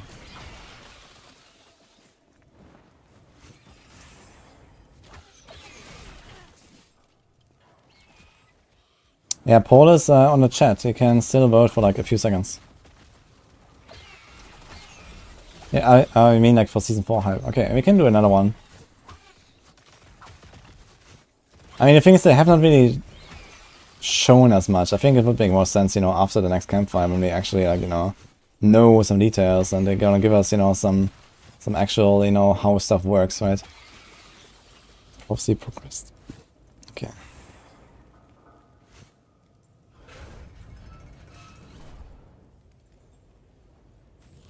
Maybe time to try Army Necro after patch. Yeah, I mean, minions are slowly getting there, I guess. Maybe I will do some Minion Necro at some point.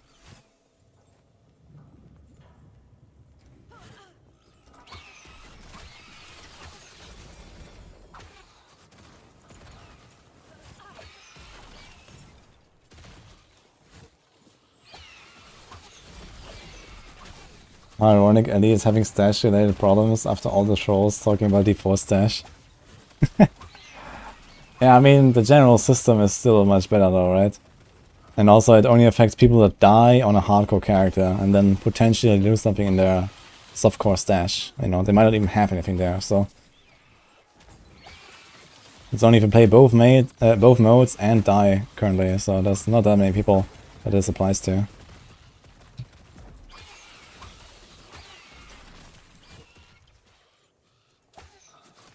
Yo.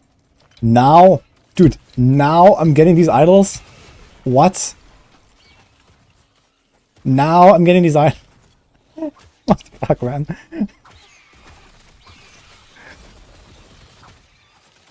Oh.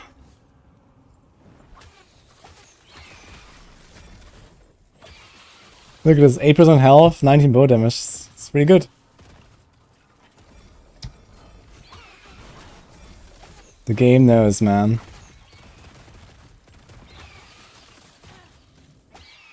Oh, I went past the door. So I'm gonna try to get hit by stuff and see if I survive. So that's mostly what I'll try. I wanna see if I can actually live. Can you skip campaign on alt? In Act 5 you can go to Act 9 with a Temple Sanctum key. So that's the main skip. You can also do it with the other keys, yeah.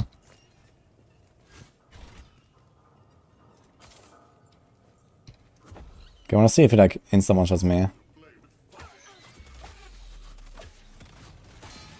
What? He did like 1000 damage. What? This does nothing. What about the fire wave?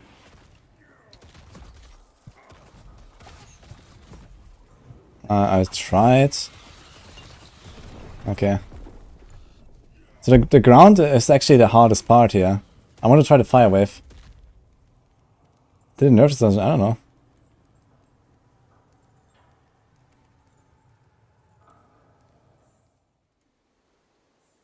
Dude, this does like no damage. Gonna try again. Where the hell am I? Outcast camp. Nah, this is my old hardcore rogue. I already killed it in the arena like 2 days ago. We can't play hardcore right now, there's a bug. So I'm just going on the rogue right now and we're testing the dungeons a little bit. I have a few keys left over that I wanted to try. Like, I want to learn how dangerous are these dungeons actually, because, you know, patch 1.1, when there's like, you know, a race or something, like I need to know, like, you know, what's like the limits basically. So I'm like specifically trying to die, or like, well, not trying to die, but trying to get hit by stuff right now.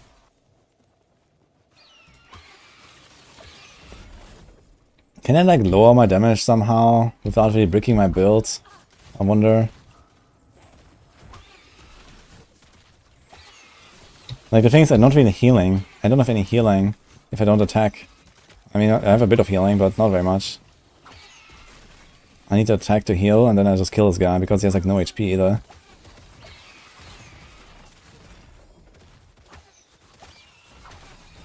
How do I feel about hardcore characters going to softcore instead of getting deleted? I am somewhat indifferent about it, to be honest. I think both systems are okay. I mean, it's kind of wild that in this game I can actually be in cycle softcore and not like in PoE where you just, you know, you move to standard and you're kind of like out, right? Like if there's a league, you play hardcore, you die, you're out. But here, you play hardcore in the cycle and then you're in softcore cycle. And I can get rank 1 hardcore and then go rank 1 softcore. Like, that is pretty wild. So, that is pretty crazy. But, yeah. Other than that, it's fine, you know. Why not let people keep their characters and, you know, like this. It's kind of nice for me, because I'm a big hardcore enjoyer, and I would not really grind out like such an endgame softcore character, most likely, ever. So, the only way I have to try stuff like this here is to use a hardcore character that is like decked out. And in that case, I can actually use my character here and do it, which is nice.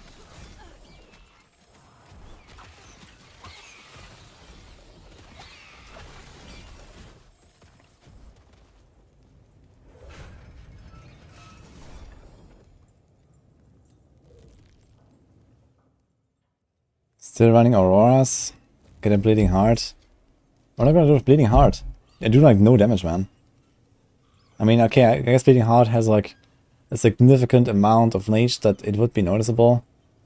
But yeah, I'm not gonna change my. I don't have anything now. I guess I can take my bleeding heart. I have like a 2 or 3 LP bleeding heart and rip it to softcore and then make it legendary. But right now we can't do that anyway. So I can't risk doing that.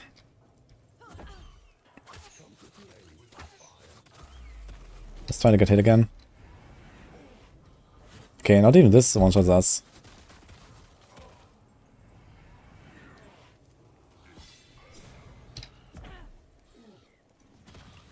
Let's try the fire wave. Dude, the fire wave does fucking nothing. What? Did they nerf this, guys? Because I saw the clip from Karn getting one-shot by invisible fire wave. Here, it doesn't even kill me from half health, man. It's crazy. The ground effect is... the ground effect is really the crazy part here. The ground effect does a lot of damage. The rest does nothing, man. That's wild. Like, a Falcon almost killed them without me attacking.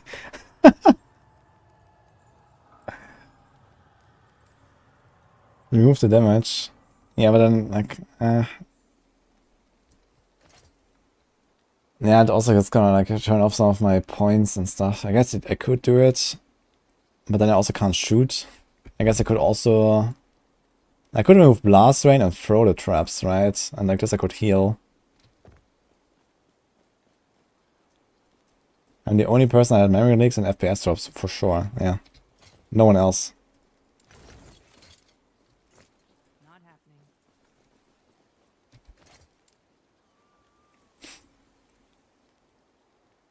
It seems fine right now, actually. I have 90 FPS. Maybe they fixed it.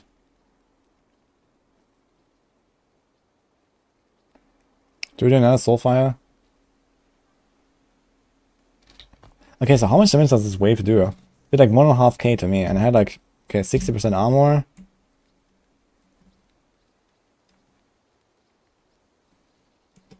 Well, it's only 70% less effective for non-physical. It's non-physical, right? So... yeah, I mean, this boss does very little damage, turns out. I wonder if I can tank a Lightless Arbor Slam. Yo, next time. Thanks for Ryman. What is the poll final result? LE login apparently. 43%. Yeah, definitely kind of bad here. Let's make another poll. So... Season 4. Hype.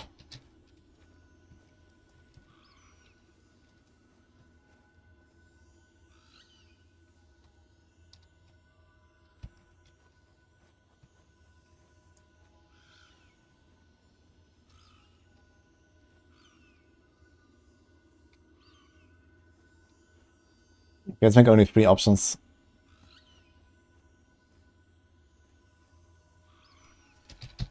Or 4.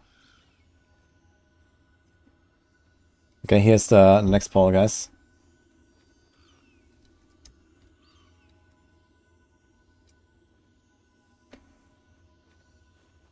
Login and LE login.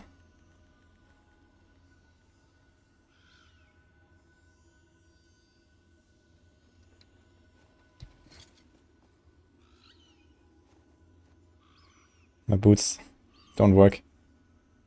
What the hell? Why did the items not work?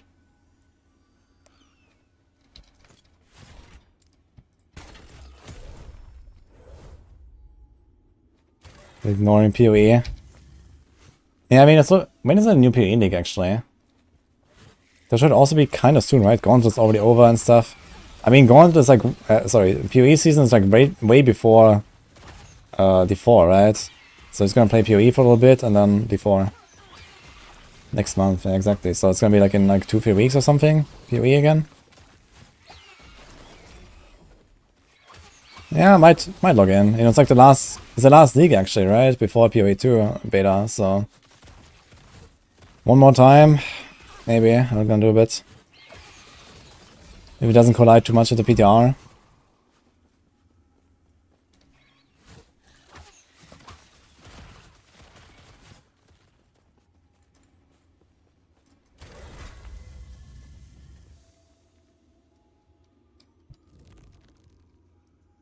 LE login. Again, the same percent almost. Okay.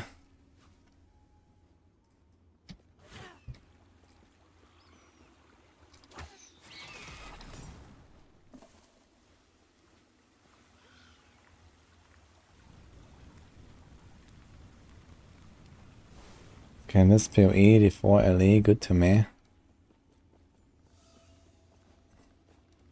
Nah, it's fine. I'm not gonna like do like another poll now for every single game.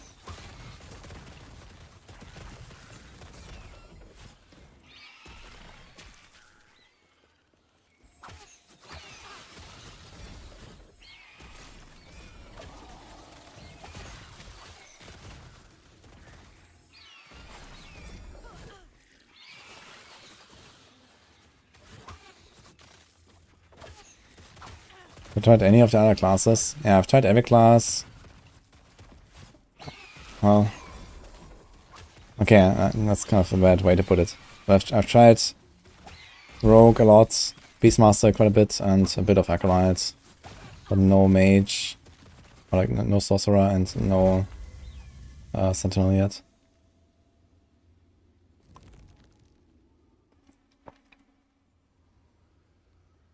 LE login is in mode, yeah? Don't you see it? Need 70V. Get 70V. Okay, I'm gonna try to tank one of the slams.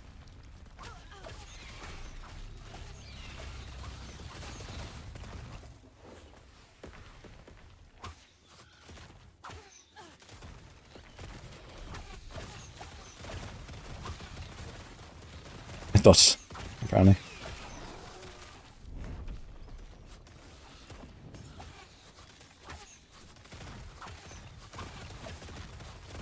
How much damage do these guys do? Dodge, dodge, dodge, man. Dodge? What the fuck is going on, man?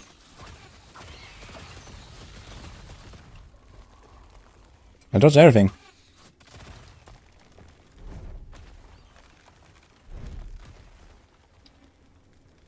His left hand is burning. Ooh, okay, 2.5k. That's a lot of kapow. I'm trying to get hit by stuff, man. I can't. These guys are not missing me. Okay. Okay, I also want to try to get hit by the slam. Let's see if I can survive the slam.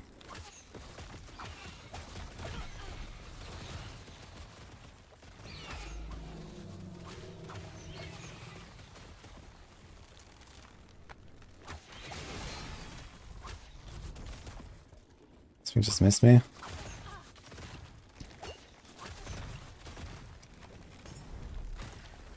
Dodge.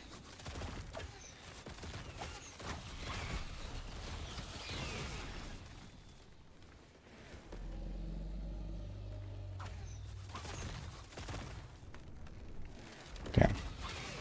Let's see how much damage it does. Can I survive the slam?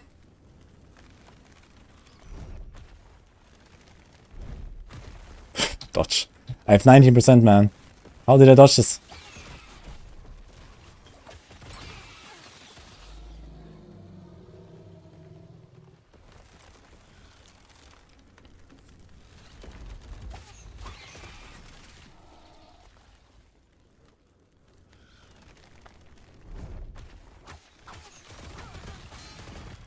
Ah, I survived it, man. 3000 damage.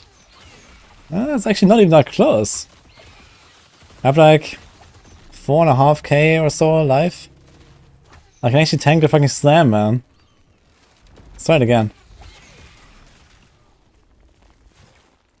Ooh. Okay, that was kind of nasty though.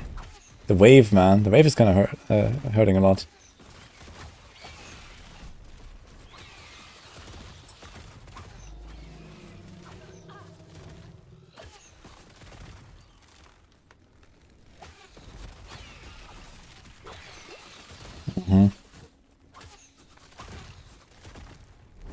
Okay, let's see.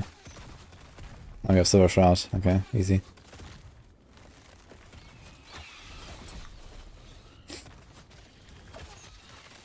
I'm not invulnerable when shift. Yeah, you cannot try to like invulnerable shift it. I'm gonna try this a little bit actually to see if I can hit the timing. Ooh. The thing is, if you shift through this wave, it actually hits you and applies a dot to you. Like, okay, it doesn't directly hit you, but it still applies a dot to you. It's like scuffed.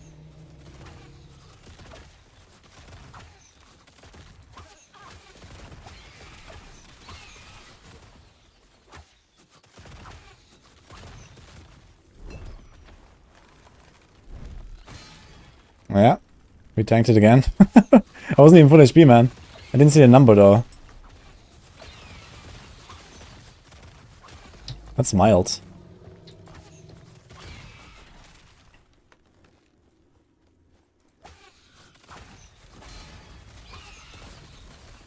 Just need to dodge the wave. The wave is actually the dangerous part here. Let's try stuff in the second phase.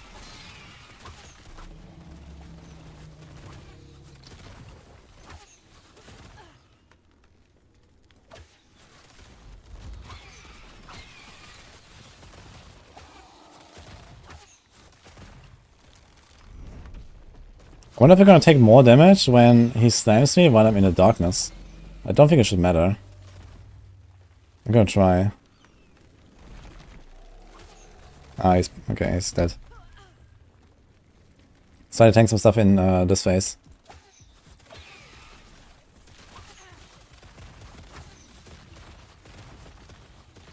Ooh, okay, this this hurts. Alright, so you have to dodge the beam, that's for sure. What about the rock outside the rock?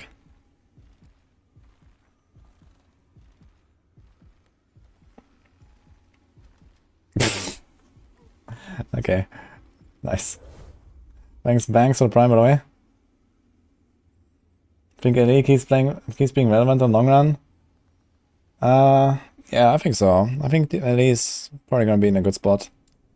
If they keep going with, like, you know, every few months updates, similar to the other games, and they kind of, like, you know, sneak in between PoE 2 and T4 releases, I think they're gonna be just fine. Okay, what about the poll? LE login. I think it's literally the same number, 43% that we had earlier. Alright. We had exactly 100 participants. Okay.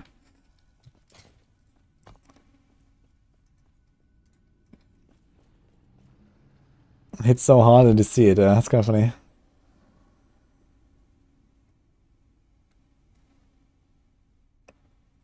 What part of the game is this? This is one of the dungeons. There are 3 dungeons. There are 4 different tiers. And the tier 4 is kind of like the Uber content kind of right now. But I only did them on hardcore, so I was, you know, I was not really trying to get hit by anything. and right now I'm just kind of like limit testing a bit to like learn like what is actually dangerous and what can I survive. So I get a bit of an idea when I make future characters. So yeah, the beam in phase 2, insta-kill. So that seems like something I cannot survive under any circumstance. It didn't even proc my my Aurora, man. I just died from 2 ticks or something. So that was kind of wild.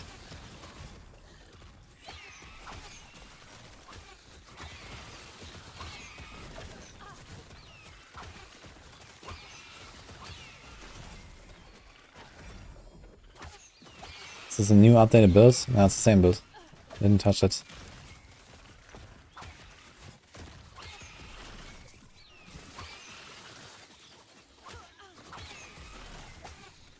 He has just shown no indication to me that can he up with making content. Yeah, I think one big issue that LE will have in the future is that other games will just develop much more quickly than the last Epoch. I mean, they have a smaller team, which makes it more flexible and stuff. On the other hand, they have like less manpower to actually produce content. And I think that might bite them in the long run. But we'll see how exactly this will play out, I guess.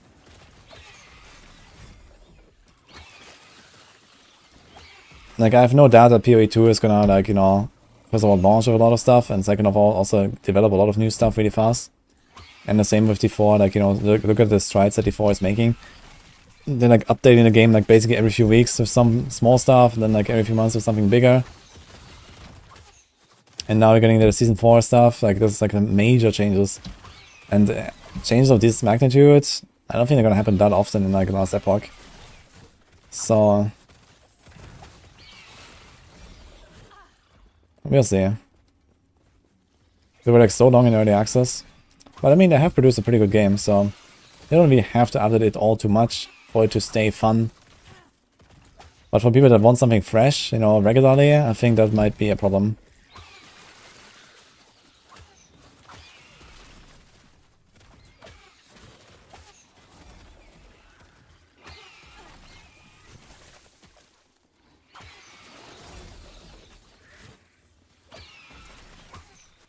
Went to A for the first time, got one shot out of 31 and died. He did it on hardcore? First character?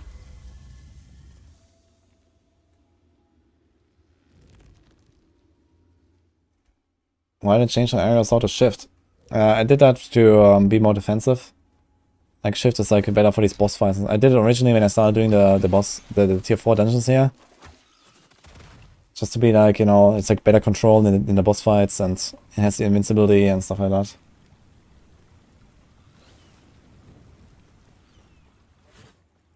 Okay, we're gonna try to get hit by some other abilities in phase 2.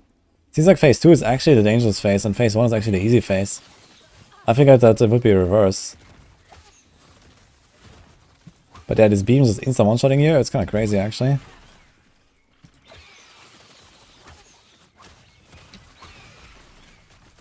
Type exclamation mark shift, bugger.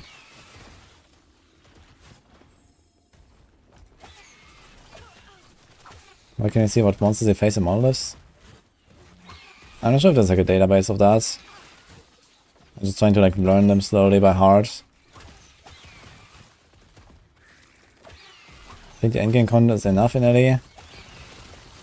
It's a good start, I would say. But the monoliths are not gonna carry it all the way. They need more. They need more and they also need more in monoliths. Will I try ballista builds? Probably not. I'm not really planning to make yet another rogue, to be honest. I still have a blade dancer that I wanna finish at some point. It's like a 95 blade dancer that I have on softcore. Might like play that a bit.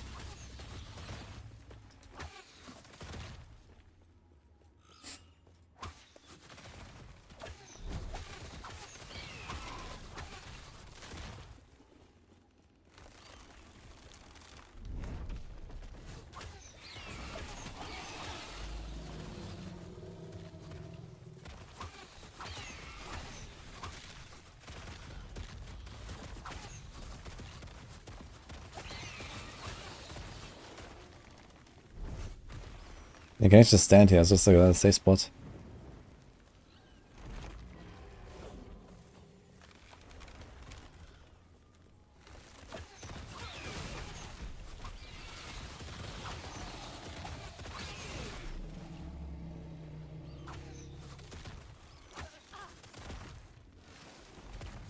Yo. The meteor though, they actually hurt.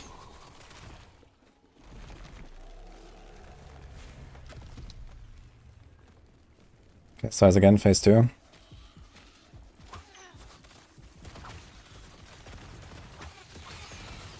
Ah, wait, you wanna get hit by this? Not by this beam? What about this explosion? Dodge. Great.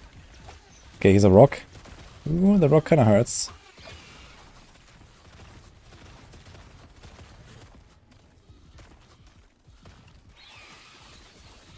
Okay, what about the monsters?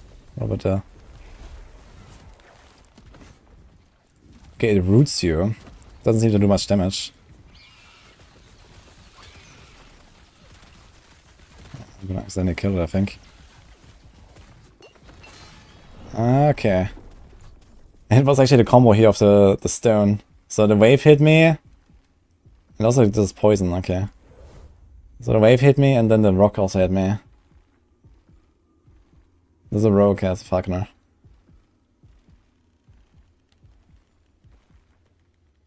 But it seems like the only dangerous thing here is actually the beams. Yeah, I'm trying right now, but dude, why do I DC every single time? I'm testing out like how much damage these abilities do. I want to learn what is actually dangerous in these fights. Because I only had this one chance when I did it on hardcore and I didn't go it again. I basically try to dodge every single thing. But you don't have to dodge every single thing. You can actually try to tank some things with a tanky character. Yeah, no, this boss is actually not that crazy, it turns out. Seems very easy.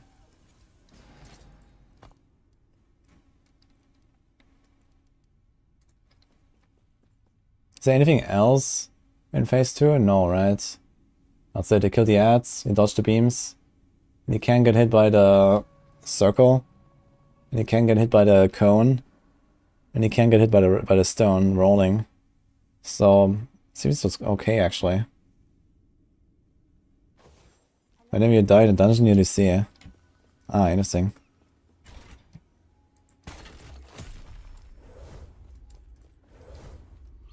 Actually, do we want to do another one? I think we've kind of seen what we wanted. Maybe I'm not gonna do another one. Okay. Let's do Temple Sanctum.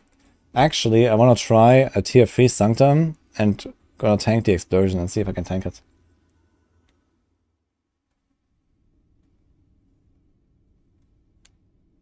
Try to do it with free tempo without void, it is hard. I mean, without changing the thing or what? Let's try a tier 3 first.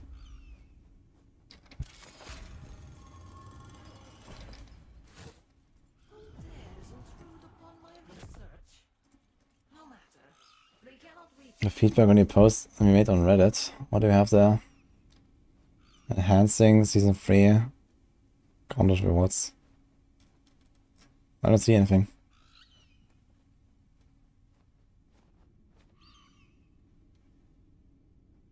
Oh, it's deleted. F.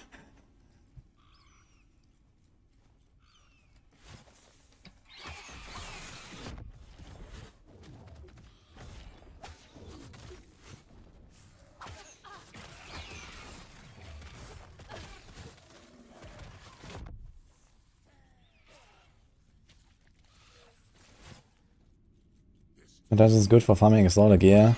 Not really.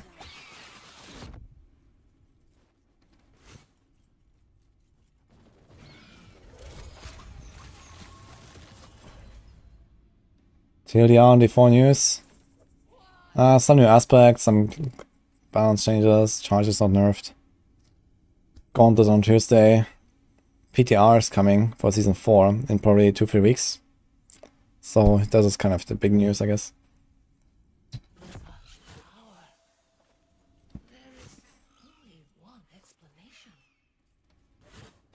Do you have any update on the hardcore situations here? Or can we still not play hardcore? I would like to go back on my Beastmaster and keep going a bit.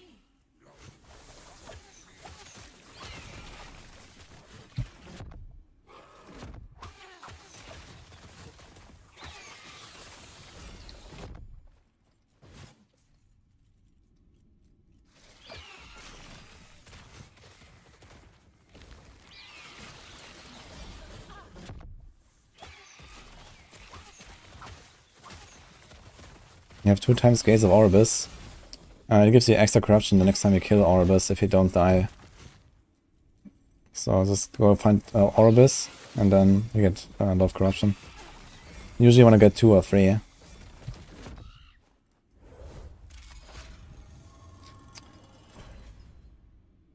Reduce bonus damage on crit strikes the same as crit avoidance. If you have 100% then it's the same, yes.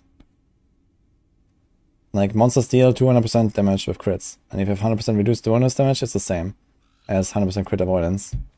And there's no extra effects that come from crits or something in this game, so... Thanks, Gustav.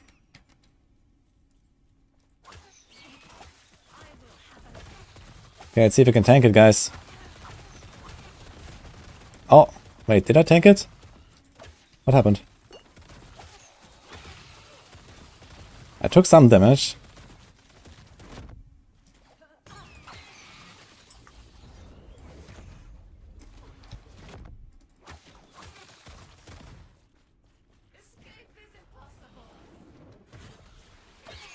Oh no, she's gonna die.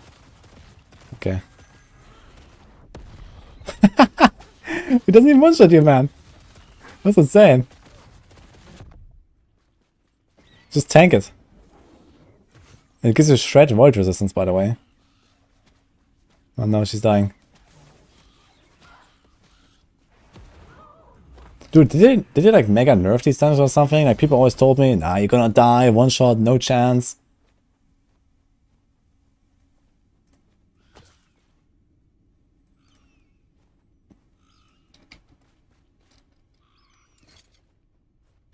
Size on tier 4. Let's see how much damage it does actually. And also, oh shit, I should have tried to use Silver Shroud. Yeah, let's see, like, it will probably kill me on tier 4, but let's see how much it overkills me. I want to see the number. We have 2 keys, so we can try this 2 times. Silver doesn't work, so it's like specifically goes through dodge.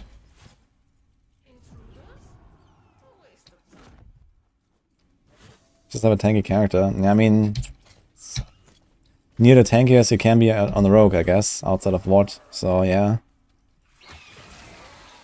Does anyone know the raw damage of the ability?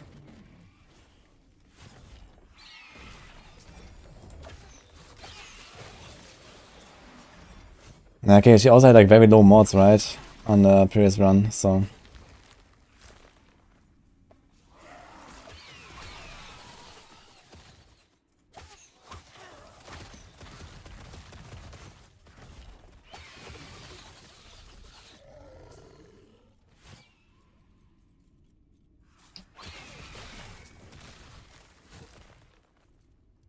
Yes, it is. I don't like in the end game. Yeah, pretty good.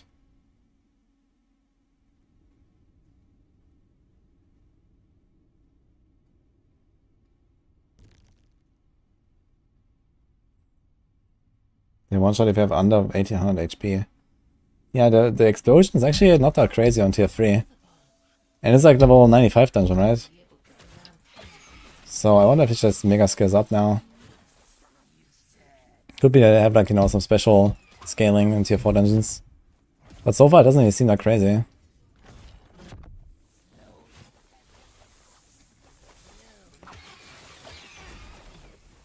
And should we switch to Nova Hammer? I think the Maxwell guides are usually designed for like up to level 70 for leveling. And then you switch whenever you have like the minimum requirements, I guess. If your build is still going well, then you just farm up more for whatever build you're switching to. The more the better. Can you check playtime on a tune? I don't think so. This is dive bomb build, yeah. How far is the gameplay compared to PoE? Well, it's pretty comparable, I guess, to PoE. It's like, you know, very much the same like combat style, I'd say. Maybe with less density. Ah, let me through. Ah.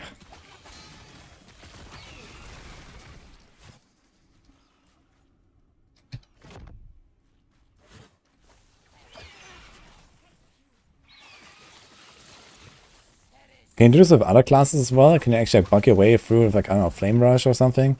Is that a thing?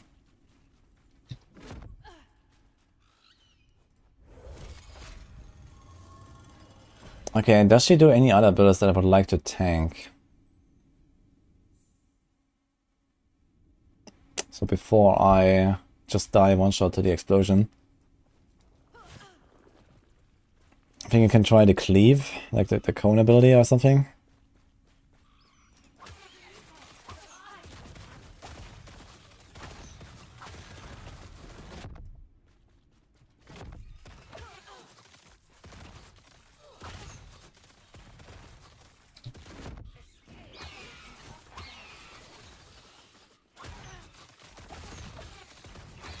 Yeah.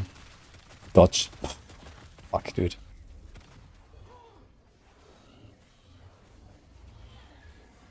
Okay, that's not too bad.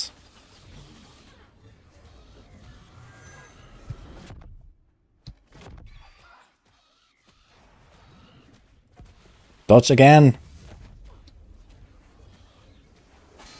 She's dying to the Falcon, man. Oh, okay, this one actually hurt there. Ah, shit, I think I walked in the beam as well. I didn't see now how much damage it did. Maybe I can clip it. see.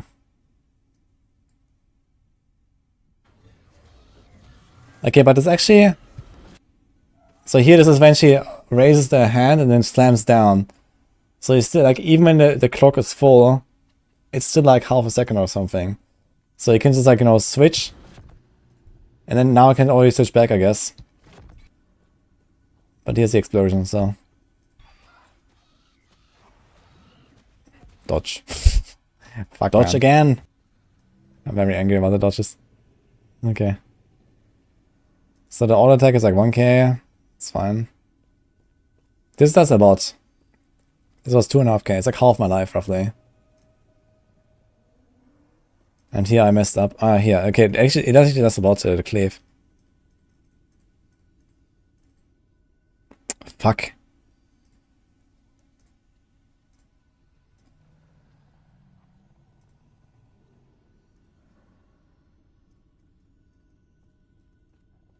$3,900. Okay, this actually does a lot. 3,900. This is actually very dangerous. This is not the beam. This is the I think the 900 is the beam. Yeah. Oh, is there multiple ticks on the cleave? Was it multiple ticks on the cleave? Ah, man, it's so hard to see. I think I have to try this again. Okay, one more key. Yeah, I'm on softcore right now because hardcore is bugged. Campfire link is broken. Uh-oh. Why? Page not found. Amazing. They actually took it down. Yeah.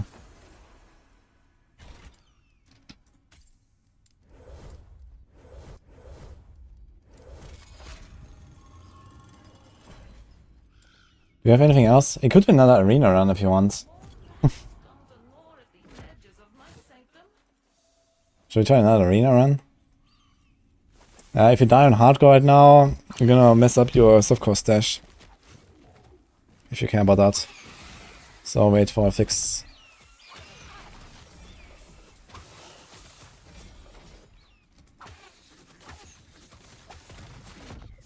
I'm convinced the loot filters on Maxo are made by a random number generator. I have nothing to do with the builds, therefore.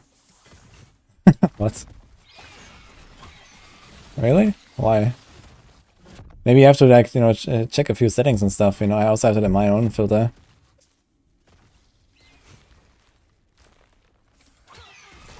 They didn't take hardcore down. Just don't play hardcore right now until they fix the bug. There's a bug in hardcore. Don't play hardcore right now.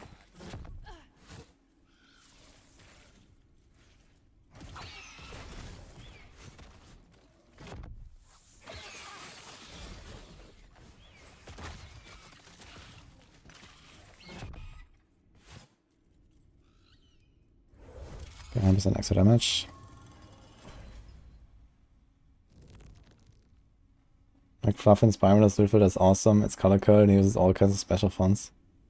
Okay.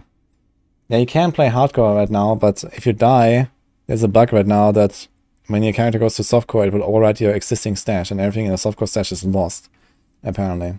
So if you care about that, you should be careful.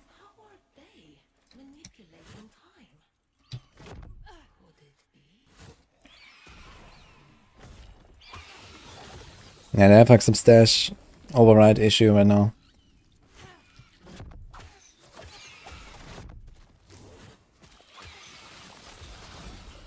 Yeah, they're working on it right now. This was just an update they gave us like an hour or two ago, so we should just not play hardcore until then.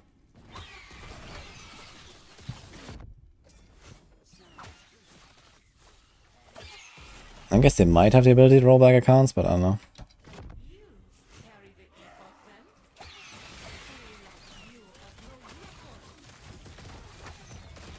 Just don't die, dude. Exactly.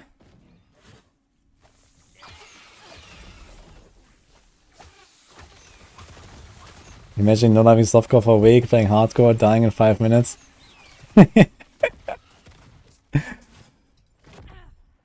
Time to LE log out, huh?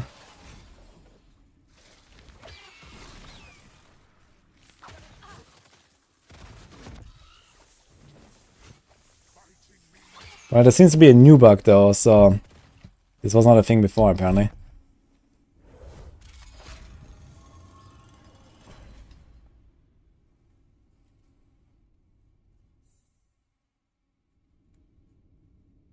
Okay, I'm gonna try to get hit by the cleave again. Let's see how that feels. The cone, I mean.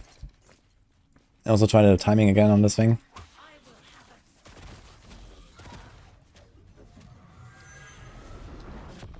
Oh. That was a bit close. Okay, how much damage did it deal? That was a bit too close, I guess. Let's see a number. And this is also... I wanted to do this test later in the fight, but, well... I don't have another key now. Okay, let's actually see the animation. I'm waiting.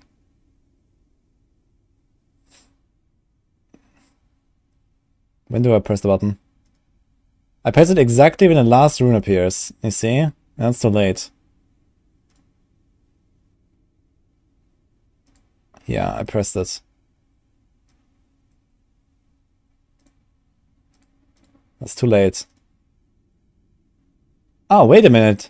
The explosion happens before the slam. What? I thought she slams down. She didn't do a slam, it just explodes. Interesting. The fuck?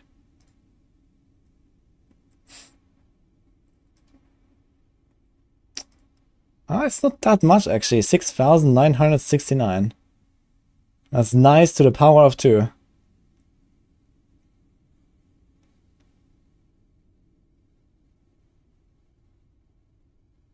It's actually survivable.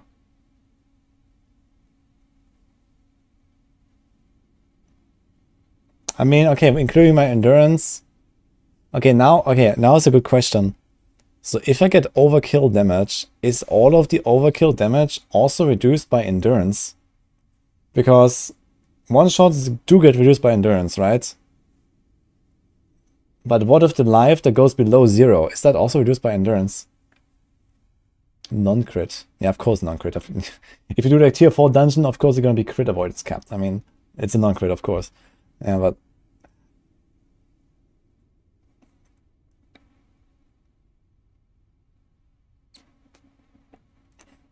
It's actually 4,761. Thank you, Fenrir.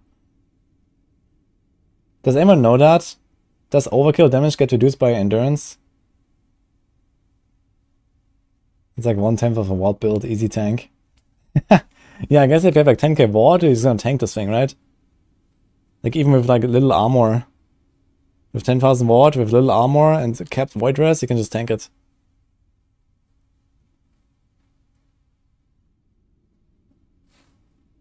It's not that much.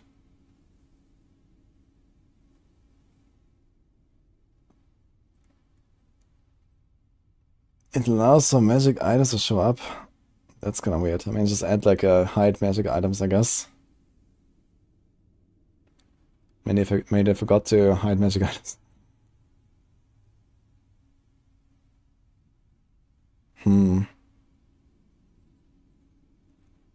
I would have to ask one of the Maxwell boys. They might know this. If like, you know, like if this is actually all reduced by endurance.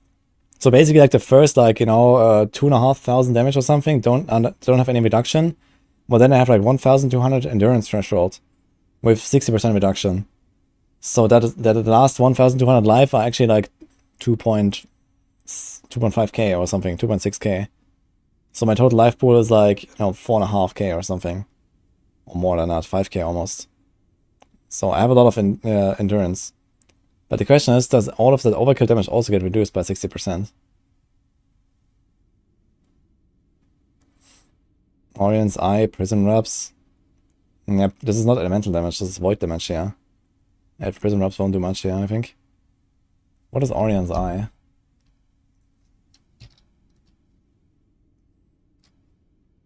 Is that an amulet? Void damage taken as fire. Ah, okay. Yeah, I mean, that's a very try-hard way of trying to survive this, but I guess it does help if you want to do this. But if you have this, you don't need 10k ward anymore, you need like 5k ward. Because it's 50% less damage and then 30% less damage again. But yeah, that's kind of a neat combo for sure, with the Prison Wraps. But yeah, at this point you can survive it with like 5k ward. Like even I could survive this actually with his character probably.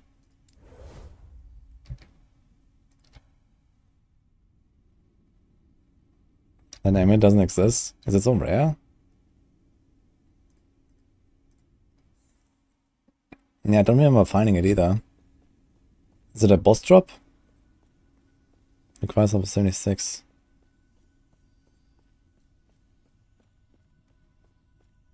It's a chase item. Really? Doesn't seem that powerful. Especially if you don't get like at least 2 LP on it or something. I mean, okay, if you need a lot of money in the build, sure. And I guess the advantage is you don't need any void res, right? So you're gonna save the entire void res, like everything. So it's like basically the void res thing is basically 2 suffixes, right? And then if a bunch of mana, okay, okay, I can see the value. But I still want at least 1 LP on this.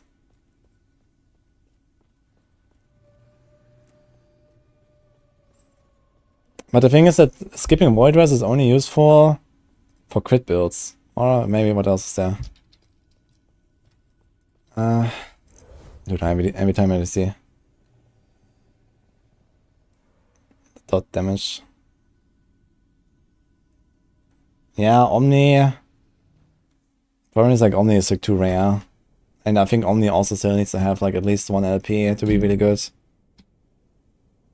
Especially on crit builds, you know, on crit builds you can get crit chance, crit multi on the amulet and these kind of things. That's pretty huge. Like Omni doesn't really make up for that. On this, I mean. Okay, which blessing is this? Here, crit chance. This is the top right. So what are blessings? This one has the void res blessing. Okay, that's crit multi. This is kind of nice. Shared void res is kind of nice. So I guess it's like any void build runs this. Crit builds run the crit multi or crit chance. There's ignite. Yeah. This could be interesting. This is kind of shit. It's shit. Okay, I mean, there are some alternatives to void resistance here. So yeah, skipping void res is kind of nice for sure.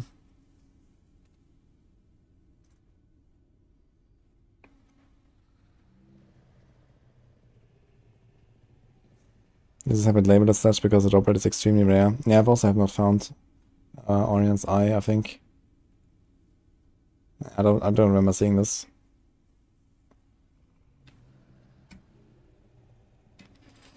Okay, anything else we want to try? Do we do an arena run, guys? Because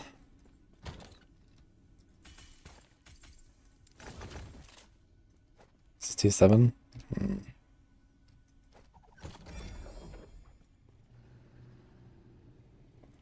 Represent less element damage taken. Yeah, this is like a separate multiplier. Is there an E-planner that can load your character? Yeah, on the maximum planner you can do it. You can press on import here. Save load, import, you can type your account name. But it only works with online characters. Why is hardcore so scuffed in LA? What is it scuffed? What key do I have saved to start with that? Well, it should open at 220, right? I'm not sure if I would actually remember that I did a 440 on hardcore. But we got our Falcon MVP that got me the 441 that counts for softcore. So I think I should start at 220. So we can give it a shot. Can do like an hour of arena. Oh, this is hardcore.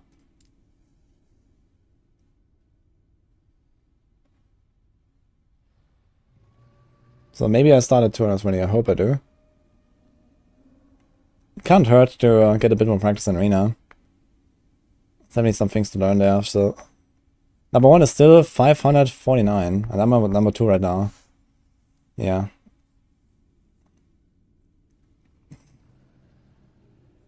With a decent run, we can definitely do another 100 waves, I think.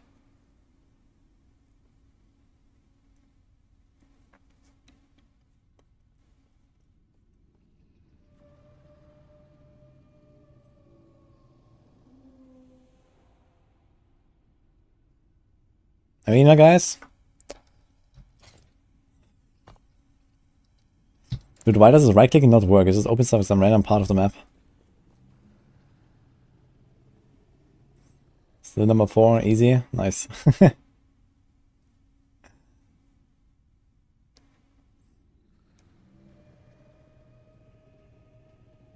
We get any rewards in Arena? Not really. I mean, there's some boss damage with dive bomb build. Yeah, get the shadows from the smoke bomb. Get the shadow falcons. Kapow.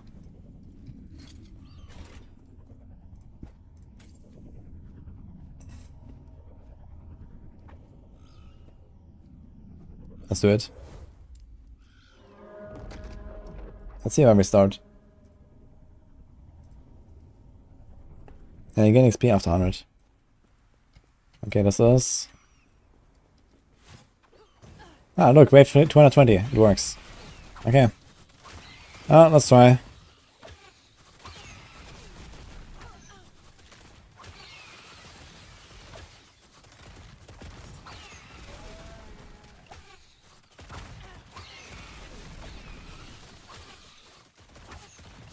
The skill tree is too complicated. Bring back the default twigs.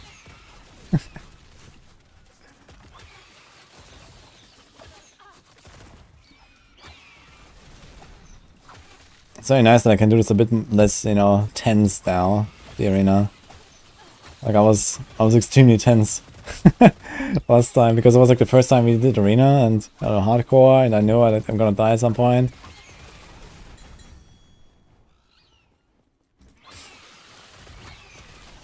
So we can definitely like, you know, just like take more risks right now and just like experiment.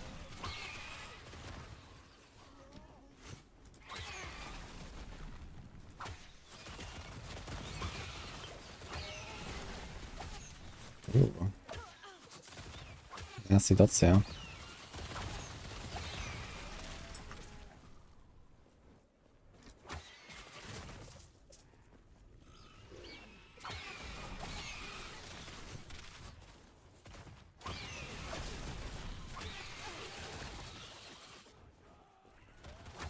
We're nerfing Warlock.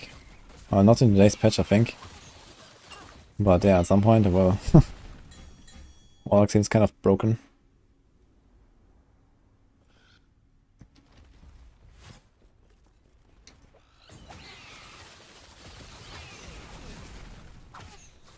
Yeah, the arena is a survivability check, not a DPS check, really. Like everything in this game really is a survivability check. There's no timers or, you know, like something like that. As long as you have like a decent amount of damage, like any build can get through anything, really. It's all about survivability in this game. I mean, yeah, doing more damage, you know, speeds up your farming and stuff, but in the grand scheme of things, survivability is everything. There are seasons in it, yeah, this one started a week ago.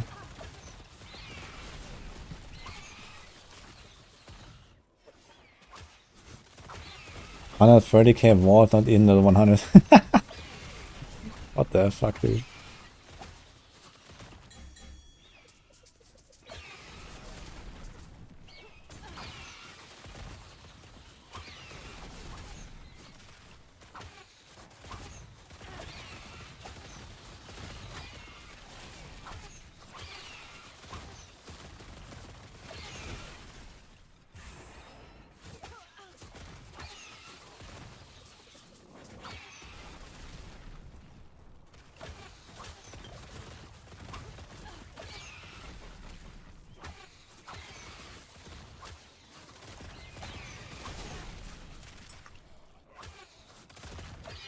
I'm gonna try Ballista now. I'm not respecting this character now anymore. I like this build, and you know, I'm not really gonna play this character anymore. So I do have a level 60 something Falconer though that ripped. So maybe I'm gonna take that one and, you know, just try another build of it. I could do that perhaps. Maybe I'm gonna try the Falcon Punch thing, but I heard the Falcon Punch thing is bugged.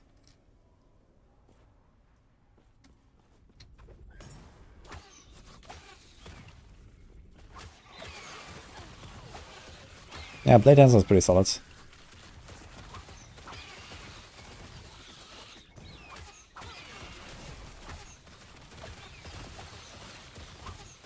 Oh, I could also continue my shaman actually. I have my earthquake shaman still. Maybe I experiment with that one a bit.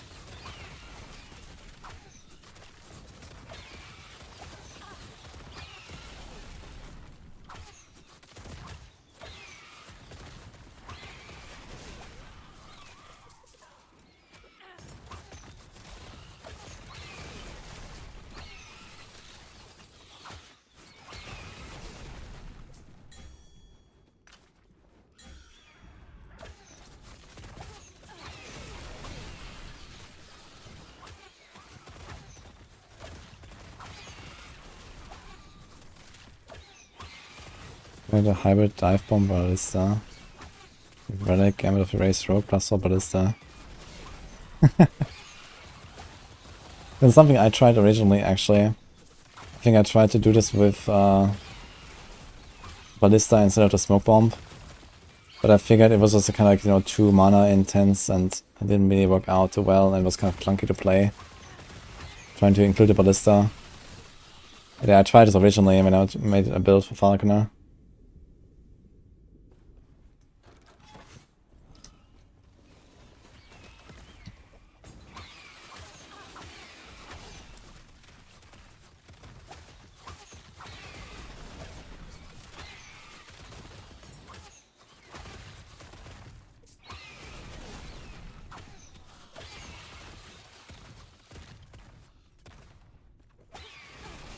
Let's poison somewhere.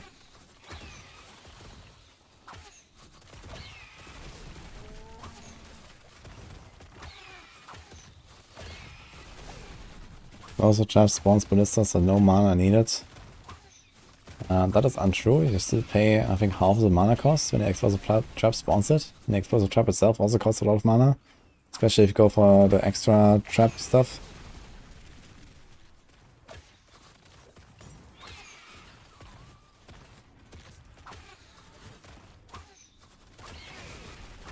But yeah, I tried this combo with, like, you know, shooting and then spawning ballistas and all that, but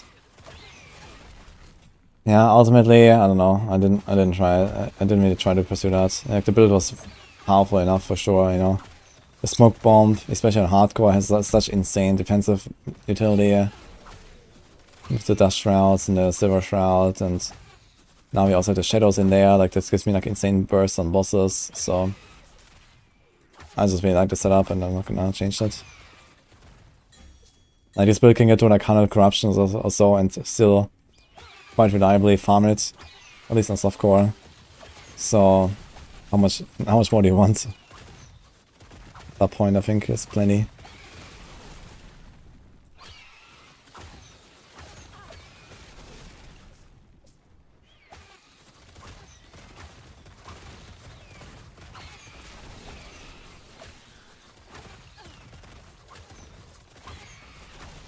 Makes many shadows for shuriken. And do the shadows also use shuriken?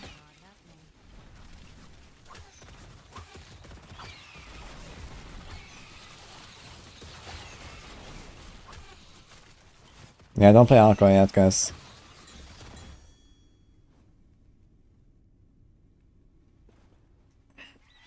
Keep getting one shot by trash packs of 75% rest, 2k armor, 2k HP. What level? What are you doing exactly?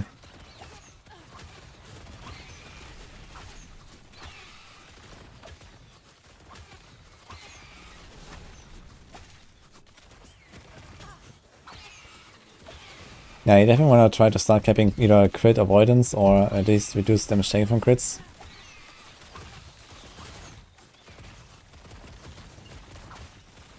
A level new character in hardcore. Currently I have a level 80 Beastmaster that I'm working on. We'll see about yet another one. I mean, Gauntlet is coming in 5 days, so we're probably gonna work on the Beastmaster again tomorrow, and then we'll see how far we get. And then maybe we're gonna do like one of my existing characters as well. I still have like a level 95 Rogue. I still have like another level 80 Shaman. So I want to maybe continue on these at some point.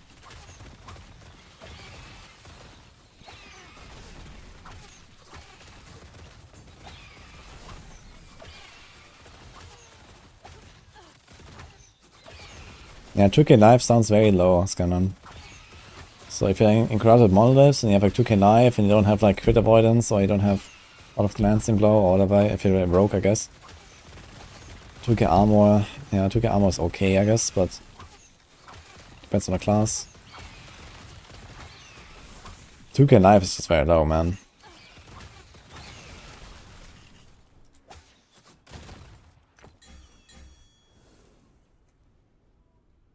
Why hollow thing on his build? Oh, it's 4 LP, that's why. And also gives me chill, which is really cool. Much for cold rest.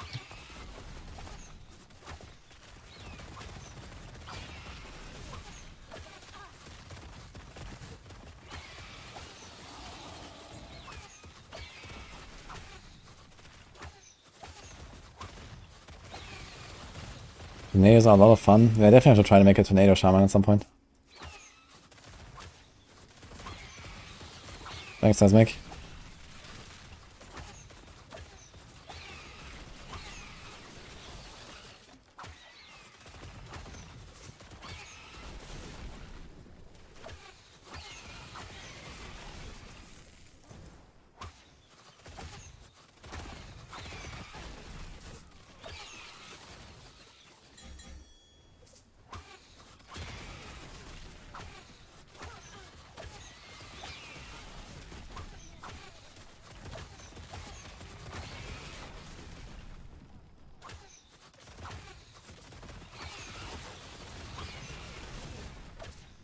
Commander.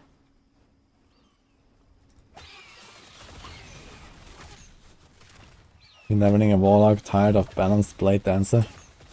Time to be OP. Enjoy your warlock life.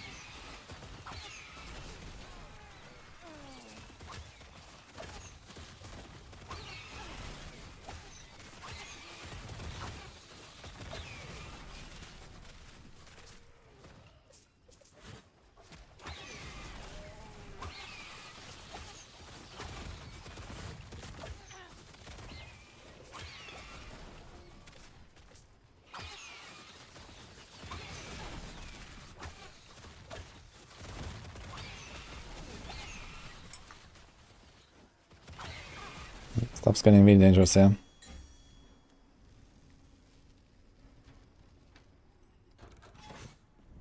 I have physical damage on the bow. Because your bow added damage is transferred to your falcon through one of the falconry upgrades. Also your crit and your crit multi and your increased bow damage.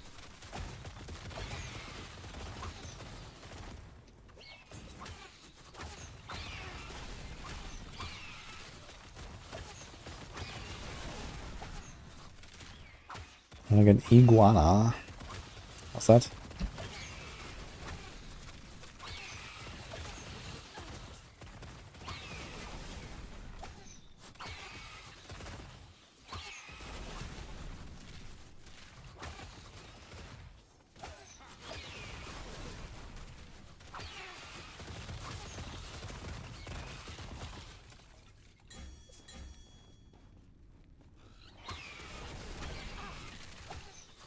Ah, the Twitch shop. It's a pet, right? Fuck, I need to get my Twitch shops. I just realized. How do I do this?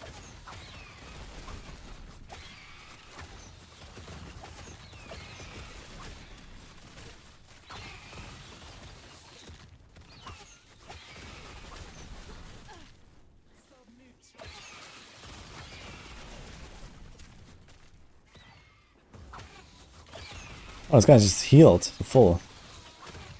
So it's like almost dead. Interesting.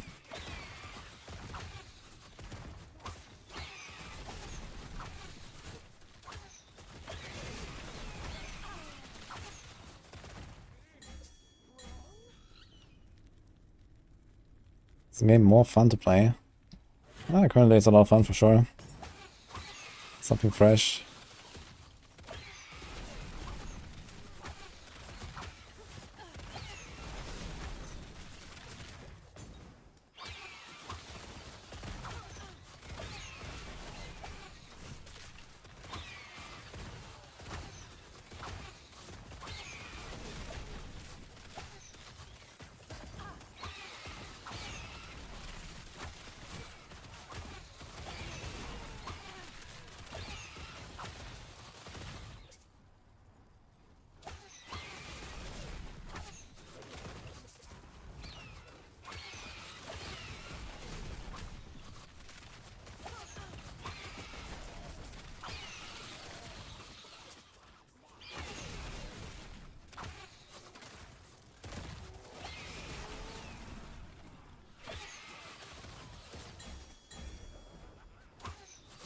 Character is the one that died in hardcore, yes.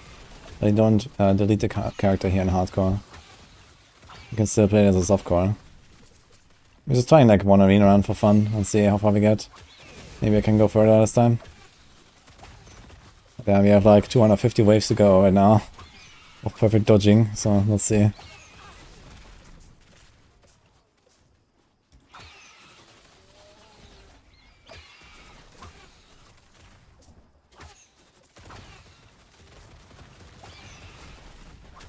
Did 80 waves now.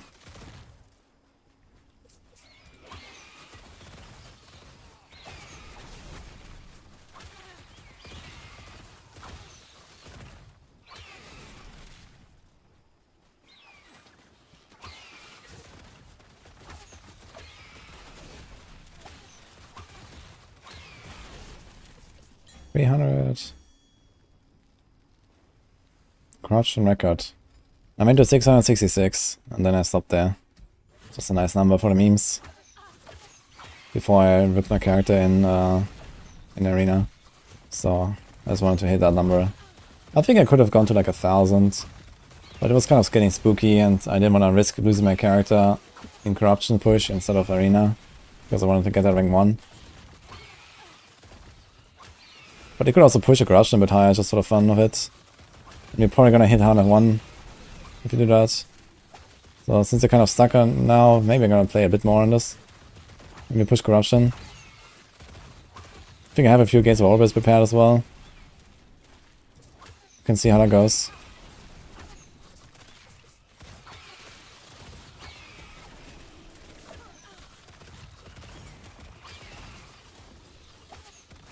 We also have the new bow now, actually, for the corruption push. That's kind of nice. We have some decent damage upgrade there. Maybe I'm gonna play a bit more Falconer, actually, now that I think about it. I wanna see a higher corruption.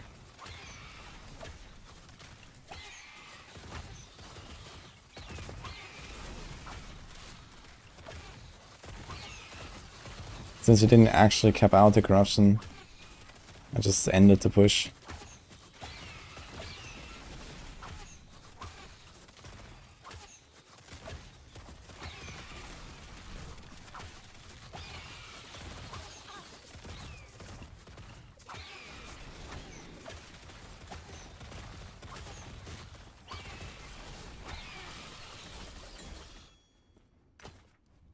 I've cleaned out the character models. See after the eliminations. Yeah, definitely a huge step up. I can agree with that.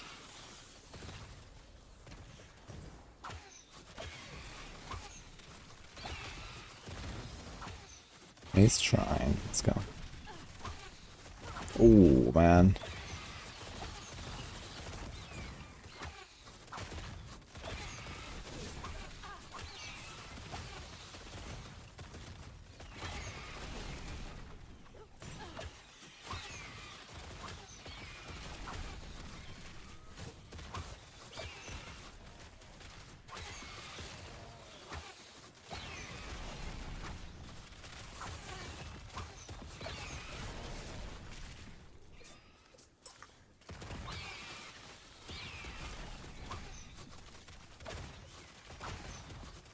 Some way to farm heroes.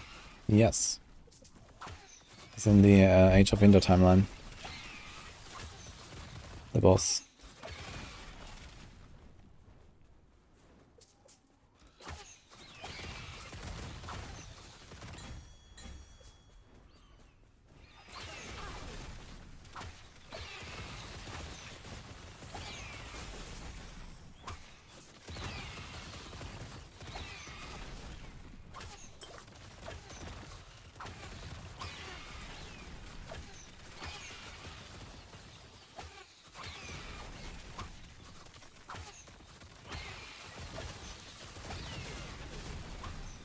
Whoa. Swift, man. Thanks, man.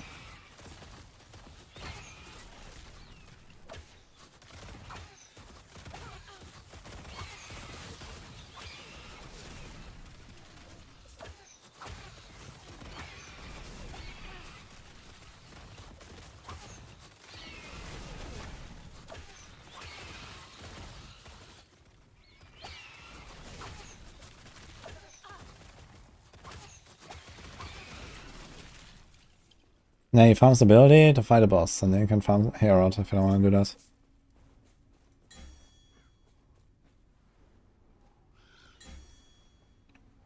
I think buying the standard version of the game and later upgrading is fine.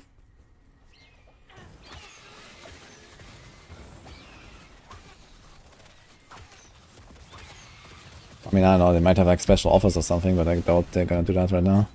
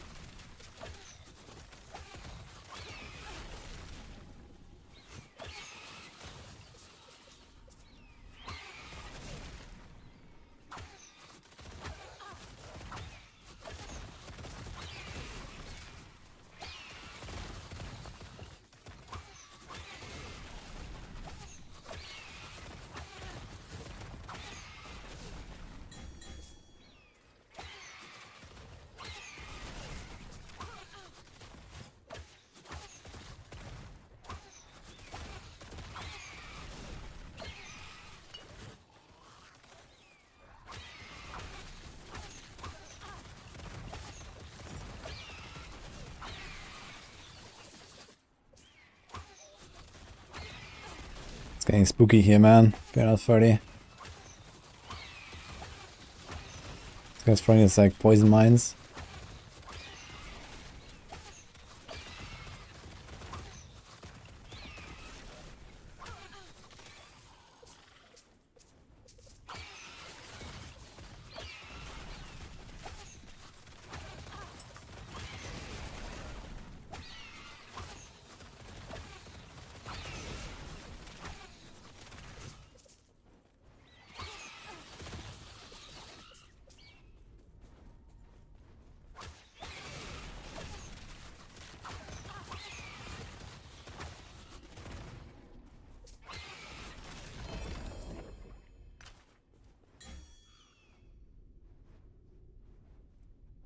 There's no way to insta-spawn the boss.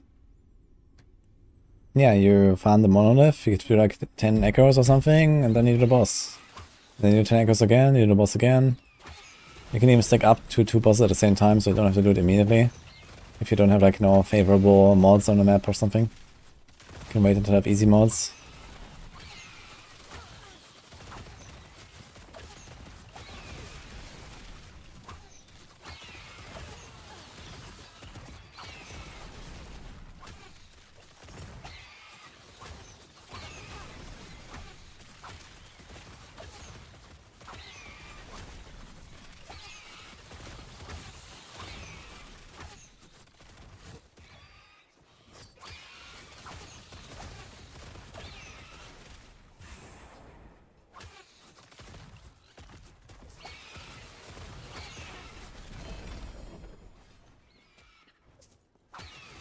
There's still monsters.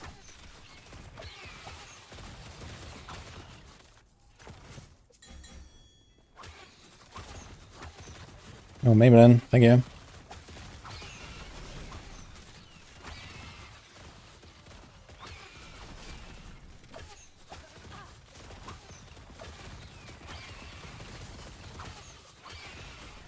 Okay, we're 100 waves off the record. Let's go. Ooh, archers. And these solar archers are tough, man, because they spawn and insta-blast you, man. You gotta be very careful with those.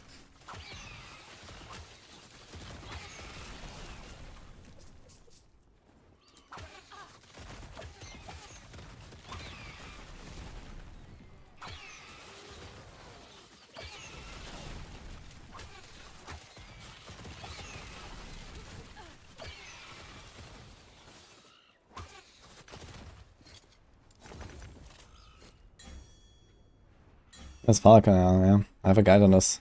Exclamation mark build as well for the planner. A few days ago I made a guide. That was really fun.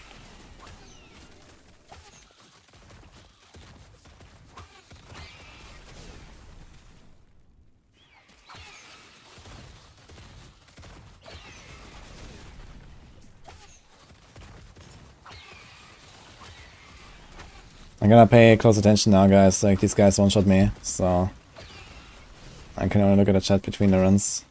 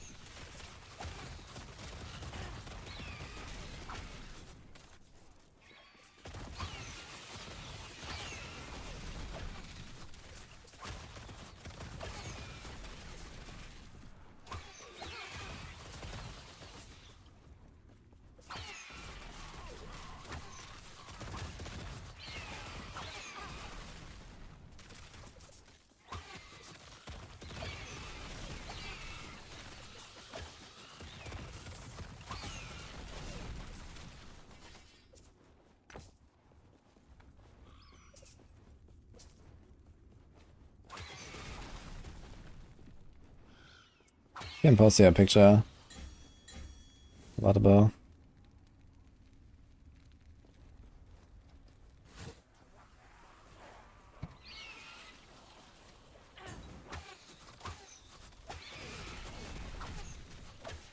Healing Gus and Gusborn Guard. Is that the aerial assault ward thing? To be honest, I've never really tried to see if that gives me the correct amount. So how much are you getting?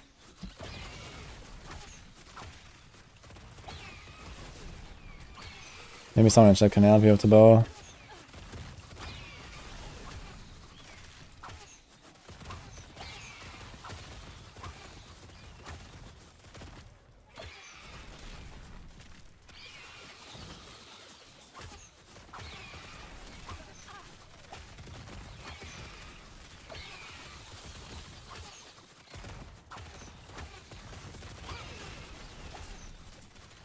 A ward, it's not every time you use it. But it only gives you a ward if you're missing health, though. Are you sure you're missing health?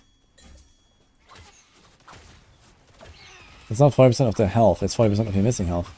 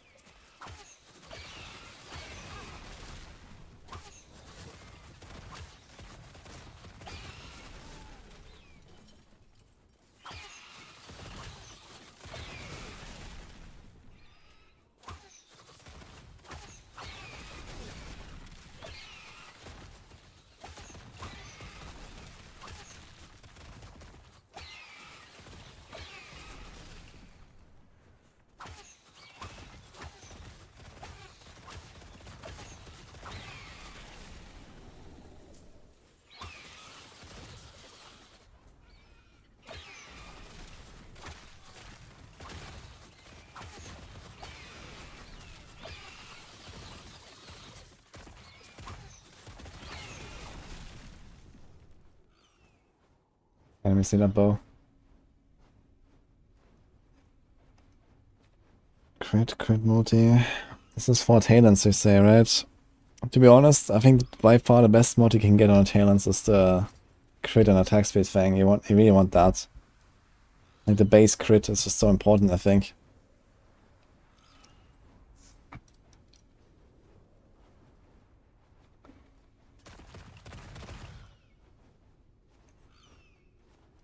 I mean, otherwise they're not bad. One thing you could try is on the left one, you can try to seal the crit multi. And then just craft the crit chance on it and put everything to tier 5 and see what happens.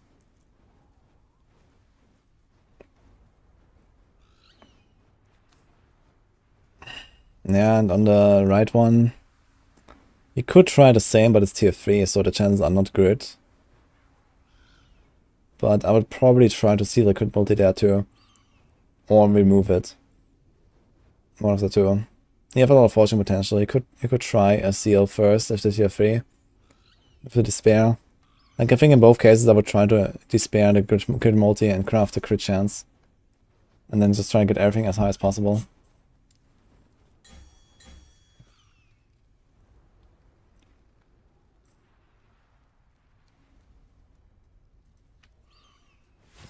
This is a crappy arena.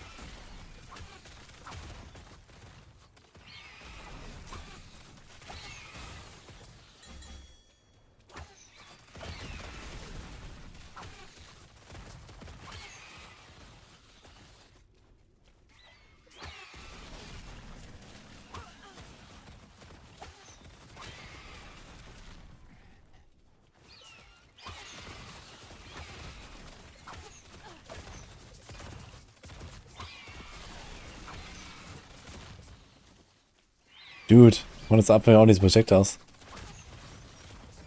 Okay, I kind of made it through. This was kind of short waves.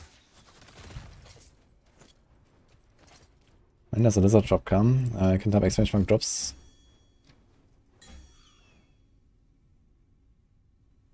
Critical applies to the Falcon. I just think it's better than other stats on the bow. I think the base crit is definitely the most important. I think the second next is like bow damage. And that's the 2 prefixes you would want. I mean, yeah, stacking some crit multi on the bow is not too bad instead of bow damage. It's okay. If you don't want to risk breaking the right one. Okay, if you haven't done it yet, you can... Ah, shit, you're missing the crit chance. Yeah, in most cases you want the crit chance. Like the flat crit chance. So, yeah, you can consider like, you know, crit chance plus crit multi and sort of crit chance plus bow damage. I think that's okay. Rated Scotsman, man. Thanks, man. I'm well, yeah, hobby too.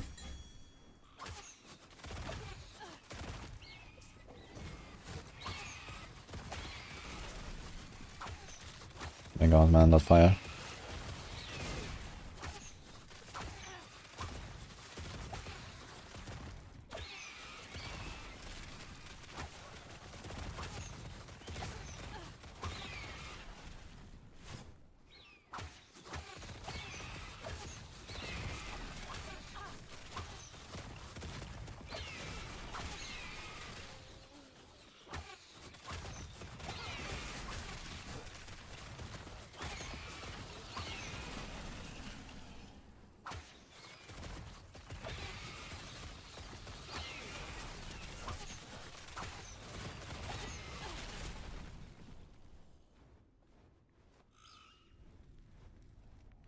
The bird keeps killing me before I can test the ward thing.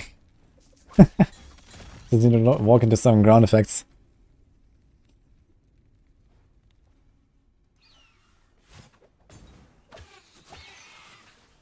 Oh, solar archers, Monka.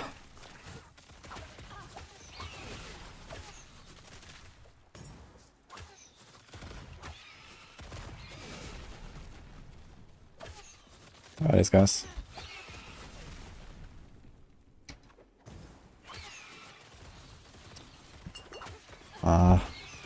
Okay, these projectiles don't do that much damage. I can actually kind of survive them, even multiple.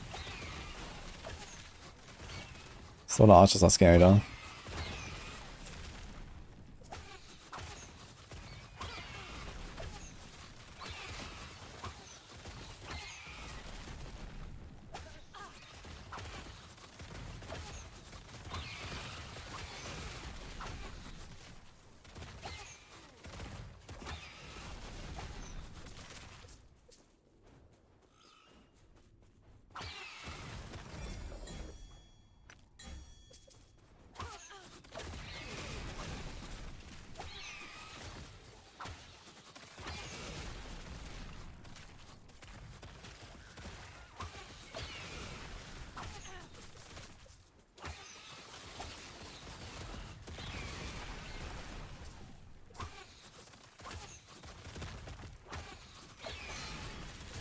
Ouch.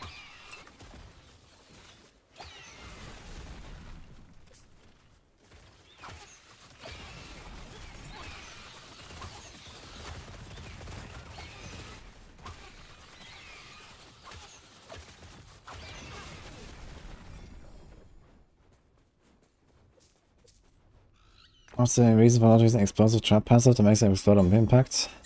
That's not a waste of point, it's actually really powerful, but it's the dust shrouds.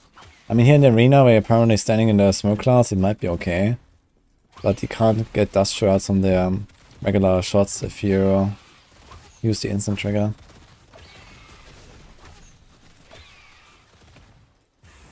Ice beetle.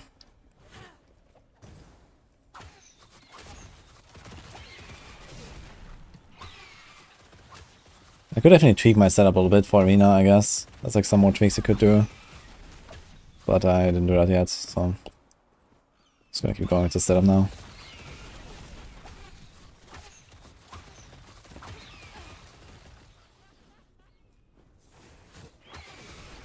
Oh, almost ripped.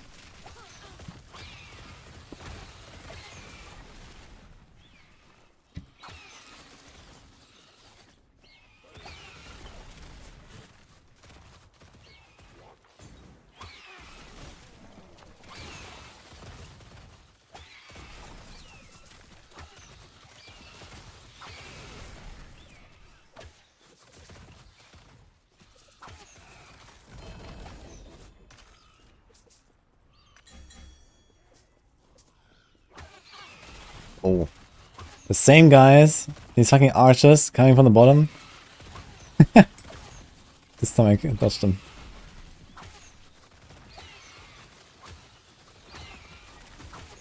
Oh, actually, they fixed the cooldown reduction thing now on the dive bomb, right? Maybe I should respec something on the dive bomb for this. Faster cooldown. The patch is out, right? Yeah. So I think the cooldown recovery should work now.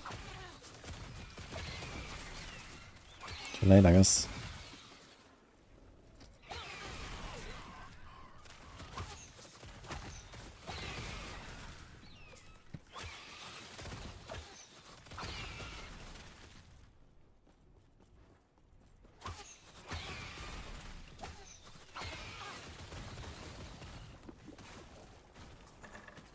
Good check.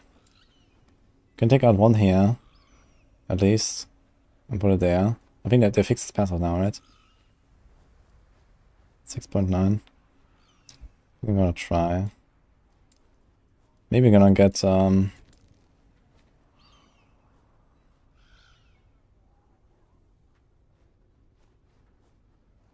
mean, the traversal cooldown reduction is also not bad, to be honest.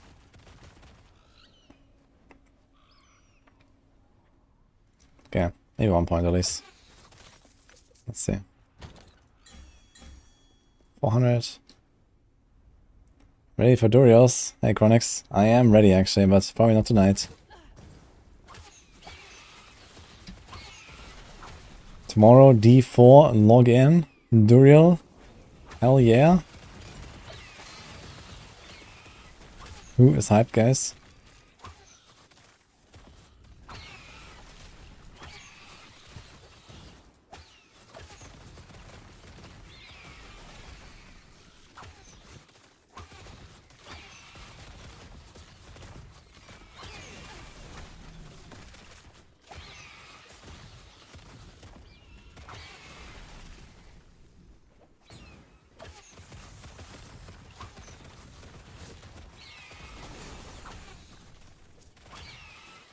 Life bomb already done.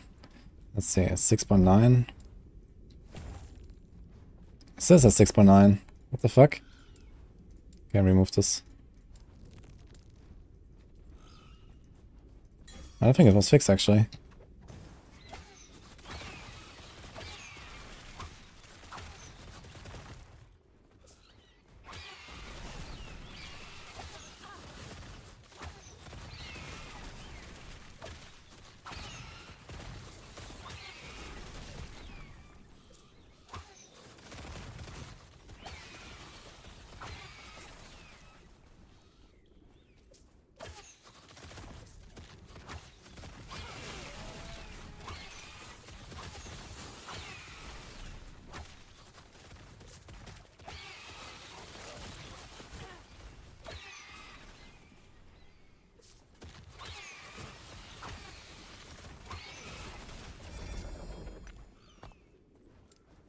put this back. What then?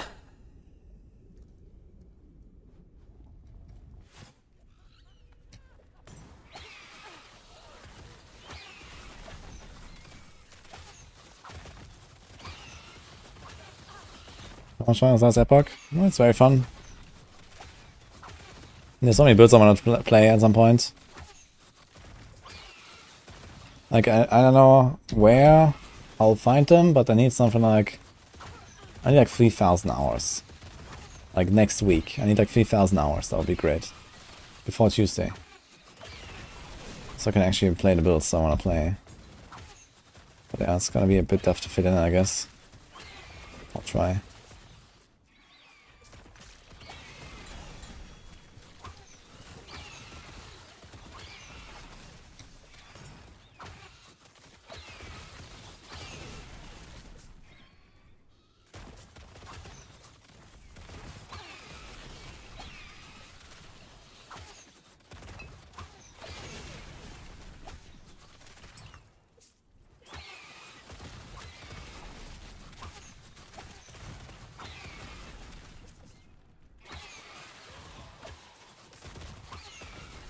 I guess Scorpion will definitely one-tap me.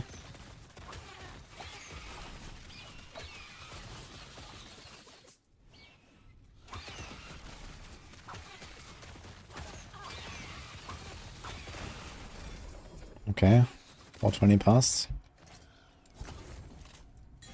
2 more arenas, I'm untying my record. There's a black hole somewhere.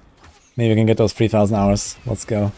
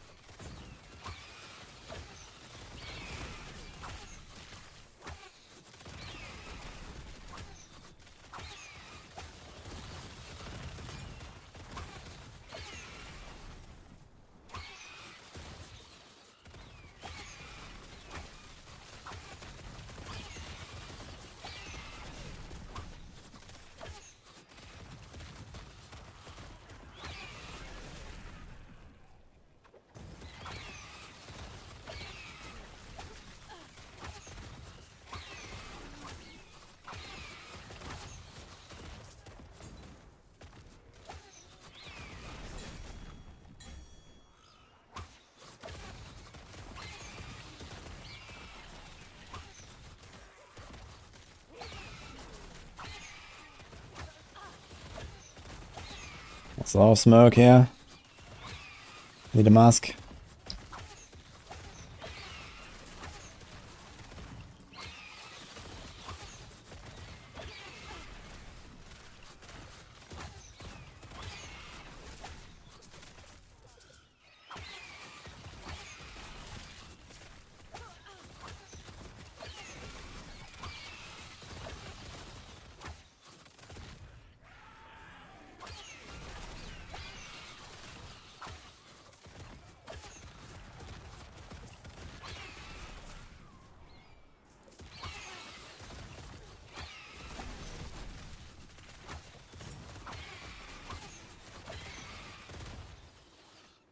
Okay.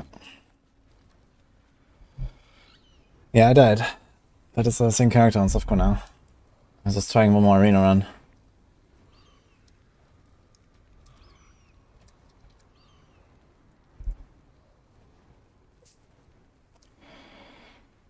Mage Pet Blessings, picks for the starter. I don't know the name, man. Tell me what they do. I mean, usually I just pick all the red stuff, and I don't know, maybe there's like some other stuff that you find that is useful.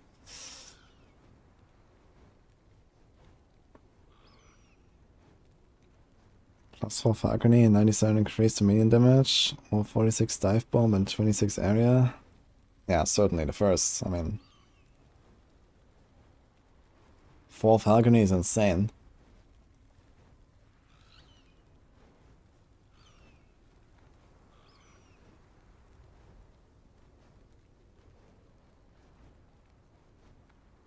Why do I have aerial assault in a planner?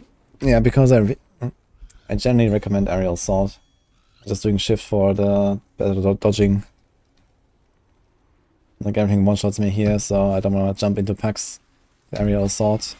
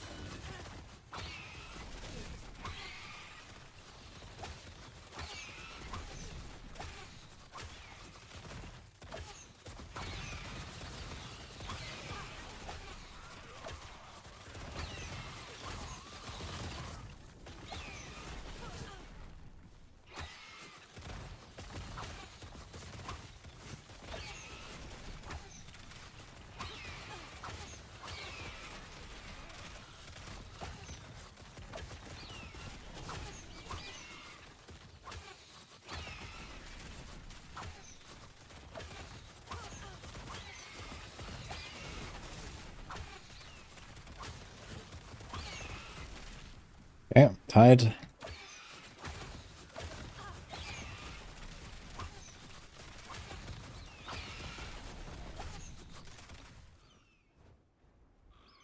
Aerial doesn't feel good to use. Yeah, I agree that shift feels really nice. But aerial assault is just better. In the grand scheme of things. And it also does feel nice sometimes when it like resets really fast and you know it gives you like this insane jump to the other side of the screen. And that kind of stuff.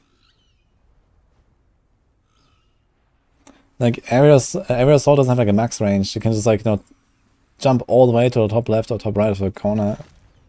So that's really good. Warlock right click and watch the screen die. Yeah, Warlock is pretty OP right now.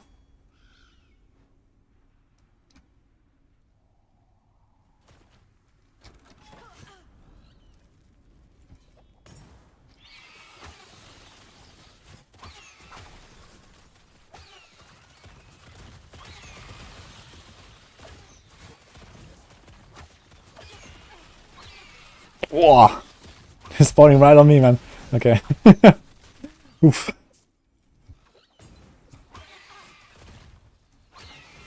Okay. I think we stabilized here. Yeah, sometimes it's really hard, man. I have like really fast monsters at this first wave. Like I need to establish my smoke bomb and everything. My base, basically.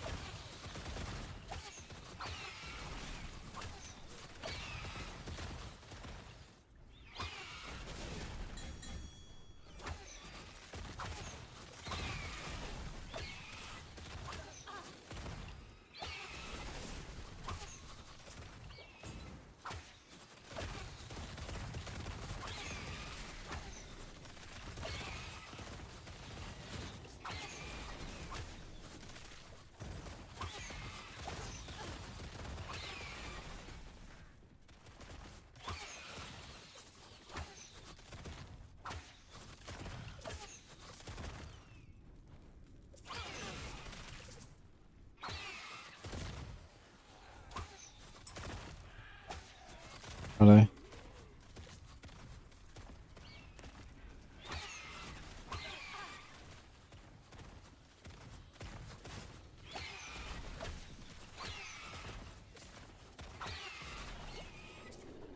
Okay.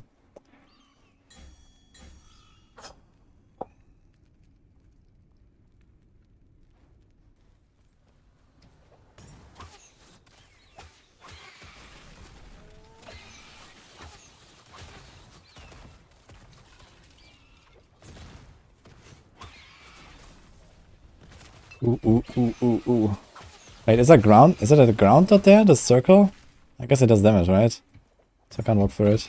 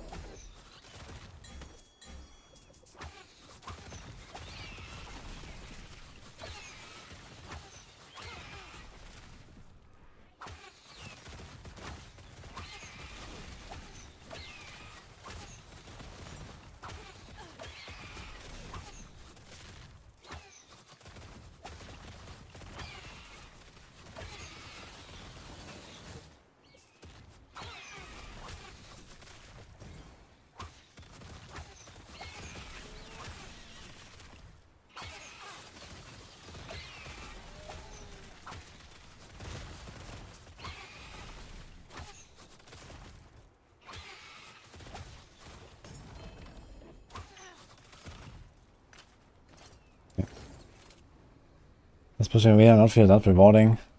Yeah, I don't think that arena is really that great, but you know, I wanna do it once.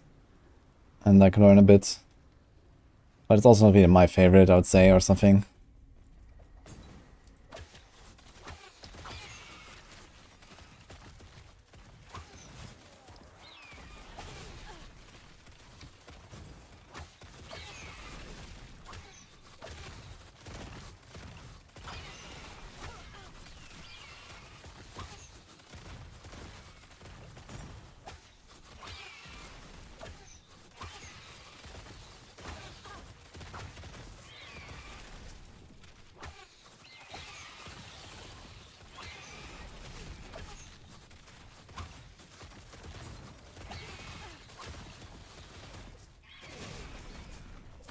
Oh, oh, the fucking lightning beams. I can't dodge them, I think. I think they're instant. Okay, they're nasty, man. Yeah, these guys will guaranteed just kill you at some point, because you can't dodge them, I think. Unless you completely outrange them. Maybe I can try that. Beetle?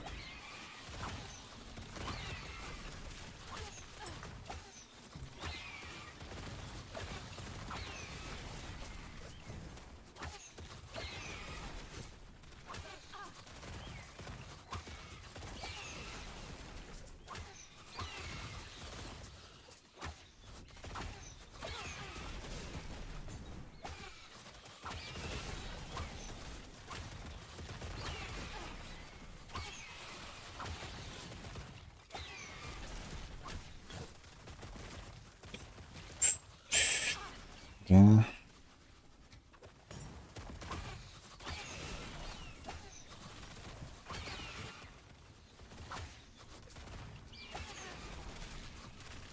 What did I call, man? Trying to see the names, but I don't know.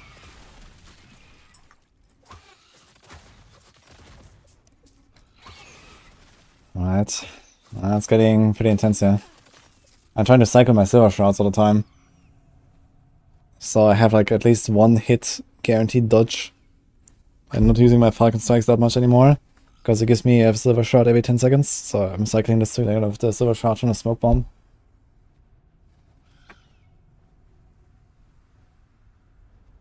Yeah, this character died 2 days ago, but it's a softcore now. We're doing one arena run because you can't play hardcore right now.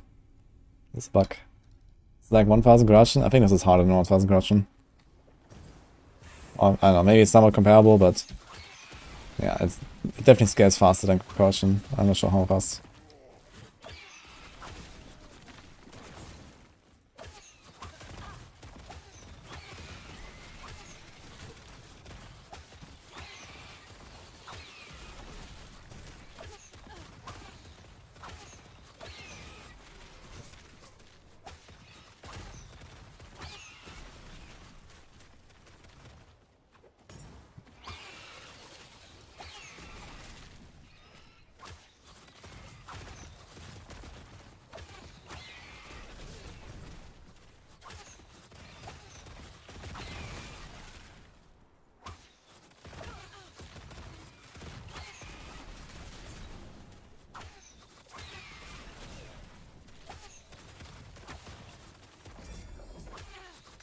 think for softcore, the ultimate strategy would just go full glass cannon and full cooldown reduction.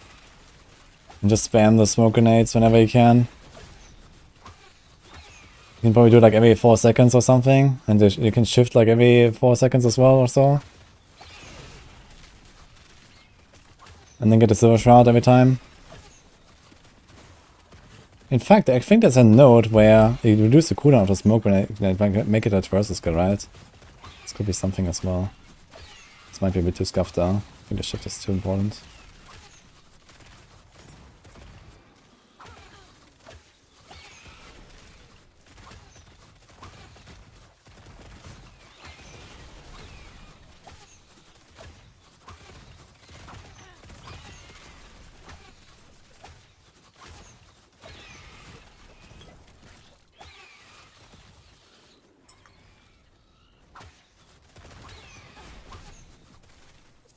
Okay, 480.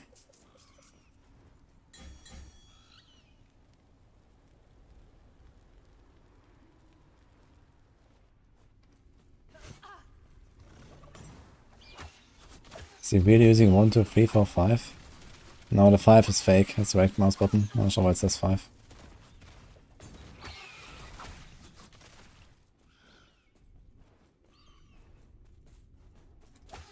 Where's everyone? What the fuck?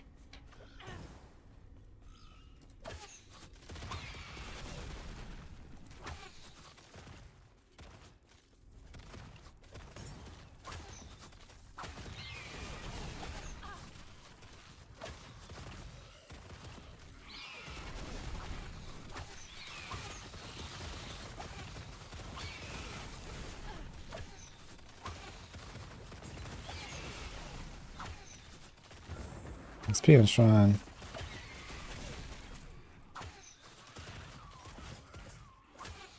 Okay, this seems to be like a very easy, it's the only many monsters right now.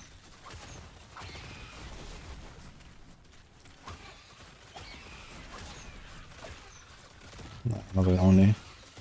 Some archer dudes.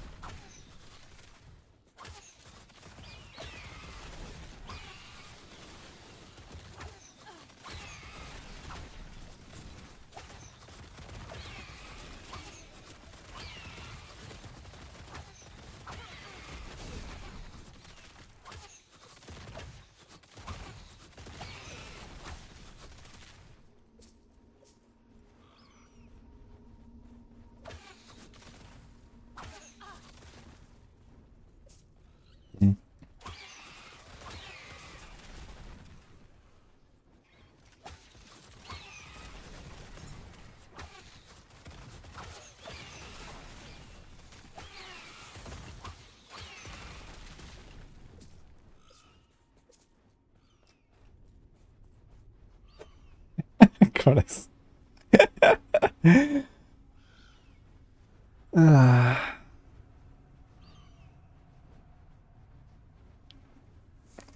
Penances rework is coming on season 4 too. Wait, what did they say about 9 Penances, by the way?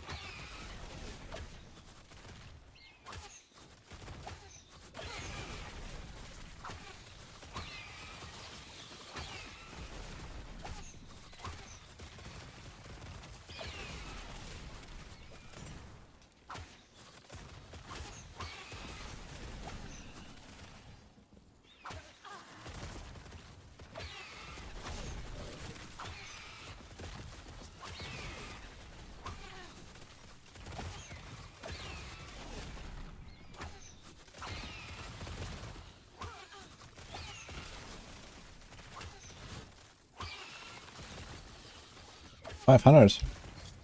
Not bad. Well, then we started at 220, so we did 280 waves already.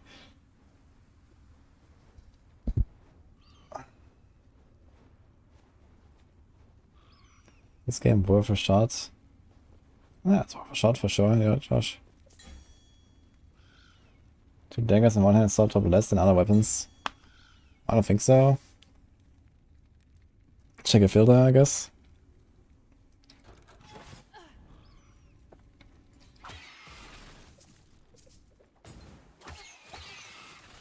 You're playing WoW. Oh, WoW is fun.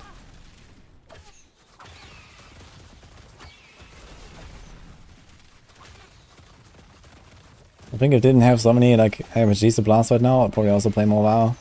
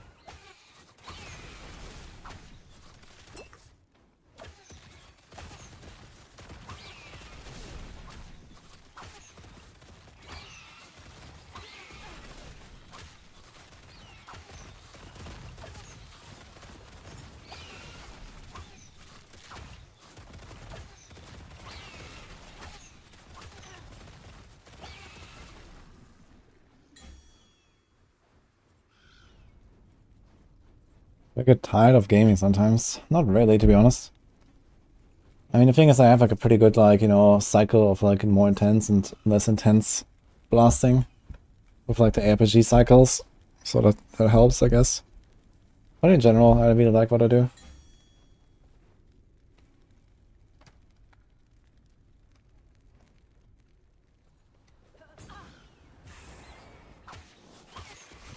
Oof.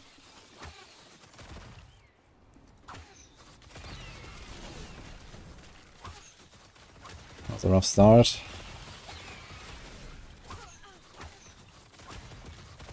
I think the main way for me to die is just get surprised in the first wave. It's exactly what happened last time as well. Like, I can stabilize relatively well and then I'm okay most of the time. But the first wave, sometimes it's so rough. Because they just like start coming at you from all sides.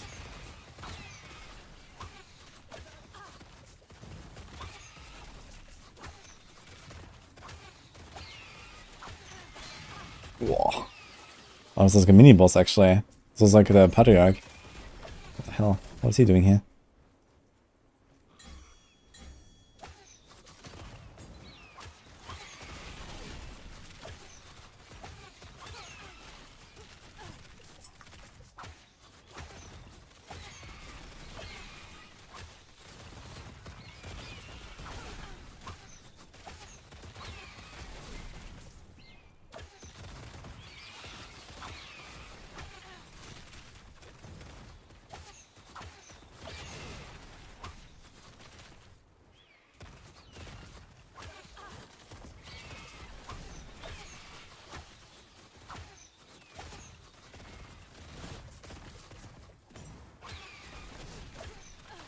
This is really rough one, man. Many range guys, mini bosses, the fucking tigers. What the hell is this, man?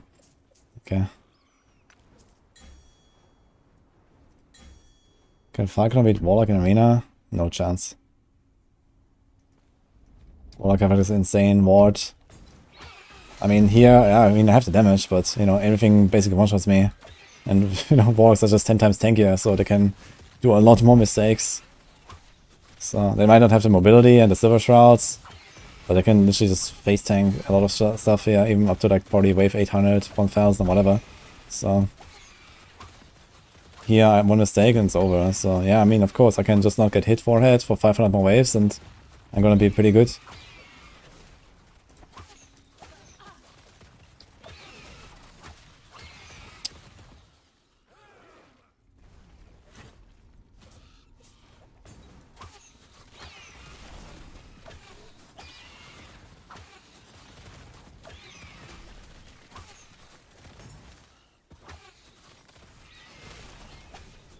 It's a rough one.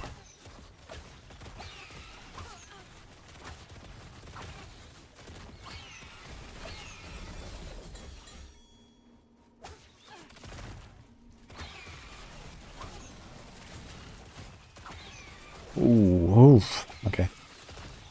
Dude, all these little things. Okay, they don't do that much damage, okay. But they remove my silver shrouds, which is very bad. Because there's a lot of stuff here that will kill me, I guess.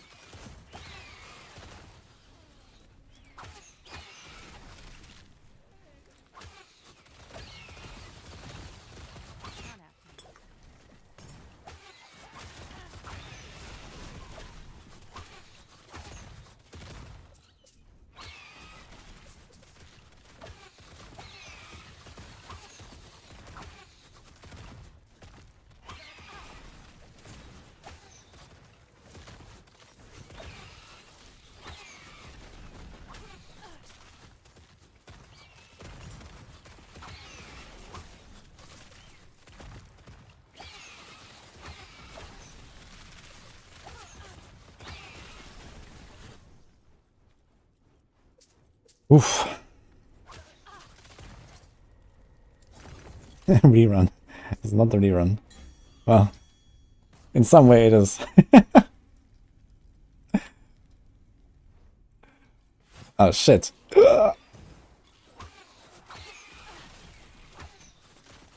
Okay. Let's use this better.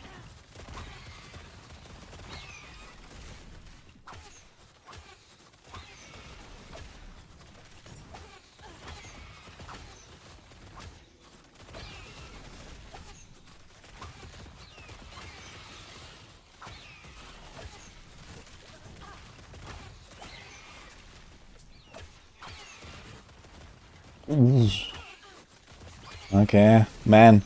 Lots of Archer packs here, what is going on?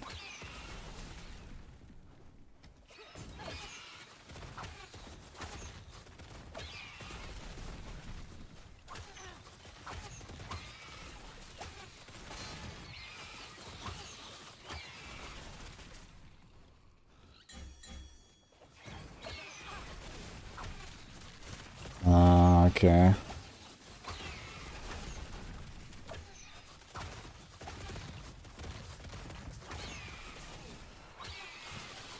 What the hell is this? He's going on.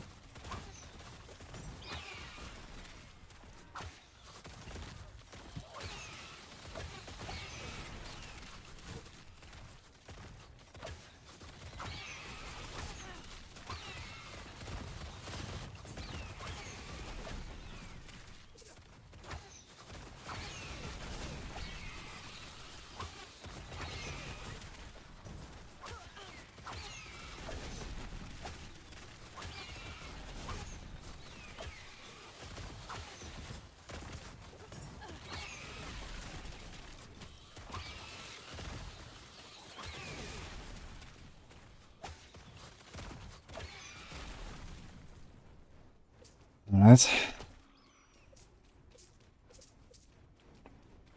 Just we run a 48-hour stream non-stop, nobody will notice. XTD business. I guess so. My level of chat interaction, for sure.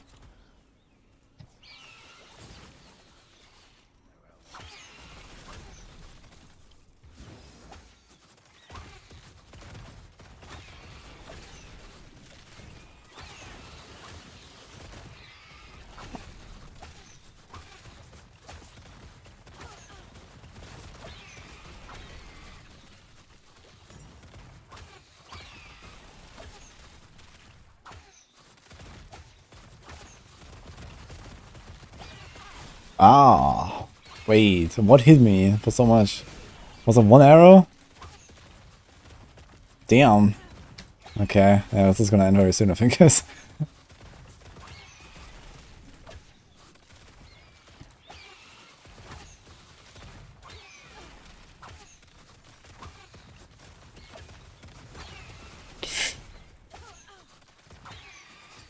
to blow me up.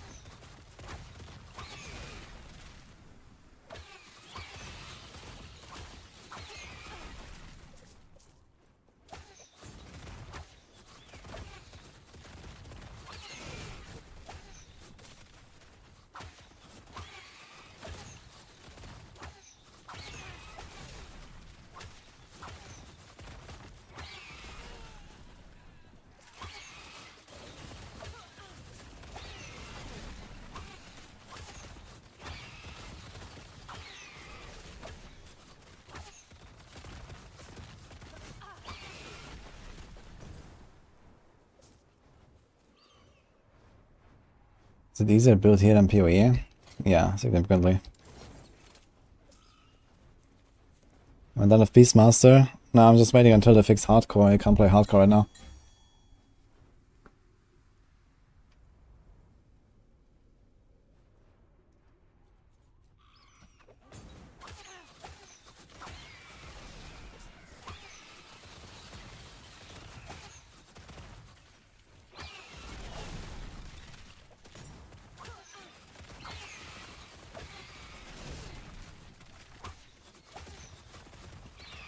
Oh. Okay, I got out.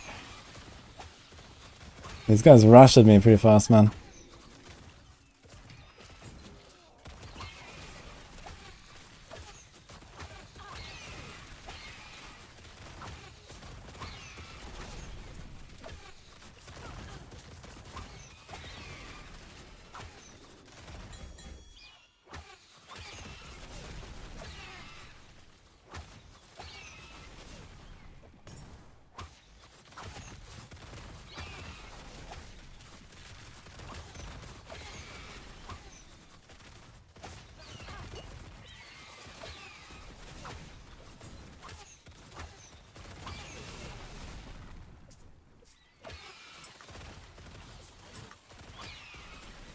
Uh-oh.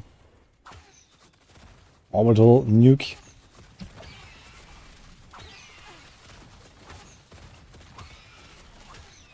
Reminds me of Command and Conquer.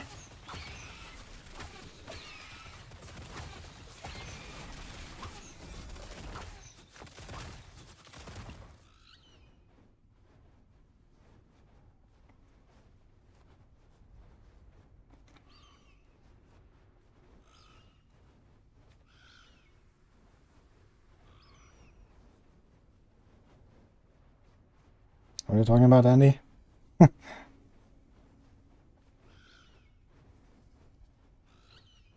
I made the food earlier. It was nice.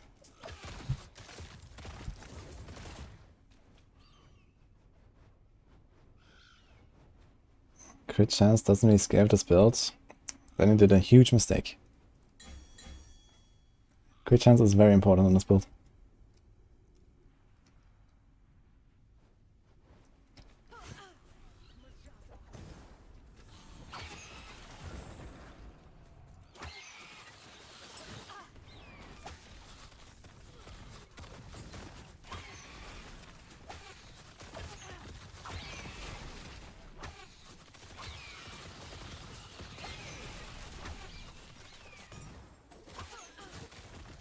These guys are throwing shurikens, man. What is this? And they're slowly getting kind of tanky as well, which is a bit of a problem. Like, I might actually die because I try to blast down a pack and I don't kill it and they kill me. So that might actually happen at some point.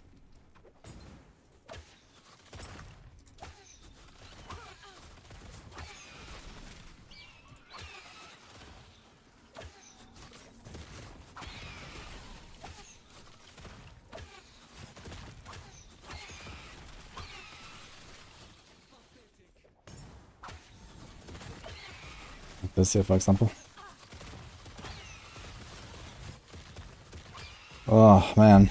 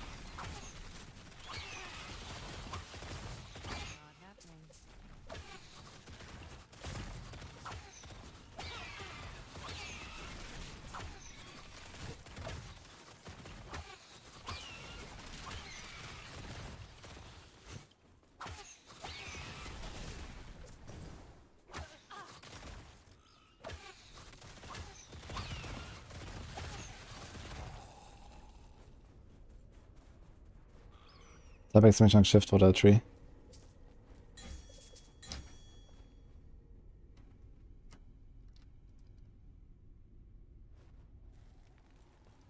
Why your minion remains on 7%? I think the tooltip just says like the base crit before it gets the crit from your skill tree. Skill tree gives you your pet a lot from your own crit chance.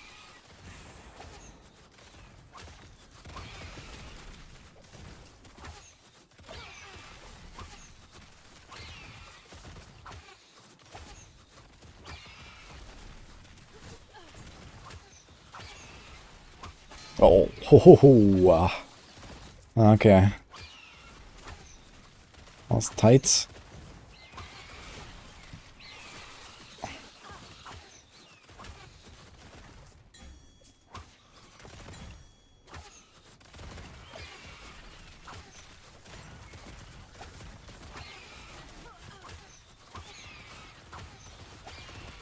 Stuff is getting a bit tanky now. I don't reliably kill this stuff fast anymore. Which makes it kind of problematic.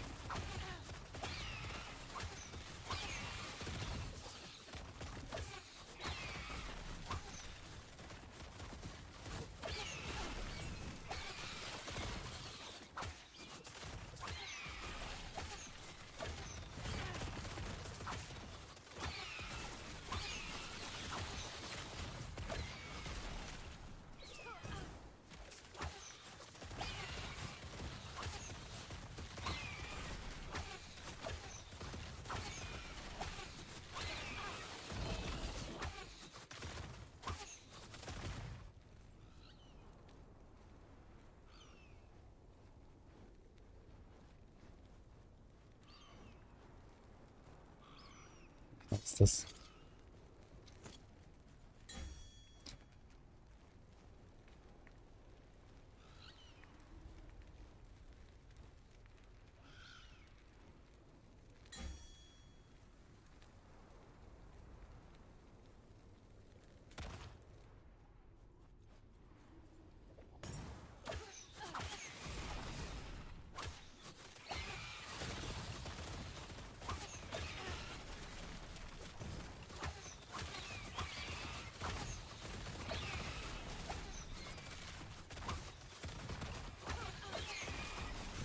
Back! Oh. Oh man. man, my FPS is tanking. That's very bad. Almost died there.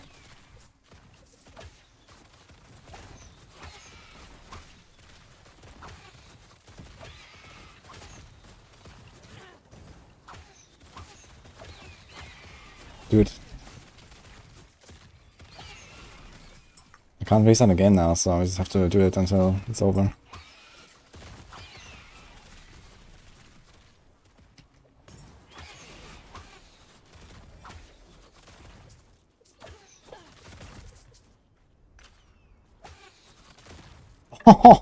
Oh shit, that's the drop, man. What? It's like the perfect LP bow. Oh my god, man.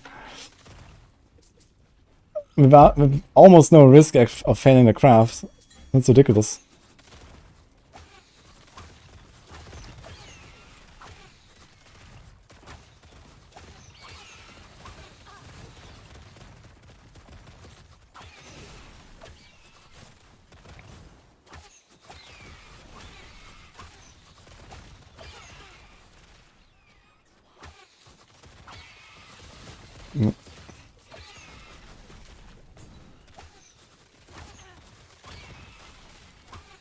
Yeah, you just despair the slow, easy. It's a very high chance. If you despair the slow and craft whatever you want, it has 3 perfect stats, including the best stat on T7. Already rolled a 10% crit. It's ridiculously good. Like, this is such a good base, you probably wanna creation it actually. Try twice. And these FPS drops are really bad though, before it's gonna die to that. Like one more bad FPS drop and that's it. I got lucky here. Thomas stuck on softcore, why play hardcore, man? Look at that, I have the 2 idols in the inventory. I have this bow, what is going on?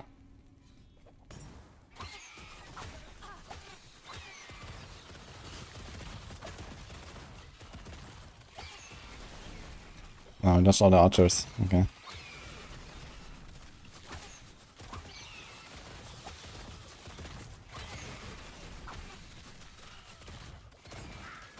Oh. Okay, no potions. Alright. Let's get that one.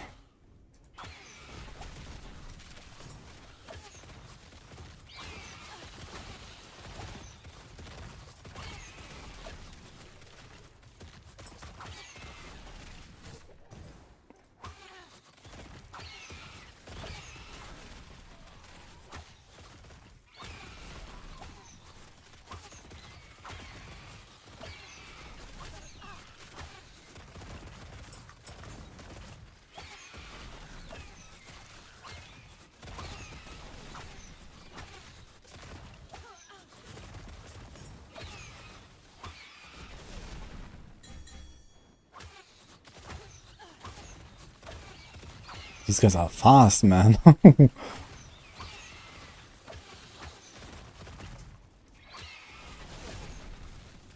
Oh man, why is my FPS tanking so hard right now? That's bad.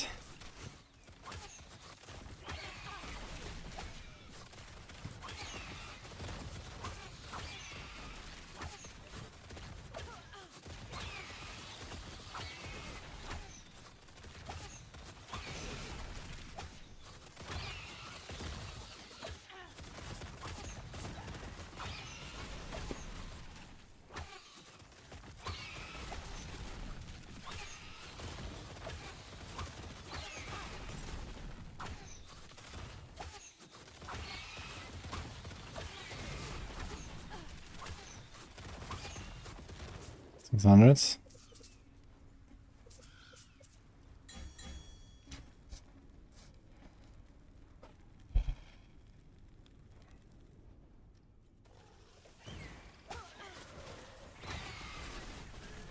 Yes, I like this arena. It's a kind of nice one. Oh, man.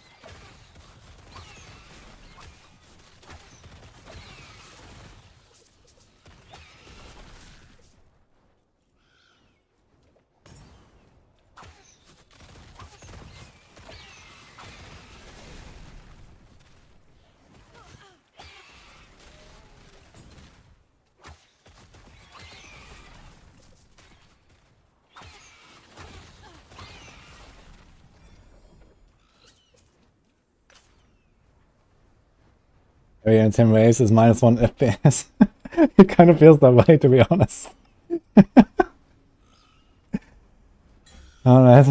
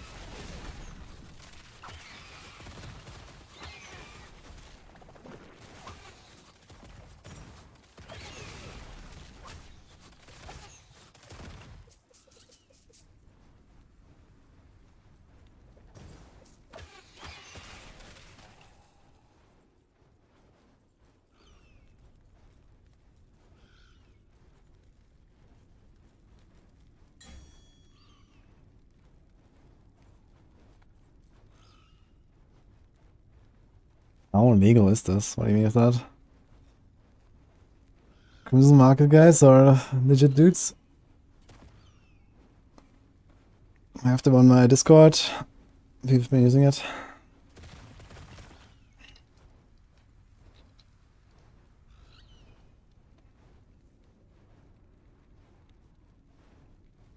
Yeah, Twitch stops out twice. Anime as long as this, it's infinite until you die.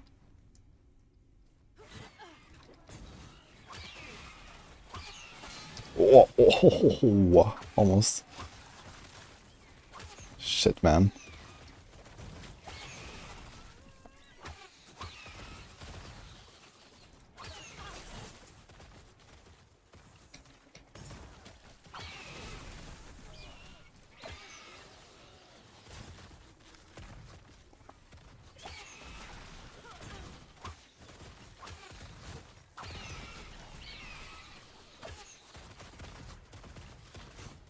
Man, it sucks.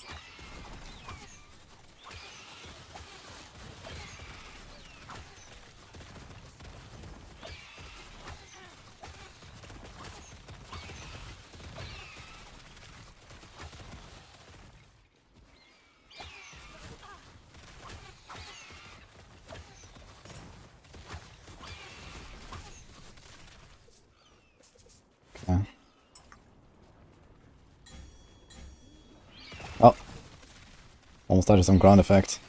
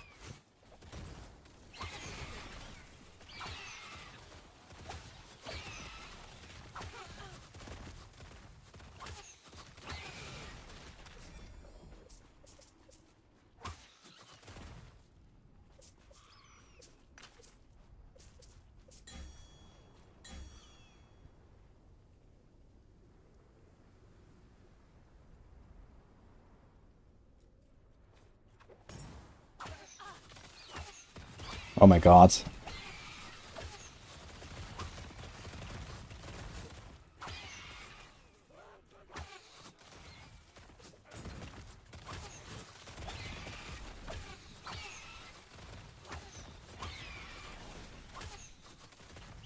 How many of these guys are spawning here? It's like Vengari mini bosses here.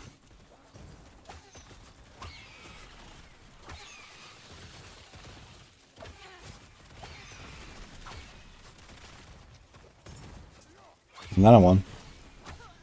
It's like one in every wave.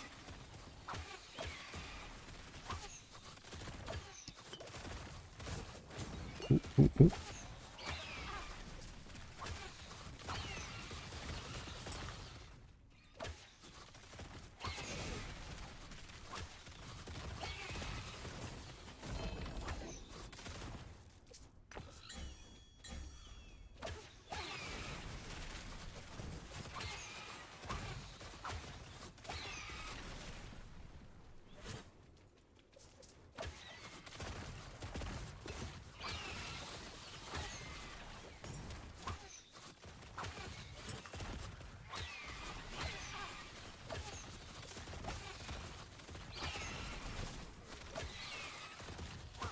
Okay, he doesn't one-shot me, that's good.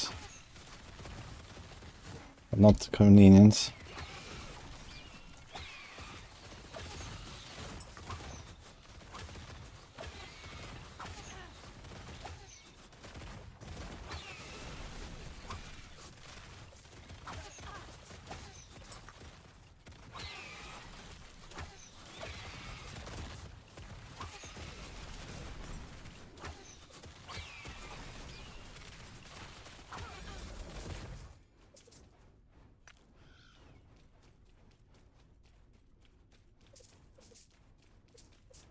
Any way to farm Mad Alchemist Label? I know, it's a very common drop. I find this thing all the time. Into prophecies, I guess.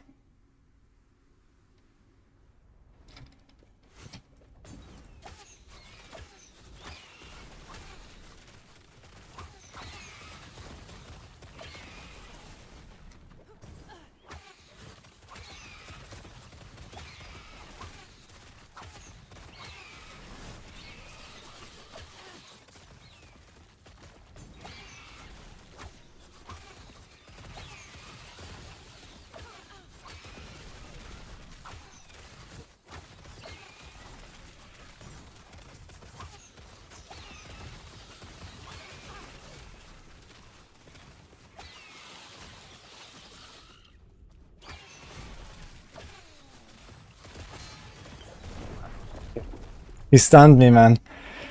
Couldn't get out. How far was it? That was nice though. Man.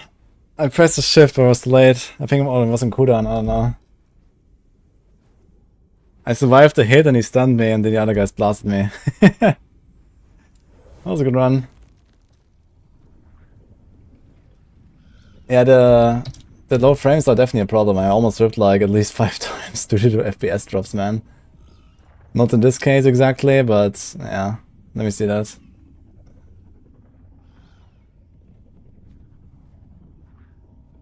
Okay, here I used the dodge to get away from these guys on the bottom because they surprised me.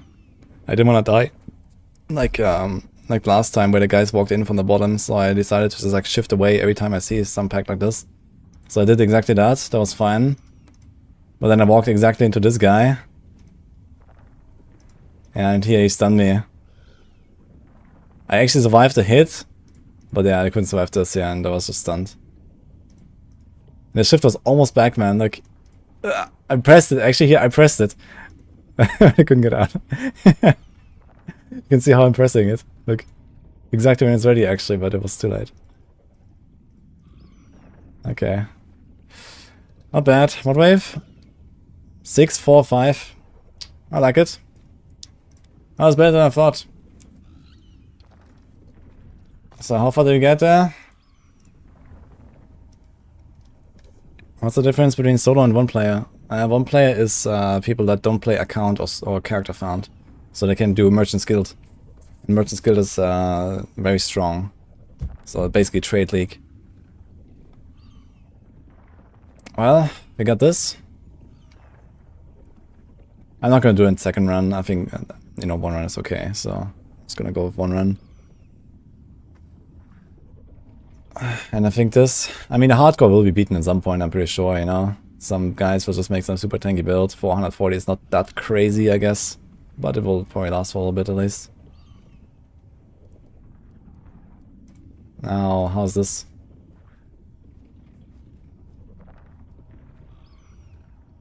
You have to know it and shift that recovers its cooldown. Oh yeah, true, boy, this is why it came back. I think I have it.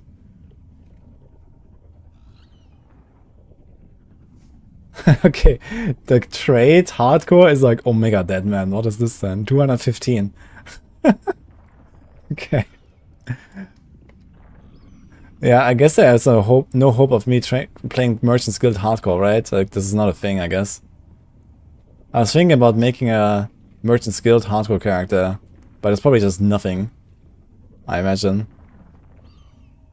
Yeah, 1,600. It's like this busted Warlock builds. Here's Bina though. He went to 1140 with Falconer. That's pretty nice.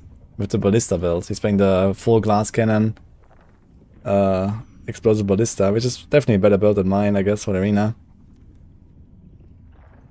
Because he just like blows out the entire screen all the time. And then just he probably does the same as me with like Silver Shrouds. Just like I know he's playing full glass cannon. He's just playing around the Silver Shrouds and blowing up the entire screen, I guess. That's cool. And this is like the bugged Warlock build, I guess. How's Rogue? Let's just fit off a Rogue. Yeah, Merchant's Guild is super OP. So, I mean, for racing, you know, day one, yeah, sure, COF is very strong and stuff. But, you know, like once the market starts filling up, there's a lot of stuff. Actually, number 2 Rogue now. I'm number 2 behind Bina. That's cool. If you include trade softcore. So, okay. I'm happy with the results.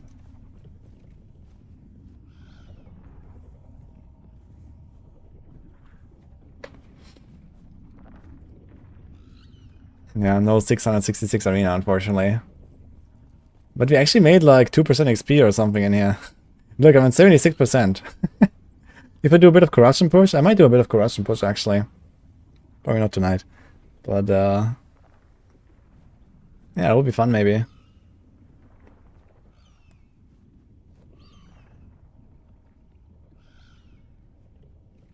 If I do corruption push, I might just kind of naturally end up at, I don't know what, 90% XP and might just finish it and get the 101 for the rolls.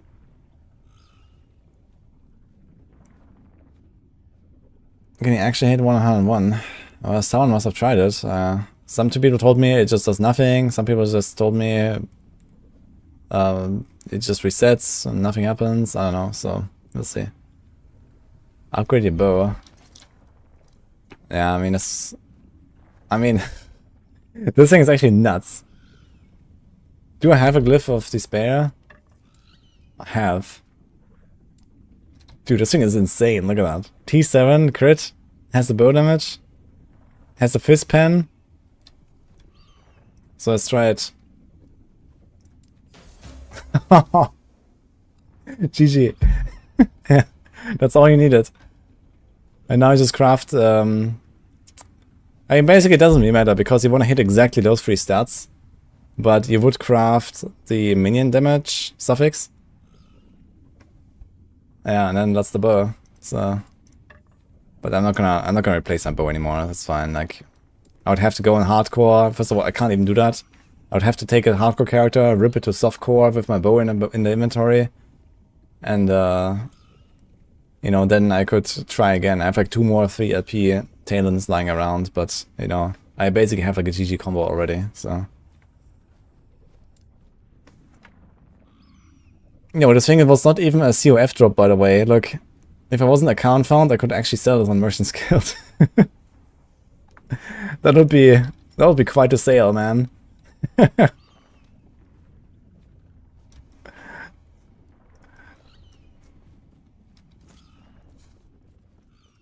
How long was this arena run, by the way? Like 2 hours or something, right?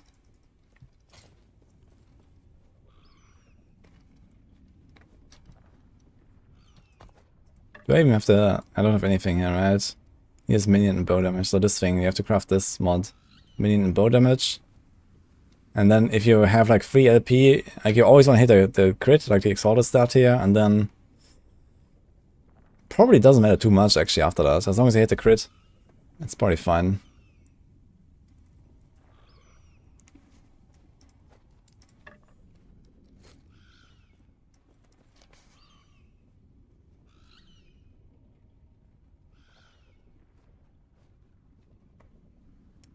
The Warlock build got nerfed today. Ah, did they fix that?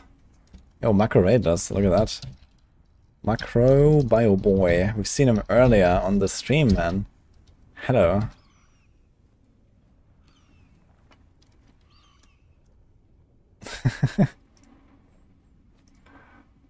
How's it going, man? Good job, by the way.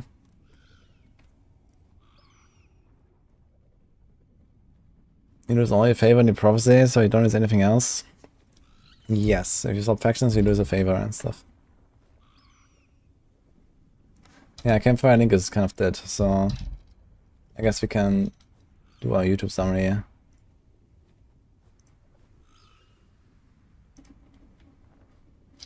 Wait, let me see that.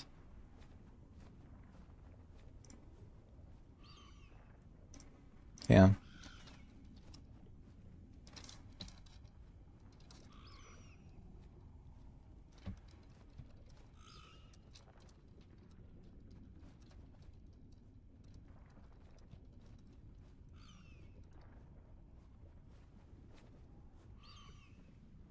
You prefer Arena or Monolith for leveling to 100s?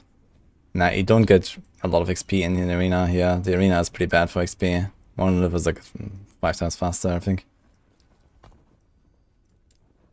Yo, Macro, have you been playing some last Epoch, by the way, as well? Or what are you up to? We're just getting ready for a Gauntlet. You have a much deserved dinner. Okay, enjoy, man. How do you not have all the passives? You open the big map, and on the bottom left you can see. Between armor and resistance, which reduces damage first? It doesn't matter.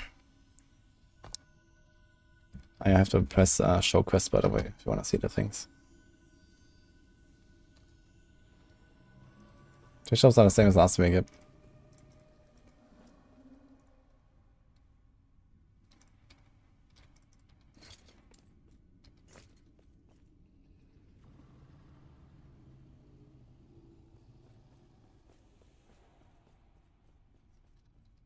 Check the map. Yeah, you check the map here, and then press shift, it shows the quest, and you can see it on the bottom left.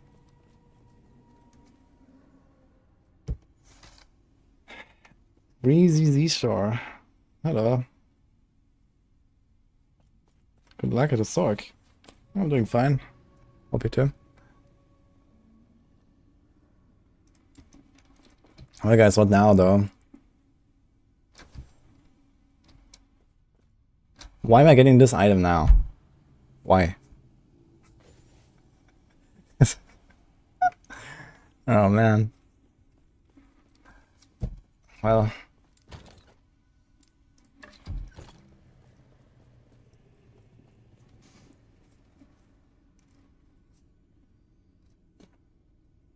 Let's wait to see what monolith can roll which blessing.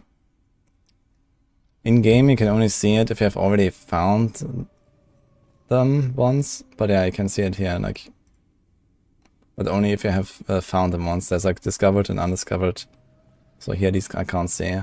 So for this I just use the planner, so I just go to Maxwell planner, and then again I just click on them basically, like, yeah, on the blessings, and then you can, usually I type grand, so you have the big ones, and you can see them.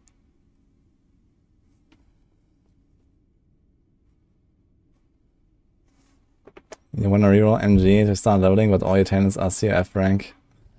Unlucky. I mean, if you're content going like lower corruption, I guess you could just get it in and some other bow and not play Talon.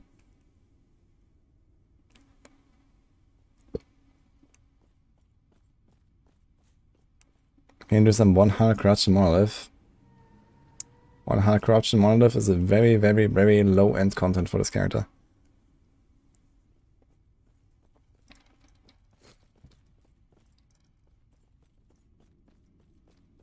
The reason to switch to shift was to more easily dodge the one-shots. Like aerial assault is like relatively bad for dodging. It's like aerial assault is very powerful for farming and to, you know, just like level and stuff. But if you're like, you know, do high-end content where you get one-shot by everything, shift has better defense utility. You can cleanse the elements, you have the invincibility, you have the dodge, bit of heal. So it also is like better control, I think, and more responsive. No, I didn't do anything on Merchant's Guild. I'm full Circle of Fortune on all my characters so far.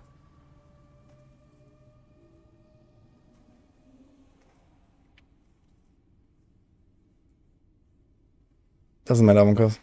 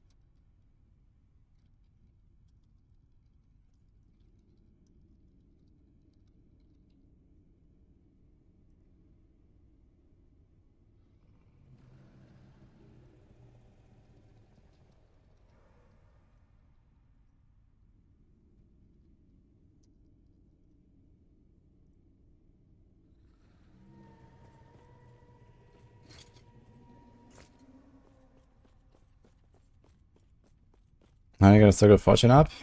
Well, you get the favor and the rank for just like playing and, you know, I don't know what exactly triggers it. I guess XP. I guess it made skill of XP or something. And then doing prophecies. So if you buy prophecies, you're gonna rank up. I'm not sure if you also get rank up from doing prophecies or just from buying prophecies. But yeah, either way.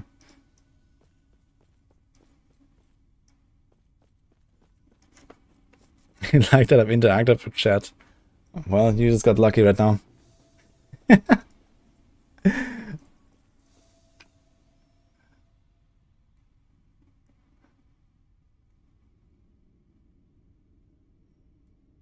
I open this with Y.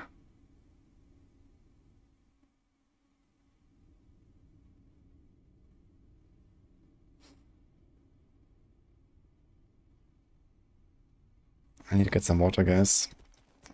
1 second.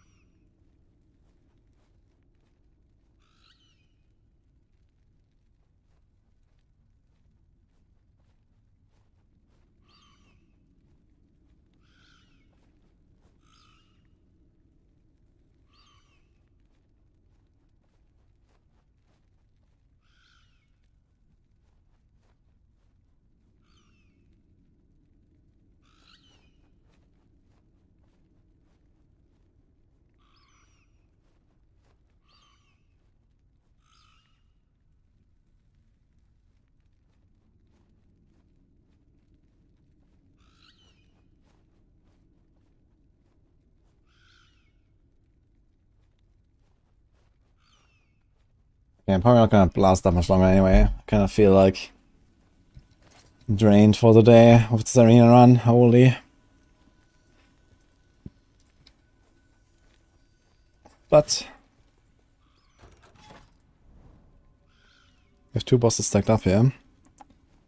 So we can get 2 gaze right away, maybe a third one, do another Oribus, and we're gonna be at 700. We could push out through the corruption like a bunch of times. That'll be kinda interesting. Alright, 11 hour stream. Been going pretty ham on LA so far. What would they do if you could not do empowered monos, but steamroll through normal monos? I guess you're probably lacking defense, so you need to make sure you cap your resists, get a bit of life, and maybe get a few upgrades in the level 90 timelines, basically.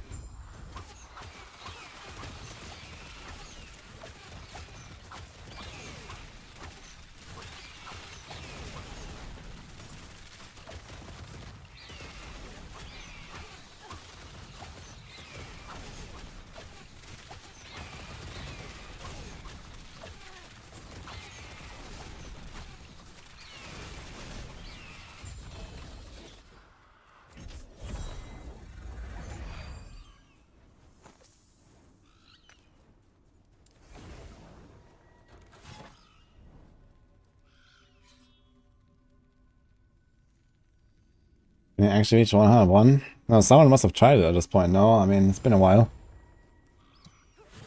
Has anyone seen someone hit the 101, and then what does it do exactly? Apparently you can, but I don't know.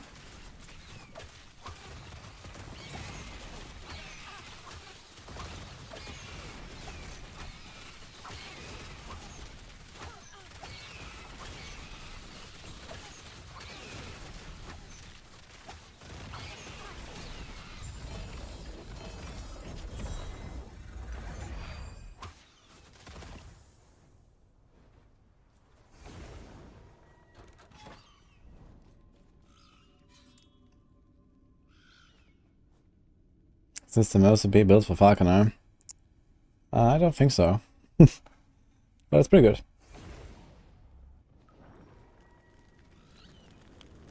You get a feat cosmetic that leaves grass behind you as you walk. Amazing. How much is the cap? 75 or 150? 75.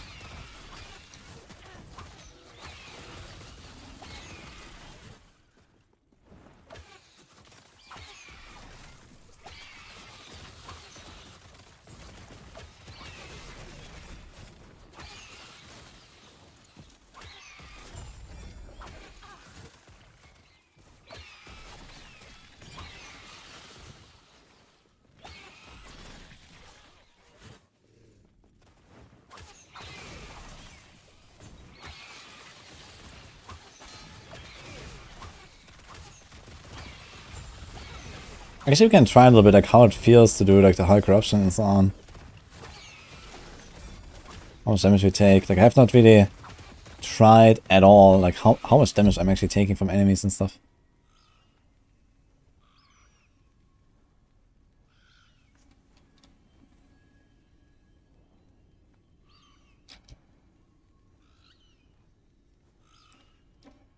Interesting item.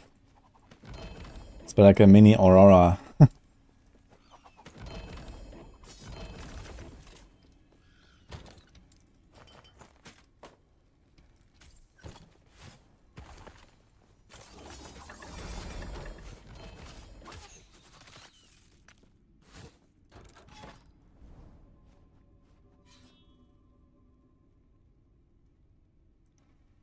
Discarding blessings is random, man. You always get 4 out of 10 or 5 out of 10 if you had 2 on corruption.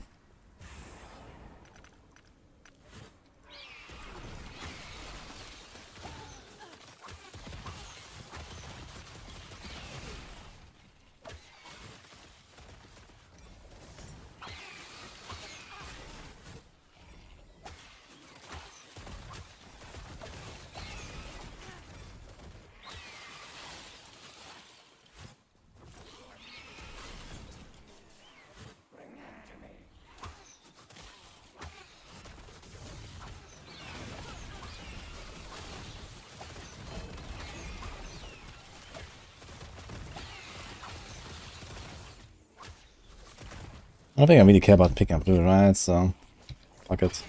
Maybe if I find some insane item or something, I'm gonna pick it. But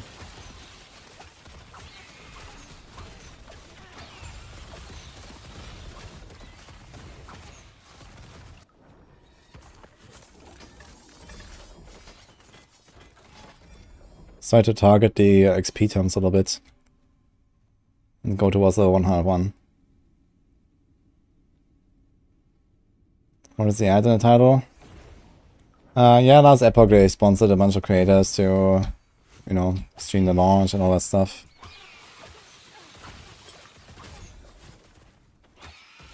I mean, I went a bit, you know, further than I had to with my 48-hour streams and stuff, you know, but, you know, it was a good time.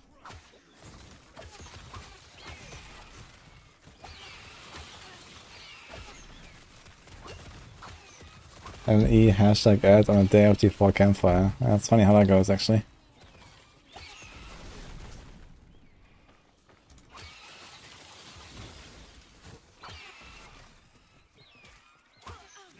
Would I play if they didn't pay me? Absolutely not. As I had just described. They paid me and they said you must stream 48 hours. Or else you get nothing. That's exactly what I said.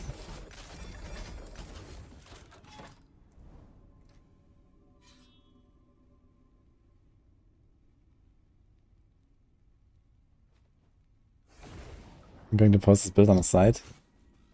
Well, I mean, it exists already, almost exactly the same, so it's the from Falconer. I'm not sure who made it on the website, but I have a video on my setup and my planner and everything. You can watch that. It's also on Discord. Yeah, I made a channel now for my builds.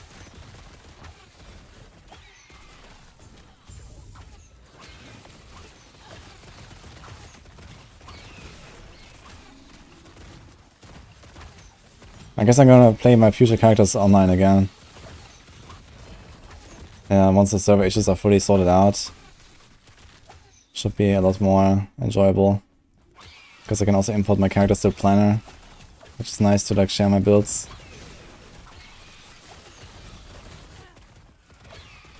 Easy Gaia. Thanks for the ban.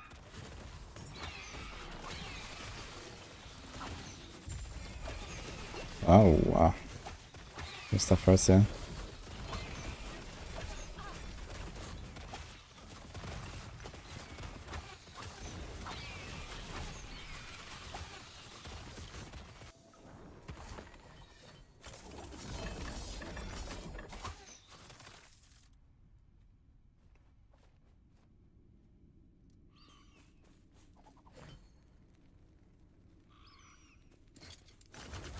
So it gave me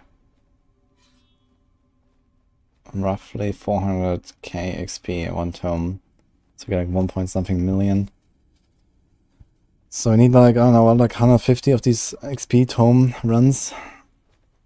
Actually, not too bad when you think about it.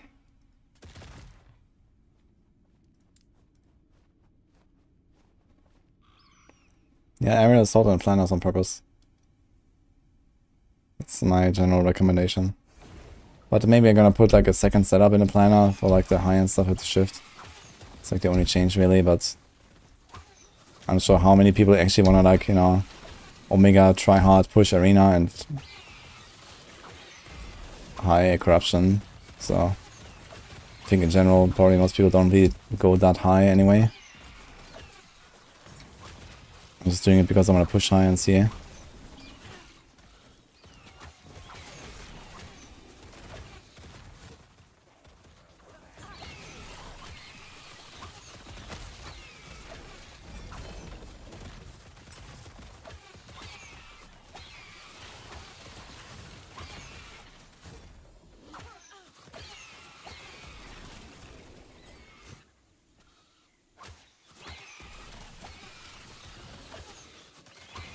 Man, this feels so chill here, farming 666 corruption.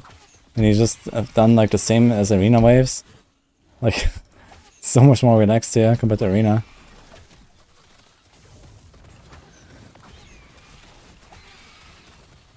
I wonder why they didn't make Arena just like a scale 1-to-1, like corruption. At least it would have like a really clear reference. And now, like, I have no idea. How hard is the Arena? I have no idea. I mean, yeah, everything one taps me, cool, but...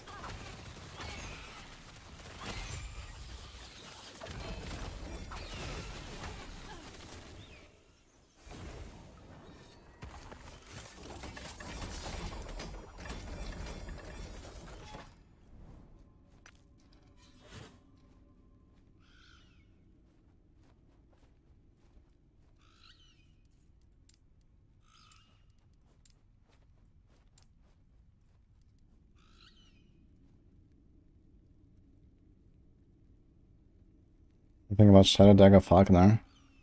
Yeah, I played that until level 70 or so before I switched to this. That's pretty good too.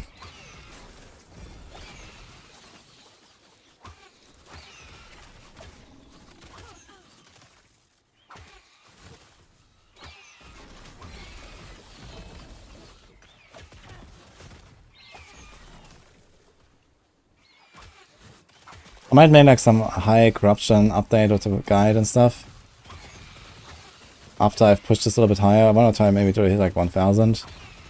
Because why not?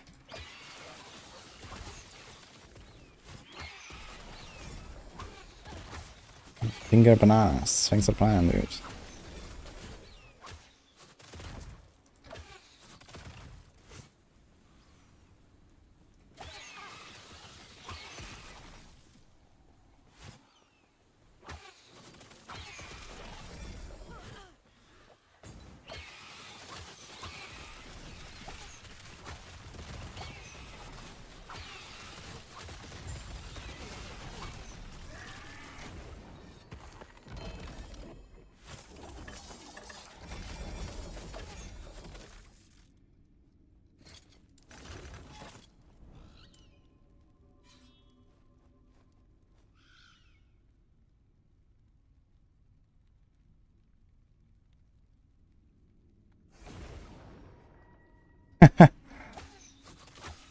Okay, they're giving like hourly updates on the hardcore issue. That's kind of cool. Thanks, Tasmin. Yeah, I changed shift to I changed area sort to shift for pushing.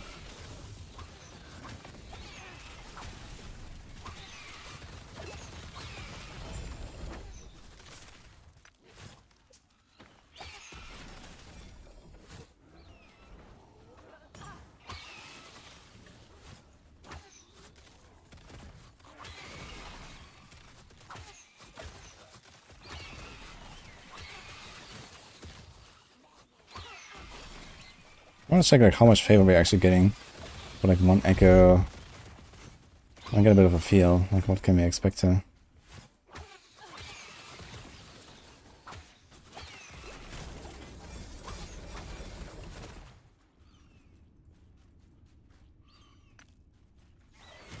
This is like 1 or 2k or something. I mean, this has a lot of bonus ability here.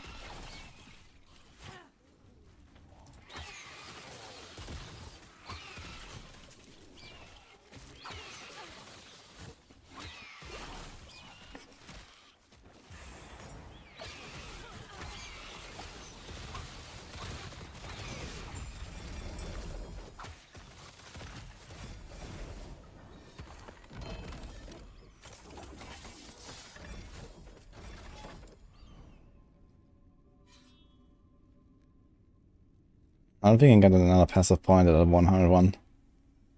I guess I get nothing.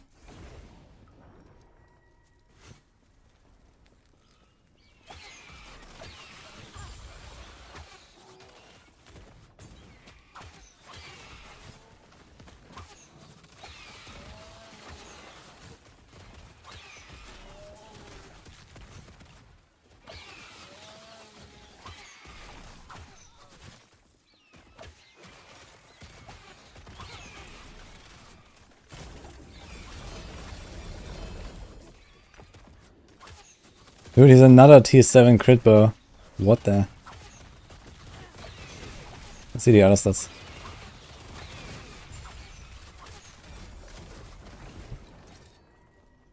Shotgun slow. Not all of them has to be removed.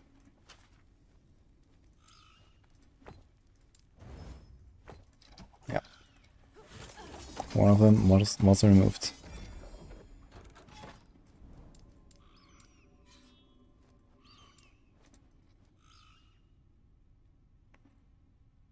How do I have so much health? Oh, there's a stat that gives you health. Should put it on your items. Ooh. Nice start.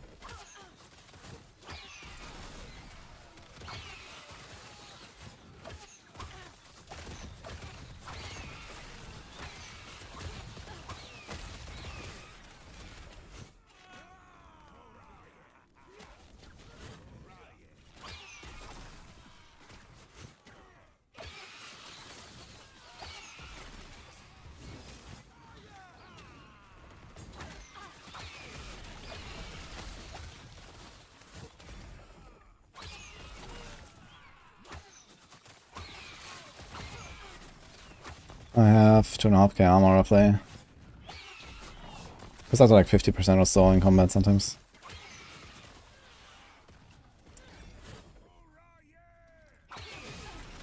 FPS dude.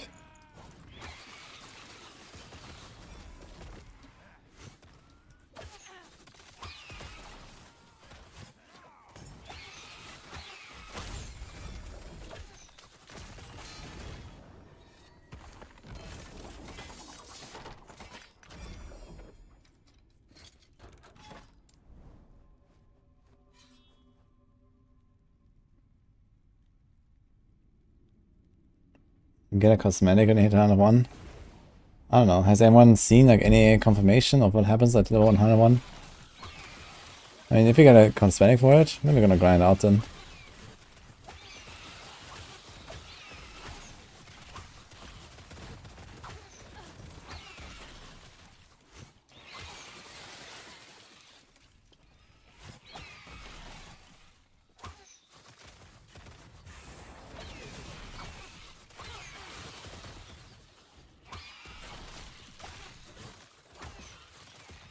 Gotta get 825 corruption. That's a very specific number. But yeah, you farm one timeline and kill the boss and Orbis over and over.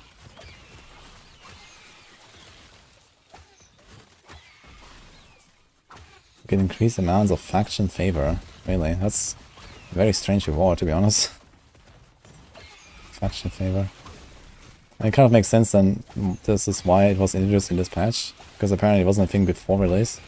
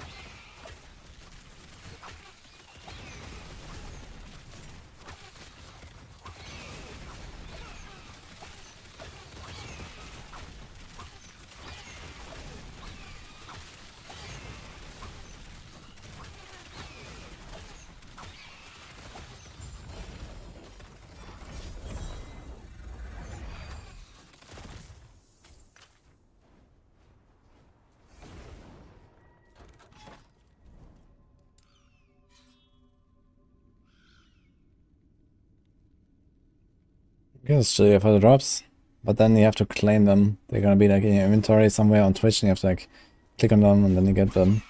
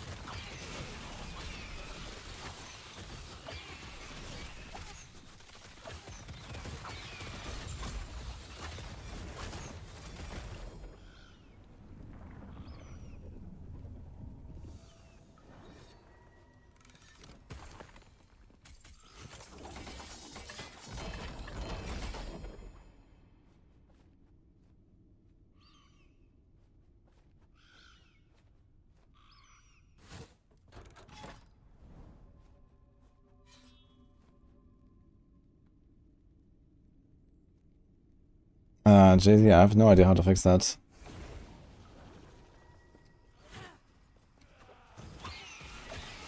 Maybe try to turn off like the character name over the character or something. Maybe that could help if it's on. Maybe it's just some weird bug.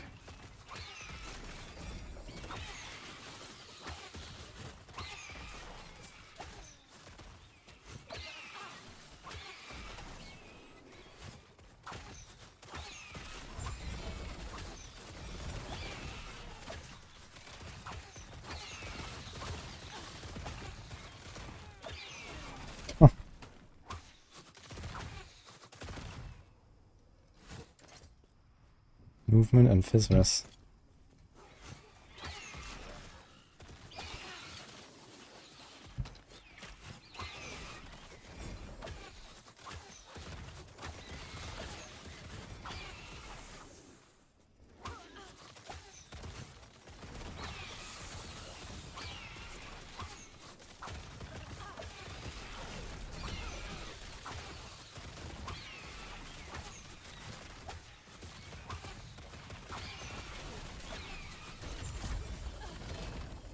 Can get more than 1 T7 rings. I mean, Minis has 2 exalted drops here, and they can also just roll T7.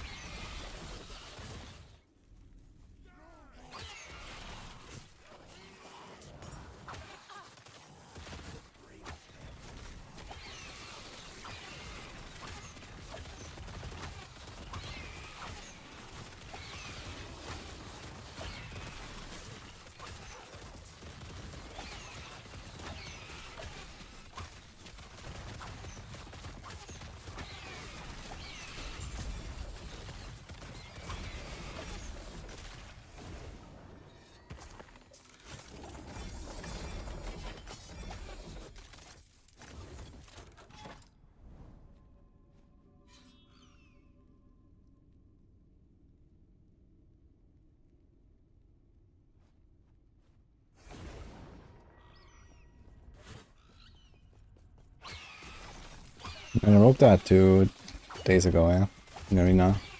I'm just back on it now because we can't play hardcore currently.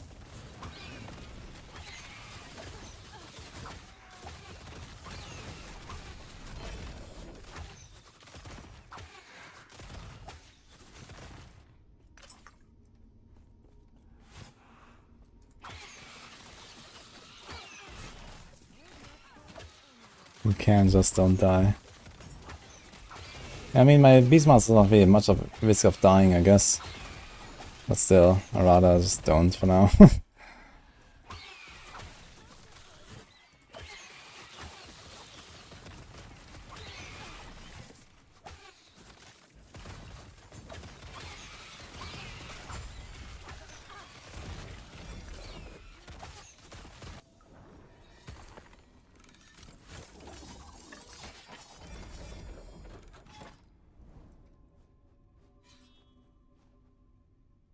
Yeah, playing hardcore, it's extra exciting.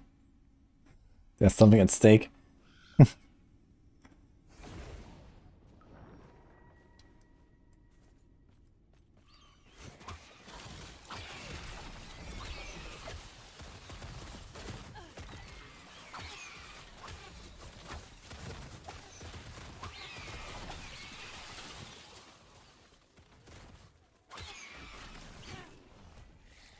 Guys, I guess tomorrow we're gonna grind out at a 101 and while pushing corruption.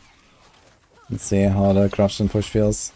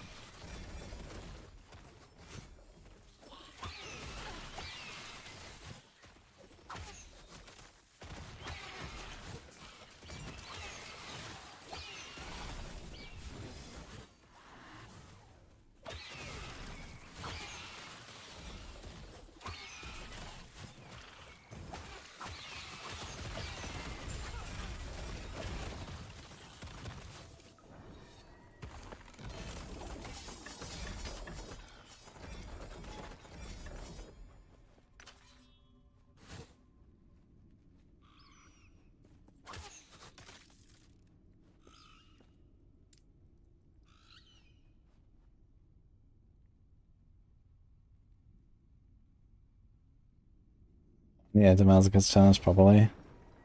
Yeah, it's like an item now or something, right? That's a good way to do it, I guess. Instead of like a character tag.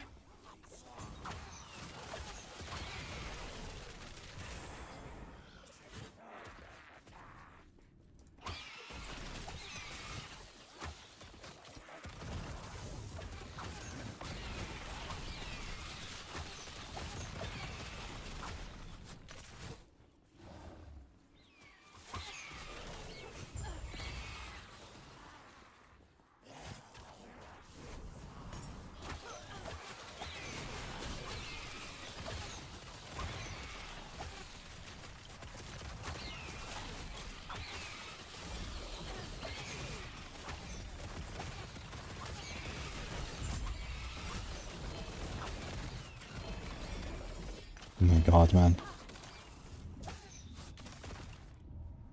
Unique, unique, unique. What is this?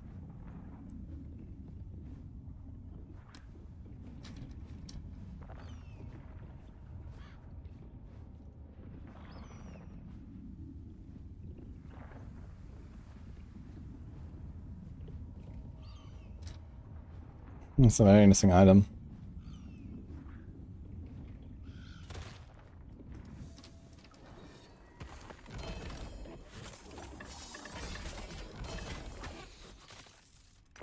Dude, look how much stuff is dropping here, man. Uniques everywhere. Okay, here we go.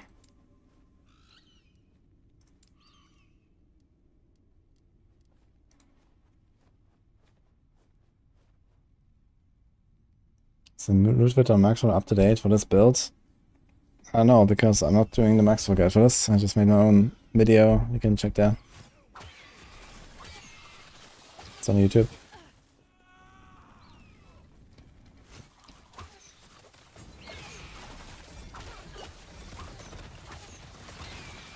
The Maxwell version is slightly different from this, so they have their own filters and stuff.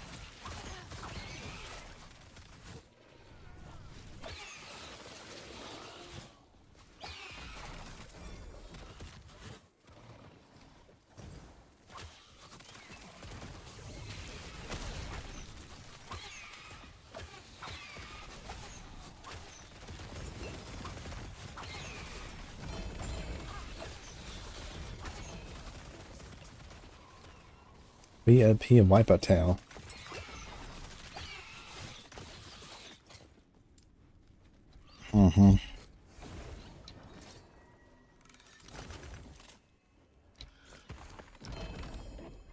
It's been kind of decent for like a poison build or something, right? Poison slow attack speed. Summon a primal serpent on kill with serpent strike. Okay. Gonna be a second primal serpent.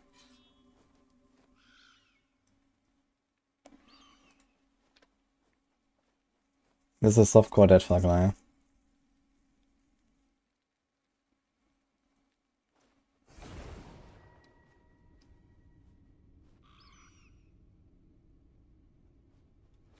And under the loot filter, you'd want to turn on some of the other lower strictness settings. There's like some way I see rare items and not just the exalted high-end bases and stuff. You should check that.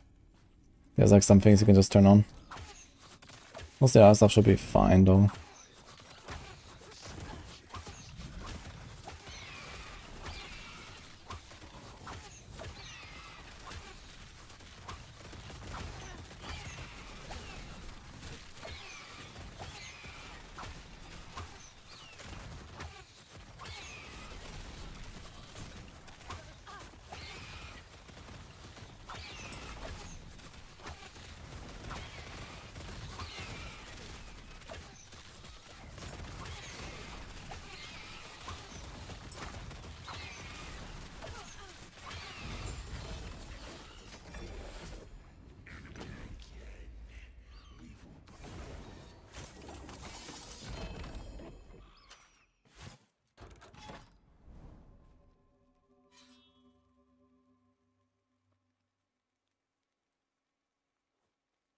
And Beastmaster is gonna be tomorrow when they fix the hardcore problem.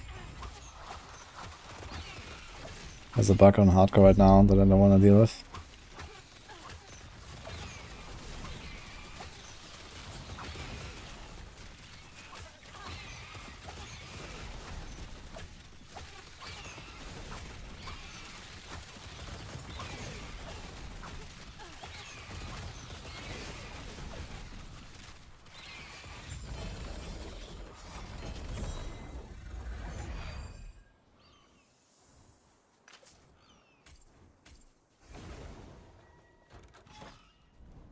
He drops 3 boss specific items, man. What a guy.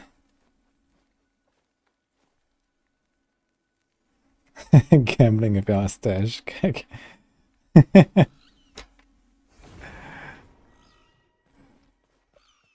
Yeah, I'm 700 right now.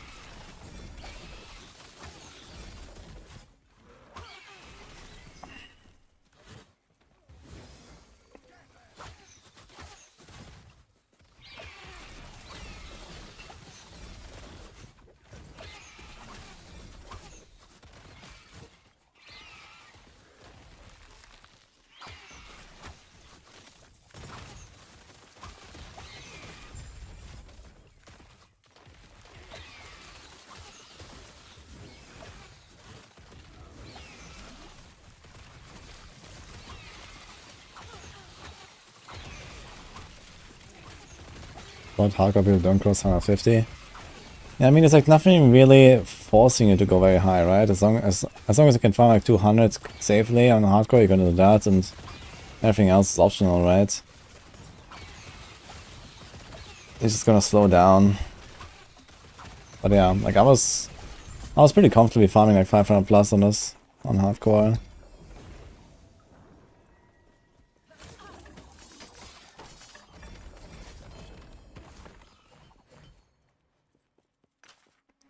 Three LP Hell Reach.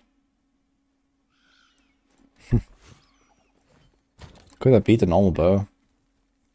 Probably not actually, right? Has a kind of low base damage, no crit or anything. Has a pen and attack speed though.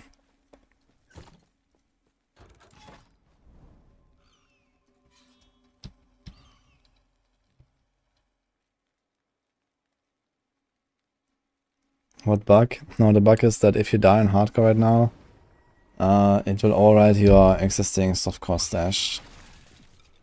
Everything inside is gone.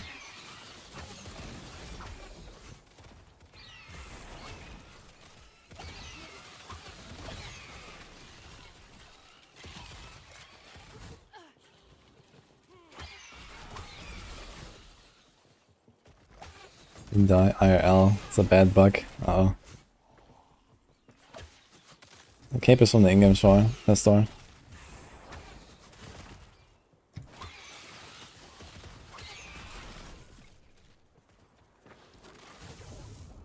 You can use any external bow, yes? Doesn't matter what type.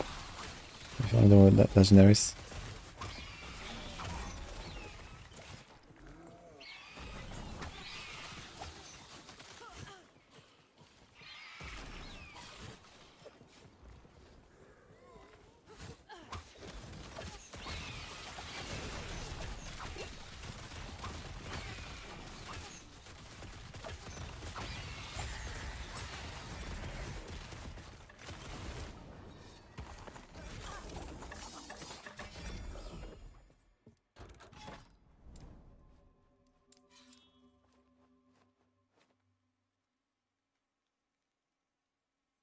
Like shift of aerial assault. It's kind of nice not having to deal with aerial assault. I think aerial assault is still a better choice though for the most part for like farming content. But yeah, since you know I'm not tryharding speedrunning anymore and stuff. Like, you know, shift just does what it's supposed to and it feels nice and you have the speed boost and all. It always has like the same efficiency no matter which direction I'm going. Like in aerial assault, that matters a lot, right? Like here I'm going down. Aerial assault would be way worse in this map compared to like another map where I go up. It's kind of weird stuff, so.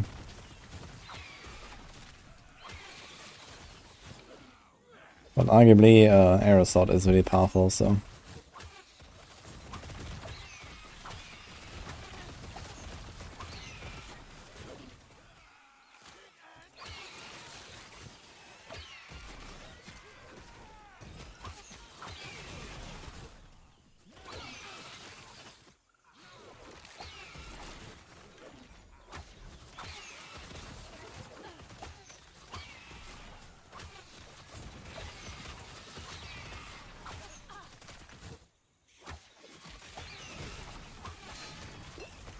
Yo, this guy's hurt.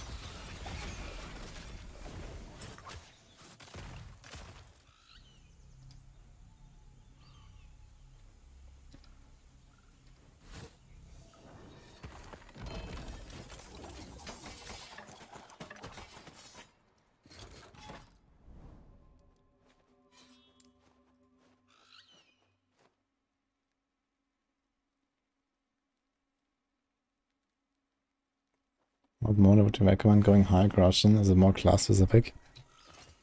I mean, there's like 3 reasons to farm specific monoliths. One are the boss drops, if you need any of those uniques. Number 2 are the blessings, if you need any of the blessings there. And then number 3 are the monolith specific drops. Like each monolith has like a higher chance for uniques or set items of a certain kind. And I guess the 4th reason would be just like how easy it is. Some monoliths has like harder monsters for your build and not so hard monsters, so that depends a bit.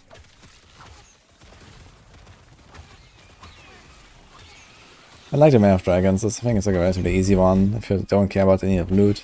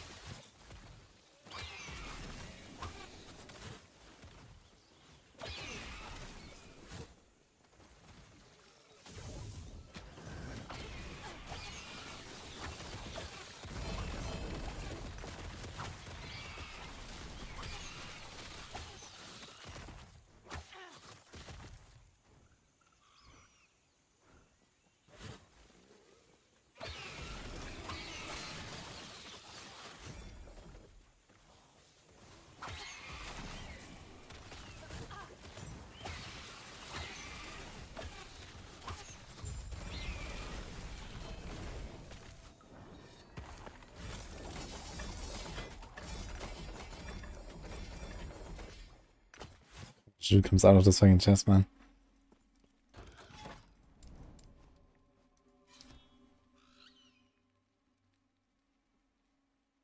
Why do I have Ballista Spect but I'm not using it? Why do you think I have Ballista Spect?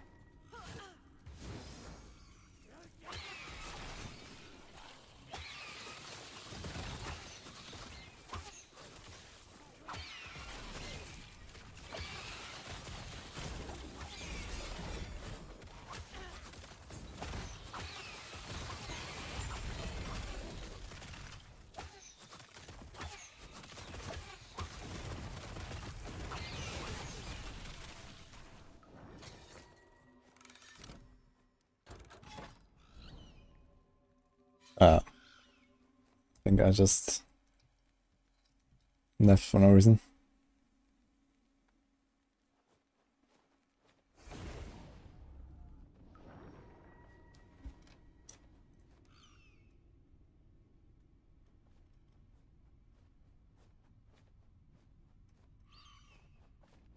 There's no ballista.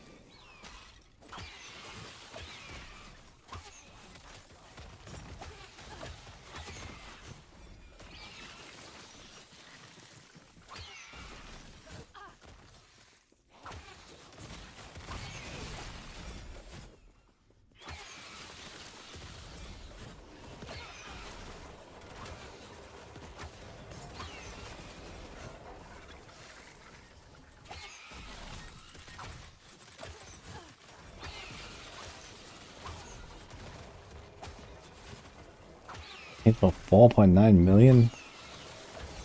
And the dive bomb? What the hell?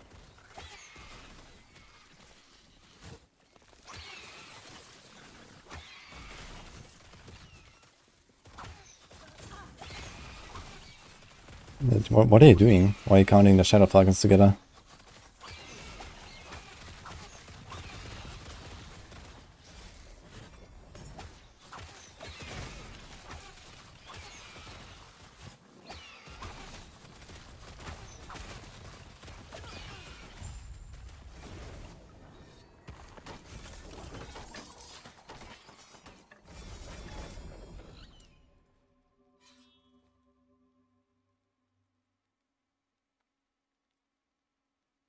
That's a lot of damage. Damn. Actually, do the target dummies have the same damage reduction as monsters? I suppose they do, right? They're probably like level 100. Because monsters get the damage reduction, I think 87% at level 100.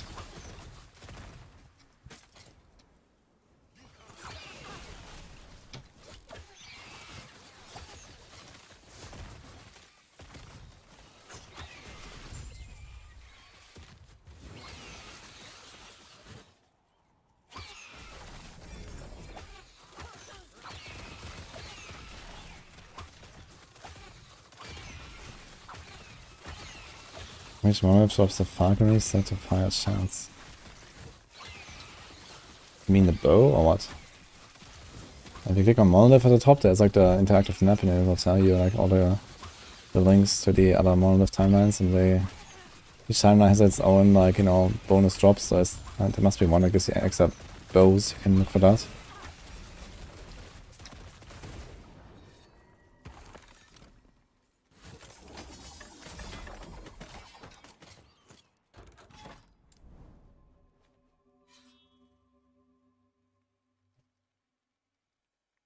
Like here.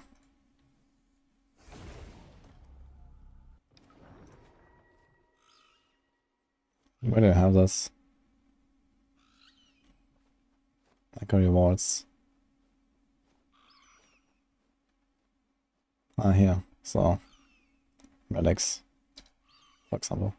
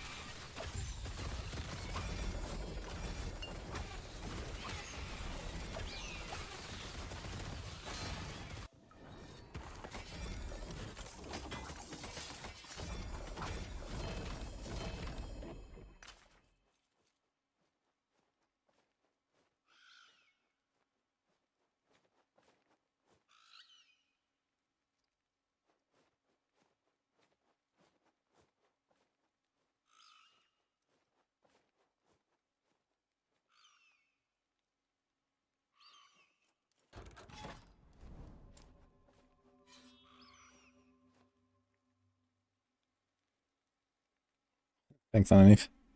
I'll do that.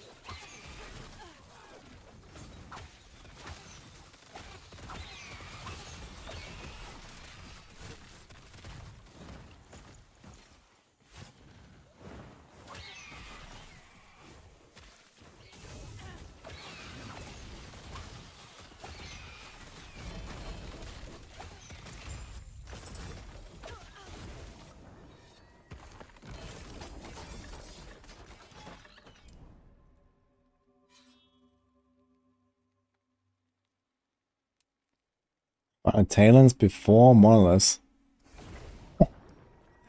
Well, let's go. I wasn't even aware this thing exists until I found it on this character, and I was like, that seems pretty nice.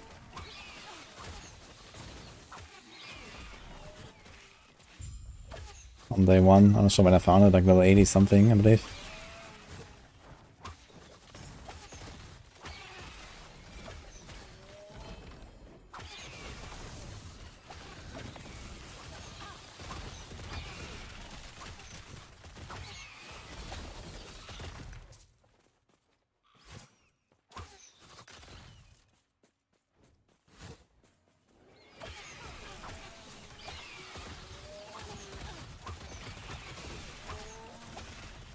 The helm and chest pieces. These are just like normal bases, they're not uniques or something. You can't target from them.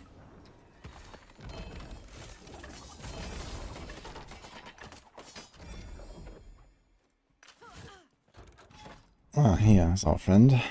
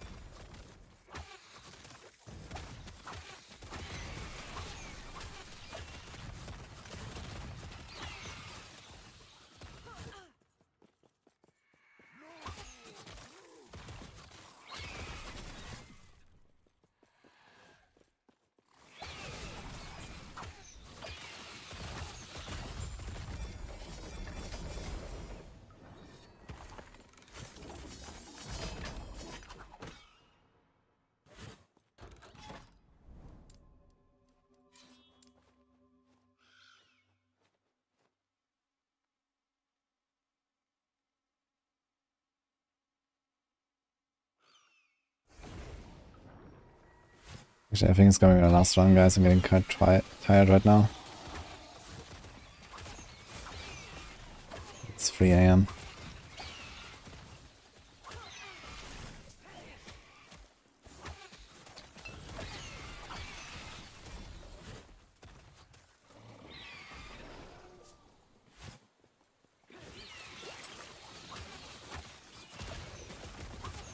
I was not talking about a set or unique. I was talking about the bases here. Falconry Helm, Falconry Armor is the two that I'm wearing. But as I said, you can't target them. It's just bases, they drop anywhere.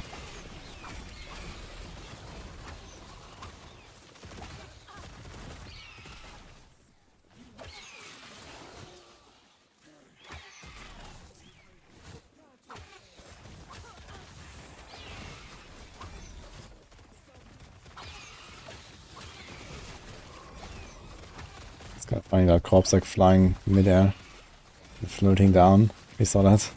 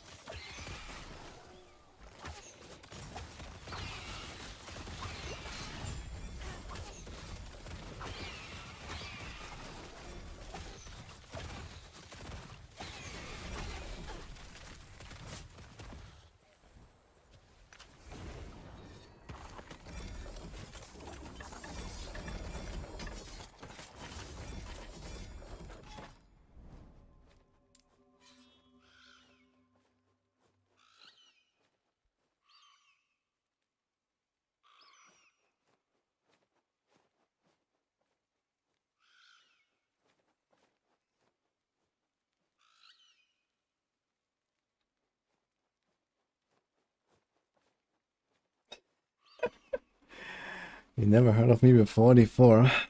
Well, before D4 I've been blasting rank once in Diablo 3 for like a decade. But yeah, that was a bit more niche, I guess. Anyway, guys, I'm going. Have a good night. Let's see. I wanted to rate Tarek still from the Maxwell boys, and let's see who else. I think, have we done Fluffin, guys? Tarek is online. Let's go. I'm rating Tarek today. I want to get everyone at least once, so let's do it, Tarek. Oh, he's just a casual 7.5 hours into his stream. Hope you enjoyed it. I'll be back tomorrow with more Druid grind, of course. And see you then.